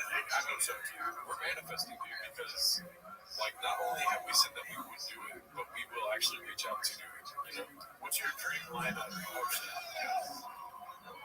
You guys. Happy birthday from the Hawks and the Box G. Shout out to you, man. Lemon. What's the dream lineup? What's the dream lineup for you? Yeah, if it's including you and me, who else? Check this out, dude. Do not get too disturbed by the first opener. Okay. The opener is unique, right? Let it sit out there. Let it do 10, 15. What he's good at, somebody else's jokes or something like that. And then Too Lazy comes out. Facts, you know what I mean? And then we pop out. And you think it's just Cody and he's like, oh, and he forgets to bring me out, but then I just run out there with Sharpie in the ass and everything, and fucking a squirrel, one squirrel out in the front, Sharpie in the back, you know what I mean? And whether it's inside or not, I don't know if that's legal out there, but I'm willing to fucking play ball, very good. I like that. Closer, Elephant Graveyard. Oh my god. I wonder if we can get Elephant Graveyard out to the re-act. Yeah, you may have some problems. Gordo's got a good point. Joke explaining takes unique spots. We'll just have to explain it first. Okay. Well, definitely me and you. Okay. Mike Catherwood. All right. That's Max. Jocko. All right. Motivational because it can't always be funny. It's not always jokes. Yeah. All right. Jordan Peterson. Yeah, he says when someone says I'm bombing, he just goes good. But then the bombing there is bombing. Oh yeah. And then trying to get his cancer. Yeah, true. Eating against me, obviously. Crush there. They'd be eating out of her mom. Well, now that she says something. Yeah, Brian brings a good point. Maybe Jay. You always see somebody be like, "Is this a good joke?" Yeah, it's Jay. And then, for most of the thing on Ryan King, we're going to be doing stand-up. Wow, maybe hours. Okay. What if we go there? They're like, hey, we want the Tino's boys up here. I don't know what's happening outside. What the hell is that? Hopefully my apartment doesn't catch fire. Goddamn, turn of the century fire truck out here. It sounds like a nuclear thing. You know what? There is a old school car that does that. Oh, okay. They have an annoying ass sound. I'll see you. Thanks. I guess they. Happy belated early birthday. Red Bar will be the closest. Red Bar, Encore. What's it called? What was I saying? Oh, I was talking about Cal. They asked us, Tino's guys, we want you to come out here and do some 10 minutes, shop out here. And we're on there for an hour or something like this, yeah. And, but they're like, but one thing you cannot talk about, we did not kill reporters. We did not do 9/11. Yeah, no, President Trump. What? Get out the Swiss up. Oh my god. But if if I was out there on stand-up and I was going to do Riyadh thing, I'd go out there and be like, hey, what's up, guys? I'm Bernie Clooney. Listen, I know what you want. I'm giving the rest of my time a break. I have to do an encore. Well, I have to do the same jokes. When you say that, is he like saying hello or is he already in the stands? Okay, gotcha. It'd be funny if you told Callan, hey, Callan, you're so funny, man. Just, what do you got? Can you just do the same joke? Because it's funny because he would do it anyways. Yeah. He never does it. Let's see. What is that? Now it seems like a party. Yeah, there's a party next door. We're going to end early tonight, Eddie. Like, to know it's important. But in this day and age, like, to ask someone to sit down and watch an hour of stand-up it's just not a way to get it. But it's, and I'm not saying it's right. It fucking sucks. I feel bad. I feel like Callan's calling us out. Also, I really watched their content. You probably watched us review it. These motherfuckers didn't feel my stand-up. Nothing's like, I don't know what to do. It hurts my feelings so bad, and it makes me mad. But it's not a Brian Callen problem. It's not, is it? That's what I was trying to tell you. It's not a Brian Callen problem. Yeah, everyone is right. I felt so terrible for the past like 2 days, like terrible. But like I had a set last night at the club, so like I said, my new shit is fucking, it's hidden like the old shit. It's the exact same stuff. It's getting the same reaction. It's getting the same thing. If we can cut to his it'll be so great. Let's see. What's his new shit? It's so funny that I can't remember because we would guess what it would be, right? There was something about rich guys. Oh, no, I'm talking about this is not even on the special. He's talking about new shit, altogether new shit. Oh, can I do some of what is new? Oh, yeah. Yeah. So, you wouldn't believe what happened. I saw this fucking guy. He was oh my god, he was so ripped. This guy was fucking ripped. Like, no, you know, like, his muscles, like, they needed to have honey on them.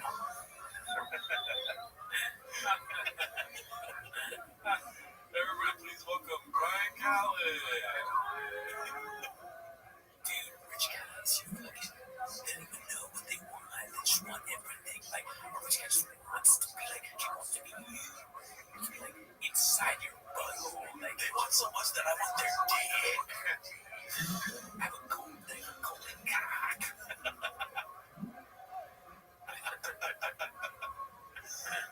Let's see here. I have that skill that when I'm on, I'm proud of it. I'm really good. I'm as good as anyone. Oh, that's crazy, Tom. Right. You're not as good as most comedians are better than you. Yeah. Most open micers are funnier than you. Let's see what this is about. All that Diet Coke is fucking me up. We already saw that. What is this? This looks pretty good. It's called Yaw. Let's see.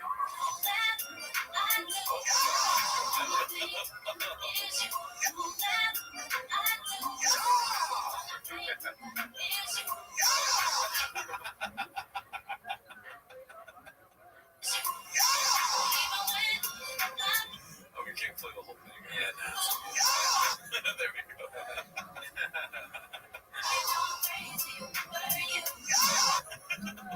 Shab is a same lunatic. Heading the bill. That is some great editing, dude. Shout out to that guy. Thank him. Icarus lives. Is he ever in our chat? I don't know. That's a great guy though. There. Should we check the likes or should we? Hold on. I don't even want to know what this one is. Shout out to this guy. Who's this? The amount of help for their failing careers is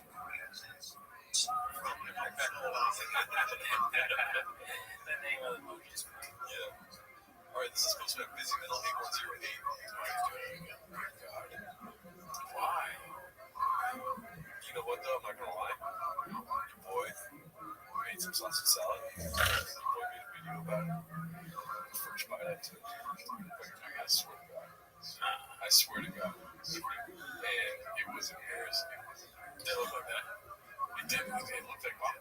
And I was like, no fucking way. I'm gonna tell you what I do. Is that, do you think it was just this one time, or we're just being too hard? Because I remember specifically Walsh said, he was like, pull that up again. Why does it do this? And I've never really thought about it. So I said, yeah, that's weird. They always do that. Dude, I did it. It was like watching Papa. If I were to show you the footage right now, it's like, oh, you probably have a good laugh about it. Interesting. Okay. All right. Well, I'll keep an eye out for that. Me, I don't do that. I don't use straws. My kids, they gotta play baseball as hard as I do. So I'm talking home runs, stealing bases, and all that stuff. Do you want to see it? Okay, talk to the chat. I'm going to go to the rest of the other people. Gerard's going to show us whether he did the top thing. I mean, I believe that you did it. I mean, listen, don't tell me that you tried to figure it out. Well, I'll go back to it. So, listen, when my kids start playing sports, I'm going to just tell them, look, you got to be good right away. Right? Genetics don't lie. You got cooning in you. You have violence in your DNA. Clothes are not going to fit you. Okay? You're going to be one of the elite. And the chat messed up, so I can't even see the chat right now. But you're going to be one of the elite. You got to. It's waking up at 4:37 in the morning. Okay? Even when you're young, you still have enemies. You don't know. You got competition. Competition breeds success. Sometimes bad things are going to happen. That doesn't mean that you can't be first place. You always got to be the best at football. You got to be the best at baseball, soccer, hockey, track, lacrosse, field hockey. Okay, they probably don't really play that, but they're girls because they're the same for the girls. Dude, I'm not gonna go easy on girls. I'm not gonna sugarcoat anything. I'm not gonna tell them they're just delicious with sugar on it. None of that stuff. The chat went down, so I'm just telling you I'm gonna raise my kids. I'm gonna be. Part of being a baseball dad is that every practice you're there giving the coach a hard time. Okay, the coach. There's probably some fat guy who played baseball maybe in high school who cares. He's a loser. The kid should be listening to you. When I talk, when I'm at my son's baseball practice and the coach is talking, sometimes I'm like, hey, and I tell him shut up so I can talk. Even if I don't have something to say, because it's about establishing, so the kids know that when I talk, they gotta listen. They're gonna get a better batting average when I'm talking. Okay. I'm not, shut up. Okay. So, I interrupt the coach whenever I can. Sometimes I'm yelling, especially if my kid's not doing what I want. I'll just be yelling. If I feel like other kids are preventing, if I see a fat kid, right, I can listen. Denver. It's my son Denver, and I go, Denver, look at that. That's disgusting. I point at the kid. If he can hear me, so what? If his parents can hear me, so what? That's their fault. They shouldn't have raised a child like this. I don't even know how that happens. In life, there are people with genetics like me, and there are people with genetics like other people, but I can't. It's not my fault that you weren't born like this. Okay, I can't do it for you. I always tell my kids, you're given so much. Look at these fat kids, these short kids with, they have some sort of just thing stopping them from being as good. It's like you're not like that. You're held to a different standard. Okay, the Cody standard, right? We're talking about people like me, people like Brendan Shaw, okay, world-class athlete, black belt in podcasting, truck connoisseur. Okay, you got yourself. That's all I have. No, dude. This was a fucking revelation to me, dude. I did not know I ate like this. Look at that, tongue out. Oh yeah, tongue out.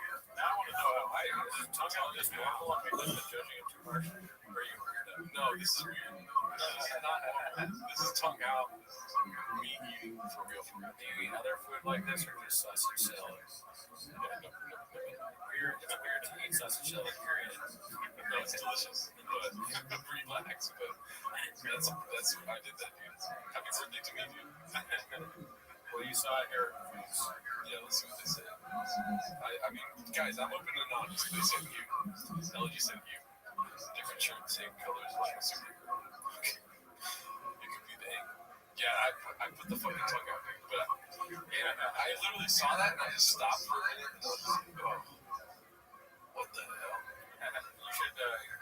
You should embrace the angle here.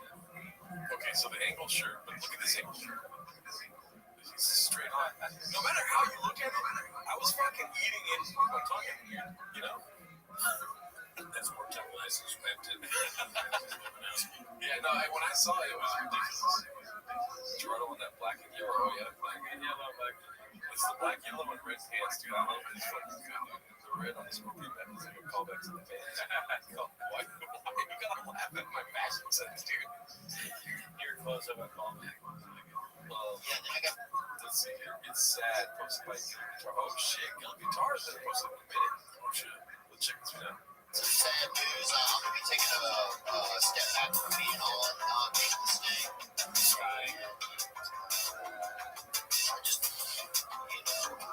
Something tells me, I know Elephant Graveyard probably has his own account, but Gil Guitars and Elephant Graveyard have a lot of rhythm to their clippage, dude. Look at this color. There's no Elephant Graveyard video. There is something, there's a kind of the same feel. And I remember when I first started watching Elephant Graveyard, there was the music and clips and less of him talking. It was kind of musical and it looked really cool, kind of like this. Just interesting and artistic. That's what I'm impressed with the Twin Brothers. You show somebody that's read it, and then if they know anything about it, they think it's just people hating on Brendan Schaub, but then they go, wait a minute, there's art here.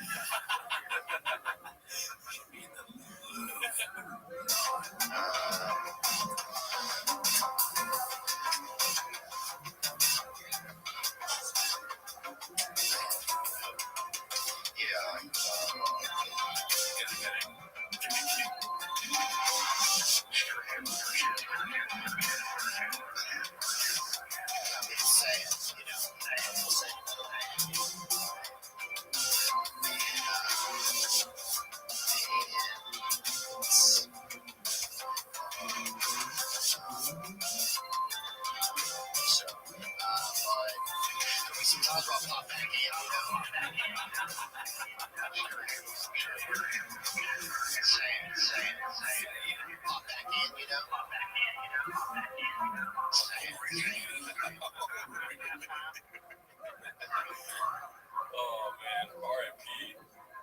It also kind of reminds me of Tappan Skins. Another great genius. Yeah. When do you think they'll pop back in? Not anytime soon, though. No. Why not? Well, he's got a lot going on. I can't talk. Let's see. All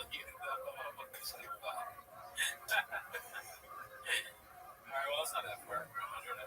Oh, you're not gonna hate. I mean, we had to fucking ask basically for surgery to get there. Yeah, we did literally have to ask for surgery. And you guys still can't all pitch in.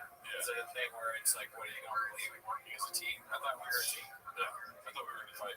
You should be thinking you're lucky stars and not your dad. This is baseball because of that. You run into some. It may be worse than it. Well, you're taking the wrong approach to these two. I understand you're in the baseball game. Oh yeah, I am your dad, and you got homework. And if you don't do your homework, I'm gonna beat the shit out of you. That's true. He's gonna beat you. I'm gonna make you do my move. He said that. Make you do a mop move workout. And while you're doing a mop move, he's doing a haka. You know what I mean? He's in the corner just going, You guys aren't ready for that, dude. Yeah. Mop Truck Flip is a great guy, so I won't make him do a Gordo. You might have to do a mop move.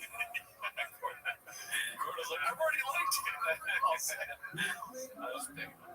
Let's see here. What are we doing here? Where does all that? All right, so another joke explainer for Smashing Mascot here. Posted by PC Love Letter 81. Beans, cheese, cheese. Let's see. And nobody talks to the Chipotle people. There's no conversation that happens. They listen to the same shit 8 hours a day, right? Steak, beans, cheese.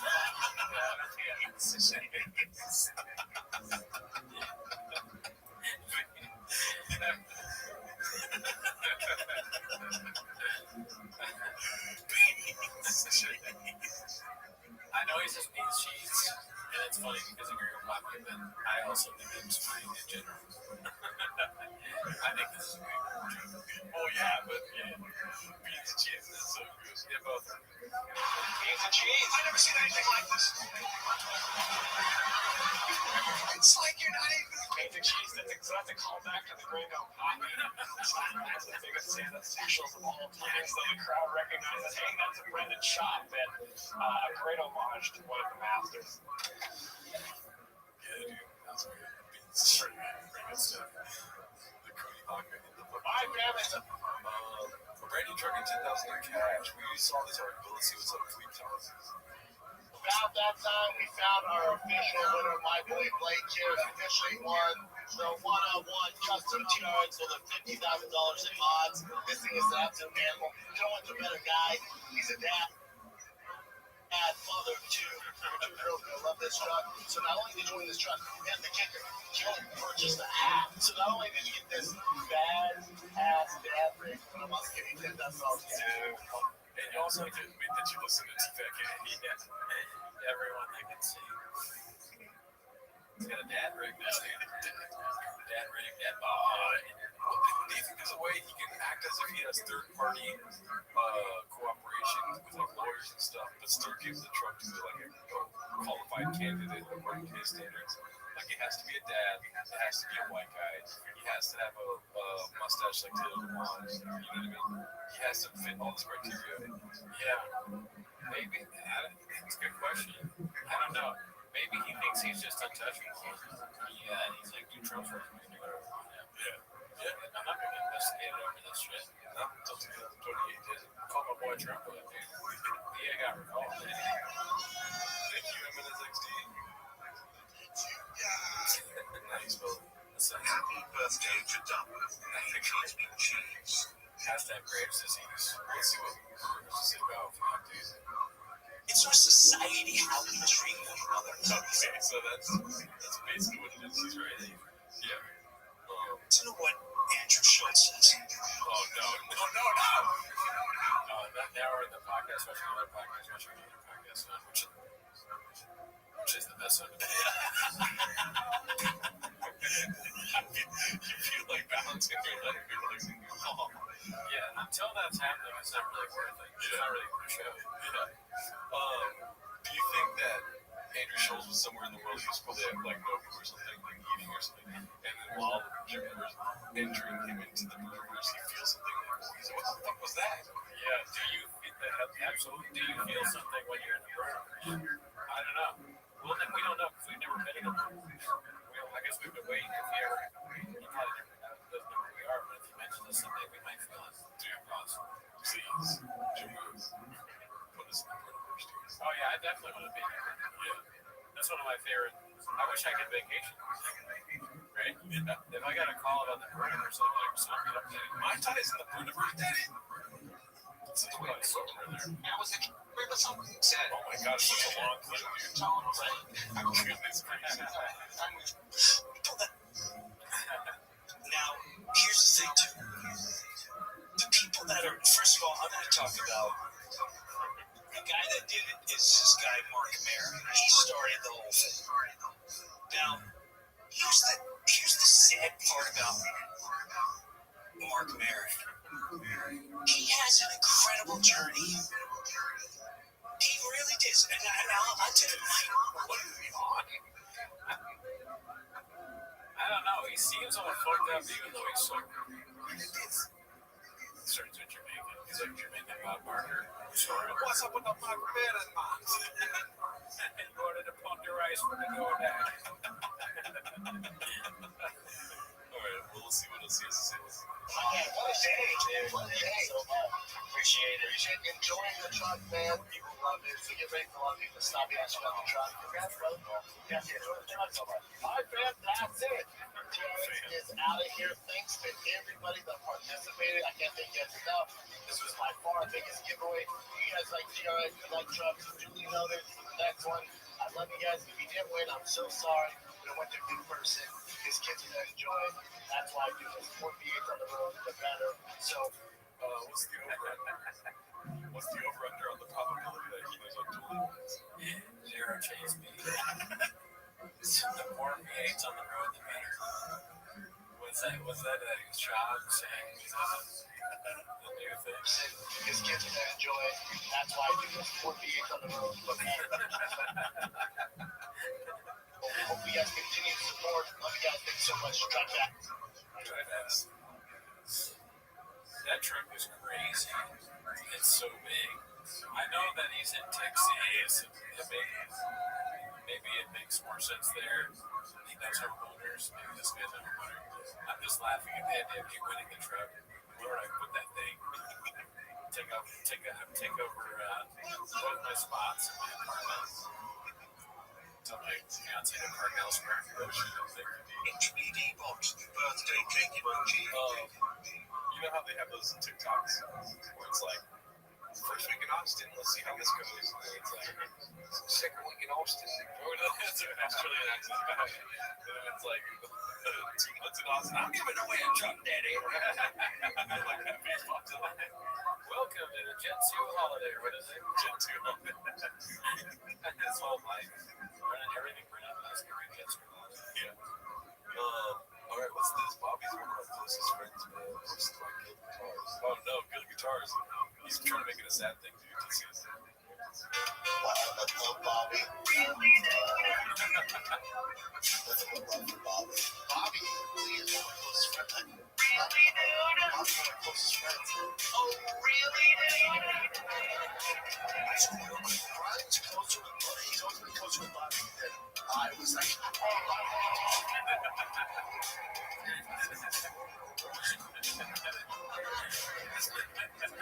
just the truth.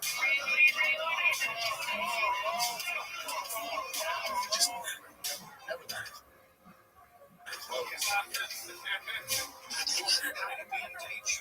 Oh shit.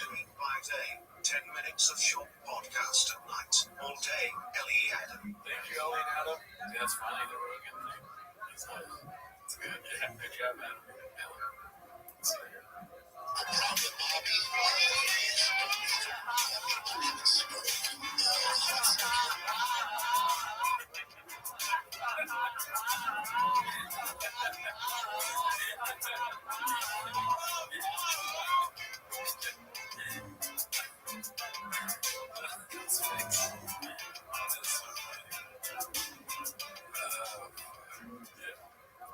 That's hilarious.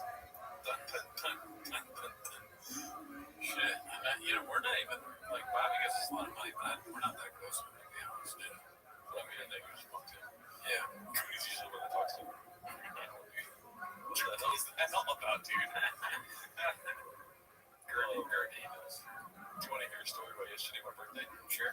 I went to Mendocino Farms with my mother. Shout out to mom. I told her, oh, by the way, breaking news. I told her everyone in my chat wants her to start a YouTube show. Guess what she said? Fuck that. Fuck hell no. Really not gonna have me. Whatever she said. Anyways, we went to Mendocino Farms. Yeah. And the guy was like, "What's your name?" And I stopped him. My mom was like, "Hit up." Yeah. And the guy was like, "Hit up what?" Like, he didn't say that, but you know what I'm saying. Yeah. He's like, "What? And how do you spell it?" I was like, "No, see, it's my birthday. You gotta spell it." And I get it. And he literally went like this for way too long. There was nobody in line, so he was just like, "Let me see. Let me know if that's right." Like he thought about it. Yeah. He's like, "Let me know if that's right." And I said it multiple times. Okay. And it was Jadoro. G-E-D-O-R-R-O. Jadoro. I like that. That's good. That's another additive. That's the one guys here. Jadoro. Those two. That's how he's called it. Sounds like a techno song. Sounds like some artist from Ukraine. Let's see here. Alrighty. Can't wait to see Brandon tonight take Tylenol after this era. I think we already saw this one. Geraldine. Okay, so Brian just got back from church. He posted my tickets. Fuck. Let's see if we drink some Prana. Let's listen to this one. That looks like that. It does kind of, yeah. Giordante. So we said, this was posted by Beyond. Totally real and organic comments on TFAC shorts. Drink creative energy. It has always been a pleasure and positive. Damn, some hotties in the shorts, dude. Wow. It's like, I made a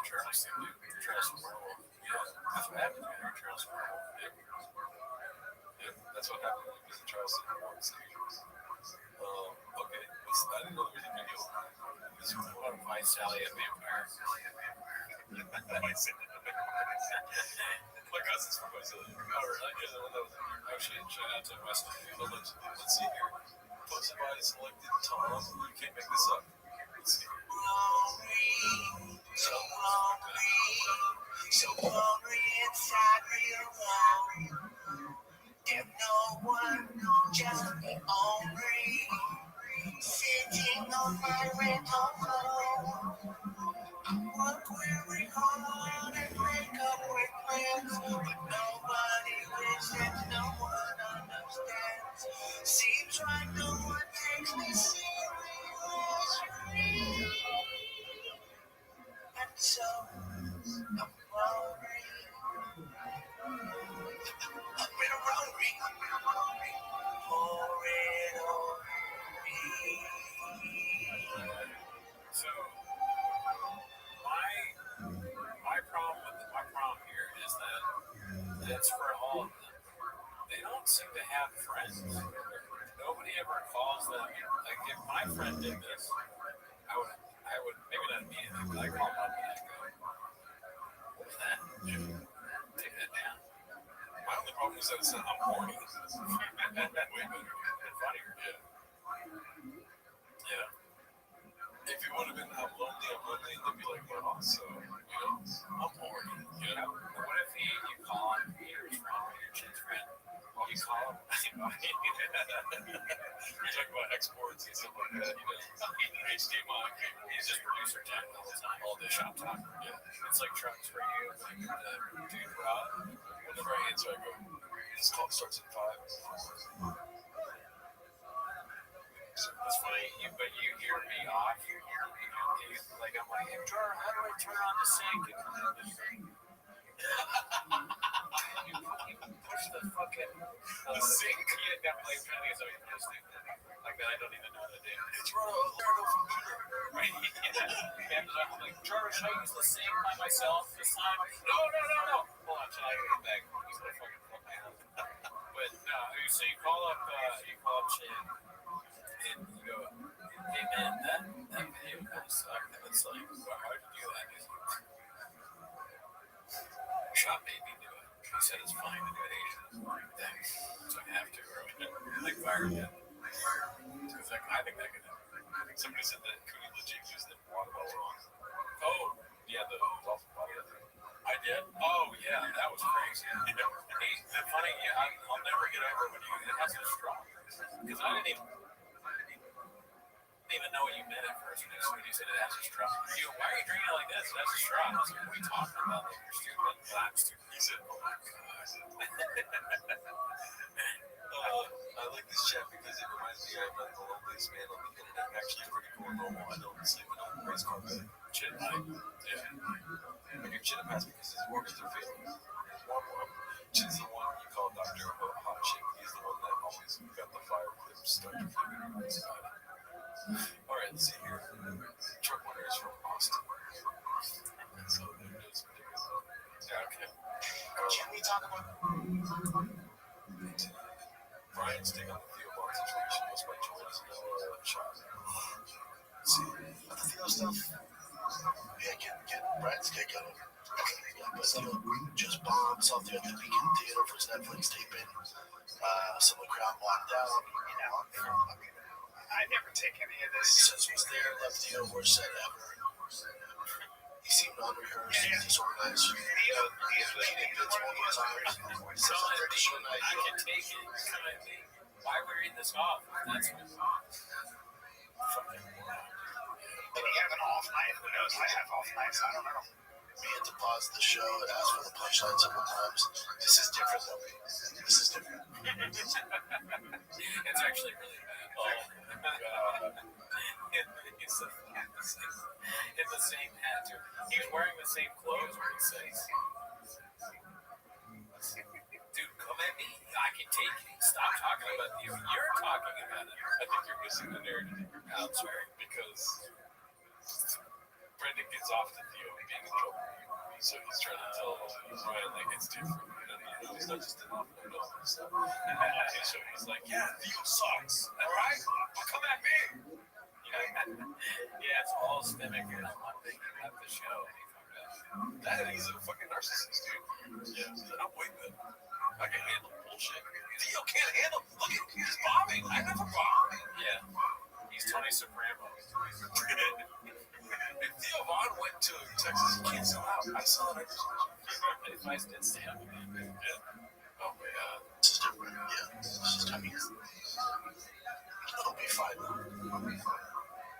Yeah. Lay off Theo. Then I'll see his issue. You know, the drugs, his history of drugs and shit. There's a lot of things. It's crazy. Yeah. Get Brad's dick on him. Yeah, gets Brian's stick on it. Keeps talking. oh yeah, there's no take. I guess that's funny. Shop called it. This one's posted by Sweet Honey J. Legends. 6 Legends, one stage, no warning. Shane Gillis, Pauly Shore, Brian Callen, Joe Rogan, Ryan White, Tony Smith. Pauly Shore and Ryan White. Let's see. David Lynch is my Rabbi versus David Lynch. Posted by Andy Kaufman. Let's see. Favorite director. So I don't know what those movies mean at all. So this is David Lynch level? I mean, by mistake. What's your favorite David Lynch movie? Mulholland Drive. Or, probably Mulholland Drive. Yeah, I think so. I just saw they're all good, though. They're all weird and good. Weird. He's a weird guy. Hey, this guy's movies suck. Yes. That's awesome. That's what Brandon says. It's so funny. I like that. If only you could have that one period. Yeah. Really? Yeah. Which ones do well? Well, Mulholland Drive won. Did it win like best picture or something? The Elephant Man was 25 years on. I was 25 years ago. What else? Hey, Brendan.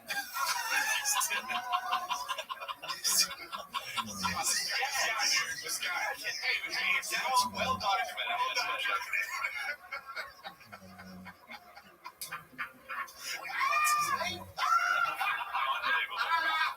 You're creme de la creme with that. That was 6 years out. David Lynch. Oh, dude, you know what it is? I thought I'm thinking of David Fincher. Oh, yeah, That makes less sense. It's in Great Slappers. Yeah, he's great too. You brought up this random guy. He's a literal legend. Like, it was a living legend, too, up until he died.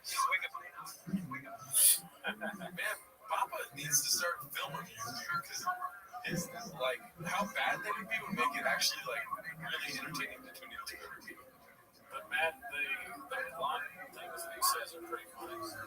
Blonde humor, like that's when he can be actually not funny. They don't need to be wrong. When are we going to be finishing? Pretty soon. They're asking you how the Braves is going. I can't even tell you all that. That's some shockingly crazy things recently. We'll do 2 more posts from the Reddit and I'll give you guys a little preview of his flares. You don't even remember what it is. The subreddit has recently posted by Mac 1987. That's crazy. I don't want to miss a thing. That's Mark Harley. That's Mark Harley. I know. If you try explaining to him, This is posted by Andy Kaufman to Media Pink, dropping facts on liberals. Let's see. if you try explaining to a liberal that slavery was wrong, we all hate that, we all agree. Did you also know that slaves were entitled to work extra shifts to make money? Some slaves were paid, and not all slaves worked in fields. They'll call you a racist white supremacist. I'm not crazy, and I'm telling you about the history. How does that make sense, right? And wasn't it only like 3 to 6% like actual people that were enslaved? Oh, yeah. The people think it was like 100%. Everyone had it. It's just like 3% actually. It's terrible. Well, you're wrong. The great Tim Pool on. Timmy and us go on for about 2 hours. So if you're enjoying the podcast as of now, if you want the full 2-hour interview with Tim Pool, head on over to the Patreon. Wow, dude. 5 buckaroos. That was ridiculous. You get that? Just 5 buckaroos? You get that? Yeah, dude. Don't have a coffee one day. Right, dude. I'll drink more coffee though. Yeah, see, that's why what you're doing. Like, some avoiding shots Patreon. This is your 3rd coffee today? I'm like, yeah. Shop talks and Chop does a presentation on slavery. All right, I want to give them a preview of the next compilation. Oh, shit. Yeah. Yeah, this is what you get for fucking being out. Oh, my God. So, there's a little bit of flares of graves here, so I want to show that there's a quick part of those bucket downs. So, we talk about a little bit. I don't remember that. You don't remember anything. You talk about your health care. So, yes, I do. Yes. All right. Check it out, guys. This is the preview for this week's Patreon compilation. You go into this video. They're going to make them here. But, you know what? Actually, let me put an endpoint so I don't go too far. That's very important. Yeah. Like, please don't show the video. Let's go right there. So I do say like 1 or 2 things that are offensive. Yeah. So that's probably. Yeah, let's see this real quick. Health and I just health mask. They didn't kill my CEO and shit. Actually, just sometimes in life be like that. You be gone like kind of 60 seconds, bro.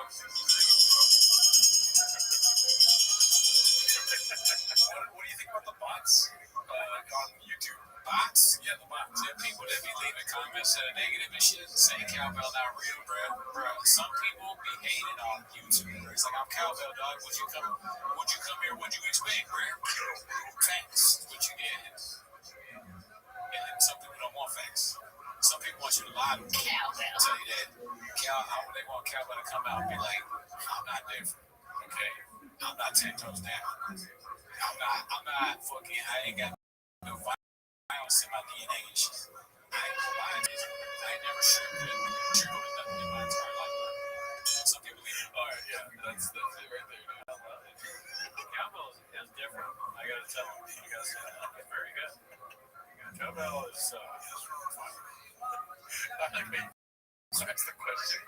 Cowbell's fuego?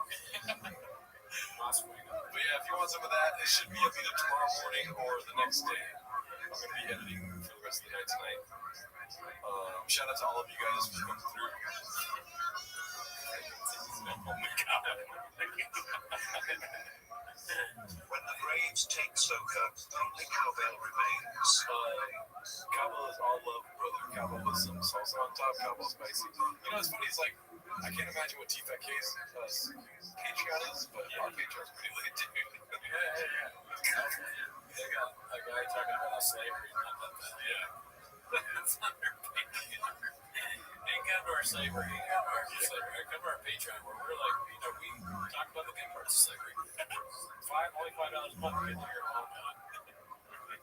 Alrighty, y'all. Well, shout out to you guys for coming through. I think we're going to end here, dude. Another great week of some pretty chop content, dude. And how many months? 160. Be surprised you'll wake up in the morning. Alrighty. Alright, so guys,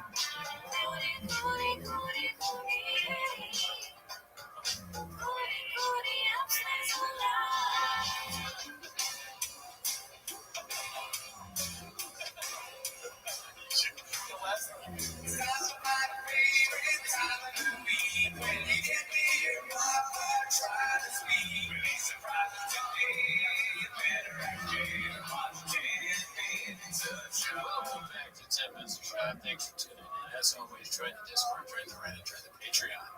This week on the Patreon, oh boy, we watched Whitney Cummings, Andrew Schultz, Trevor Noah, and we also have a Convolulations live on there. We're going to do another Convolulations by next Wednesday. Go and check it out. Check it out on the patreon.com/record. Please. You can see the full cowbell episode on our Patreon. But anyways, that's not why you're here. You're here to watch 10 Minutes of Shop. So start the timer. Play Brian Callen stand-up. That's right. We're watching Brian Callen's stand-up special on this special episode of 10 Minutes of Shop. And if you're not on Sora yet, you should get on it because we're both on Sora. And I just made a new cameo because in the one that I made the first time, I was fat. And I am maybe fat. And then I'm worried now that I'm going to be more fat in the new Sora that I made. Look how fat Brendan was. I don't know if the camera's going to be able to tell, but dude, fat Brendan. Different. I like my voice. It's so fat. Look how fat that guy is. Oh, I didn't even see that. Yeah, it's just you saying different. Oh my god. I'm not that fat. Jeez. Oh, man. Anyway, so, has anybody in here, let's start with a poll. Has anybody seen False Gods yet? Seen False. I was going to use Jake Paul and make Cooney on Sora. Oh, man. Because that's what you did to make Jelly Roll. Oh, yeah. We found like Jake Paul and a fat guy. Fat guy's Jelly Roll. With face tats. We found that out. Yeah. Through science. Yeah. Brian's got a primal urge to be a man. Yeah. I'm sure we're going to get a lot of stuff about like guys, and, dudes, guy talk, all the classics. Well, I'm excited. I don't know about you guys, but have you seen any of this yet? No, I've not seen a second of it. Me neither. I've been waiting all day. It's been popping up in my YouTube algorithm all day today, and I've been skipping. I'm like, no daddy, no daddy, no daddy. I haven't seen it in any facet. Intrigued. How long was that? 59. Okay, how's that? 15 minutes. All right, let's go.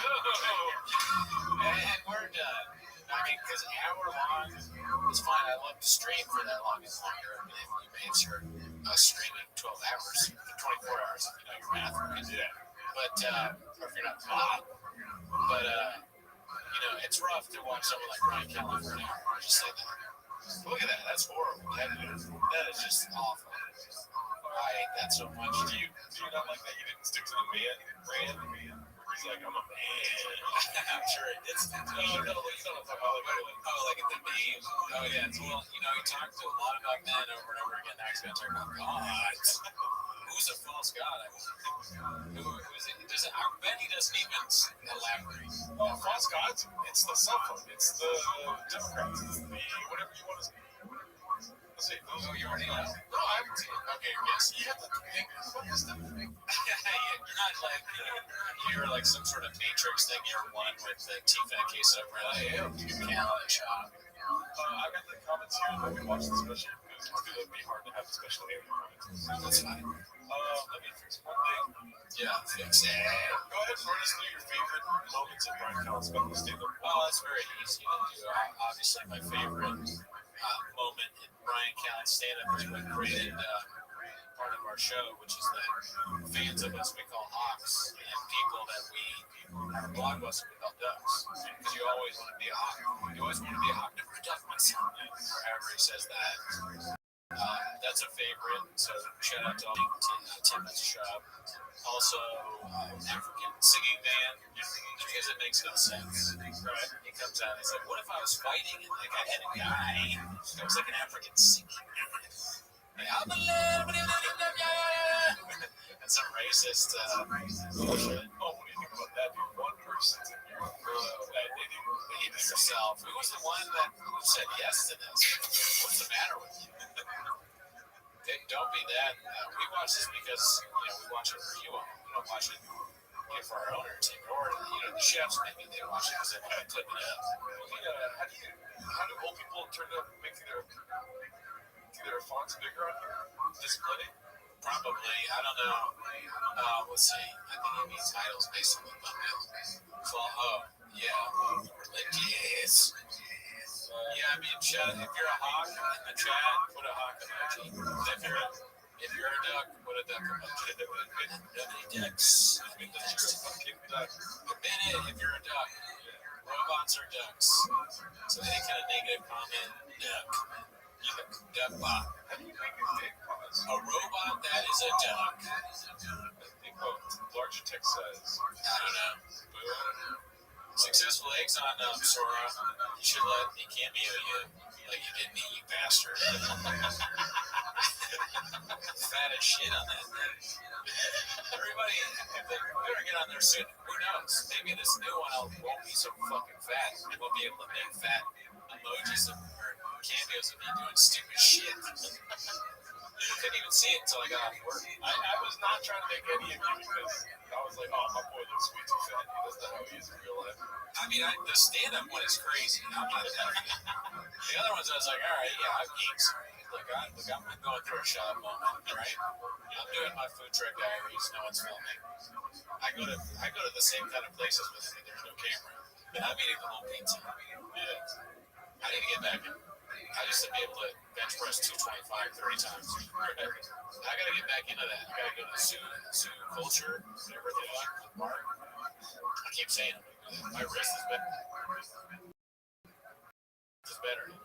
Yeah. If people watch Rabbi between check it out.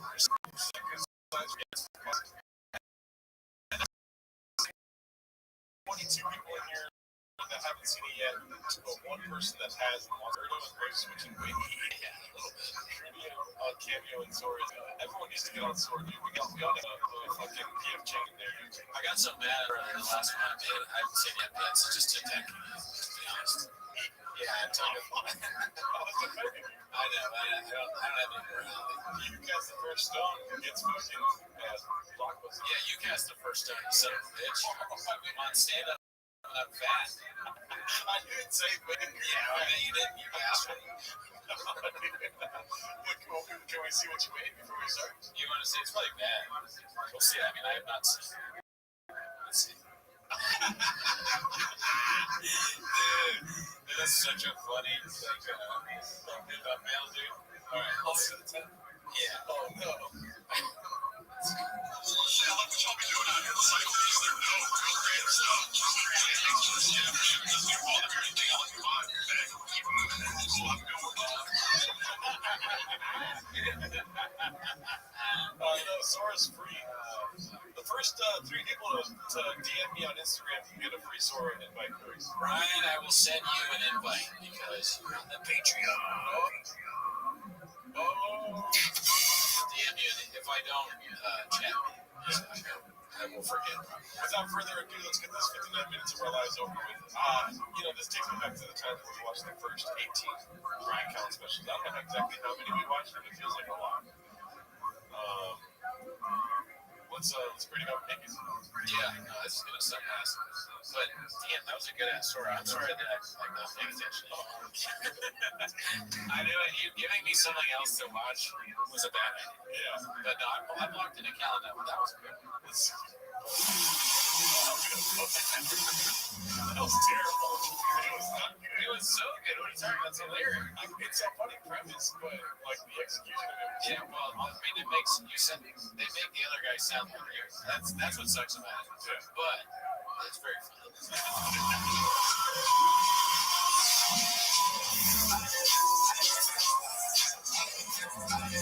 Okay, have we ever heard a rap song before Ryan Callen special? I don't think so. I don't remember. He is still doing the stupid, because part of the other ones were the same kind of thing, right? Animated version of him looking all strong and jacked. Yeah. I remember on T-Fat Kid today, one of the first, what's it called? One of the first things I saw on T-Fat Kid today was him grabbing his thighs, and the caption was, I'm 5 minutes in. And then the He's back to fucking diagramming. Oh man, I wonder if he has any still material.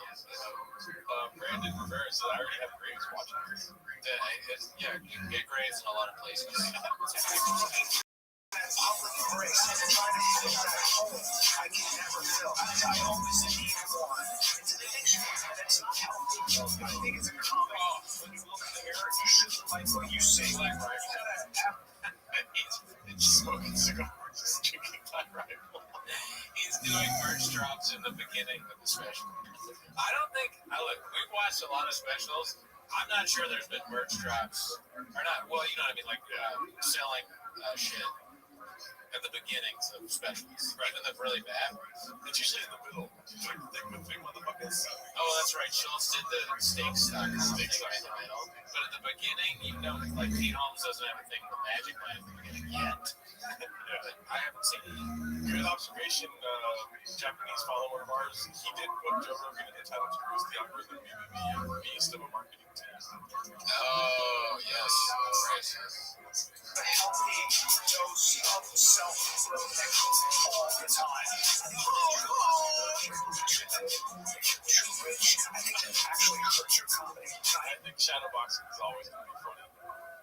Yeah. Every comedian should shadowbox because the ones that don't do that in real life, it's funny.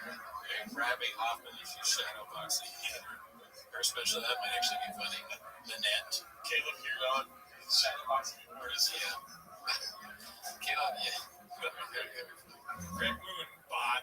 And too muscular, and I look too good, and yet I'm able to overcome those obstacles. Let's go do this. Ladies and gentlemen, give it up for Brian Callen. False gods.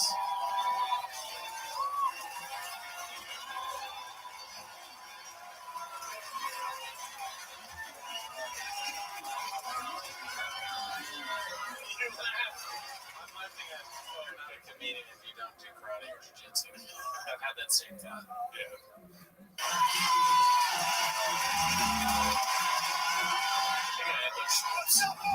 They have the same shoes. Yeah, I do like mine are red. Those exact same shoes. Are they just Jordan 1s? Because I have Jordan 1s. Oh, if those are Jordan ones, then no. I really don't think that ones have Jordans. I have shoes that look just like that. Okay. Boring. What's up, Austin? What's going on? Yes! The mothership! It's good. The first cut. The mothership, yeah! So anyway, I don't know. The first show bombed. Okay, that's hilarious. Steeder. It's a weird world, man. I'm on my phone too much, huh? Anybody else get caught in this scroll? This social media, this dopamine scroll. You know what happens? Every day I wake up and I go, I'm not going to look at my phone. I got 4 kids. I have bills. I'm not doing this. I'm not going to get caught on social media. But they get you with an image. They capture you. And like, I'll just see an image of like a woman in a bikini on a skateboard. No, baby, I have to make sure she's safe. Right? And then, Man, he's doing it right away. You just gotta get, like, you get your phone, you're in your phone, you're inside it. Does the boxing, I'm locked in, and I'm here, and you're there, and I'm not gonna see you. Who is this for? Yeah. Us in our show. or later, you're like, I can't stop, you know? And this is what happens. The problem is it gives you desires you shouldn't have, and it makes you feel like you're missing out on life, which is ridiculous. Look what I get to do. And I'm on the other day, I'm scrolling, and a dude does a perfect backflip off the yacht and just disappears into the azure waters of the Mediterranean. And the girls on the I don't know. It's Brian Callen seems like this. disappears into the azure waters of That's my guess. But he uses words like Azure, Afghanistan, Azure. Yeah. You know what? I'll give him credit here because If I were Brian Callen and he's saying that he's looking at his phone a lot, scrolling through social media, I wouldn't be doing that because of the stuff that he sees. He's getting gadoosh left and right. So if he's still looking at his phone all the time, looking through things, good for him. I wouldn't have that. He's on Reddit all day. Just on TV. He scrolls. He has to hide things on Reddit constantly. Boss. Even when he's in too busty to hide, he's like, oh, fuck that. Cross-reference with the Spider the Kid subreddit. Because you see all the, you see the post. Of the Mediterranean, and the girls on the yacht are like, woohoo, and I was like, life sucks. Right? Then what happens? Then I get to another reel where a dude, he's a cowboy, a real one. You guys know. What's up, guys? Games for you guys. Shout out to you. Simple, good. This guy stinks. Watching Brian Callen's entire stand-up, good. Yeah. That's a good one. To another reel where a dude, he's a cowboy, a real one. You guys know this. You probably know. A cowboy. See what happened in San Diego. Yeah. Do you think he's going to do the horse? He's already on the horse. Yeah, idiot. Fuck, he's on the horse. He's on the horse right now. I missed it. Oh, man. Another reel where a dude, he's a cowboy. Oh, you're right. He got on the horse. I missed it. And an animal right away. On the other specials on the Patreon, we would count the amount of animals that he would name because he would constantly hit. His specials take place on the sea. He loves the sea. Oh boy, a real one. You guys know this. You probably own horses here. And dude, he's a horseman. He's on a horse, a real cowboy. Hat, buckle, rope. He wrangles cattle. That's his job. Dungarees. Dungarees. That must be a new thing for comedians now, too. How big were the dungarees, Callen? What is Wranglers? Yeah, the Wranglers are fine. That's the most cowboy shit I ever heard. Wrangler? Peter Dinklage's dungarees. He's going off that, dude. Woodrow Wilson's Wranglers. Like this is a man who comes home and he smells like steer, like rawhide. His wife is probably traditional in a prairie dress. She's like, I'm gonna make you a pie, right? Listen, we all know as we older cowboys, you guys eat your steaks. You never think about what it takes. You know how unruly cows are? Do you know that cows are like, I'm free, and one of them breaks off? You need somebody to be like, hey, get the fuck off, you have to. Damn, he came close to the hot dogs. You guys ever dressed like a cow? I mean, it's fucking different. Dallas. Got whipped as a cow. Do you know that cows are like, I'm free, and one of them breaks off? You need somebody to be like, hey, get the fuck off, you have to. A cowboy is nothing less than a man who specializes in breaking crushing really any semblance of individuality a cow may have. Right? Remind them that they're a herd animal and stay in their fucking formation. That's not even the point I'm making. So I see this dude on a horse. Now I have a lot of horse fantasies. And I'm not gonna go Cow, horse. What else? That's it so far. That's a lot so far because it's only been 3 minutes, Jim. That's more animals than I've heard. What's up, guys? Look at you guys. Green room on the ship tour. If I were there and I'm a comedian at the mothership, a door guy or something, it'd be kind of funny just to time it just randomly. Like, oh, he's doing an animal thing. Let's see how long I click like a stopwatch. And then you got a bunch of things someone's taking. It's like, oh, yeah, 4 minutes on horses. I don't know how he does it. It's not funny at all. Nobody laughs. He does it the whole time. And he does the same kind of voice the whole time, too. It never changed. But he's not embarrassed in any way. It's crazy. What's up, Dallas? Oh, yeah. Look at you guys.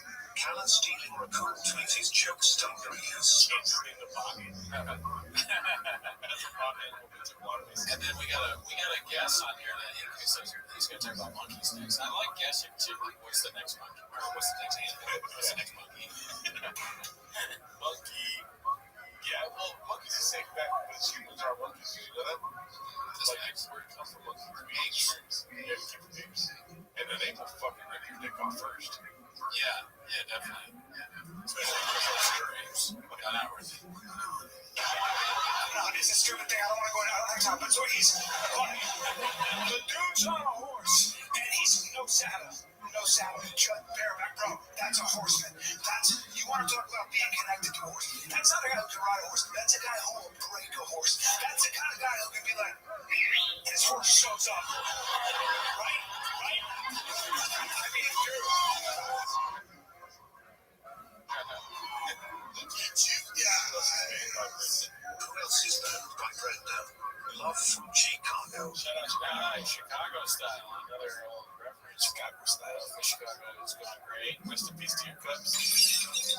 What do you think about somebody that stands like this during stand-up?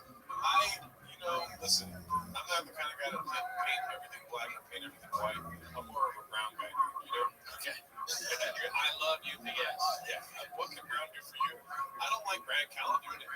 But if that was how John Mulaney did his Joe Next special, I'm sure I would love it. Oh, it would make it so much worse. I just picture somebody, they do stand-up comedian. They have this, maybe they walk the stage, maybe they don't, but they're ready to do their set, and they go into the club and they see a guy standing like that, doing in that voice too, like a karate, kind of dressed up like a karate guy as well. Yeah. He doesn't not look like a karate instructor. He's in the stands too, and he always does this. Yeah. This is how he does stands. Yeah, he's ready for the attack. He's ready to defend himself in the audience. Yeah. Okay, so you don't look like that when you're looking at the woke. That's why he does it. You're at the wall. Okay. Yeah, so he is the woke. Yeah, he's the woke. The woke ends here. Right. Well, man, you guys know. Here's what got me. I watched this 5 times. He's not moving a muscle. He's on the horse, okay? It's just him and the wranglers. I don't know what he did. Terrible. I can't stop thinking about other people's reaction to this thing. Yeah. Right? It's just the woke meets the wall, and he's standing like that. I literally forgot what that made me think of. Oh, my bad. No, it's not your fault. Yeah, so it's just another reason. What's up, guys? Look at you guys. That's what Brian Callen's feet are never less than 3 feet apart. So thank you, Hagel. So what I was thinking is,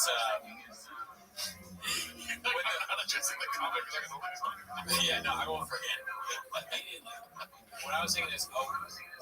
He is against woke, right? He says so. Obviously, the main guys that are defending us from people trying to stop what we say are obviously Joe Rogan, Brian Callen, and Joe. We thank them. Thank you guys like your freedom to talk and chat. Thank all 3 of those guys for your freedom to eat. But these are really important people. But anyways, what I'm thinking is, you got these woke guys, right? Maybe some of them are aware of Brian Callen and they hate Brian Callen. They hate him because he's free from freedom, right? So they go to the show and they're expecting to hear offensive shit. They're expecting him to talk about trains and how protesters deserve to get shot. I see what you're saying, right? And they get there and he does 10 minutes on a guy getting on a horse who's hot. And then they're just confused. This guy sucks, but they don't even know the woke. Don't even know they met the wall. The wall is that there's nothing interesting being said. Sometimes you're more of an assist guy. You're not really the scorer. You're setting and then you should have lobbed that one instead of trying to dunk it because you just hit the back of the backboard and the ball went all over the place. Okay, you're wrong. Okay, you were right for like 80% of it. Listen, the audience fucking loves this, right? And then they forget that they were going to a place where they were supposed to see both sides of the issues. And they walk out going, you know what, I might be a Republican because that guy was funny about the horses and stuff. Right, sell this place. It's like, place where you can fucking discuss openly and not be judged for it. And so they talk about politics and shit like this, you know. And then Brian Kelly was up there and just talks about animals, right? And then people are like, you're telling your whole life. That's all of Austin. Brian Kelly's on stage. That's them, but I'm talking like the people, like woke people that he hates, right? If they were there, Yeah, he's converted to. Oh, you think they're gonna buy in? He's the red pill. Oh, wow. Yeah. That's it. Yeah. Okay. He red pills everybody because of the funny. Dude, liberals are all cat ladies. He's gonna make 10 jokes about cats. You don't think that's gonna win them over? It's funny to say cat ladies when there's homeless cats. Yeah, homeless cats are liberals. Homeless cats are liberals, and then liberals in general are cat ladies. So that kind of goes hand in hand. Okay. I'm saying like he's the first step into a lot of baby steps towards fascism. Tim Kennedy said, "We got to do Brian Santa special live. We got to memorize this. Then nobody will know that. They'll just think I'm insane."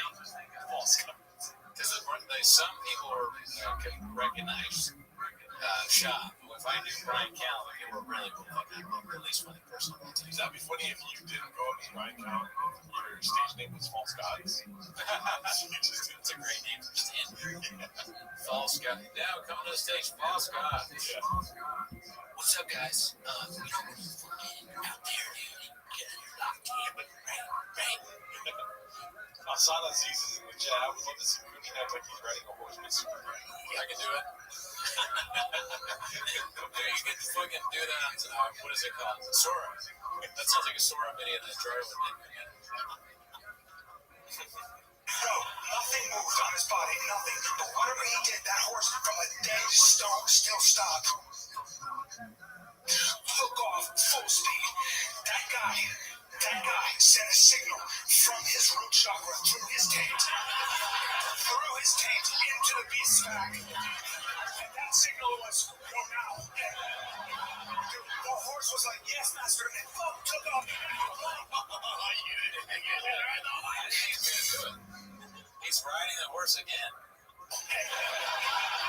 I've already seen this. Can we please get this as a GIF on the fucking... He's not going to do that. What is it called? He's not going to do that. Like, can we get this as a GIF on the Discord, dude? I want to see this.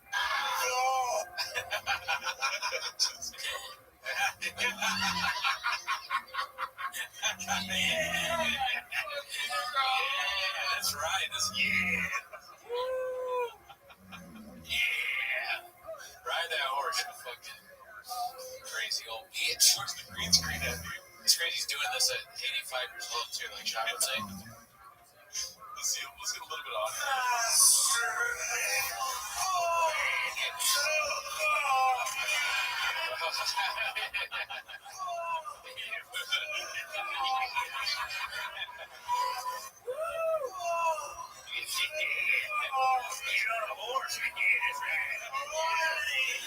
Yeah, he said, go now. That was great. I didn't think we'd get that so fast. I mean, that might be like, we just ended there. We got a little on that. Wow. I don't know if I can really do that. I can't do this again. You never really rode a horse, huh? That's true. I actually have never ridden a horse. The shoulders, it's a weird, like, aerobic exercise with it. The horse was like, yes, master, and took off. Oh, okay. Yeah.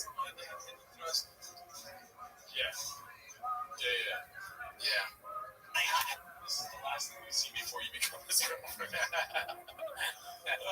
wasn't even using the reins. He was just walking around. It's not done yet. Oh, man. How was the show last night? The comedian rode a horse for like 15 minutes. Dude, that would be kind of funny, honestly. If you allowed me to do 20 minutes of stand-up and I just did me riding a horse all the time. Oh, and I was like this. Just the whole entire time. He's Performance art. Yeah, dude. He's not done yet.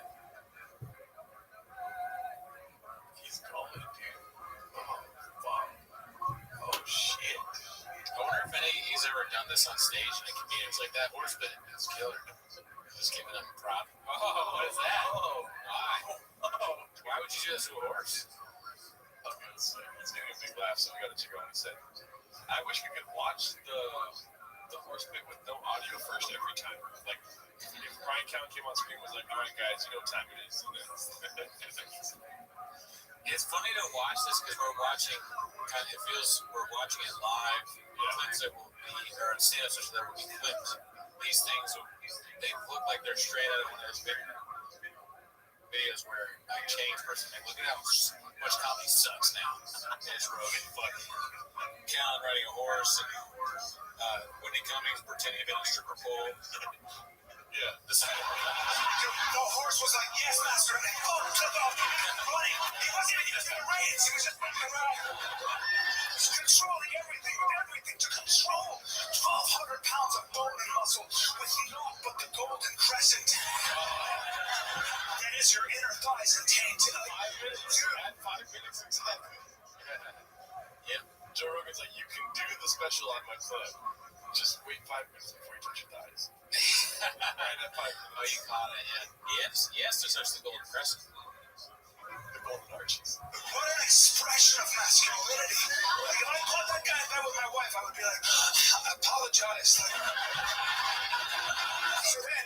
So I go from an acrobat to cowboy, and now I follow a guy. I come across this reels. He's a sensual chef. There's no other way to put it. He's a sensual chef. He wears naught but an apron. An apron jacked. He's got, first of all, his skin, marble brown skin that sweats olive oil naturally. I don't know how to describe his body. If it was a landscape, it would be unsafe to traverse in a regular car. You need special shocks. Even then, you'd be like, this is crazy, dude. You know? Yeah, he's not getting off the horse. Well, this one is a car. Oh, he's riding a man's chest. It's not a car. I wasn't going to listen to honestly. Good. I mean, for your own sake, yeah, probably. You have to tune out every once in a while. It's a defense mechanism. He's doing the whole, like, exactly the same Hawkeye thing. It's nuts. How he just does this every time. We're dumb for not thinking that he would do something different. It's so shocking to me. I couldn't do this. It is shocking because he started, dude, he like baits and switches you. He's like, I'm on my phone too much, but look at me on a horse. Yeah, what is the false god for? Who is the false god? You're talking about everything you've already done. You're riding a horse, a Hawkeye. He's olive skin. He's an olive oil. He's the kind of guy where his abs are big and muscular. What the fuck? Aren't you supposed to be, bro? Is that supposed to be bro comedy? Oh, it's different. That's what it is. Yeah. Is this what bro comedy is? Then fuck bro comedy. This shit stinks. This is James Raymond. This is the craft perspective. This is 250 material. If I was in the green room and he was doing stuff like this and people were laughing, I'd be like, do I smell burnt toast? Am I having a stroke? I can't. Why are you laughing? Although actually, now that I think about it, I would be laughing more. Oh, yeah. Because if it was in person and he was still doing this shit to make me laugh, I mean, that would be actually really funny. This is you trying to hold back your laughter. You're like, oh, yeah. In the green room, it's different. But not, seriously, though, if I was in the green room, it would be a totally different experience. This is horrible. Chinese water torture. But in the green room, I'd be laughing. I mean, his body was demoralizing. Like, I was going to work out that day, and I was like, there's no point. Like, right? Like, when I go to the gym, I'm an imposter. Nothing's going to grow. I'm not going to look like that. You know, if you can't afford a Ferrari, put a fin on the back of your Honda Accord. So watch this. So now I'm already in. And the dude, he's a chef, so he just looks at me through these Mediterranean curls and just goes, let's make a sandwich. And I was like, okay. It's just the greatest hits. It really feels like that. But Talk about a Hawkeye for 4 minutes, and now we talk about how he's a fucking Hawkeye. it makes me think that he's stupid. And I always thought, now granted, he's a little stupid. But I always thought that he and maybe smart or stupid people do this, but he puts himself off as he's really smart, right? He knows a lot about vaccines and the government and other countries, and he's a worldly man, right? But it is a stupid thing to do a bit that's bad over and over again and not change, because that is kind of what I used to see at open mics, where somebody like we know that you all have never heard of, but like GT or Nick Country, you get excited because you know they're going to do the bit you want to see, right? The same exact thing, because it's exactly, you're like, when they're like, all right, we're pulling the name out of the bucket. All right, next up is, what's it? They never know who he is, even though everyone else does. GT is next up, and he comes out, and I'll go like this. I'll be like, to my friend, I'll go, high five. Oh, yeah. We got a fucking pussy at the beer coming for us, baby. Abu Dhabi, baby. I get fucking in for Nick Country. I'm like, hey, all right, let's go. He's going to talk about fucking some chick. It's going to be amazing. He's over at Texas. He's so drunk. I can't wait. I can't wait to hear what offensive things he says. So that, but Allison Fitzgerald. Allison, I wouldn't give anyone a high five for that. But this maybe is to Austin comedians. Maybe they're having the same feeling that we have. We're just not in. We're not in the green. He's riding a horse. They're like, Callan's on. He's gonna do the horse thing. Yeah, dude, we have time to get to the beer. Literally, that's how I felt back in the day. What do you think of Box Comic? Brian Callen on a horse be like, ding, ding, ding. Kind of on a horse be like, oh, man. He's so vain that he doesn't really absorb any subject fully that doesn't directly involve him. Wow, that's deep as fuck. I went to school. And he pulls out a piece of raw meat.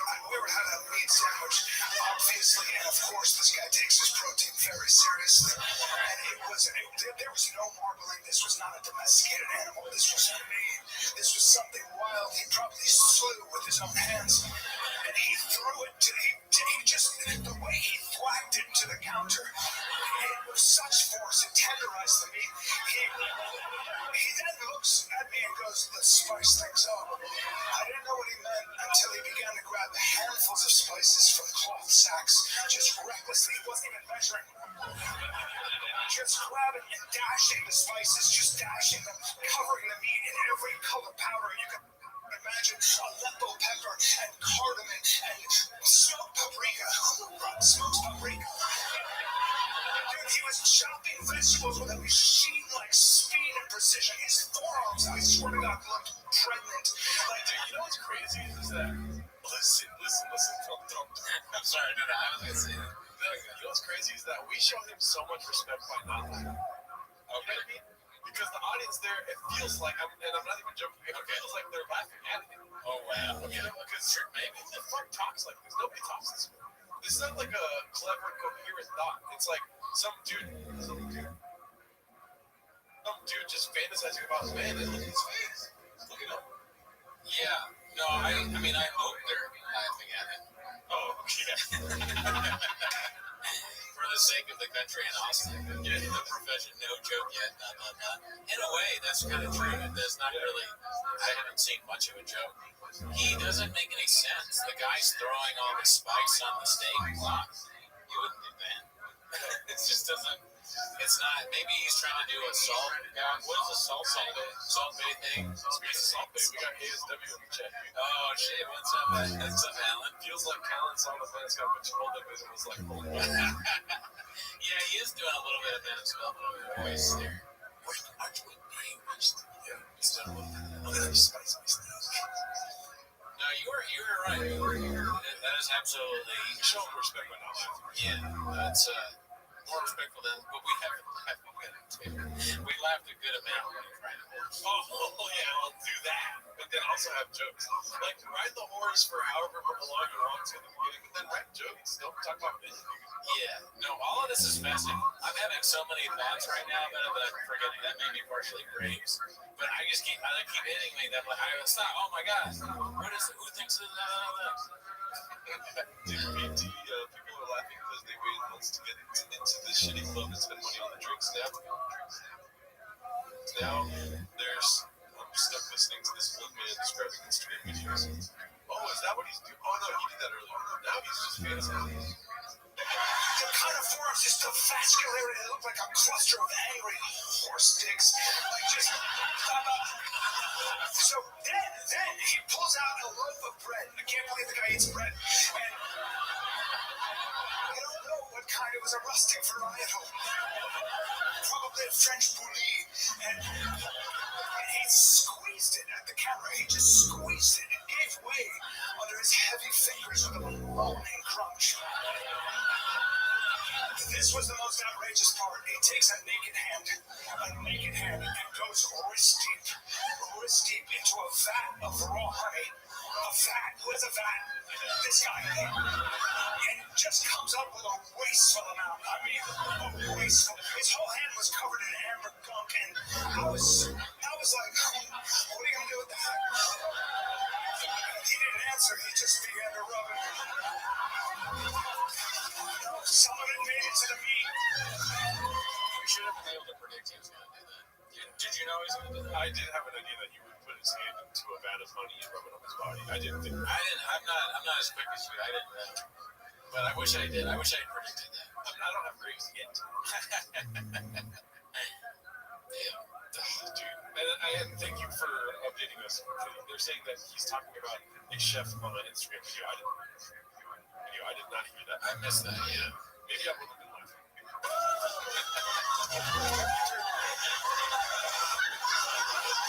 Anyway, the sandwich came together. I can't remember how it's a blur, but he took the kind of bite your mother would scold you for. Just the choking hazard alone. And the juices, Jackson Pollock, his chest and apron. And my wife came in and she was like, why are you making that face? And I was like, I'm having such a dark thought. Because, all right, anyone that's done stand-up, they have bad stand-up out there. But he's doing stand-up now, he's 50, he's been doing stand-up for 30, 40 years or something, and this is his finish, this is him. And it should be his height, right? His prime. And it's this bad, so what that makes me think of is his children when they see and how they would react. And what, maybe they have a normal life because they've never seen a stand-up, and one day someone's like, hey, I'm watching your dad do stand-up. He's like, oh, I never watched somebody. They don't know what it's like. So they go, I've never seen it. They're like, you sure you want to watch it? Well, I guess I've kind of just been avoiding it. I have a normal life, and I'm happy and married and kids and all that. Well, let's just check it out. And so his son finally watches the stand-up, and then the next day, the whole family finds out the son's killed himself. Oh my God!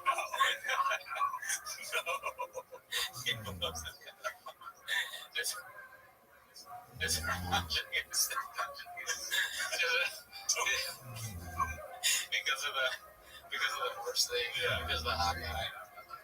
Actually, he kills himself. He decides to do it after the honey thing. When he runs honey out, he's like, I can't live any longer.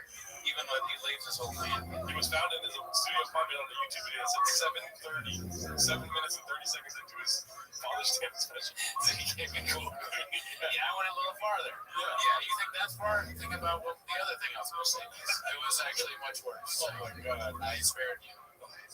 But I hate to say that you're wrong all the time. You know what I mean? I don't want to be that guy. Okay. But you don't think he's like this all the time with his kids?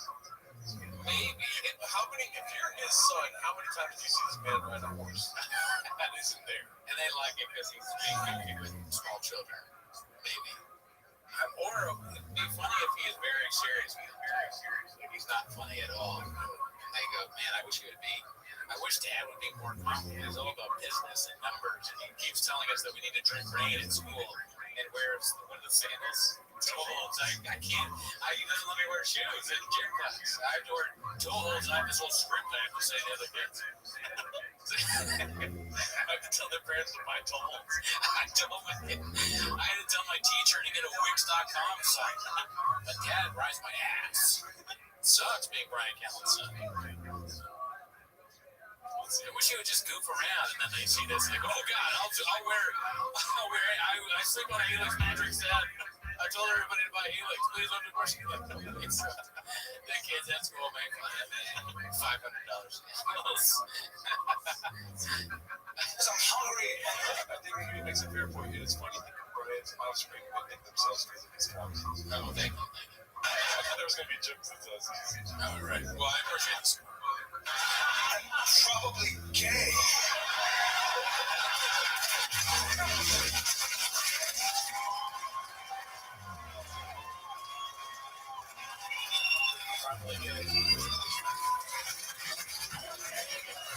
Several days later, I purchased an apron. I wanted to make my wife that sandwich, my younger wife. Put it on, I began to make the same sandwich in earnest. She came into the room and told me I looked like I should be washing dishes in prison. I told this on the show many times, I think, but there was that one time I went to the comedy store and I went just to watch a show with my friend, and 8 of the 10 male comics there did bits about, like, I might be gay.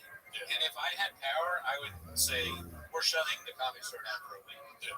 We need to figure out what's going on here, and we'll talk with everybody, we'll interview, but a week, maybe 2 weeks, we're going to shut the club down and figure out how we can move forward from this. Why are you shutting it down for a week? If you don't know why, we're shutting it down for another minute.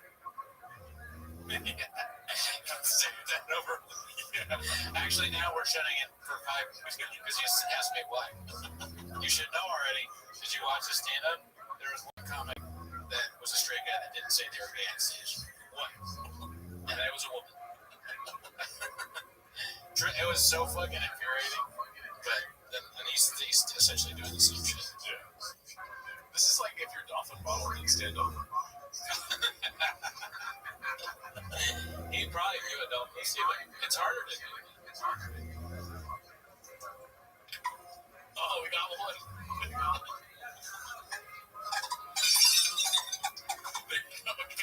God damn. It's like locked. Let's see. All right. Daughter screamed gross and ran from the room.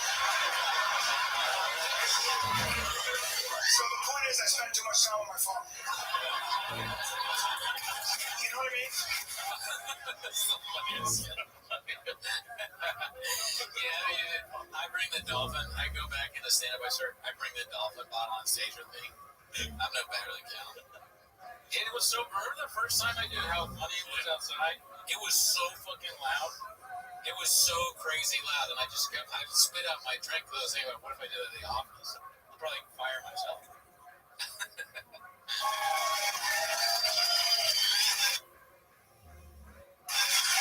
Just go from that 57 to go from wanting to be an acrobat to a cowboy to a gay man.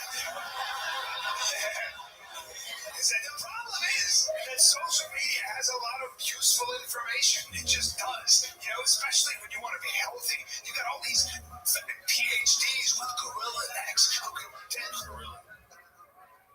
Yeah, I was waiting. I wasn't listening to anything they were saying. I was waiting for the next animal. Yeah. I feel like I could put that to bed now. It was gorilla. It's like probably talking about humor. You guessed it. You guessed monkey. Oh, I didn't guess monkey. Inco or somebody else guessed monkey. Yeah, but that's close. That's pretty close. Lift 500 pounds, you know, like my doctor has abs. It's crazy, right? Just traps, and they've got all the secrets. All of it is so much information, though, just to try to live forever. Good luck. I gotta just narrow it down, man. I'm not a health crank. Like, you gotta get sunlight, get sunshine, direct sunshine, at least 20 minutes on your genitals. Like, just don't go crazy, but if you have a pale vagina or penis, you're not healthy. I have been watching a lot of sunsets lately, and I do think about putting the sunset directly on my butthole. You heard about this before? Sunning, yeah, sunning. Yeah. So I'm not much better than Cameron, but I don't do it on stage. I just have the funny thought when I'm watching the sunset. I only know You know about that from Tom or Chad and JT. They made a bit about it. Yeah. Just out of yourself. We both have Callan hunts all the time. You know that, right? Are you guys cold plunging? Are you cold plunging? Huh? Are you? Be honest. I'm gonna be honest. I don't want to be a jerk. I'm looking at this room. You guys look very inflamed. Everybody here looks. This room is swollen. You should look 20% swollen. You gotta sit in ice water, guys. You have to sit. It's gonna suck every morning after meditation, obviously. But you sit, get in ice water. It's gonna hurt. It's gonna suck. But just stay there until you're sure you cannot have children anymore. That's when you know. Make sure everything is frozen. But here's the good news: go right into a sauna. Go right in. You want to go from the waters of the Arctic to Death Valley because that's natural. Yeah, and you sit in the sauna. Sit in there. I don't give you how hot should it be. It should be so hot it makes you a better person. Okay? Yeah. You should think about health. All right? Yeah.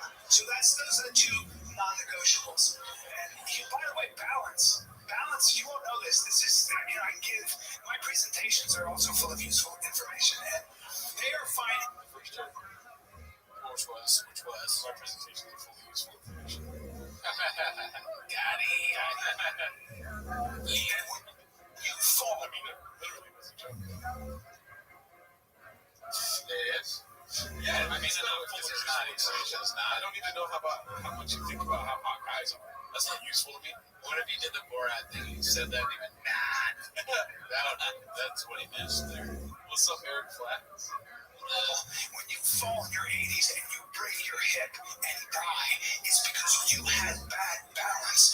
And the reason you had bad balance is because you had weak toes. See, you don't know this? You don't know this. It's amazing. We don't talk about toe strength. That is the most, if you're working your whole body, you're doing nothing for your toes, that is so irresponsible. All right? Listen, if you're not running in heavy sand,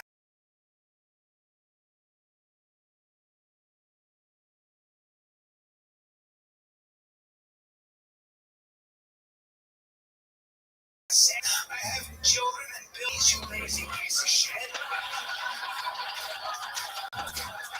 you want to live to 105. That's okay. That guy was not laughing at all. It's like Krakamiko is not happy with the he fucking does not give a shit. He's studying the grade speed. Yeah, he's about to write a rap. Yeah, you want to live to It also kind of looks like me, too. You're into this special. This is how I find out that's successful eggs. My fucking disguise is just blue light glasses. 5, that's the new 50. Yeah, let your friends die at 85. You want to get to 105. Don't miss those 20 years. Yeah, oh, that's a blast. From 85 to 105. Woo-hoo! Yeah! Can't wait to get to 100. Do you ever see what the average 100-year-old person looks like? You can't tell if they're male or female.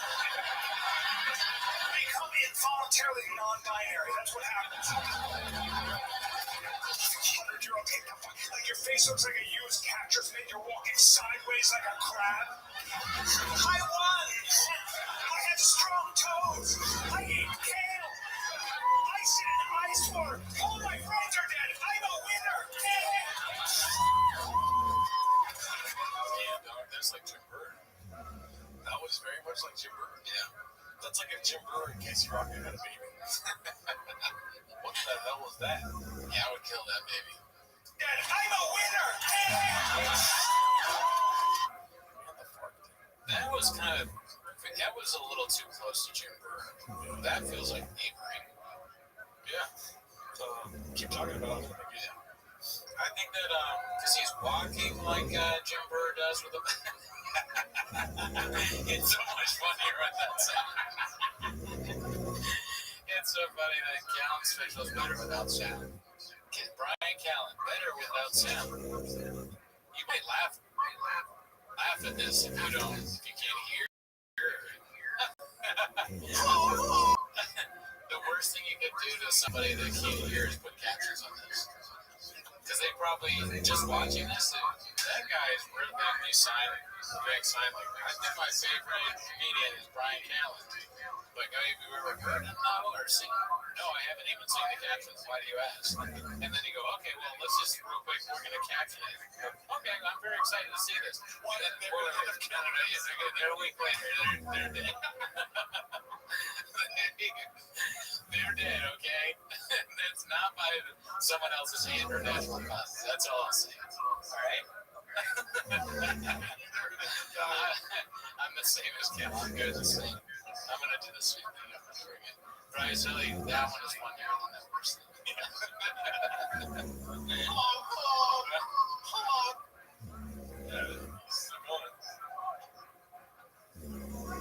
Cooney, it's okay to laugh at the fart bit. We get it. You love that. Let me go. That's true. Backdrop reminds me of Ringo Poppy. Yeah. I remember watching the first Ringo special as a kid and thinking he was a comedian, and watching him and all his friends do comedy. This big hurts me. Yeah. Shared sentiment there, brother Dan Dalton. Sometimes I forget he's doing this for comedy marks, and there are people that actually find it funny. I disagree. I think there's nobody that finds this funny. And like I said earlier, they're laughing at them at a certain point. It's like comedy used to be clever jokes from like, the greats. You know what I mean? Dat Van. Ralph. I mean, Ralph's better than, but okay. But to finish my thought, this is just like showcasing like psychosis in a sense. It's like some fucking crazy person on stage just that can talk a mile a minute, and you're laughing because you're like, things like this. Yeah, but it's not a clever things like this. You know what I mean? No, it's also very deep because a lot of what he does could be that old Howie Mandel comedy, where we watch it and we go, what the fuck is that? That's not funny at all. He's still doing a version of it. Yeah. It hasn't. His comedy hasn't changed since then. It's almost I'm not realizing derivative of that, which is bad. This is like a Jelly Roll that's yeah. Actually, Jelly Roll probably would be better than this, but that's not much of a concept. Yeah, you go on stage. My dick don't work.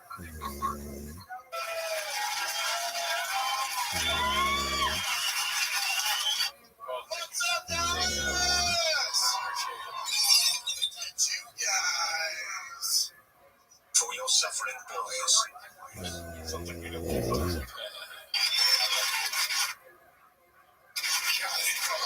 That's such bullshit. I'd rather die smoking than robbing a bank until our man goes out. Right? Salads for cowards. You know what the other thing is, though? You know what's funny? Is you can do everything right. That's the other thing you realize when you get older. You can do everything right. You can literally take your vitamins. You can wear your seatbelt, go to church, pay your taxes, give to charity, eat all the food that's good for you, and somebody can still step out of the shadows and kill you. Right? You can. That's a fact. That's the other thing social media reminds you of, that you can die at any time of anything. I've seen all the death. I didn't ask for it, but I've seen people die of every way you can imagine, every way. And I think they do that. I think the social media gods monitor our levels. I think they're like, his dopamine levels. All the gods. They're the social media gods. That's facts. Callen has been doing stand-up since it was invented with usually. He's never gotten better. I know he's smart, so he has to be aware of the audience's perception. And I agree that Ringo Poppy is better than this. Oh, yeah, 100%. I lost where he was going with this, but I was trying to keep up. You can't have a fun time watching this. Well, except if it's like... That's what I tried to say at the beginning. At the beginning, I was like, I don't know if you recall all the times we watched before, but eventually we are literally in pain. Yeah, no, it's bad. It's hard that we look forward to a Callen special. But we do. You gotta see. Even though it's bad, you want to see how it is. Right? Is it really the same? How can it be the same? Right? It doesn't change at all? That doesn't seem possible. it reminds you somewhat that there is some truth to the people who change. Yeah, I disagree. I think people do change, but a lot of times they don't. We're both ways change. It's like watching the movie where the characters don't grow at all. It's like, really? You just watch the day in the life of these characters, and there's no growth? Hard to grow when your job is that you work in a storage unit. He just real the podcast storage unit. He works and maybe lives in a storage unit. He might live there. With one of his 3 families. Chin. Dear gods, monitor my levels. I think his dopamine levels have been a little too high. Let's bring his cortisol and adrenaline levels up. That's a great point. T is saying, how does he transition this back into animal sounds? Thank you for keeping us in check. We should be making this the whole time. And like how soon till that happens? Yeah. And Kringleberry, what the fuck is up with his thumbs? We've brought this up before on T-Mobs. He does have strange thumbs. He's got an ability to hit a CK that we will never get. What's up, Dallas? I think Tony Run for his money in the race. 4 games commanding taste. I like how that's the screenshot. I'm very low on stage. And where the comment pops up on the screen, it looks like he's looking at that rubbing his head. The video of the escape circus elephant. Stop that poor guy to mush. Elephant. That's quick. Wow, I did not. Dude, Elephant was not on my bingo card for a Brian Callen special. It'd be cool if he slipped in that reference. He's like Elephant Graveyard. Oh, yeah. I'm not gonna do that. Do you think he'll mention raccoons? I think he's done that before. Right? Did you watch one where he did that? Oh, dolphins. Somebody got money on dolphins next. The next in the order is either bears or wolves. Okay, bears, wolves, or dolphins. We got you guys on. We got the guy who's the guy on the side taking bets? The bookie. The bookie. We got the tarantula house. The bookie's a raccoon. Every Callen special immediately regretted it and had suey eyes by the last one. That's true. Yeah. You don't even know. You don't see it coming. You're just like, oh, I love elephants. Why is it shaking its head so violently? It's unbelievable. I thought a guy was running away from a bird. I'm like, look at the pussy running away from a bird. I'm like, that's a fucking drone. They were doing video. These kids were capturing themselves and sucker punching people on the street. I went nuts. I looked at my wife and go, first of all, you're too relaxed. I need your head on a swivel. When you're walking down the street, I want you, your hands up. I want you bobbing and weaving at all times. You want to see that? Yeah. That might be right.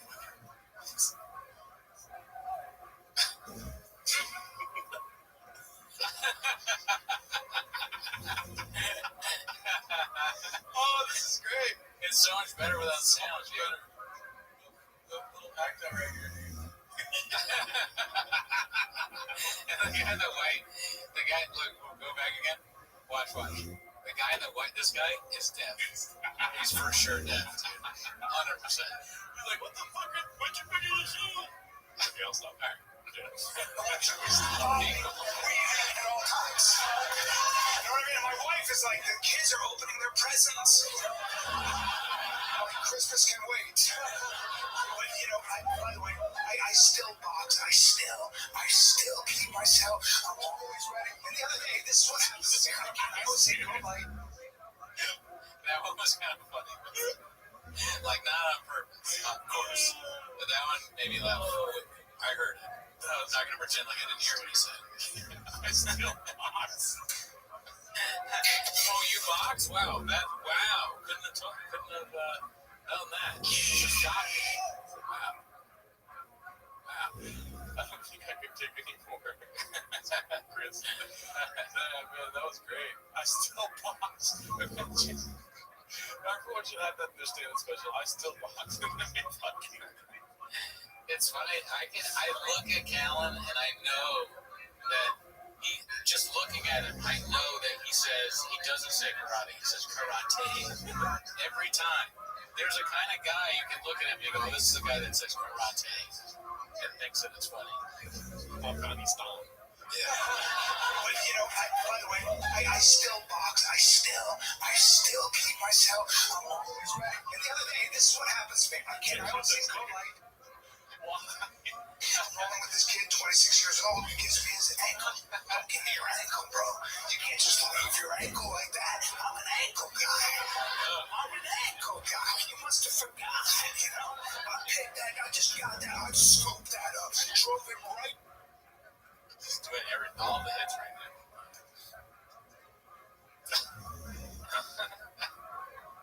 Yeah, it is weird how he looks like a real stand-up comic when you're helping you. He's very good with this. Yeah. What is he doing? The deaf guy's like, what is he talking about? And they have to guess, because if I didn't know the context, I would think that this is my guess. Yeah. Actually, think of something, and then I'm three, we'll both guess what he's doing. Okay, I'll count it off. Do you have something yet? Oh, I was going to watch it. Yeah, watch it, and let me know when you have something, but don't say anything. Just watch it.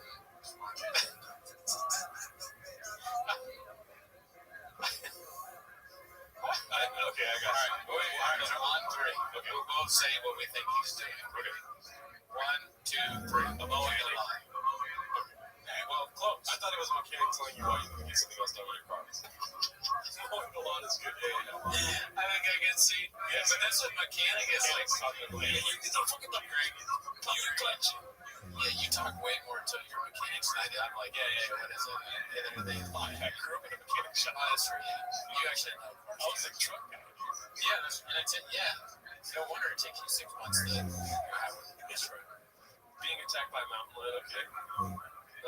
So I was driving my truck and stuff, okay. White guy acting out his bad Spanish. That up, drove him right down the mat, had an ankle sky high, and then I had trouble looking left for 11 days.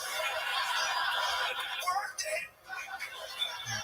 I'm just afraid I'm going to get bested by a younger, more symmetrical male. And my wife is young, and she's going to be like, it's just a business decision, He'll raise my kids under a different name. I don't know. I don't know what I'm thinking. I don't know. Like in my mind, in my fantasy, I'm going to be 85, still training. I'll be in Kane, and some guy will be like, what's up, old man? And I'll be like, oh no, you chose the wrong grandpa. But you know what the problem is? The problem is, here's the problem. I'm starting to calcify, okay?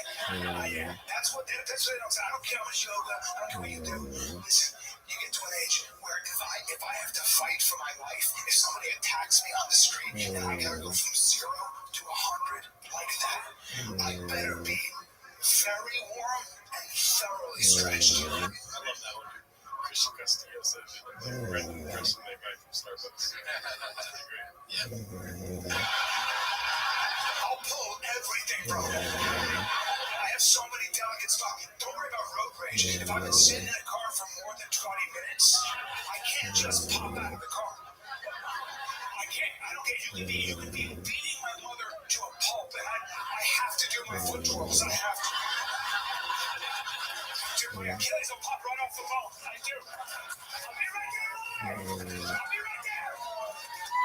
Put your hands up. That's pretty funny. But it's not funny right now. But I can understand how this could be funny for sure. It's so funny for this screenshot for you to say this is funny or this could be funny. It's so good. That was my background. He looks hilarious. He looks hilarious. Again, a scenario where, okay, you're trying to convince your friends that your woke friends that you want to take them to a comedy show, and you go, no, this guy's different. Okay? This guy's very funny. He doesn't do any of the offensive stuff. Okay, he's very clever. And they go, all right, well, let's see what he looks like. And they show him this, and they're like, fuck you, fuck you. I'm not going to that. I'm not going to go watch.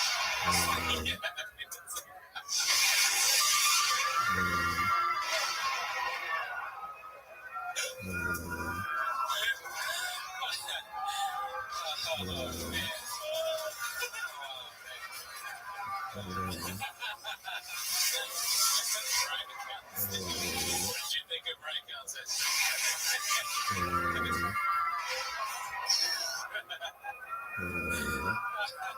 People scream. Everyone's dead. I'm always so damn late to the Cooney stream. Shout out to Brendan Muller. Welcome.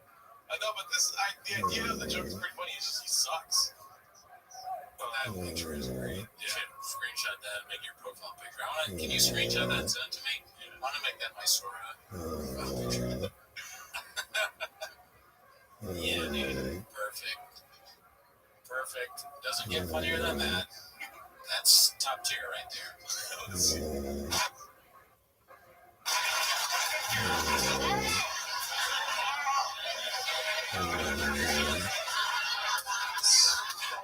So sure, dude. I think the responsible thing to do now, I'm getting to an age where if I really want to be safe, I have to start. All right. I like that idea for Walking Dead. Only because you're always here, dude. And I'm sure he's donated a couple times. We'll do that. But tell me when, yeah? You guys should watch every 30 seconds. Not every 30 seconds, but we're going to have one time. Watch with no sound. Guess the joke, then the big reveal. No, that's a good idea. But not yet, though. Let's Okay, yeah. until, he's going to give another standing O. That's a good. At the end of a standing O, we'll do it then. Last comment. I want to start mimicking some of Callen's characters in real life. I want to cook, right? I'll cook something, but I do the stuff that the salt guy. I just throwing spice and smoke paprika. Just to make my fiance think I've gone insane. There's paprika all over the floor. Let's see. Let me know when, or we'll wait for a standing O. Carry a pepper spray and a whistle. Because that takes no warm up than, just call the authorities. I'm not going to carry a gun. I own guns, but I had all my friends in Texas home you know what I mean? But for me, it's just too heavy. Performance art. Again, another running idea. When you pause it, we unlocked another level. When you pause it, he has hilarious screen grabs. It's not just when the video is playing that he's playing those things. Pictures of them doing it. This is great too. He looks like a Jeff Dunham hug. Yeah. Oh my God. Okay, but here, performance art. All right, performance art. We take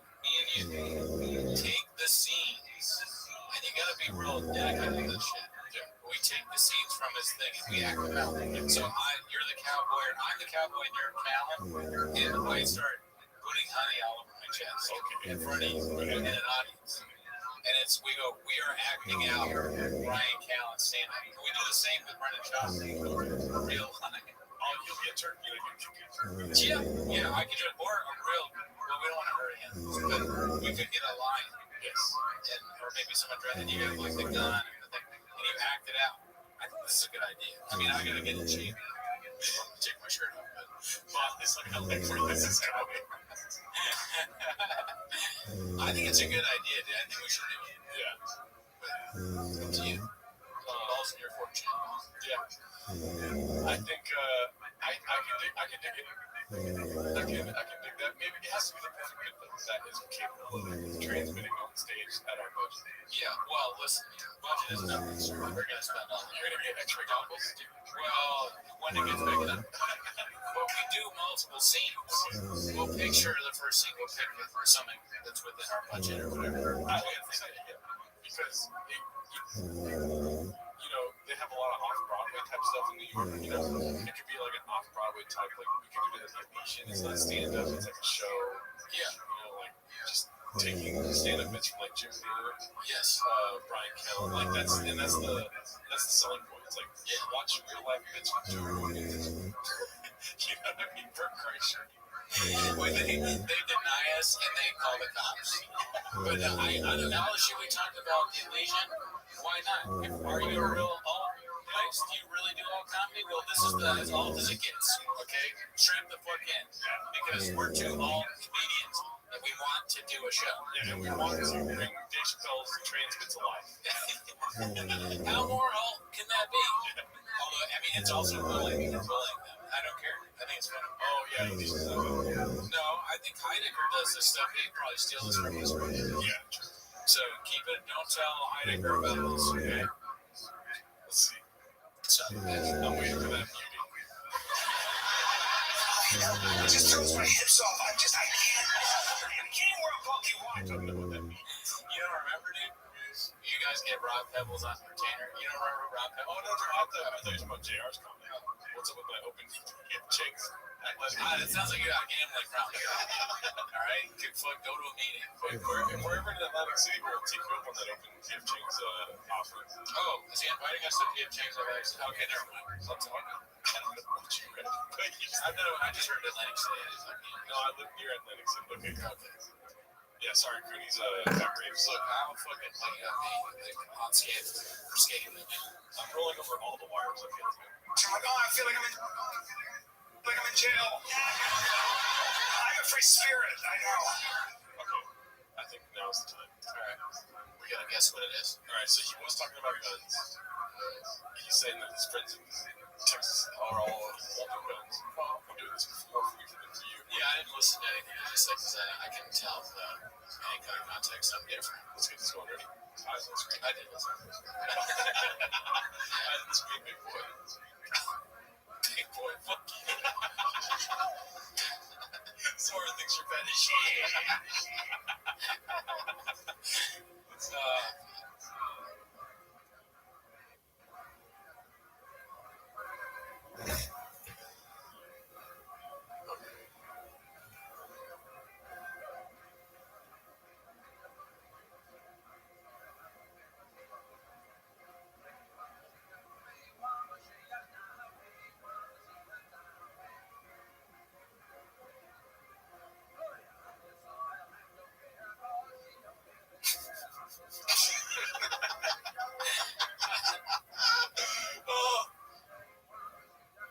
Okay, I'm ready, I guess. All right.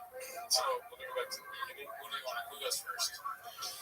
I'll go first. I think he's talking about how you have to be fit to wear a gun. You gotta be fit to have the gun because you can't have the gun and not be solid. All right, okay, that was my guess. All right, that's your guess. Yes. Wow.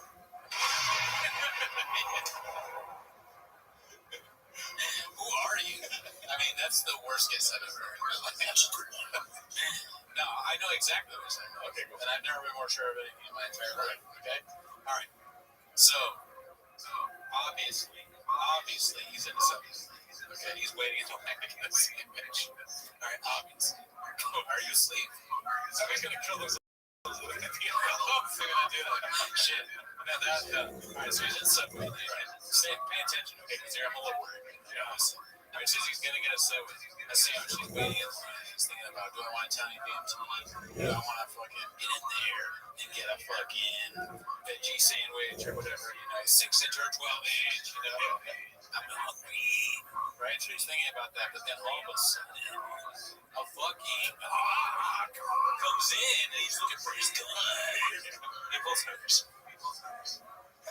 He's like, I can't get my gun out. You have to get your gun out quick.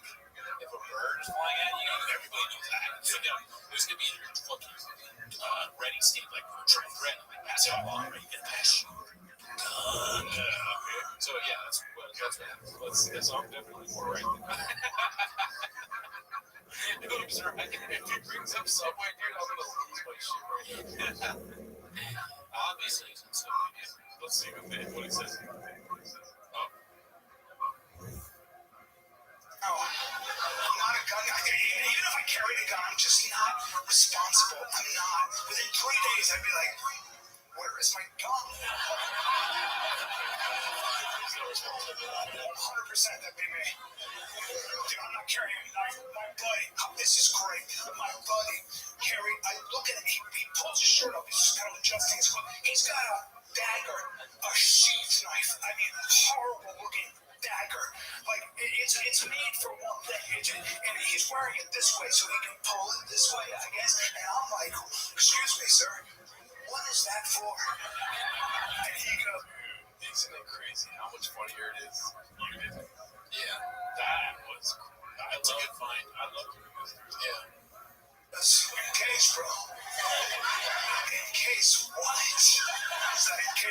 situation, I gotta open somebody up.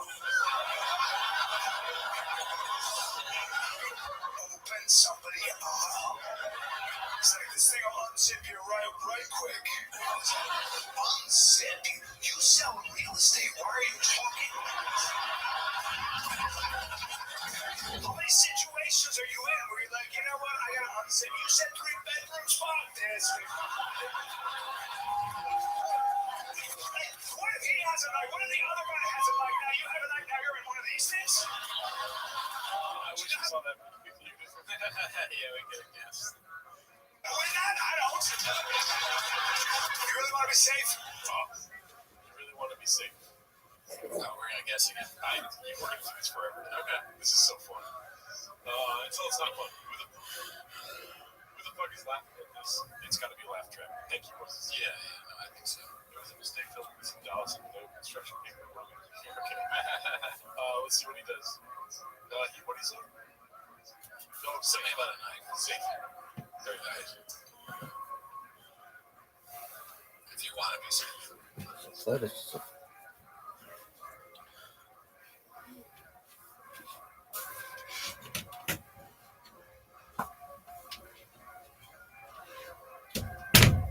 It's supposed to be quiet, by the way. I'm trying to guess. Yeah. Okay, he's doing a little bit of act out. Okay. He does this a lot. The hand motion. It's always like to be like, get it. Like you're stupid. And this. Okay, let's do 30 more seconds.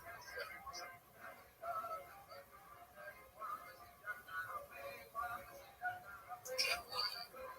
I think I got an idea, guys. I got an idea.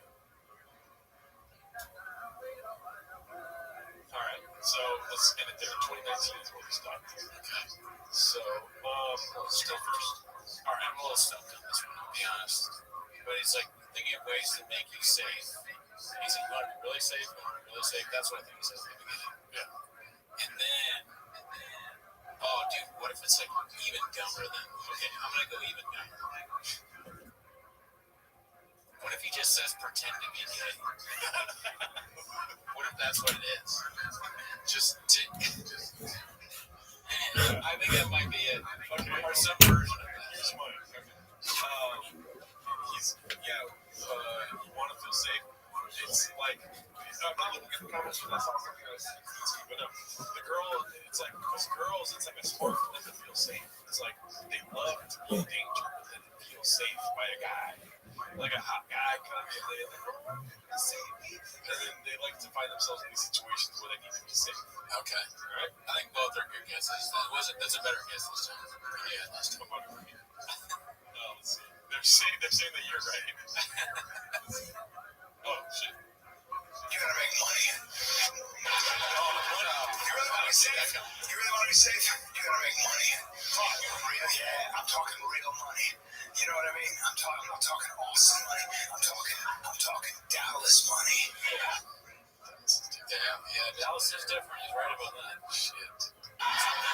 Yeah, there's a difference, bro. Oh man, I'm talking billions. My buddy's a billionaire.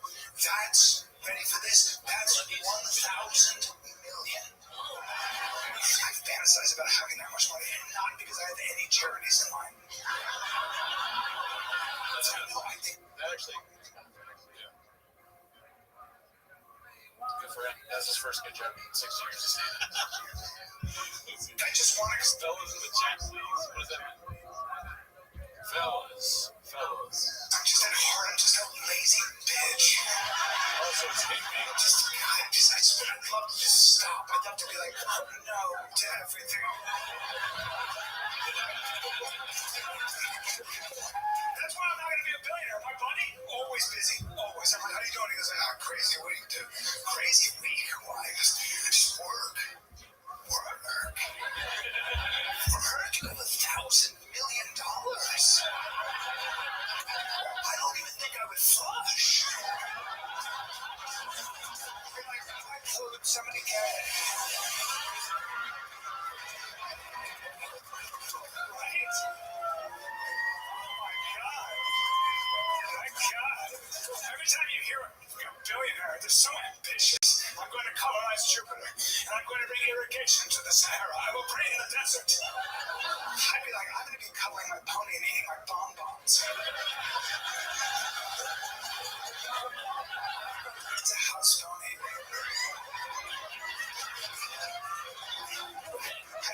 That's way different than my rich thoughts.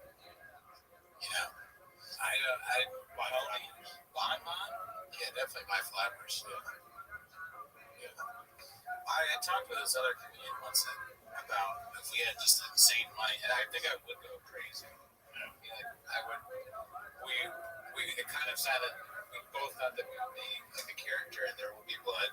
Just walking around the house in the road with a gun, a golden gun, shooting. That's kind of what down the hallway. Yeah, shooting down the hallway, yelling. Bowling alley? Bowling alley for sure. And almost exactly that. Just basically that character. Somebody would walk into this sounds like a college. Yeah. Somebody would walk into a room and be like, oh shit, you have an at-home theater? And I'm like, no, this is the darts room. That's how big my darts room is. And this is probably obvious. I play darts. So yeah, but it's probably obvious to you, but I did drink your milkshake too. Okay.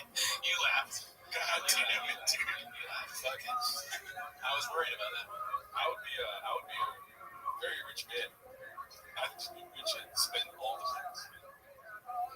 Yeah, no, it would be great to have that much money. Bonbons and being effeminate wouldn't play a role in it, but I do think there's a chance I would turn to the character for some people. I would be by you. Fuck you. Such a dick. I would probably have a staff. I'd have them standing at attention every morning. Is the rule. Good morning, everyone. I want something no one else has. I'm bored today. I want a chocolate waterfall and a square basketball. God, and you could be so safe. You wouldn't have to worry about jujitsu. Please, carry a gun. How gauche. Stop it. I would just outsource my protection. I would hire violent professionals. Powerful men with aggressive beards. Warriors. Warriors who've been knocking at themselves through the stresses of combat. Sheepdogs in suits. You can go anywhere. Tickle Rich. This probably hit in 1980s. It's funny because he's gay. Oh! Yeah, what the fuck is this, man? Shit is fucking lame. I like making wild assertions, but do you think he's making fun of Joe Rogan here? Yeah, he's only doing it to Joe Rogan sounds like a gay man. Yeah, for sure. It's a clever inside look. Just shit. It's you guys. It's just the same shit over and over long. I'm redacted. Brian Nyberg, welcome. Yeah, I feel like he's saying that he hires Navy SEALs. He doesn't want to go outside. Big dick, sorry about that. Yeah, I mean, that's the dream, I guess, for being really good at stand-up. We all do that. No, I said no. Making fun of Joe Rogan. But yeah, Rogan does that. But maybe Callum's, if he had that kind of money, he could do that too. Or he's just shitting on it. Yeah. Maybe he's talking all feminine, mentioning all these things that Joe Rogan does. Interesting. Always be protected. If you Are we just explaining it? Fuck you, Gordo. did see someone coming for you, if you did see the wolves coming over the hill, you could just be like, get them. Wolves! Somebody guessed wolves. Fuck. Who was that? Who guessed wolves earlier? Damn, you guys are smart. I said hungry wolf. True. Somebody did guess wolves though. I was watching all of everyone's guesses. So you guys can comment your next guess if you just said wolf. Oh my god, that was excessive. I got wolves. Oh, there we go. Clap it up for a sign. Title Brian Cullen coming out. What's up, Dallas? It's you guys. Retitled Brian Callen coming out. Okay, so Ryan Hardy again with Coyotes. guess is still standing. Let's see. I don't know why I get so gay when I think about being that rich. Oh my God! I feel it a little bit. As I said, just be gay. Yeah. Jesus Christ. Badger, elk. Okay. Dirt serpents. I think that's what happens when you make that much money, because you can walk into a room and be like, I want to fuck everyone, you know? And they'll do it, because if you have that much money, you know, everybody's going to be like, you just start throwing money. Some people are like, no, it's against my principles. Really? Give a mortgage, I'll pay it. If you got a 30-year mortgage, I mean, I'd be like, fine, let's go, bro. That's true. It's worth it.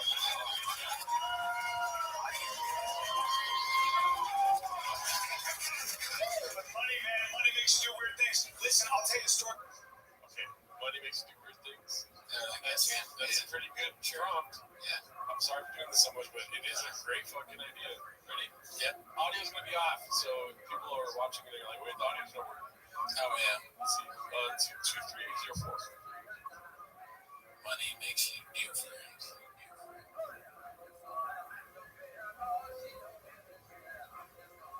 What did he? I already forgot what he said. It's the greatest. Money makes you act in different ways. Okay, money makes you act different ways. I used to have a friend that does something. Yeah, my friend, let me tell you a story. My friend does this. My friend.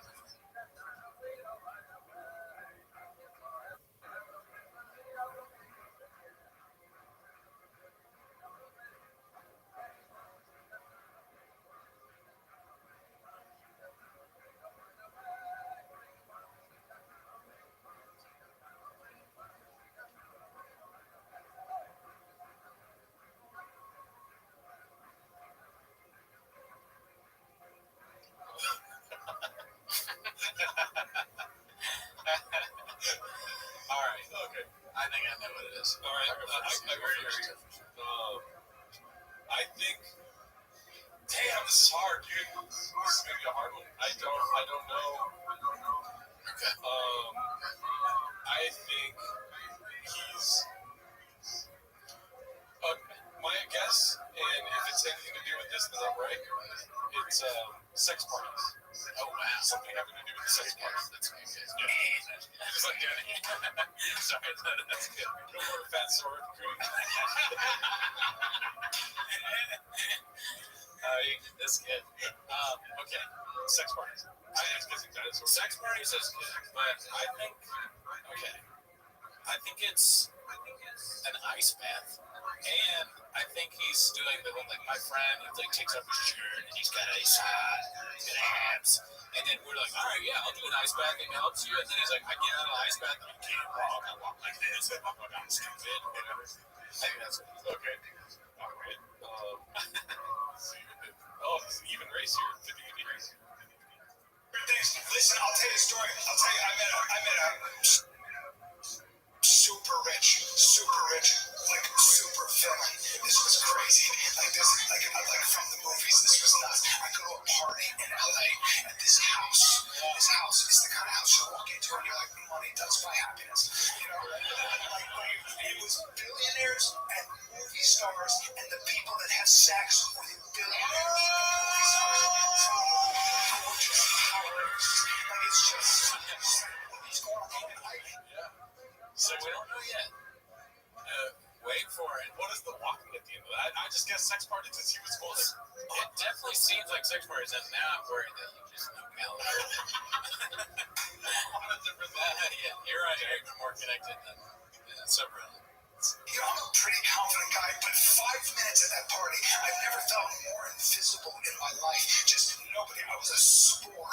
Literally, I was just like, shall I clean the toilets? So that's the walk. Fuck that. Walk is so much something got fucking ass. Gerardo confirmed this right now. Even one of the security guys recognized me, and he was blocking certain entrances to the house so you couldn't go in. And this guy collected modern art, so he goes, "Go ahead, take a look. Walk around. I trust you." So I was like, "Damn." So I'm in the bowels of this mansion. It's like it's just rooms and different like art things. And then I come into a room, and there's this, and I'm already there's this giant. The room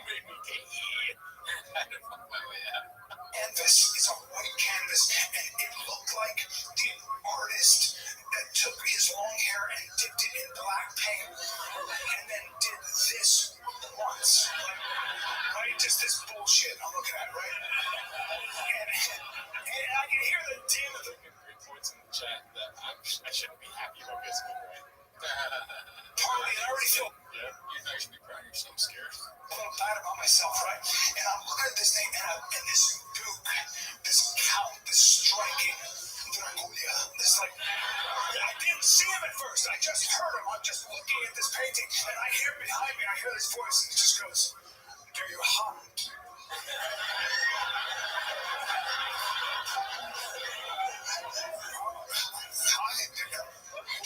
I have hunted before, yeah. You move like a hunter. I'll be honest, when I first saw you, I thought someone had thrown clothing on a jaguar. Oh, I feel the Falcon voice again. I'm a Falcon. A falcon, and falcon me. You gay. You gay. I have birds. Shut up. Stop. Stop what you're doing. Stop. I should arrest him. Ice comes up there. And what do they call you then? Oh, Jaguar. Yeah, that's the headstone said he was gonna guess that. Or they were gonna guess it. Yeah, I forgot. Animal rights. So an Instagram message just said animal rights wants to send her a message on his phone. So we're checking in to see what's going on. Animal rights. What does that mean? It's a personal message. Animal rights, what is it, your ex? Yeah, I got you, animal rights. Yeah. He wants a sword code. Oh, okay. It's a guy's fucking chest. Oh, That's wow. the profile picture. It's very cowlish.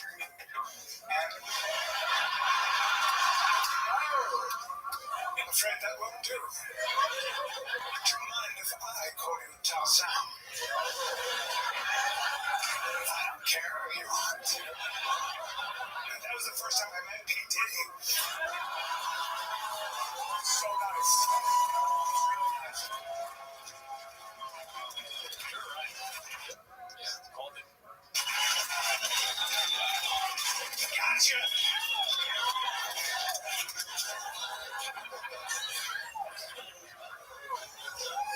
Yep, that's what money does to you if you're not careful. Yeah, mug says black rifle on anything.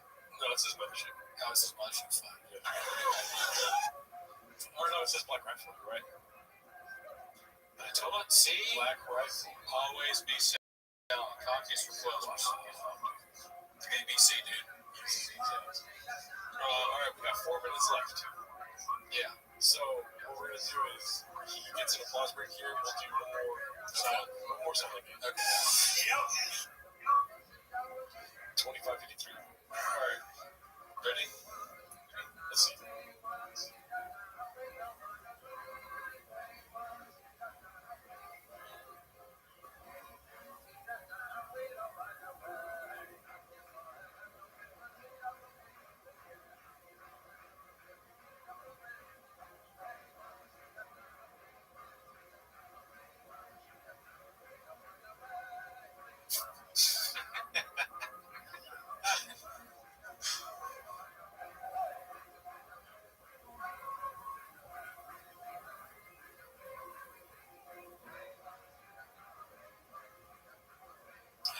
I have an idea. Something.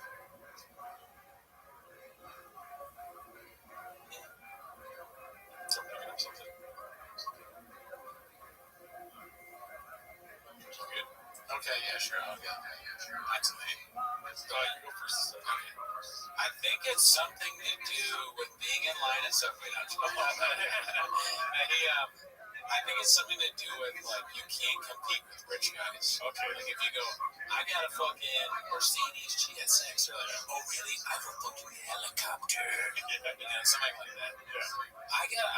My girlfriend is hot. Oh, really? I'm dating the sun, man. That's pretty good, dude. You should do that. That was pretty great. Is that I might legitimately that might literally be like a thing I could say. Can't stand up. Fuck. Let's My idea is that it's along the same lines as you, when he mentions, like you work in an office. You know, like people that have $1,000 billion,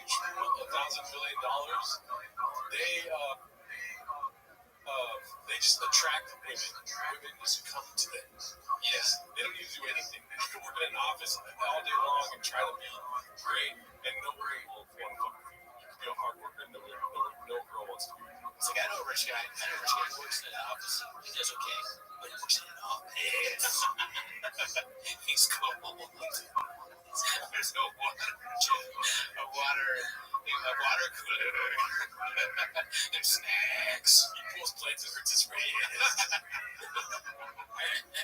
Let's see. Yep, that's what money does to you if you're not careful. If you chase the sensation, you gotta keep up in the ante.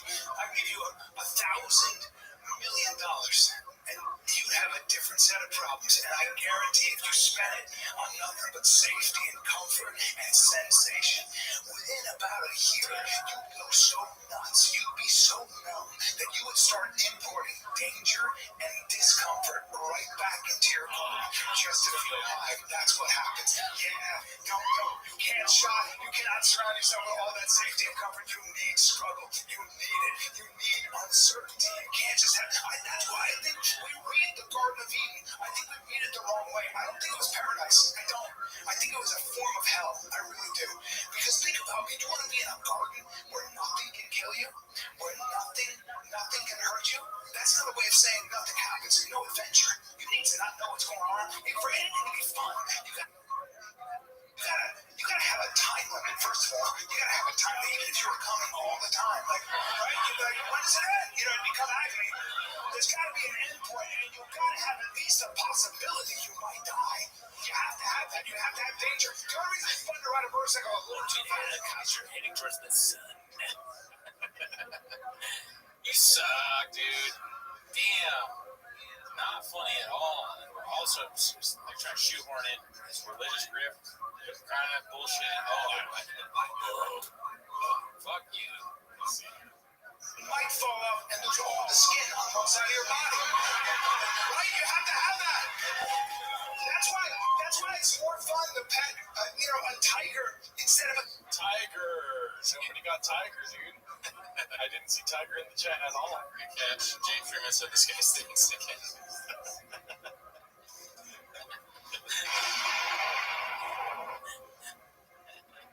My head going to explode if this fruit starts talking about motorcycles. Thanks. Yeah, dude, Tiger. Didn't see that one coming. cow. Cow. It's literally one word played. Cow. Cow twice. Twice, yeah. 2 cows. Cow's like, boring. A tiger instead of a cow. Cow's like,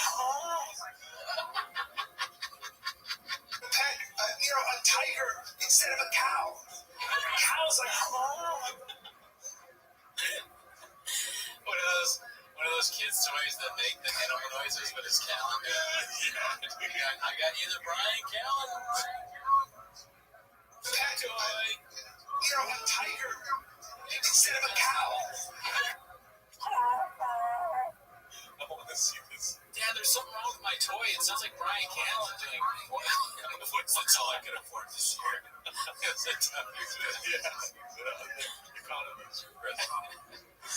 The economy is so bad that people are choosing to have Brian Callan zoo toys for their children this Christmas. One kid requested black hole in his stocking. I said, Let's see.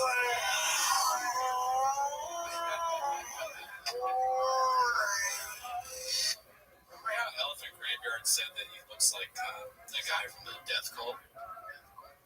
He said that Rogan does. In the thing. I think Callan looks a little more like him. Yeah. Especially there. Oh, yeah. But like a tiger's like, you always kill it, Yeah, man.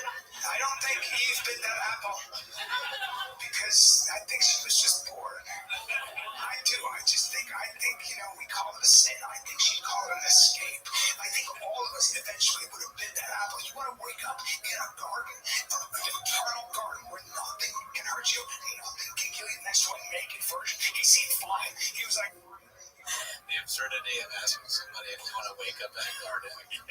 It's just so crazy. You want to hear my thoughts on the garden of Eden? Sure. How long did it take Adam, or how long did it take Eve to eat from the tree of knowledge? For how long does it? No, it's just a question. Oh, how long did it take her? Yeah, but I'm not asking for answers. Just hear me out. Okay. How many times did Adam try to have sex with Eve before she was like, fuck this, and ate from the tree of knowledge? How big is the garden of Eden? How big is it? I don't know. These are questions. Oh, okay. Sorry, I'm so used to being the same audience. When you do that, you gotta have somebody. Obviously, the person with the answers is fucking Brian Callen. Don't ask me. Yeah, that's it. That was it.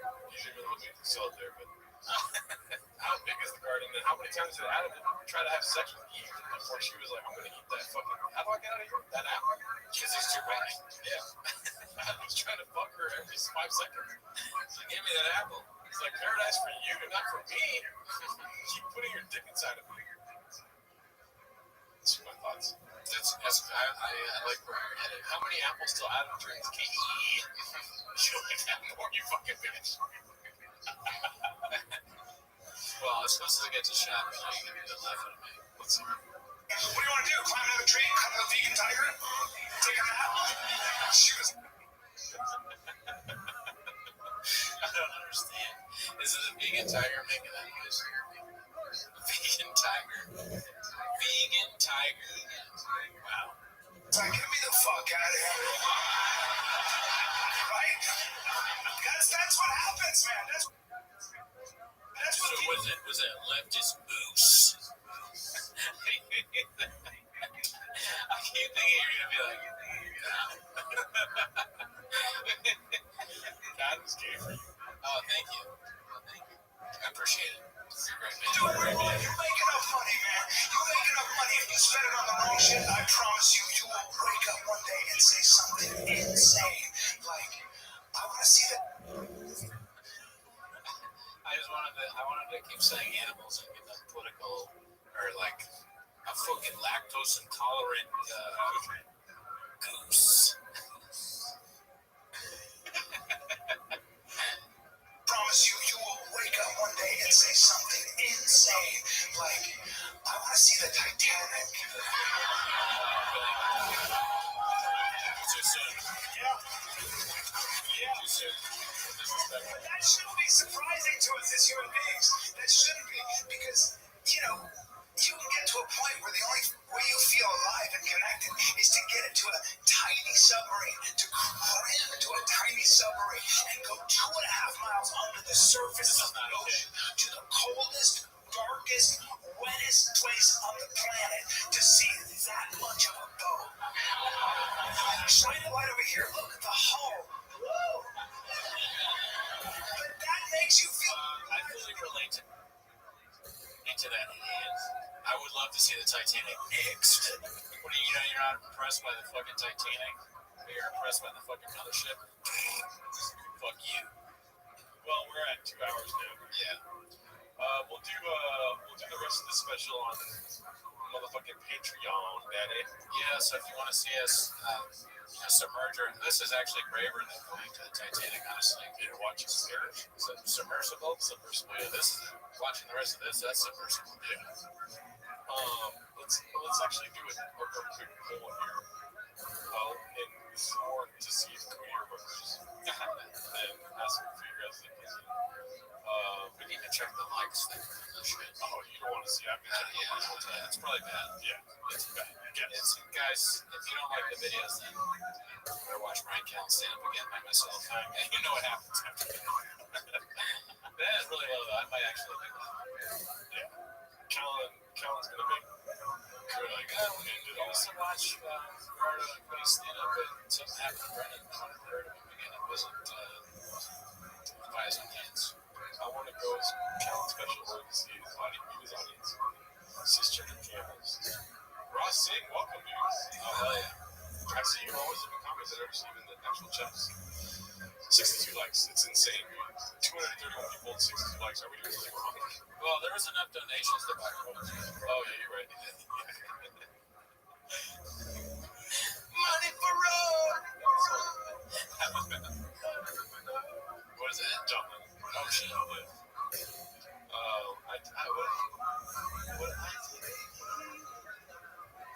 I forget the song. Yeah. And what gun you gonna use? Jesus Christ. Wow. 72 likes. Usually we're at like 300 right now. But whatever. Let's see. Favorite Callan special. Start thinking. Man Tears. Okay. Isn't there one called Man Class? Yes. Let's see. Well, False Idols or was it False Gods? False Gods, yeah.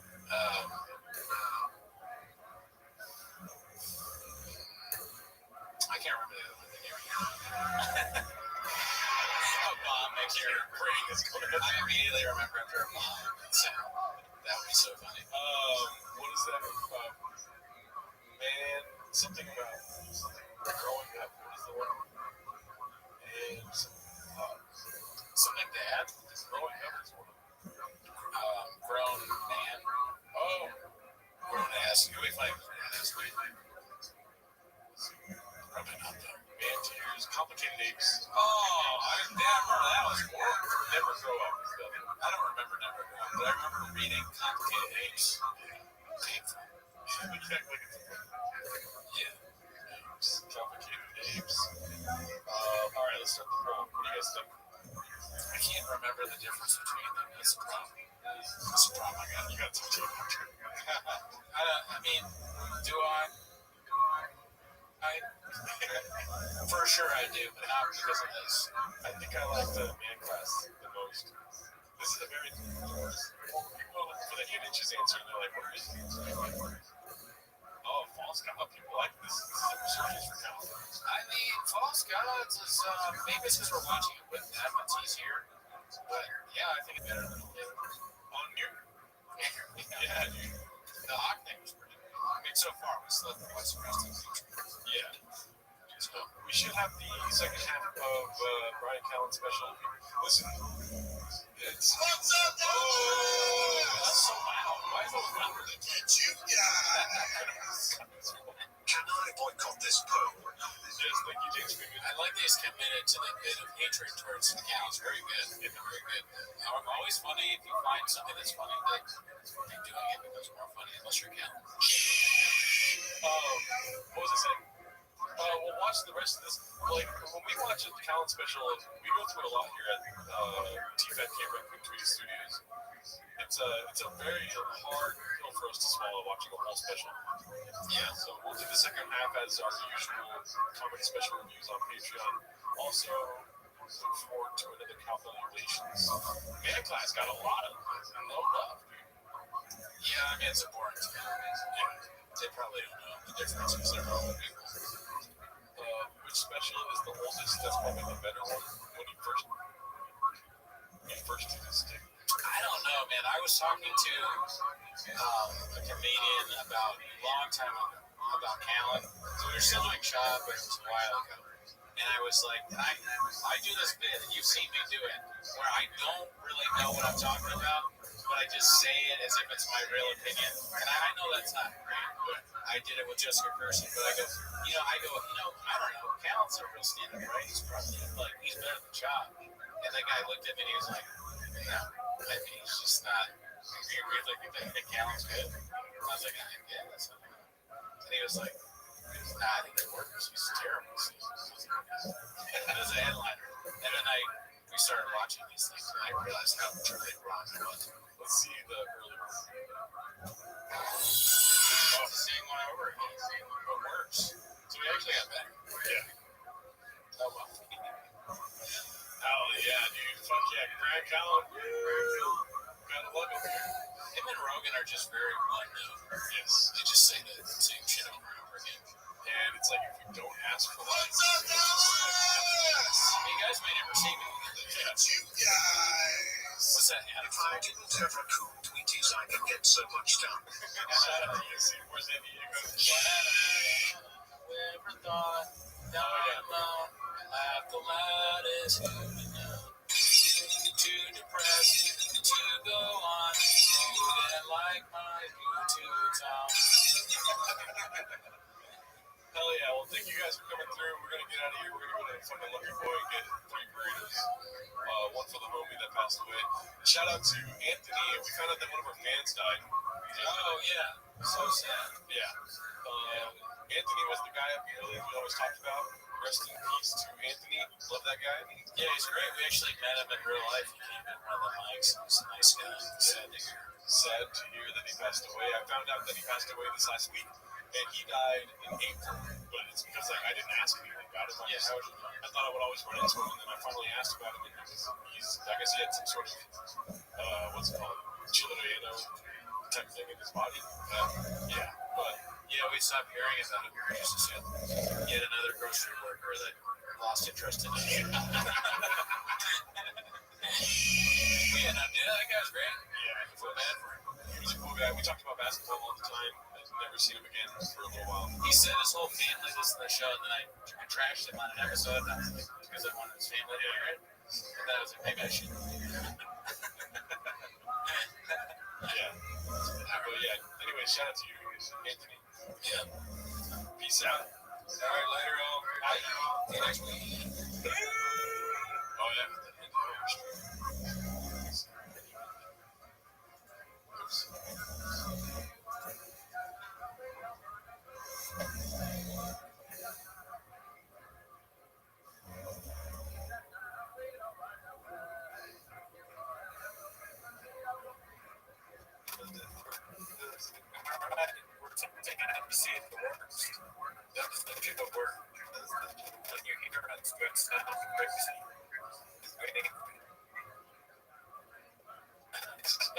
Is it working? We're on now.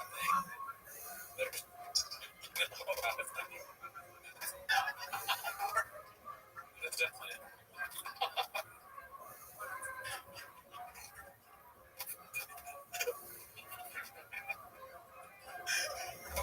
It's the best one person. Oh, man, it sucks.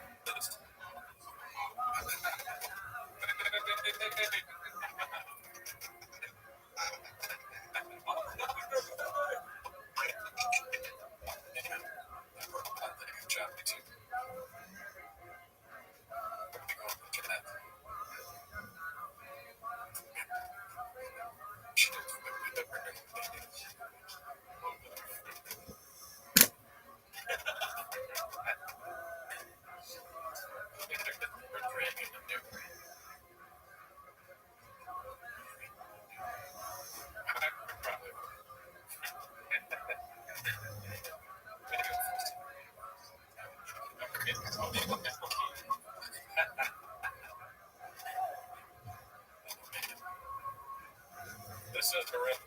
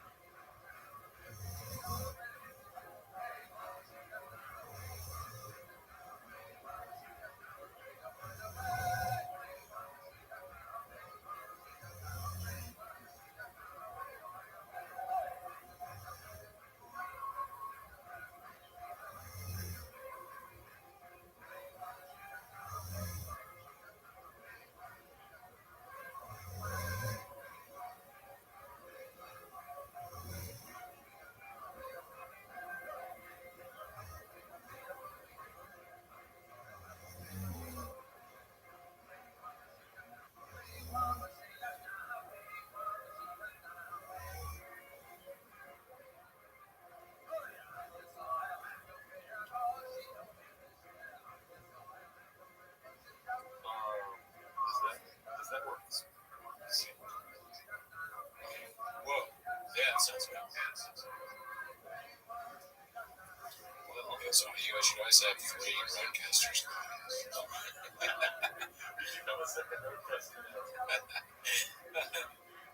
Oh, shit. Okay. Oh, wait, they can hear me now? Oh, shit. Okay. Oh, shit. That's not it. All right, yeah, we're back on. Yeah, no, that's good. Yeah, no, that volume's good. All right, well, you guys got pranked. That was a huge prank that you all fell for. Yeah, I mean, huge payoff at the end. All right, well, listen. You're here for 10 minutes of shop. If you didn't hear earlier, on the Patreon, we watched Adam Conover's special. So check that out. We've also seen Jordan Johnson special recently and Jim Brewer. We're big into British right now. Jordan, and if it's not evident to you guys, we are in dire need of financial help, dude. Oh, yeah. The donations are why the thing is working, like I said in the chat. So, if it could stop working again if we don't get like 10 to 15 patrons during this episode. So just keep that in mind. Also, what does it smell like in here, Rudy? Sausage salad. It smells like sausage. I can't smell shit. Somebody's been busy making sausages in here. It's just what you spilled it on the broadcaster. Yeah, I spilled some sausage on the broadcaster. But I make sausage salad on the Patreon too. I made a video of me making sausage. I'm trying to think of more ways we can sell the Patreon. When did remember when they were filming T5K and the lights went out on it? That was worse than this, I think. I think you couldn't hear it, or you could hear us though. You could see us, but not what we were hoping for. Very annoying audio. Shout out to the people that stuck around here. We got 22 likes on the bad audio. That's pretty good, dude. 2 donations, 22 likes. I'm not a numbers guy, never been. Yeah, but that's pretty good. So thank you to everyone for staying. And we're back. Yes. All right. Are we ready to pull up the chin clips? I don't know. Are you ready to start the timer? Oh yeah. Let me start the timer, and I'm also going to put in everyone right back thing on Discord. Okay. Well, shout out to you guys that are on the Patreon already. Oh shit. Shout out to you, the MNS6D bot. Raise being engaged doesn't make us straight. That doesn't make you straight. Fair enough. Congratulations. Oh, thank you. I appreciate that. Sorry, that's right. That was very fucking loud. That's a good one. Okay. What else? Oh, shit. Yeah, see, the audio will stay good. Yes. This is the only way to keep the audio. Still a better start to a Bob Metzia. I'm not going to get into this, dude. I don't remember that one. Grapes. The Journey. Oh yeah, I know the Journey. Oh yeah, Vince is fucking. I thought there was like an inside man with that. Oh no, Bert. There literally is. Oh shit.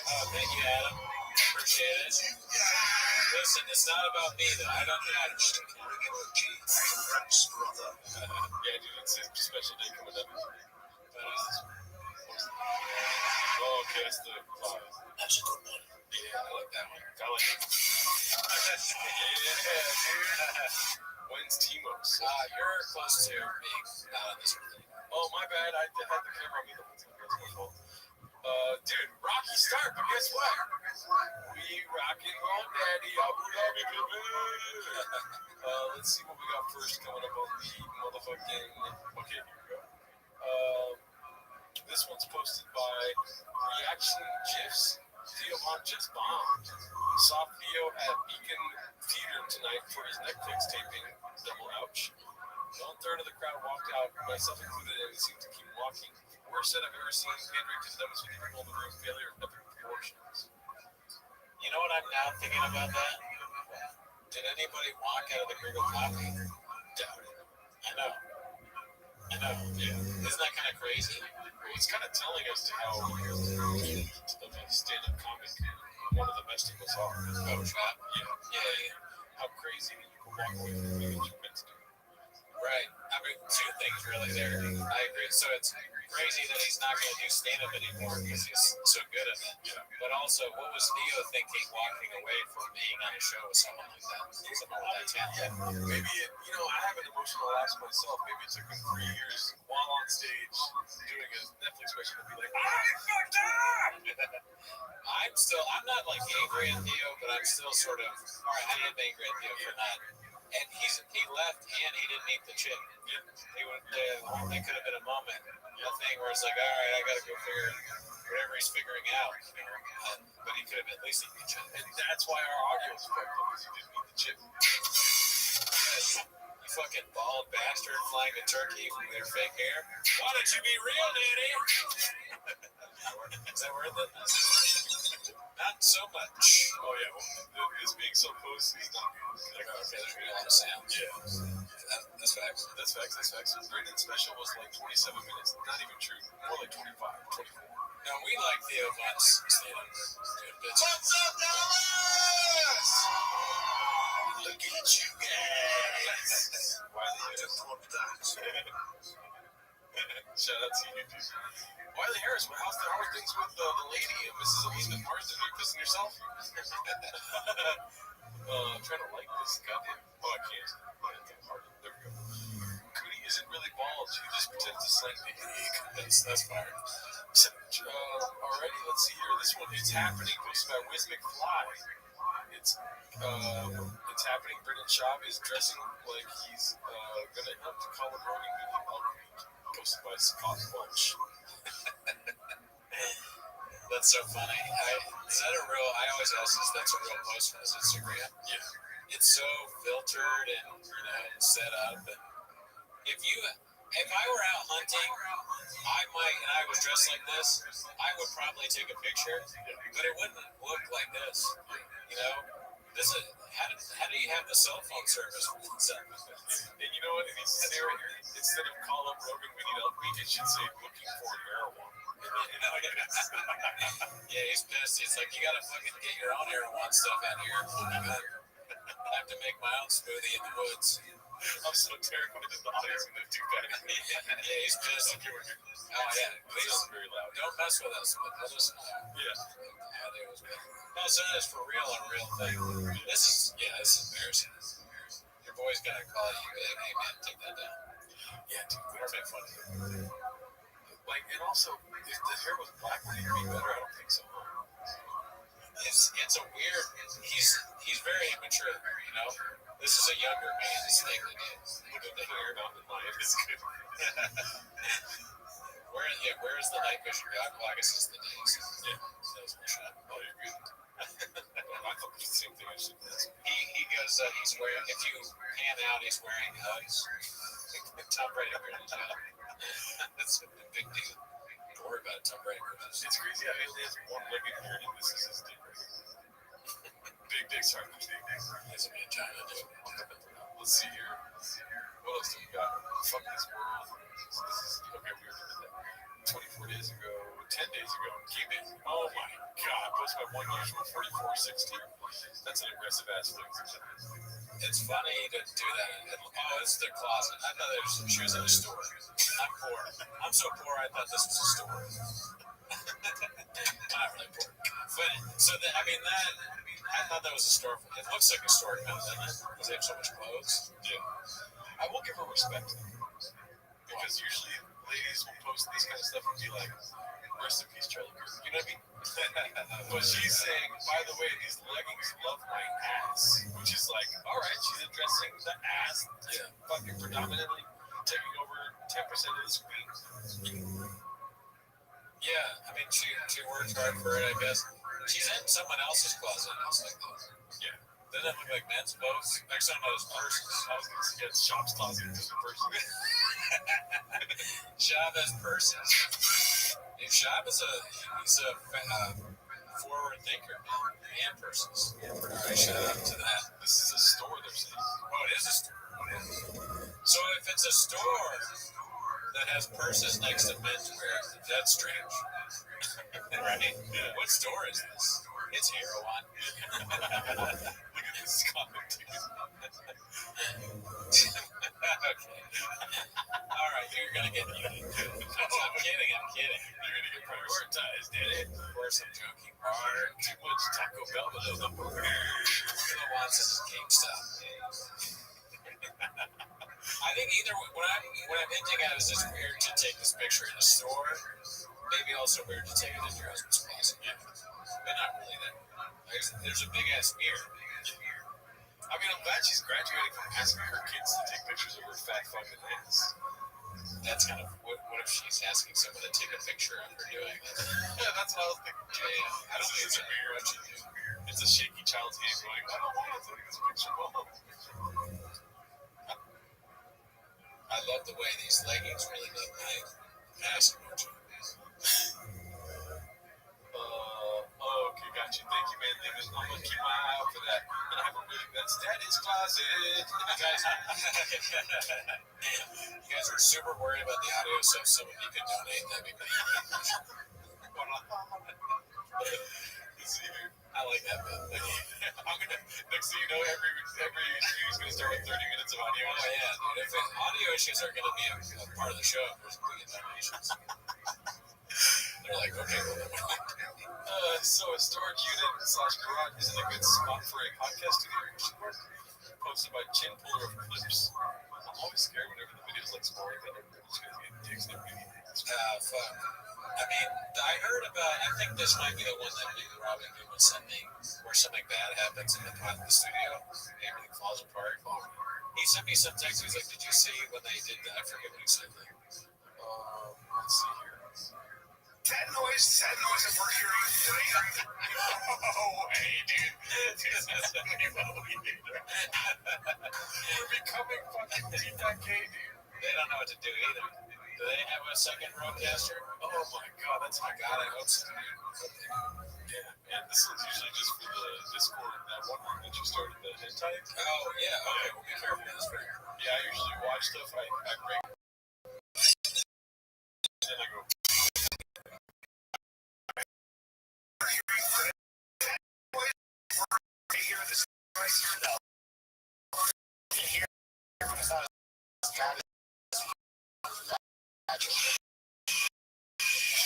This guy is called Styles Switch Funky. No way is that outside. That's somebody with jackhammer?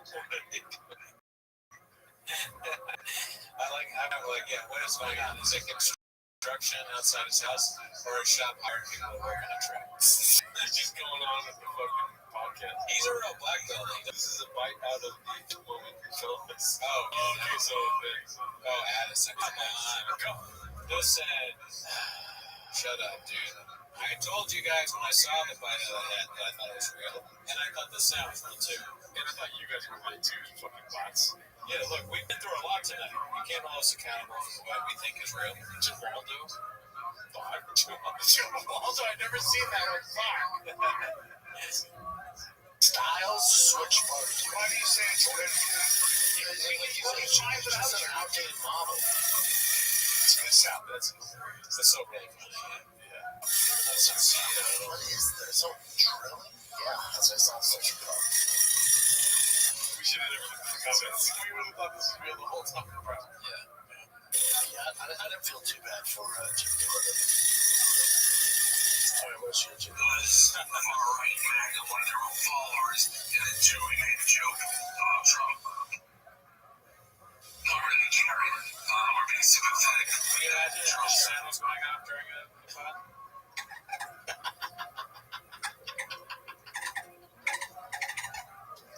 The dolphin bottle. We brought it back, baby. Abu Dhabi dolphin. That's a good one. Excellent. Take on this. I gotta stop drilling upstairs. Upstairs? Did you say drilling upstairs? Yeah, what the hell? He said text the lady that gotta stop drilling upstairs. Be sympathetic. Trump. Take on this. Up there. Because upstairs, drilling inside. Or like, I'm not gonna like a hand drill. Yeah. Someone's working on another floor. It's Milbur's new Air Force helicopter. Upstairs. Better audio than my mom's first home. Okay. Charlie C. Well, if I was wrong and this is legit, I feel terrible. No, there's no chance that's legit. There's no way they would continue doing a podcast with this. No, I don't think so. I think they're right. Because I run a fairly large media company. I also do media. So you're seeing a lot of people right now that tweet about it right away being like, cancel culture. You're so, they're right, so hypocritical. There's no anti-cancel culture. They want cancel culture. To me, this is not cancel culture at all. Like, what cancel culture is when you don't like somebody saying me. And then you're like, we want to get rid of Dave, so we're going to call him through with everything Dave. Yeah. Oh my God, this podcast. Podcast. Here's advice to you, Brian. I want to quit right now. Oh, there we go. Damn, dude. Well, it's interesting that we're not doing that much here because we're sort of out in the open. Yeah, but we guess we don't have as many trucks and we're not working on as many projects as they are. Yeah, I guess that makes sense. I mean, dude, we have half the budget, less than we have 1% of the budget, right? Half the budget, as ridiculous as TPK is, having half the budget for this show would be such a crazy. Like, I'd be on the phone, like, yeah, but my friends might go, yeah, I'm doing pretty good out here, yeah. I don't think I'm gonna go into work anymore, actually. I'm doing pretty good. We got half the budget of TFAK, and we've never had one audio issue. So that's why I was trying to. And we've only had one. We've only had one. Oh, with the team's phone. Yeah, early never had. No, early is not. No. We never had. Between the two of us talking to each other. What solved the problem? Team 5. Yeah, George is gone. He fucked up. We already told him that. I mean, listen, if I fire you, you see me drive around my truck, don't even talk to me. Listen, Mark Harley is the equivalent of someone drilling upstairs in your cool, dude. What the fuck? Drilling cheeks. Your guys' budget was maxed out with 12 donuts per bar. I know, right? The $30 for 4 donuts. I think that's we already watched that on 7 minutes the other day. Not a hot weekend, Jake. That's why the audio was fucked up. Let's see what we got here. 15 days ago, did we see the shop learn the hard way? The only people paying for his Patreon are his haters. Let's try to get away with this without having it on screen if it's going to be his Patreon. Oh, no. Okay, this is the hard one. Let's see. Back off Theo, but you know how he struggles with cocaine. Gordo. Oh shit. Gordo's okay, nice. Shout out to Gordo. Yeah. Actually, yeah. Let's see here. You guys going to Theo right now? That ain't the move. You like Theo vibe, get rid of cocaine.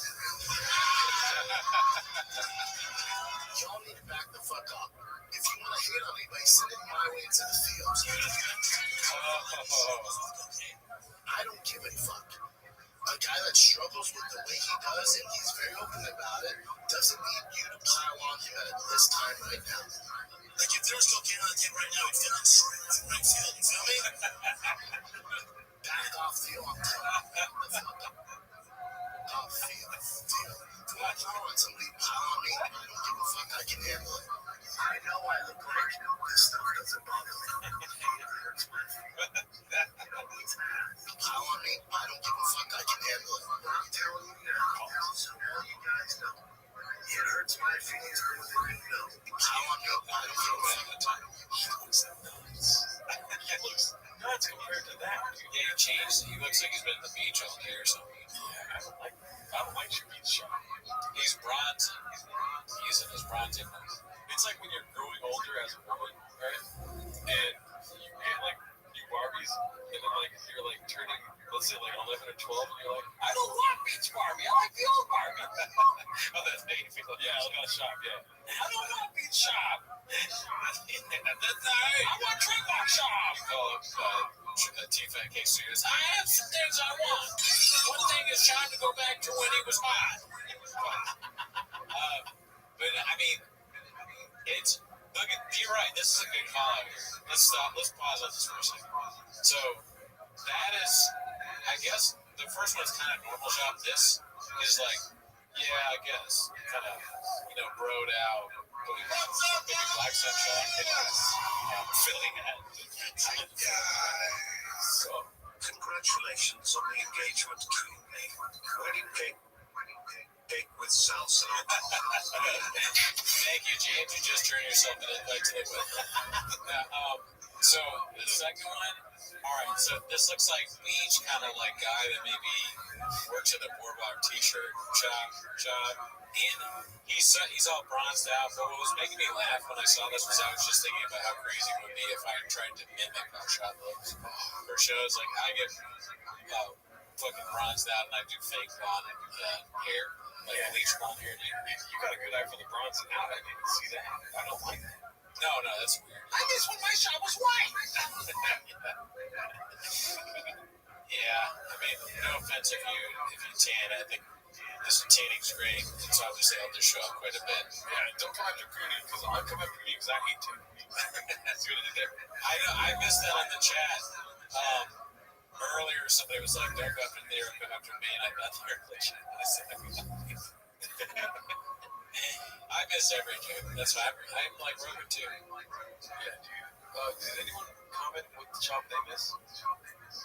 Oh yeah, which era of shop you miss the most? That would be a good poll. You can do a poll. We don't normally do polls on 10 minutes of shop. That's something we more do on our other show, Rack of the Tweenies, which is the Wednesday that precedes this Wednesday.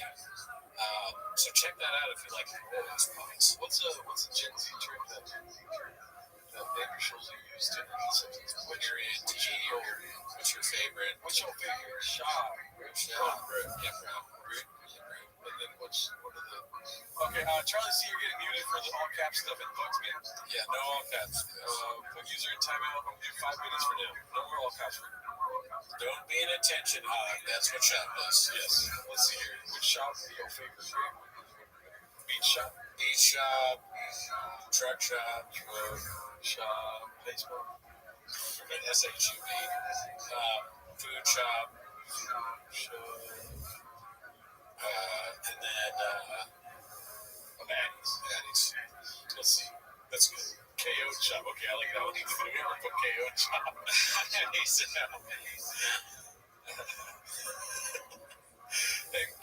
is KO shop. I guess truck shop is probably like, the first one. Yeah, it's gonna be favorite. No, I don't know if it's gonna be fake, but it's probably if you were to rewind when he's in the Phillies hat. Yeah, I guess I sort of consider that truck shop. Yeah. I mean, there's so many eras of shop. Yeah. Can't get them all. I miss them all, honestly. I want them all to be at once. I want to be more. I want them to self-actualize lives into all these shops and where you just like it's like a picture that's really good. You know what he's gonna throw. You know what I mean? Oh yeah, he's got a lot of his, behind his deck or whatever they say.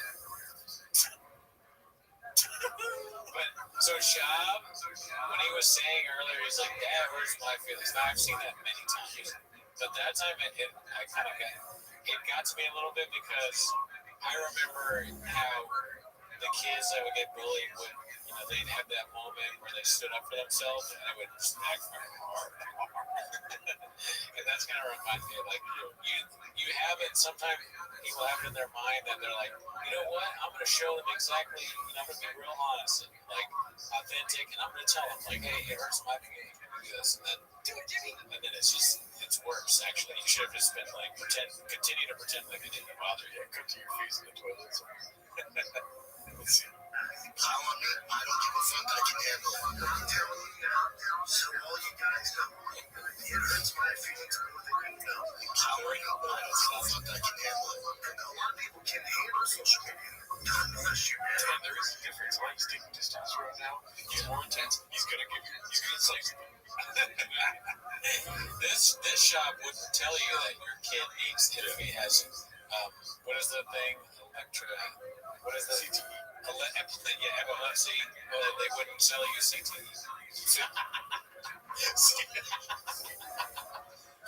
Yeah, the cannabinoid CBD.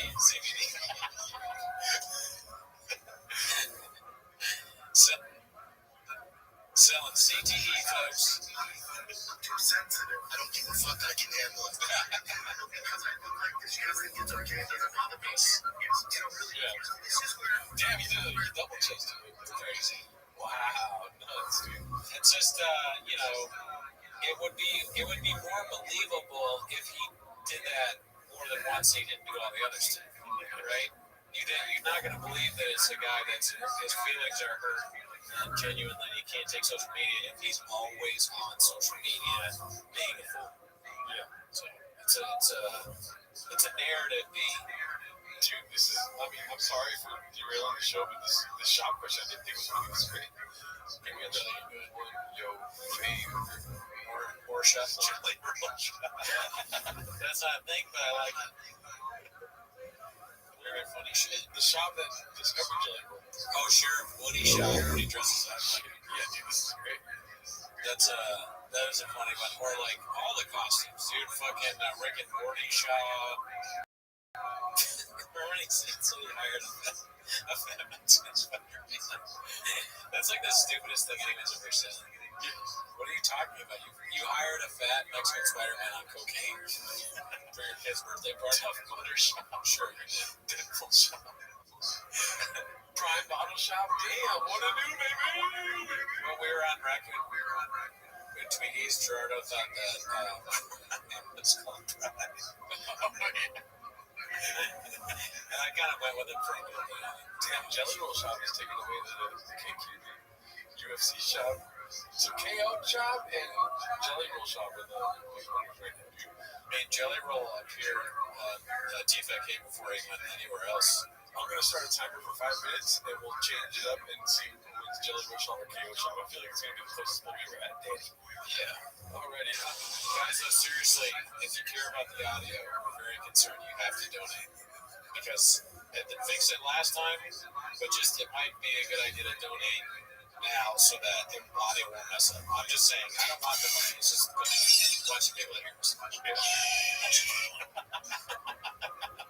We should use this one for streams. It sounds like a good banger. We watched this on a Raccoon Tweeties live stream posted by Dual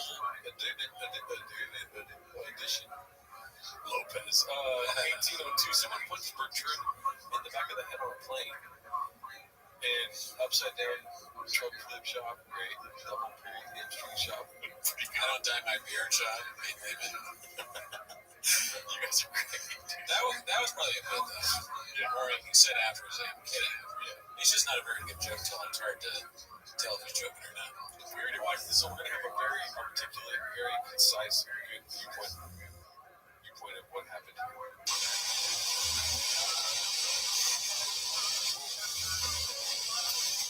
Dude, it's crazy how anything he does is hilarious. This is so funny, dude. Yeah. I mean, just the breathing. Yeah. And a lot of stuff, because you see comedians do airport material and you think, okay, that's accurate. Not when Burton is good. No, very good Disney Pete. He's back to that chamber tonight. It's like, what's the deal? Oh my god. That's good, but it's not enough. Thank you, Tom. Abu Dhabi, baby! Sean McCorkle. Oh, shit. Is this really the only way I can get on this show? You should call him right now, dude. Call him. You want to put out her? Can we do a Zoom thing or just call him? Can we Zoom him in? Possibly. This is I wish I had the alert button. Let's see if he answers. Sean McCorkle, while he's figuring that out, I apologize. We fumbled the bag. You know what I mean? But the bag was also covered with Mark Harlan. You know, That's true. I do want to blame the team for that. Yeah. So I'll call Sean. See if he picks up. Let's see. Balls in your court, Mr. McCorkle. And I do not mean that in any reason way. I was just being funny. Oh, hang up. Yeah, not really bad. We do, we got to get him on. Yeah. We'll talk to him about Sean. We'll talk to you about being on the live. Yeah, dude, we really want to zoom in with you again, Sean. Yes. There's a lot of stuff that's been happening. We need to stay on top of it, and we have already stayed on top of this clip, which we are going to expertly detail right now. If you guys missed it, he breathed in twice.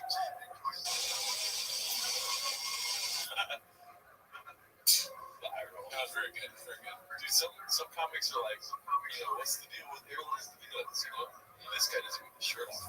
That's what they're Why? That is true. The shirt's not off yet. But one thing, he's always keeping you on your toes. 2 glasses, maybe 3.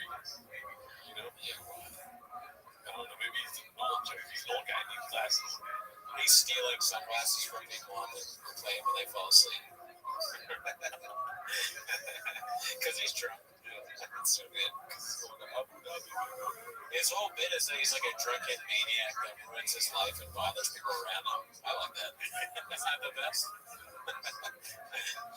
he's a maniac drunkard that ruins flights for people, and he's also wants to be a pimp on OnlyFans. Hilarious. Very good stuff from him.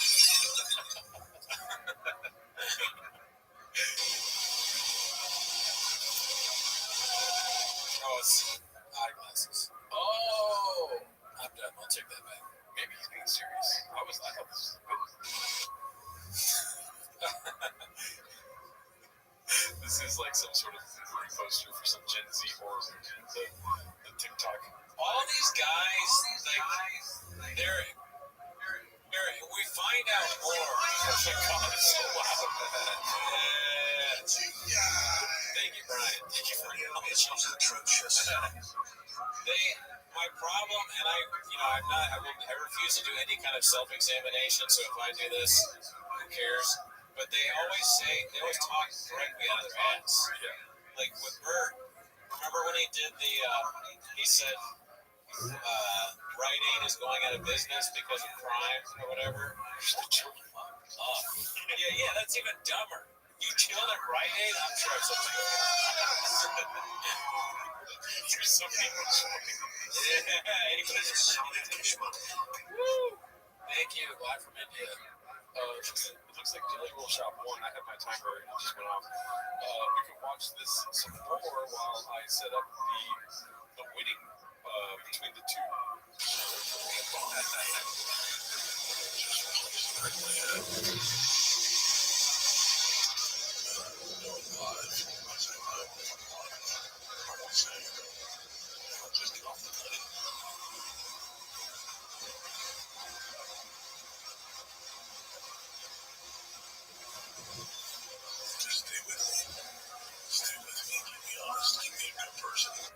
Wow, does he fight people if he doesn't have live on? Yeah.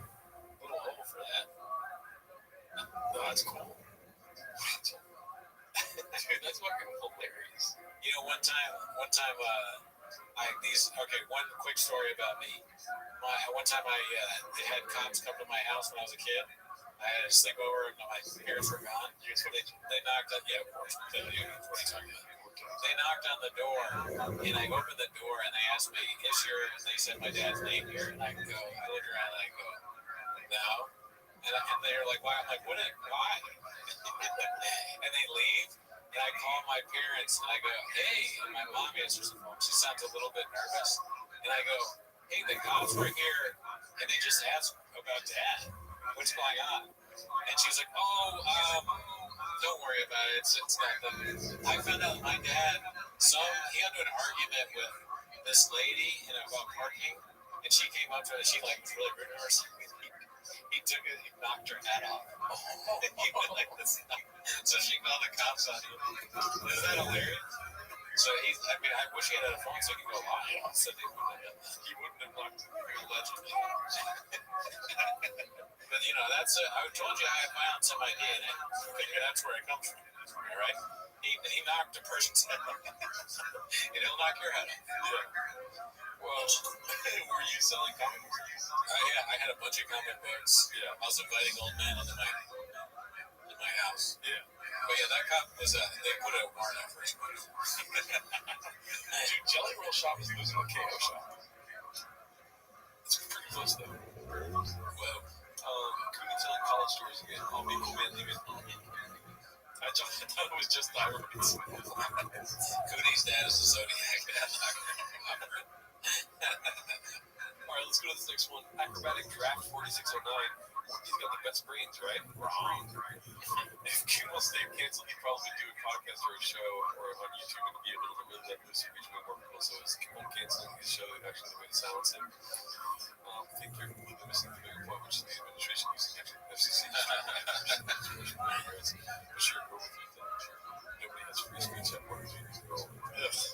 Calling someone baby girl. I think that's the worst part of the whole thing.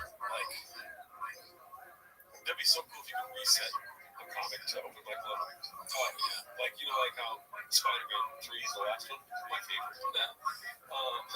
How he's canceled, he's kind of canceled in everyone's brains. Oh, okay. Remembers who he is. Right. And he starts off as zero, but he's still Spider-Man. They're in love. Yeah. Definitely. Which is our plug for this week's episode. It's the new Spider-Man movie. Check it out. 2026. We're sponsored. Oh, that's right. It's going to have a lot of but yeah, I wish when you come to Surf Zero games. That is a funny idea. Because if you guys don't know open mics or whatever, your life is good.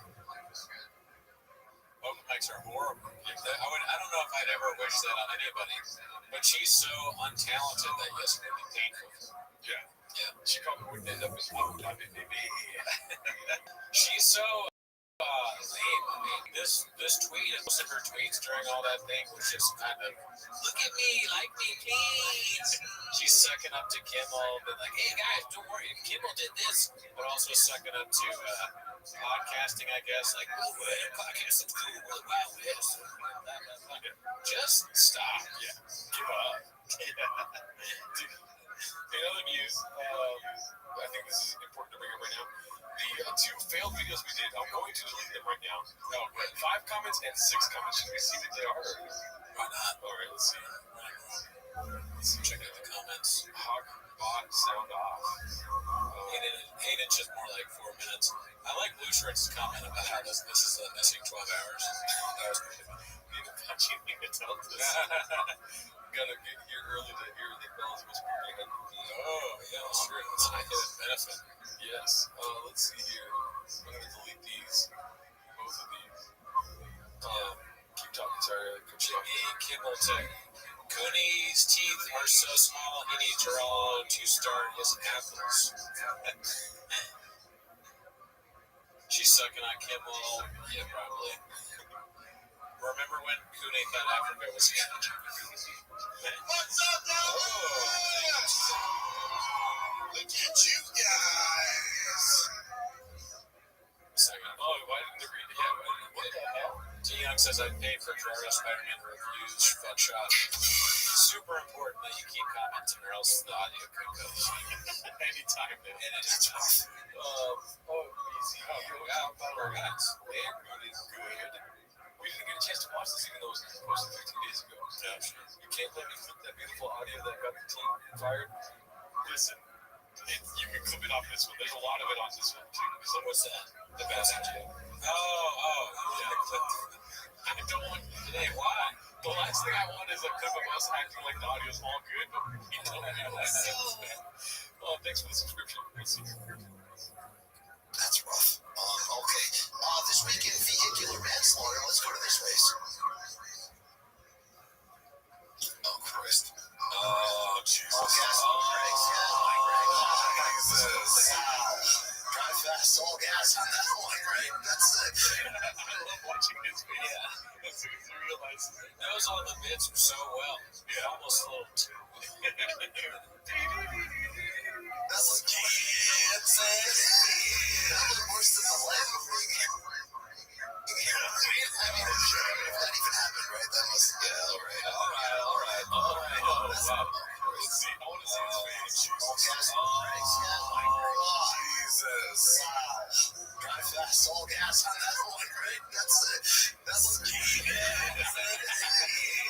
worse than the Lamb movie. You know what I mean? I mean, I want kind of one of those animations. I've gone fully the other way. You know, I've gone 360. But I've gone fully 360. And now I like the animations in these videos on social media. I want more of them. So I want to fucking skits and bits. I don't know what you do for animation on that. I want that in this video. Yeah, that's why I make it happen, Kevin. I mean, if that even happened, right? That must, yeah, all right. I feel like Shop calls him every day and threatens his life. And so every time they skip some bits, he's like, please don't call me every day. You got 720 on EV. Concept. Call it Shop. So this one is posted by Daddy Kaufman. Brendan trying to be politics guy gets off. Oh, shit. Do you want to throw your hat in the ring here, B? I don't know how to make that messed up, but I mean, guess what he said. Charlie Kirk. Charlie Kirk for sure. I don't know. I never seen it. Either that or something racist or something that's just obviously wrong. I think most likely, I wish I could get more specific with you guys, but I'm a little too tired to fully get my Nostradamus quote on. However, the most obvious thing is that he says something and Chris D'Elia immediately goes, well, that's not what's happening. That's probably what happened. I hope it is not Jimmy Kimmel. I would like for it to be some assassination tactic. Yeah, or maybe like Shop does most of the congressmen or senators too. Yeah. All the congressmen are gay. Most of the people in the representatives in the House are also senators. So the first black president in a country that has a lot of racism going on, the media is shot at. What I'm saying is the Republic. It sounds like some assassination material. With a little bit of racism in it. I think I may have actually seen this movie. And you know what Shop's doing? He's in the batter's box, and it's October. He's ready to go yard. You know what I mean? It's the playoffs, dude. He got racism and an assassination. Oh, yeah. Shop's like, don't kill me, be cool. Boom. And then what does he say? I don't know yet. I can't remember. I'm itching the top of my dick off. Waiting for this. The president gets shot. What I'm saying is the media. Look at the media. Look at how the media portrays Barack Obama. Look how the media portrays Donald Trump. Yes, whether you like him or not. It's funny how Shop hasn't came on screen yet, and both these guys look dumb just knowing he's there. Yeah, associating with it. Yeah. I think I know. He says that no Democrats have ever been killed or something like that. I think that's what he says. That's, you know what I mean? The left aren't going to shoot their own, and the right don't shoot. So of course no one's going for a Brock.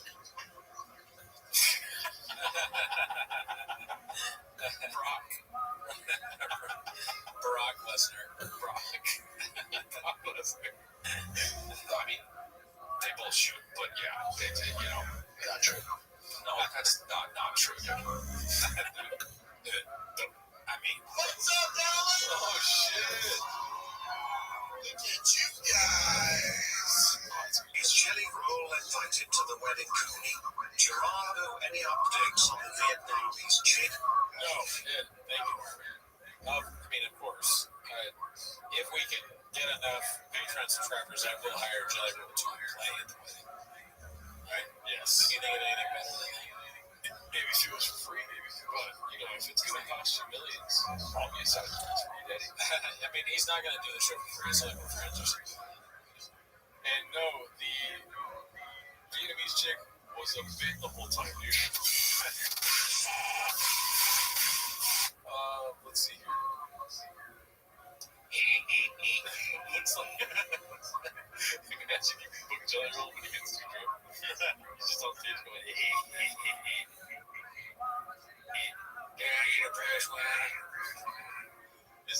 flower girl? Great question. I mean, if I knew Nanette, I would love to have her too. Would you honestly love to have those people at your wedding? That'd be awesome. I don't know if you're a girl. Yeah, that's the one issue. She'd probably be mad about it, but I know that would be hilarious. I would absolutely take pictures. I wish I could take a picture with Nanette. That would be so fucking funny. Or Jelly Roll. I mean, they're gonna rank who I'm gonna meet more. It's hard, but I think Nanette is up here and Jelly Roll is somewhere around there. Of the universe, let's not, like, hypothetically or really invite Robbie. You know what I mean? You gotta let everyone difference. I'll say it again. Jelly Roll, I'm sorry. Nanette is about here. Jelly Roll is about here. Goddamn Nick's in here. I can't think of it. I know you're looking stupid after that. Bar catering floppy fries. Oh, hell yeah. We gotta get flappy fries at my wedding. Are you kidding me? I'll be down. Dude, Dixie Norma's chill, Daddy. Looks like Joe's leaned into the grift. Posted by Rudy1469. This is posted by Joe Rogan right here. Oh, man. Liberals eating dog shit. Wow. I hope I don't get so political that I think something like this is funny. That you have to share.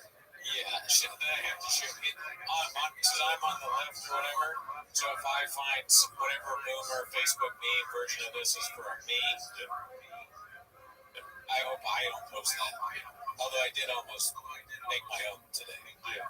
I was gonna take I still might do this. I was gonna take the, the best I could do pawn shop meme and go, we want the Epstein files, and then have the guy go, best I can do is shut the entire government down. But that's not maybe I am. Well, what you should do is take this one right here and put the dog is bad audio, and this is our audience too. Or the team, right? Whoa, be cool. Oh, Jesus Christ. Gerard, you pissed off Gerardo on this train. It's because you haven't done it. That's him, not me. I mean, I like your idea of making it something funnier. Like maybe it's like shop content and us for eating shit.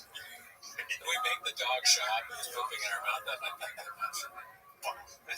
It's the bots and the negative comments. Yeah, dude. I'm excited to see what they say. What is the guy dog? What is the guy bot? Thank you, Charlie. Bots.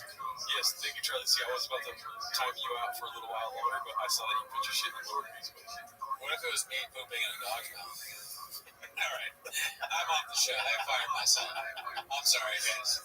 You didn't come here for that, and I apologize. The dog is Jordo's barber haircuts. The person is Jordo. Jordo just wants to shit in your mouth, Dad. It'd be cool to see.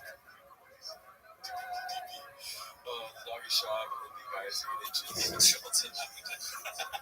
Schultz pooping, and then this Abu Dhabi guy's like, all happy. The dog is a dog, and that's what we call it. Oh, great, dude. Lock Rudy up. Oh, man. Keep them coming. Let's see. Arrested for the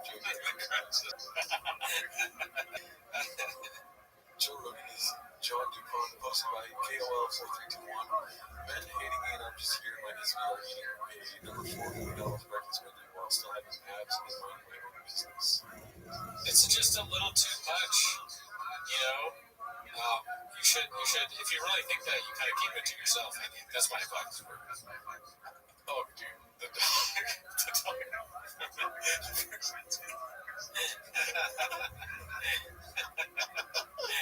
There's still this coffee cake is the guy's more. There's still the dog. Forget about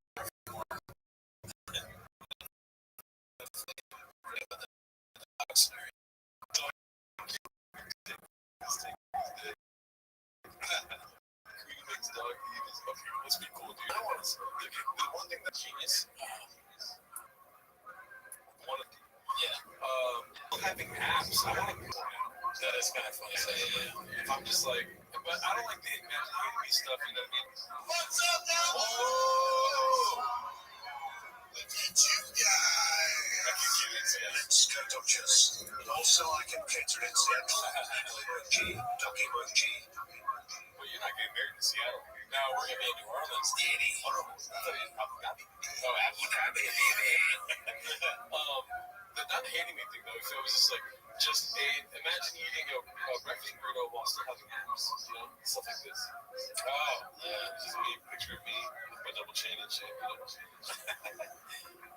What did you say she was eating? Number 4 at McDonald's breakfast. Yeah, but what is that? What she's eating? Doctor. What's it? It's a tater tot. Tater tot is actually really good.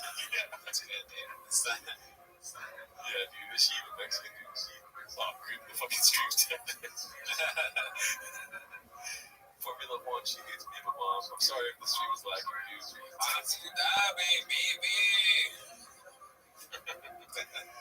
We got some chumakis in the house in the chat tonight. Any chumakis? Oh yeah, the dog is salsa and the guy is cookies. Ooh.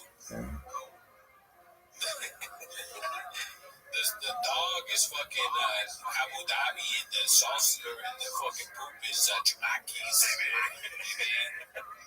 I do want to look up this video because it was just a screen grab. What is her name?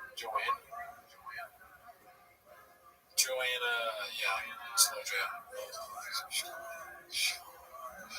I was thinking, I meant to do chumakis is the dog and the poop is vape. Oh, that's what I meant to say. Alright, go ahead, I got it. Ready? Let's see. Eating, but I don't put ketchup on the hash brown. Like at McDonald's. It seems like, the hash brown is so good, it seems like overkill. Yeah, see, you know how I lost a lot of weight? When? Fuck you. I stopped putting ketchup on shit. That was the solution. Yeah, before your dog was ketchup and I was the guy. You know what I'm saying? That shit. But, that was one of the many things I did to stop. I stopped fucking squirrels, get advice. I started eating something salad. Yeah. It literally is the time when I started losing weight. Kiwis are worse. I don't eat the kind of food that you put ketchup on, right? That's my problem. Okay, I got a donut problem, coffee cake problem, ice cream. That's a good one. None of the stuff that makes me fat. There's no need that you don't put ketchup on that stuff, so I can't take ketchup out of my diet because it's not in it. I'm just eating coffee cakes all day long and don't need ketchup on their chin. They have a good victim complex, these two. Why does she think people hate her? I don't think it's this living. Goody. Likewise. There we go, got it. I will say, love you. Great person. Wish I was her. One of the best. What I will say is, I fucking hate people that video themselves eating in their car. That is a weird stop. Yeah. You know McDonald's. McDonald's? I don't necessarily want people to know when I'm eating McDonald's. Okay, you cook, right? Yes. It's one thing, sometimes I'll be like, I just have McDonald's, but I'm not, I don't do it as everything. You know what I mean? Like, I got a bag full of McDonald's, like McDouble and fries or whatever. My pathetic order, just a McDouble and small fries, and I go, adjust the camera, put like a come on. Alright guys, I'm just fucking eating McDonald's. Imagine hating me, dude. I'm bald, I'm just got small teeth, I'm eating french fries and shit from McDonald's. During the day, you have no job. But listen, Cootie hilarious, yes, but you're forgetting one thing, and I think you're going to be more empathetic after I tell you this. Yeah, they're dealing with the world that they're in. Oh, that's they're reacting to that. Yeah, wanting. Do you want to apologize? I do want to apologize, but look at what Budgies he said. What? That's my god, dude. Oh, come on, Budgies.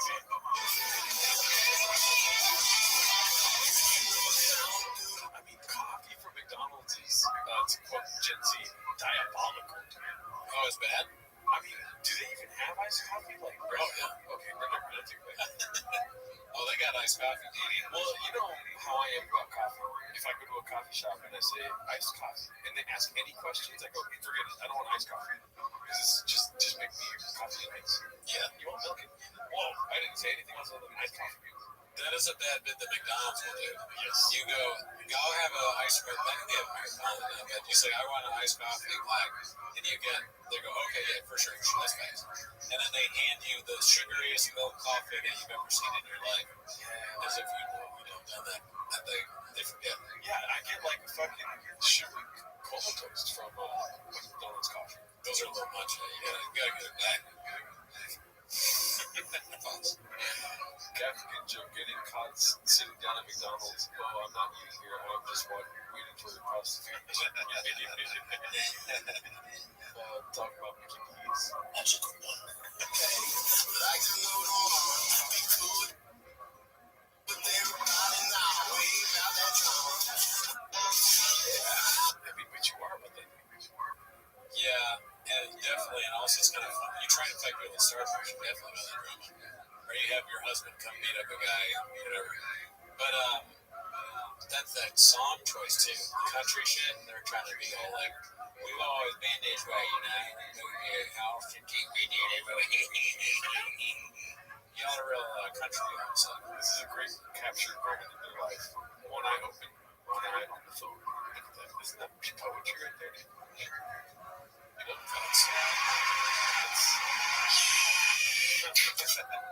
that's our son. She pulled up. What would you like today at McDonald's? Like, are you using the app? That's what I'm gonna do. They ask me if I'm using the app. I'm not using a fucking app. What, you think I'm gonna die? This is hopefully one time I'll come here this month. One night doesn't. Oh my God, sorry. No, I'm just gonna go through that. Hate on Papa, big deal alone. Maybe this is a different take. It was by Danny Kaufman too. Someone say Kincaid. Let's see. One night doesn't define Giovanni. Is that the air conditioner? It's hot there, dude. He's screaming into the mic. Y'all need to back the fuck up. If you want to hate on anybody, send it my way instead of Theo's. I don't give a fuck. But you guys don't have Theo right now, that ain't the move. A guy that struggles with the way he does, and he's very open about it. I hate this guy. Yeah, his energy's too much. Yeah, Theo doesn't want this. I mean, he doesn't need you doing this. This is making it worse. Did Theo relapse? I don't know, because what I've heard was that he was at the show. He was asking people what his punchline was, acting kind of erratic, and then there's that clip, which is hard to tell if it's a joke or not. He's like, I've had a hard week in my life. I'm trying to take my life. I'm trying to take my life right now. I tweeted before I do all that stuff that he kept asking if somebody could, if his producer would call and say to give him some raccoon math or something like that. I mean, if he did relapse, everyone in his life should act as if Sean being there is a power. Oh, yeah, not a good. Be like, oh, dude, and by the way, I appreciate you wanting to get sober again. What's up, guys? Come on, Sean. Look at you guys. Neither is Solo Joseph short of jobs and hate each other. Well, thank you, Trey Young. Trey Young's watching this after training camp. I mean, probably. Let me send him. Dude, Trey Young, huge fan. We're big with the Seaside Hawks. Yeah, we're big with Atlanta Hawks players. Yeah, I'll cut the part out where you asked if he was still there. Doesn't need you to pile on him at this time right now. If you want to pile on somebody, pile on me. I don't give a fuck. I can handle it. Back off. I mean, I'm genuinely sad for Sean. Like, nobody gives a fuck. When it comes to Theo Vaughn struggling, nobody cares. One shot. Yeah, it's not even. It's only big on the Reddit. Nobody outside of Reddit has even seen this video. That's hilarious. The people that listen to this go like, hell no, I'm trying to listen to his podcasts, damn it. But I do like the idea of Shao in real life going, stand behind him. Yeah, just pushing it back. I got this. It's clear that he just wants to. I mean, I don't like saying the word clout, but like, he needs views. Oh, yeah, he's trying to get the. It's fucking sad. Yeah, but he's still doing pretty good. He's got a fucking really cool studio, trucks, and Hot Wheels stuff in the back. Like 3 years after this, after I decline a hot chick and this and that, you're doing the show and I'm doing the show, and one of us is doing better than the other, but I have to relapse, you know what I mean? Right. And then the last thing I want is Cooney going with your Jelly Roll laugh, like, right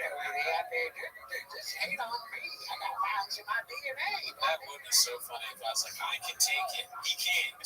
You've seen what he's like. I started insulting him. He's kind of insulting me. He's kind of insulting me. Look, Gerardo can't take it. All right? Come to me, all right? I have small teeth. I don't give a fuck what you think. It's so funny. Theo Von's on a bench with women and just drugs and alcohol all around him, and he's watching the shot. He's like, fuck! Fucking grifter? Can't get away from him. Theo, I'm telling you, back the fuck off field, Theo. Where are we at in society today? Come after me. I'm a man. I'm 40. I'm not a kid. You know, Sean watches that and cries, legit cries. He probably thought this was a good video to never see when it got received so poorly. I talk to you every day. What's up, guys? Look at you guys. Dream, guess Jelly Roll or Kid Rock? That's such an easy answer. Yeah, Jelly Roll. Yeah, Jelly Kid. Roll Rock. Jelly Rock. Jelly Rock. Kid Roll. That'd be fun. Jelly Roll's son's name's gonna be Kid Roll. Cooney will let you know. Jelly Roll. Yeah, for sure, Jelly Roll.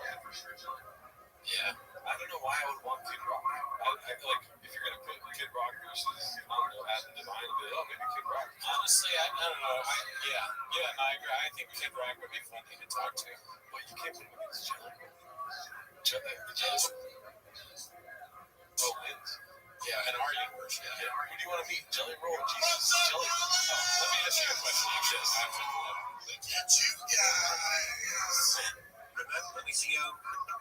Does the question change at all if, let's say, okay, so he's asking if you would you rather interview Jelly Roll or Kid Rock?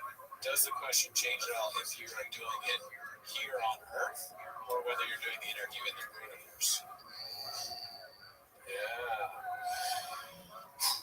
Well, no, because Kid Rock is already pretty open about his political stances. And also, like, maybe faith would be more of an, like, maybe that'll be a different. I would love to hear Kid Rock talk about how God is funny. Yeah. That was how Universe interviews. Anybody interviews, it's like all they talk about is a story about how funny it is. Like how funny it is that God works. Yeah. They start talking about their life. Like, whoa, is God working funny in this at all? Yeah. Big God work funny. But then it's like, okay, now Kid Rock is like has a little bit of interest, but then you just put Jelly Roll in that same scenario. I'm like, yeah, Jelly Roll wins, dude. I want to hear him laugh, period. But also laughing about how God works. Jelly Roll only exists in the movies. It's not real. In Chop's Head, not much going on there. I don't want that. Adam Devine on the right field. Is Adam Devine the one that sings, or is that Adam Devine? Oh, yeah. Is that what you meant? The Maroon 5 guy? No, I meant the guy that Workaholics. Adam Devine is Workaholics. Adam Devine Yes. is 10 Toes Down 5. The guy that everyone posted on Twitter says looks like a Chipotle man, which is very funny. Yeah, he's in Maroon 6. Yeah, no, Adam Devine, I meant that. I would much rather talk to Kid Rock than Adam Devine. Well, Kid Rock is like, I like Adam Devine. I like Workaholics a lot. It's a great show. But Kid Rock is like great. Like, I would like to meet him. Yeah, personally. Who would you pick over Jelly Roll? Over Jelly Roll. I would pick Sean over Jelly Roll. Jelly Roll's a big get. Yeah. That's probably the big. Now that we've spoken to Brian Campbell, I don't know. Maybe Luke is up there. Or Hawani. Gross is better than Jelly Roll. Gross. Kristen Lee. That would be kind of funny. I mean, he'd be mad at us, and he's also a bad guy. Well, I'll tell you what, if it was Crystalia coming out like Mark, then yeah, I want to talk to Crystalia. We do it 24 hours straight with Crystalia. You make it 12 hours. No. I don't know how these guys do this shit, right? Like, what the? I mean, do it. It's a thing. Let's see. I think there's something wrong with the air conditioning. The crew is basking in diesel exhaust fumes in the poorly ventilated studio. Oh god, it's getting bad up there. Let's see. Oh, post this. Post by Clint Puller of Chips.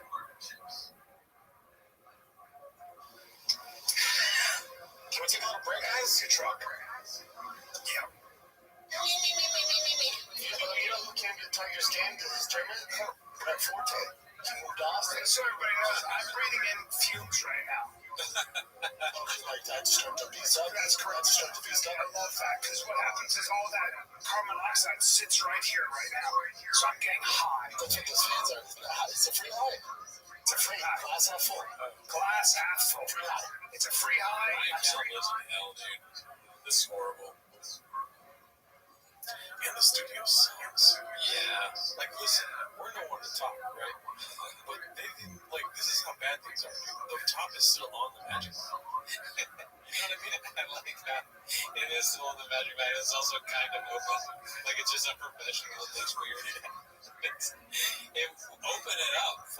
Why leave it like you? It looks like something.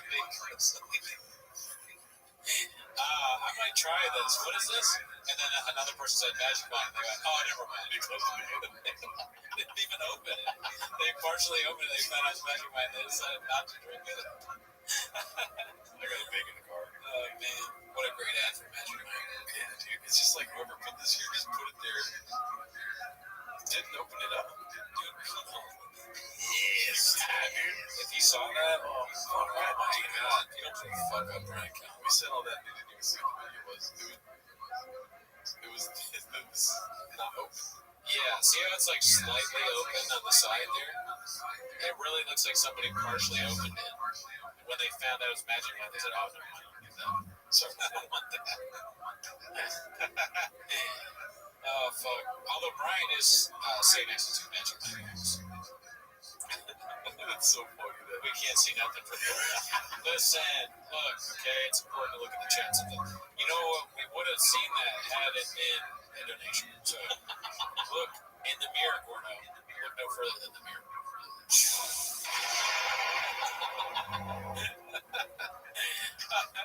What is this? Oh, no. You started the long one. Ouch. That's only for the big bits. Okay. Oh, okay, that's the next one. It's been so long since I've turned this one on. This is funny. The soundboard's crazy. Cooney is looking ripped. I haven't been to the gym in years, Daddy. Alright, let's see here. Abu Dhabi, baby. Oh, shit. Apparently, Papa would ask the baddies to talk about the black dicks they've had. Jesus. Great animation posted by Gordo. Shout out to Gordo. Is he in here? He just commented. Man, it smells like sausage in here. Good job, Gordo. Say that quite a bit. He called Marin a cook. Yeah. And like, it's overused word these days. It's like it was a liberal clock. It's like, yeah. I said that I heard from a girl that you like to hear. This is from the girl's mouth. He would get during sex. He would say, "Describe the biggest black dicks you've ever had." I was like, I can't agree about black. This is a shop sexual fetish. Wait, women tell people that? You're so Gordo. Oh yeah, Gordo's here. Shout out to Gordo right there. Look at that face. What the fuck? Savage. It's a fat guy right there. Hell yeah, dude. Shout out to you, Gordo. Thanks for posting that. Oh god. I saw this earlier. Such a gooder. Oh, but why is this a on? Old Barney. This is slow jump. It is? Yeah. Oh wow. I know that body anywhere. Oh shit. Who's taking the video? Yeah, who is filming that? Cheshire. Oh my god. That's so aggressive. That's some crazy AI shit. Oh. I don't like that. I don't want that. It was me, Poppy. Wood. So was mariachi music in the original video? Or was it? Tiger's filming with how low it is filmed. I don't want that.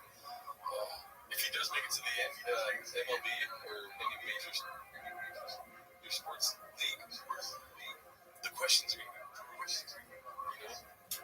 Oh yeah, I mean, if his kids are famous, that's gonna be a weird situation. Famous sports players, questions about their dad. Like he'll be like the Lonzo Ball. Is that what the dad's name is? Or what's the dad's name? Fuck the ball. Sorry, I don't remember this. I don't give a fuck. Whoever balls. LeVar, thank God. Okay, LeVar Ball. Yeah, Ball. LeVar Ball. I really got to piss you off. Yeah, go ahead. Pause. LeVar Ball. LeVar's balls. Damn, dude. LeVar's balls. Papa would ruin it. All right, talking to the chat. Yeah, dude. So I'm glad that the audio. Yeah, dude. I'm glad the audio works now. I'm sorry at the beginning the team fucked up so much. But when you guys weren't on stream, I got under the hood of the Roadcaster. I flipped the track. I checked all the levels. I was like, man, I'm gonna be honest with y'all. I called up Kimitech on the phone. I got them on speed dial, and I go, guys, big problem. We got an audio problem, y'all, and they were like, what's happening? What's happening? I was like, all right, audio's all fucked up. I fucking sound like Peter Dinklage's Dungarees, and they were like, okay, cool story, bro. What's going on right now is your number one broadcaster is a little bit of a street princess, and we need that shit to be a dirt serpent. Or what was it that he said? Not a road warrior, whatever it was. So he's like, first things first, press the yellow and blue and green buttons, and that will tell you whether you have a lithium battery in the roadcaster. And I didn't know that, so I checked it. I pressed all three at the same time, and guess what? I go, oh shit. He was like, I must have forgot on the phone for good shot bits, and it was the lithium battery the entire time. So I took it out, blew on it, put it back in, and that fixed the blowers and the valve of the roadcast. Okay, nice. I didn't interact with chat at all. I just said points it off. I'm sorry, guys. You connect to the XLRs and the cold air intake. Alright. Sorry, I was hoping I could have that before. Dude, sometimes you gotta be It's just so much slow. You know, it's a slow weekend change when they just post a slow roll. Yeah. Jolly excuses 9515. Texas baseball mom at its fullest. Had to run to the bathroom and here okay, so like, you know what I mean? This whole it's just like the bathroom stuff is so funny, but it's just unfortunate sometimes, you know? That's weird. That's a weird thing to post. You also believe in the land Papa's getting scammed 15K because of his community of tasty dishes. His community of tasty dishes posted by Cloud Formation. It's your toilet smell too. Yes. His entire identity in order for business, but he literally hired hackers to try to take down the fucking subreddit for like $15,000. Oh wow. How can I make that? Right? Maybe you weren't paying attention at all. No, I just laughed at the end. I have a food full in my mouth. My laugh is like covered in fucking guava cheese roll. Shout out to DPT because whatever you said, Finn is not listening to Mark. DPT's in here somewhere. That's hilarious. It is embarrassing for me too because I pride myself on being a good listener. The eagle has moved to men all on the land. Been hunting since just a kid, most of my Glen Water chips. Yeah, this is a terrifying photo. The photo to me looks like something you'd see on a website of advertising clothes. You know, like it looks like a Diet Search Monday post. Those might be Diet Search Monday. That might be a Diet Search Monday outfit, honestly. That's something you get there, dude. What do you think he's going to do in this photo? Get another color tattoo. It's disgusting, dude. I hate it. I hate the color tattoo. The Chombies is crazy. Yeah. We've touched on that. I will say this is a terrifying picture. This is like whatever that guy's name is, getting on top of the roof of that building at the university in Utah. Oh, okay. You know what I mean? Oh, because the back looks like acid. Yeah, weapons in it. And this is him walking into the studio here. He does look bad. Yeah. That's your boss or having a bad day. Brennan Chop in the studio. Field Tree Outdoors Collection exclusively available at Nordstrom. So it is a fucking full tags. Why would Nordstrom or this clothing company hire Brennan to do this? He must sell a lot of clothes or something. They keep advertising with him. And the beard thing. So maybe they realize something we don't. Shops, listeners buy clothes. What if it's an entire thing and people just mock him like we do? That's not realistic. Honestly, dude, this makes me want to never stop. This makes me want to go to like 2 times a week T-Bos. Just like, we need to bring the nails around here. Santos Studios? Santos Down Studios. Santos Studios. On Skatewear. I want to see his Yes. So he's okay. So they just do fighters clothes. UFC guys wearing clothes. Been hunting out of the closet at my mom's house since I was a kid. Vicious Aleos. Great clothes from Trogon. What else you got, Jim? Yeah, that's all. Fuck this guy. Used to sell ammo in his mom's closet. True text. 16 likes. What are we doing? 36 likes. Where's Don? Nobody knows what that means. Because the last 3 likes. Yeah. Look at this. Shaw got 7 likes. Damn, he's getting ratio. That's fucked up. Our culture is not your costume. I can only see his face. Yeah. Let's see what else we got here. The Chombies. That's a lot of focus. It's terrifying. I want to see this, the where the other people tag Jiu-Jitsu. Santo Studio Flash Flag Santo Performance Video. Here's the thing, even our past, right? Right? Yeah. Companies that works with all homeless too. You know what I mean? We start a clothing company and we hire him. No, we wouldn't be able to get away with it because we're too surface level. But there's been people he's worked with in the past that have reached out to us. Oh, yeah. That's what I'm saying. I don't want to spell it out for you. You know? Yeah. Spell it out, dude. A, B, C, D, E, F, G. That's facts. And who knows, Santo Studio might. Like, a lot of these things are fresh. You know what I mean? No established brands are really reaching out to Reddit jobs. Yeah. And it's people that are homeless that are like, they're trying to start a business, but they cannot help but be homeless. Homeless brands. I like it. Some cats. But I think we should. Yeah. I think we should start a clothing brand and hire British shop where we make ridiculous shit. Obviously, we will be behind the curtain so he doesn't see it. Yeah. Right? Behind the red chairs. But can you imagine we make him wear funny shit in ads? Oh my god. Pretty good. You're not thinking outside the box. Okay, let's go outside the box. We got a mission. What's the mission? To make Brendan do stand up again. Well, yes. Okay. Yes. Also, 2 stand right. What's the real mission? Get people to join the Patreon. So, put sugar on my dick and tell me a solution. pause. No, to make a documentary about them. Oh, yeah, that's weird. We have so many goals. So, whatever the cash is, whatever our Saudi princes be, 1.5 mil. You know, we need you for a day of filming.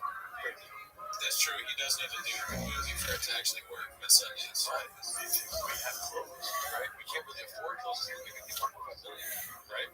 And then we tell them 1.5 million come through. We're going to do it in a few minutes. the fit on.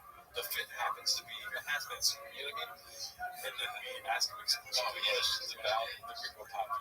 That's such a when they do the interview, you gotta do the fucking hazmat suit. That's so funny. That would be so fucking funny in the documentary. Do you think he'd rather come on our show or do the Riyadh podcast? Yeah, probably. Yeah, that's true. It's like his career isn't wearing camo too. Yeah, that's Todd Jordan. Dude, you should write poetry. Goddamn. Yeah, that's fucked up. Name the waters, Birdo. It's not Kirby. Come on. Balenciaga hazmat suit. Yeah, we gotta make the hazmat suit look like ASAP Rocky. You know what I mean? Or we get ASAP Rocky to wear it too, and then he's like, Rocky. You know what I mean? Yeah, he probably gets the name Rocky. Shop should do he should join that aspiration company. So you make people, I'm surprised he's not involved. You know what I mean? We get ASAP Rocky to wear the fit. Maybe ASAP Rocky's homeless because they're gonna pay him. You know what I mean? That's what I want to know. Famous people that are homeless that we don't know. Kai Shane. Yeah, like is Shane really homeless? Who else is homeless? Who watches this? Who goes on the subreddit that's like, this is so fucking funny? AOC. Don't know Formula One. Let's see here. Trey Young is homeless. Trey Young, obviously. Well, thank you, Trey. Get Trey Young in it like this. Ice Trey, baby. Just get a random black guy and tell Marvin's a rapper. Dude, Truck Flip has the best race for yards, dude. That'll 100% win. Yeah, always bet on his races for sure. Jason. Fans ask when Bobby Lee will return. I did watch this, and he basically just obfuscates the question. We're not going to watch Patreon content. It's just like, I would want people to do that to our video. You know what I mean? But this is supposed to be my data. I just play it. What was I going to say? Well, I was thinking, okay, what I was thinking is, Formula wants us to get Ted Cruz to wear a hazmat suit. It would be kind of funny if you had Tucker Carlson and Ted Cruz, like that interview where they're like going at each other, but they're going at each other about like shop facts. Like Ted Cruz is like, well, I don't think that fucking the shark bite hat was real, or the fish bite, or the fish hat bat was real. I agree. And then Tucker Carlson's like, oh really? You don't think that? Well, what is shop known for with tobacco? And Ted Cruz like, I'm not an expert. It's like black rifle. Yeah, or something like that. Yeah, I wish I had delivered that better, but you know, yeah. The show's never happened. Well, how many comic books did he sell in his house? He's like, I don't know, man. 38. Yeah, he knows the exact number of comic book shapes or claims those. It's just funny because you want to say that. That podcast is so good, but you can't even answer the question. That's my typical question. That's good. The Braves is strong. Yeah, I think the stream is cutting out a little bit. We'll spin it up. We are winding down a bit. What's Daddy's number? That's a good question. He's got the best brains. Eminem confirmed homeless. Oh, if Eminem's confirmed homeless. I don't know what Daddy's number is. 66. That would be a good clip. Well, Ted, can you tell me how do small guys fit in big cars? She's not sure. Yeah, so let's go to like maybe one more Texas chef art about the beginning. I also believe in the land mode, dude. That Diet Coke is smoking the that's why the audio was so bad. Mr. Real Fast with you. I told you that room. Chin calling Baba out on his douchebag behavior. Okay, he got roasted for more. Post my clean cooler of chips. Let's see this. I told you that roommate in college I ended up fighting where he put labels on everything in the cupboard. That's the most annoying. I'll eat all your thing. And then he couldn't. Damn, I can't believe they're going back to this shit. Yeah, I mean, Brian knows that he has to. He can't be serious. That's so strange. It is. Like, there's a reason. I wouldn't I wouldn't care of somebody put their name on it. Oh my god, that scared the shit out of me. Oh, fireworks. It's just right there in the window. That's why we're dying. Well, if it happens again, I'll tell them I didn't seriously stop running. Yeah, the text line. Dude, the team is fired. That was ridiculous. My neighbors are the team. It's a little late for fireworks, dang. I don't care here. But the motel sitting on fireworks. I don't even know what we're talking about. I'm sorry. So I called his mom, and then I got a random call. His mom's like, "You gotta quit eating this stuff." I'm like, "Who is this?" Call her. Freshman in college. That's it. You're out. You're out. You're a loser. On all these Nutri-Grain bars, he took everyone individually out and labeled them with a Post-it. Hey, what? He took them all out. They come in Nutri-Grain bars, just come in a box. Then they're each individually. He took every single one out and wrote his name on it. Well, that's like people who they buy a really nice car. I mean, listen, if you believe shopping, it's like, it's a real thing. You can eat this stuff to the point where he has to take every single individual one out and put his name on it. He's worried that shopping for it. Yeah. He's doing it because that's such a crazy thing to do. It must be that the roommate is doing it to help Shop. Yeah. He goes, Shop is eating too much. I love the guy. Doesn't know what food is his. So to help him, I'm going to write my name on it. And I hope that helps with this thing. Because if there were to really happen in real life, the guy doing that is not okay mentally, right? Like, his roommate is a crazy person. Every Nutri-Grain. Yeah. Are you fucking idiot? Nutri-Grain bars suck. You're going to put one on every one of them? So unlikely that someone would do that. I was just with that Sharpie in my hands. Say hi. And I know this is different, but they'll keep a car cover on it, and they'll drive it once a month. That's so I'm like, hey, listen, honey, I'm like, fucking drive it. You precious bitch. drive it. But Greg, did you actually take the stuff after he labeled it, or only before? Oh, yeah, I took it. That's I'm halfway through the Charlie Sheen documentary. Change the subject so fast, dude. Wow. Well, it's been an excellent stream. I don't know if you want to, but I'm interested in seeing what the likes are like. Yeah, it tells me I'm introduced off, dude. This is ridiculous, right? Oh, you guys, dude. I thought we talked about this. That's going to cause serious audio issues. It's like if 85, they may not be able to hear me. Is this thing working? I don't even know if the computer's working. Maybe there's something wrong with the YouTube counter again. Yeah. Sometimes it gets off and shit. Just like a YouTube counter, just like a roadcaster. Sometimes you gotta go to the back of the YouTube counter, flip it up, check that audio escape. Audio escape. Yeah. Audio is very important. Yeah. Otherwise, you can't hear what people say. It's crazy how you can be in the middle of a podcast and be like, damn, I'm being real funny. You know what I mean? And then towards the end of the podcast, you go to the light counter and go, I said nothing funny. Not even once. You did the whole dolphin thing too. I did it. I'll do it again, but our podcast hasn't been funny in any fast.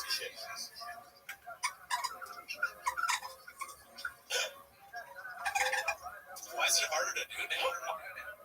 Even the bottle is less funny than it used to be. You gotta suck it off hard. I'm hot. Oh, can we just get to 100 then we can end this fucking thing?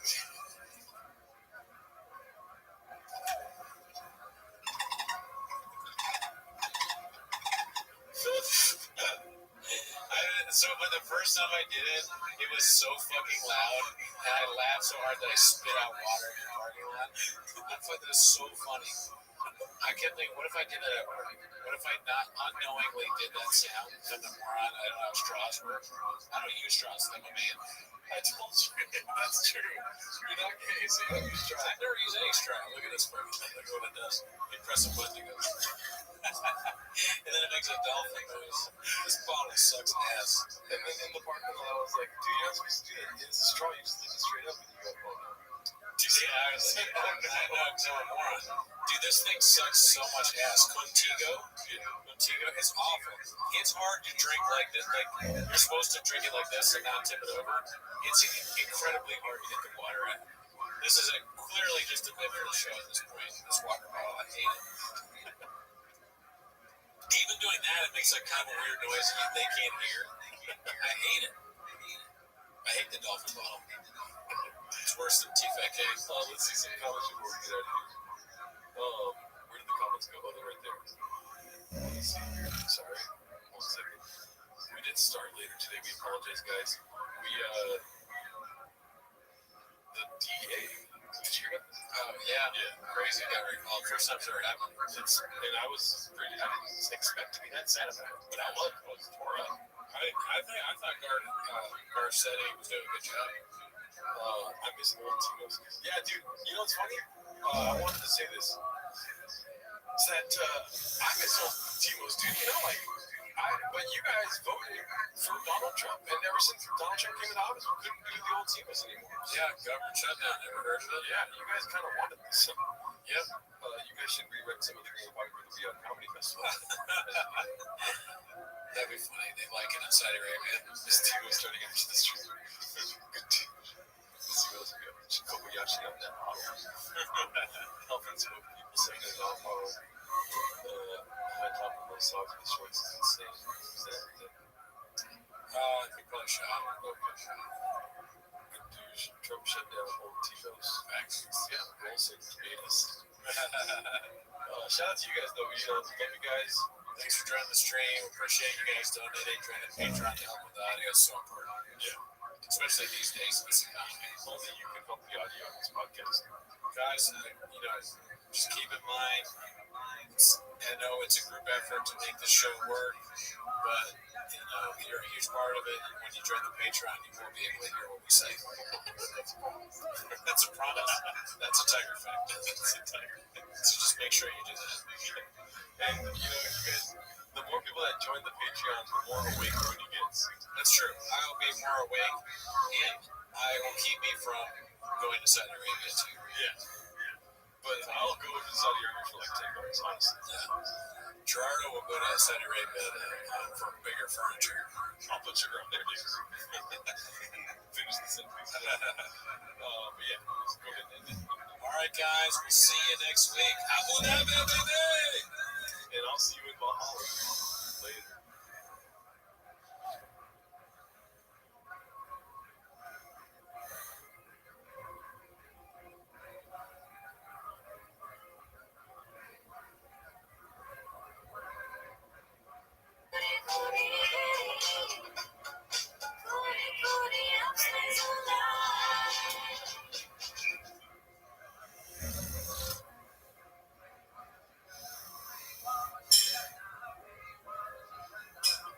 What's up? My name Cowbell. You already know what it is. Gringo Poppy live stream, bitch. Alright. I'm gonna start off the stream real quick. I'm your favorite comedian, Cowbell. You all know me. I've been doing comedy for like 6 years, or actually 6 months of stand-up. I did it. I know how to do it. So I'm gonna get right into the bit. Alright? Check this out. Some dudes be fucking like this. But you know how Cowbell be fucking like, oh shit, what's up? Cowbell's back, bitch. I'm in the house, ready to do some stand-up pre-shit before this 24-hour live stream on the Gringo Poppy, which is why you're here, you know what I'm saying? But you know what I'm saying, you guys missed me, so I'm back. I got on this flying ass jersey, you know what I'm saying? What number is it, Brett? It's Daddy's number. Some people got sports jerseys. That number is like 5. But you know, Cowbell's got Daddy's number. That's 66. Y'all so big up in this bitch. I only got the finest shit that I wear, Brett. And you know what I'm saying? Cowbell, I gotta address something real quick. I did get tricked into voting for Trump, alright? But I didn't think that Trump was gonna be doing all that shit, alright? Know what I'm saying? I didn't think Trump was gonna. I got like they tricked me, bro. I didn't know he was gonna fuck up my whole shit. Right? I'm saying like some people vote like Trump like this.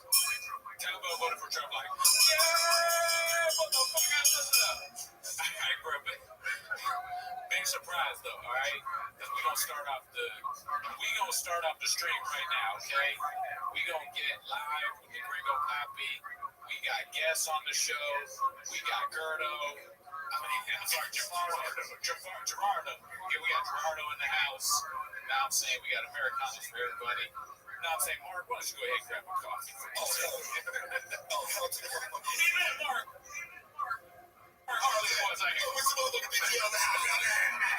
Mark off camera. It's been all you 24 hours. It's just you. All right, I'm stopping with you. All right, you said I'm gonna set everything else. Go for it. What's up?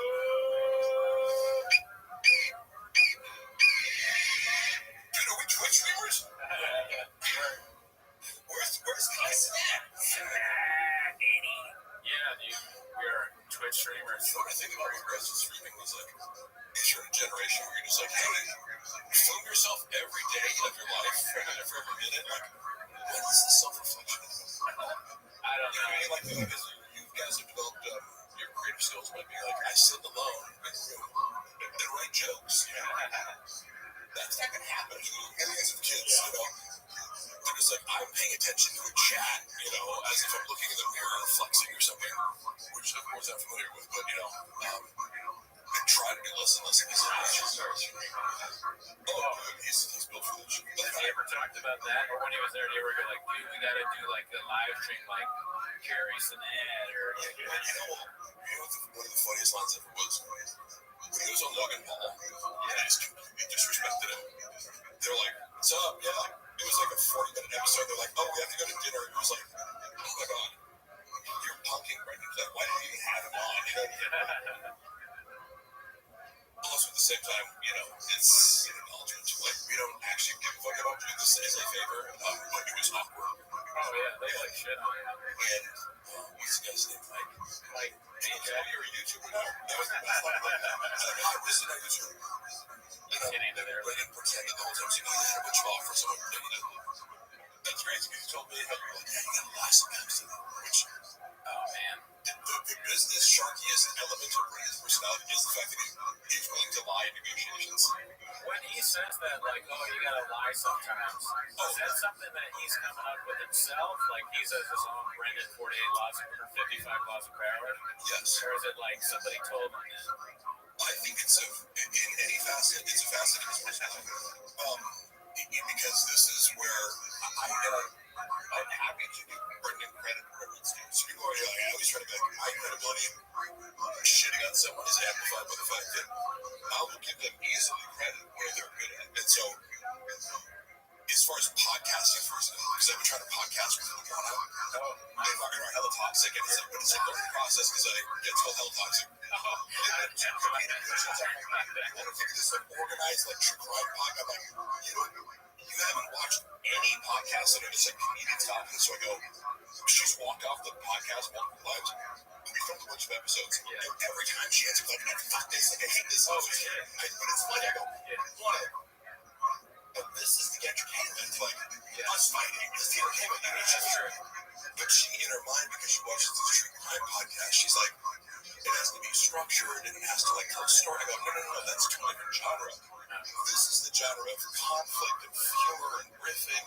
And it can't be, you can't be like, oh, what's next in our outline? Oh, we're going to talk about the toxic traits of it. We want to start show sheets. Yeah, but it makes her, funny is charismatic and funny. Like, I'm sure she's funny. And also, even her being angry, it's like, she's funny when she's angry. If you're on the budget,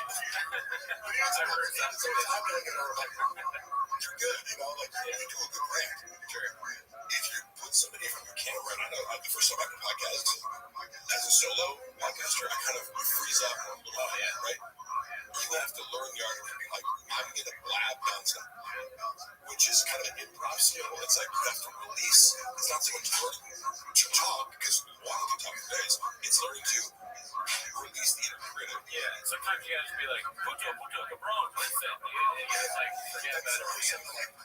Brendan Schaub is the master that he doesn't give a fuck about anything that comes out of his mouth, whether it's true or false, or his opinion or someone else's that he's quoting.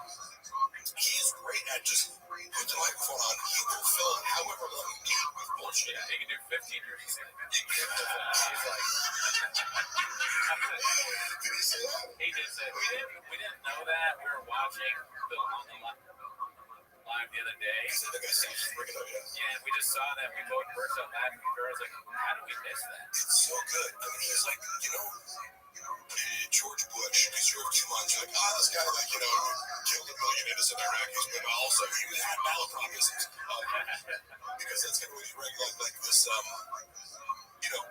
Brendan's cluster B personality disorder traits are masked by the fact that he comes across as a moob because of, like, his dyslexia that causes, I assume it's dyslexia, but so, like, his inability to say things, like, Chateau Marmont, or whatever, he fucks up everything. The summary could just be, if you were like, hey, you can only post here, if you're posting videos of shop fucking words, it would still be just as full of shit. Oh, yeah. Because it happens every day. I just went and bring it up, the Chateau Marmont. Have you heard of it? I went there the other night. I saw Dolph Lundgren. Oh, really? Yeah. He's a cool guy. I talked to him. He seemed nice. Yeah, because I say that because I know the whole story of, like, he has, like, a master's in chemistry, so he's, like, a really smart guy, right? Yeah. And so I'm a big fan of, like, buff guys who are, like, exuger. Yeah, I always want to go, like, do you know Mark? Because they're both big guys, Yeah, that is, I mean, he's such an iconic guy. But to hear that he has this kind of academic, like a serious academic. I think I heard that too. Yeah. He's like a real estate guy too, I think. Hearing he's just like a ASW, Alex Ramsey record. Buy that, dude. I don't know who this is. He's our buddy. He's you've listened to it. You said it's really good. Also, I would actually trust you guys for it. Hella Toxic is the podcast, right? Yes. I didn't know that one. So I'm going to put that right now, just a little earlier, I got in a fucking water, where she's like, I'm deleting all my comments, and like, bitch, you aren't, so I took that and I'm like, private the episode, so that you can retaliate against me in an argument. But again, we've shot a lot of episodes, I have to just start putting them out, because I'm like, the humor is in the fact that I start off every episode, and she was so annoyed by this at first, I'm like, do you see the joke? Every episode I go, this is episode 1, I help the first and final episode of the second and final episode of the third and final episode of the That's a good bit. Which you didn't get at first. I'm like, no, you just walk out for the first one. And they just reshoot it and pretend it was a video. The thing that people do on podcasts, and everybody loves me to talk about the craft, but the thing that they we're all 3 of us are black belts, and we've been, we're on a different level. Most of you are civilians. I will twist your neck off. I will twist your fucking head off. Yeah, well, me and Mark, dude, they put us in a room, we'll fuck our way out. Yeah, it's fair. But one thing they do sometimes, like Charles mentioned this, is like you do a podcast and somebody asks you a question and they just go, no. They're like, yes. Yeah, I don't know. And some people will comment on your podcast like, I know I talk a lot of. If it's an issue for people in the chat, you can go ahead and tell me. But I was talking with someone last night because some people were, you guys are very patient with my communication stuff, but some people aren't. That's fine. Now you're good. If you want me to fill space, I will talk. How much needed on this show. It annoys the shit out of some people, and I'm okay with that because I wouldn't want to listen to myself either. So, I don't want to put this. No, I can't. I don't know. I was going to put a poll on the chat, but I'm reviewing evidence from a more law suit, by the way. And so, I'm like, because Brandon's like, oh, Mark, who is this guy? Literally, his legal argument is saying, barely knew the guy, didn't work for me, like, I buy him tickets to come on the road, like, fuck around, but, that's how. So I was looking at his I'm like, oh, that's crazy because I have like, 12 hours of you taking photos and doing social media stuff, and you text me to do these. So it's like, you realize I have the most devastating arguments. But the second part, I know if you're watching this, I don't have anything on you, and keep going your large total bullshit that's going to lose you. Do you want to be, have at it, but do you want to be talking about your legal case on the pod? You don't care? How is that going? So fucking stupid. How's that going? I got the settlement hearing for the Golden Hour, for some reason that was delayed. They combined some of them, but I actually, he's a beast of a lawyer. My friend Rob, who I went to college with, shout out Rob Pebble, brilliant attorney, and he's like, I don't see this lightly when I see people are geniuses, he's so smart that I can barely understand what he's saying sometimes because he'll start going off on how he's using AI to create a structure, basically a service that replaces paralegals, using AI. And he'll call me from a bar and start going into it. I'm not smart enough to understand what you're saying, but I love it. If I can get 10% of it, but this is why it's he's an animal when it comes to legal shit. Just because he's so highly organized, he created a database where we could upload it, categorize every bit of the thousands of pieces of evidence that have to just destroy Brendan Schaub. And it's he has no idea what's coming for because he didn't see Rob before. He was guiding me to file the case in the first place because I went to him and hey, just think about it. Am I allowed to ask for the $16K that you owe me? And he's like, ask me a series of questions. He's like, were there pay stubs? Were there appeal breaks? Were there all these normal business right? And I'm like, no. An intake. That's hilarious.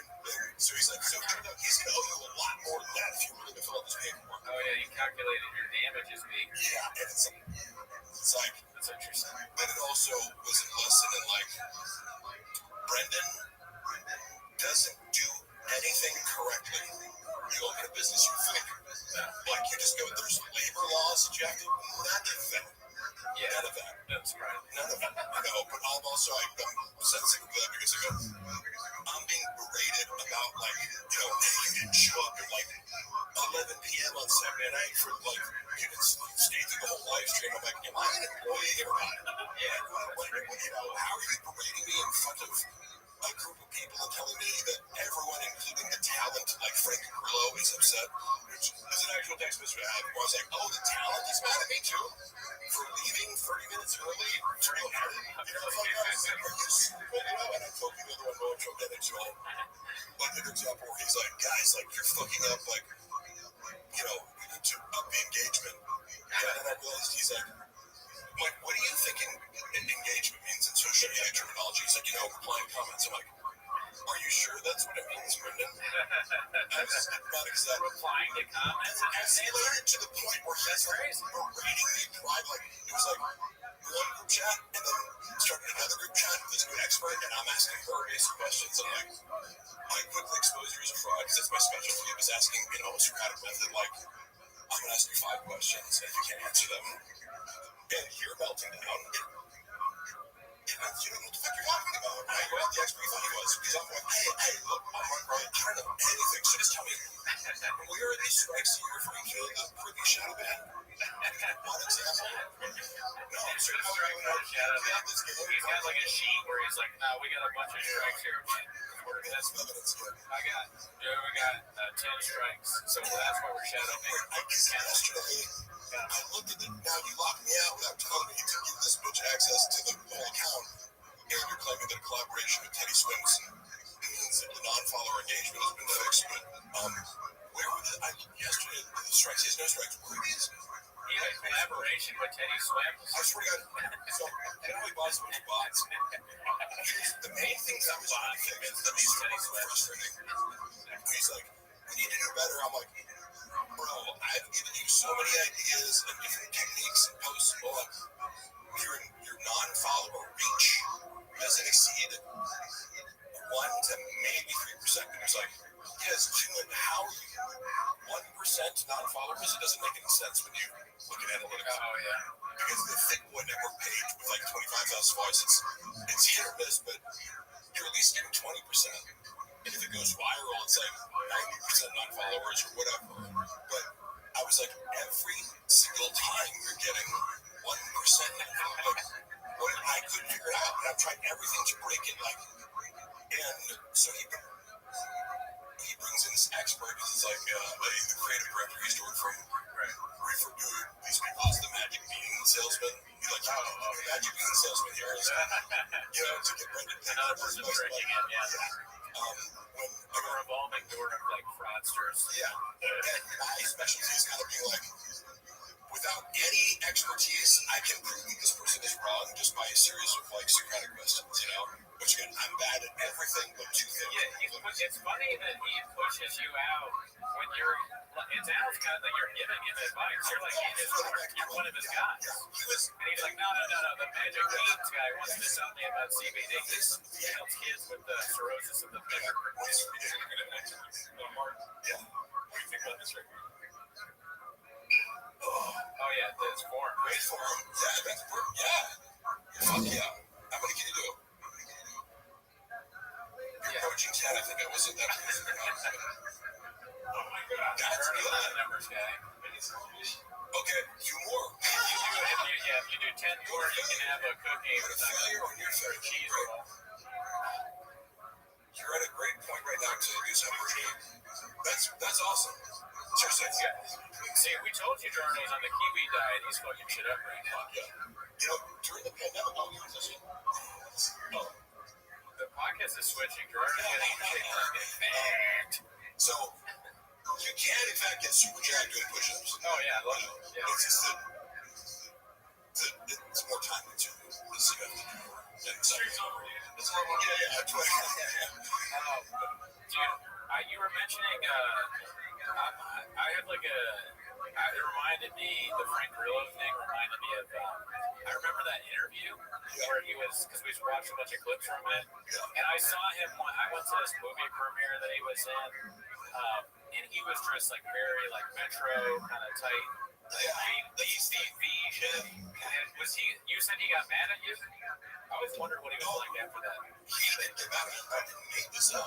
What's funny is, so this is, again, as I collect my evidence, one of the things is, it's like, I have to prove the hours that I claim, which was like, around the clock, is what I really prefer. So, when Brendan started screwing me privately, like, I'm not screwing. Like, I just go, look, give me the fucking money, you'll pay all that money. And the only reason I even started, I didn't start, like, I didn't leak his DMs.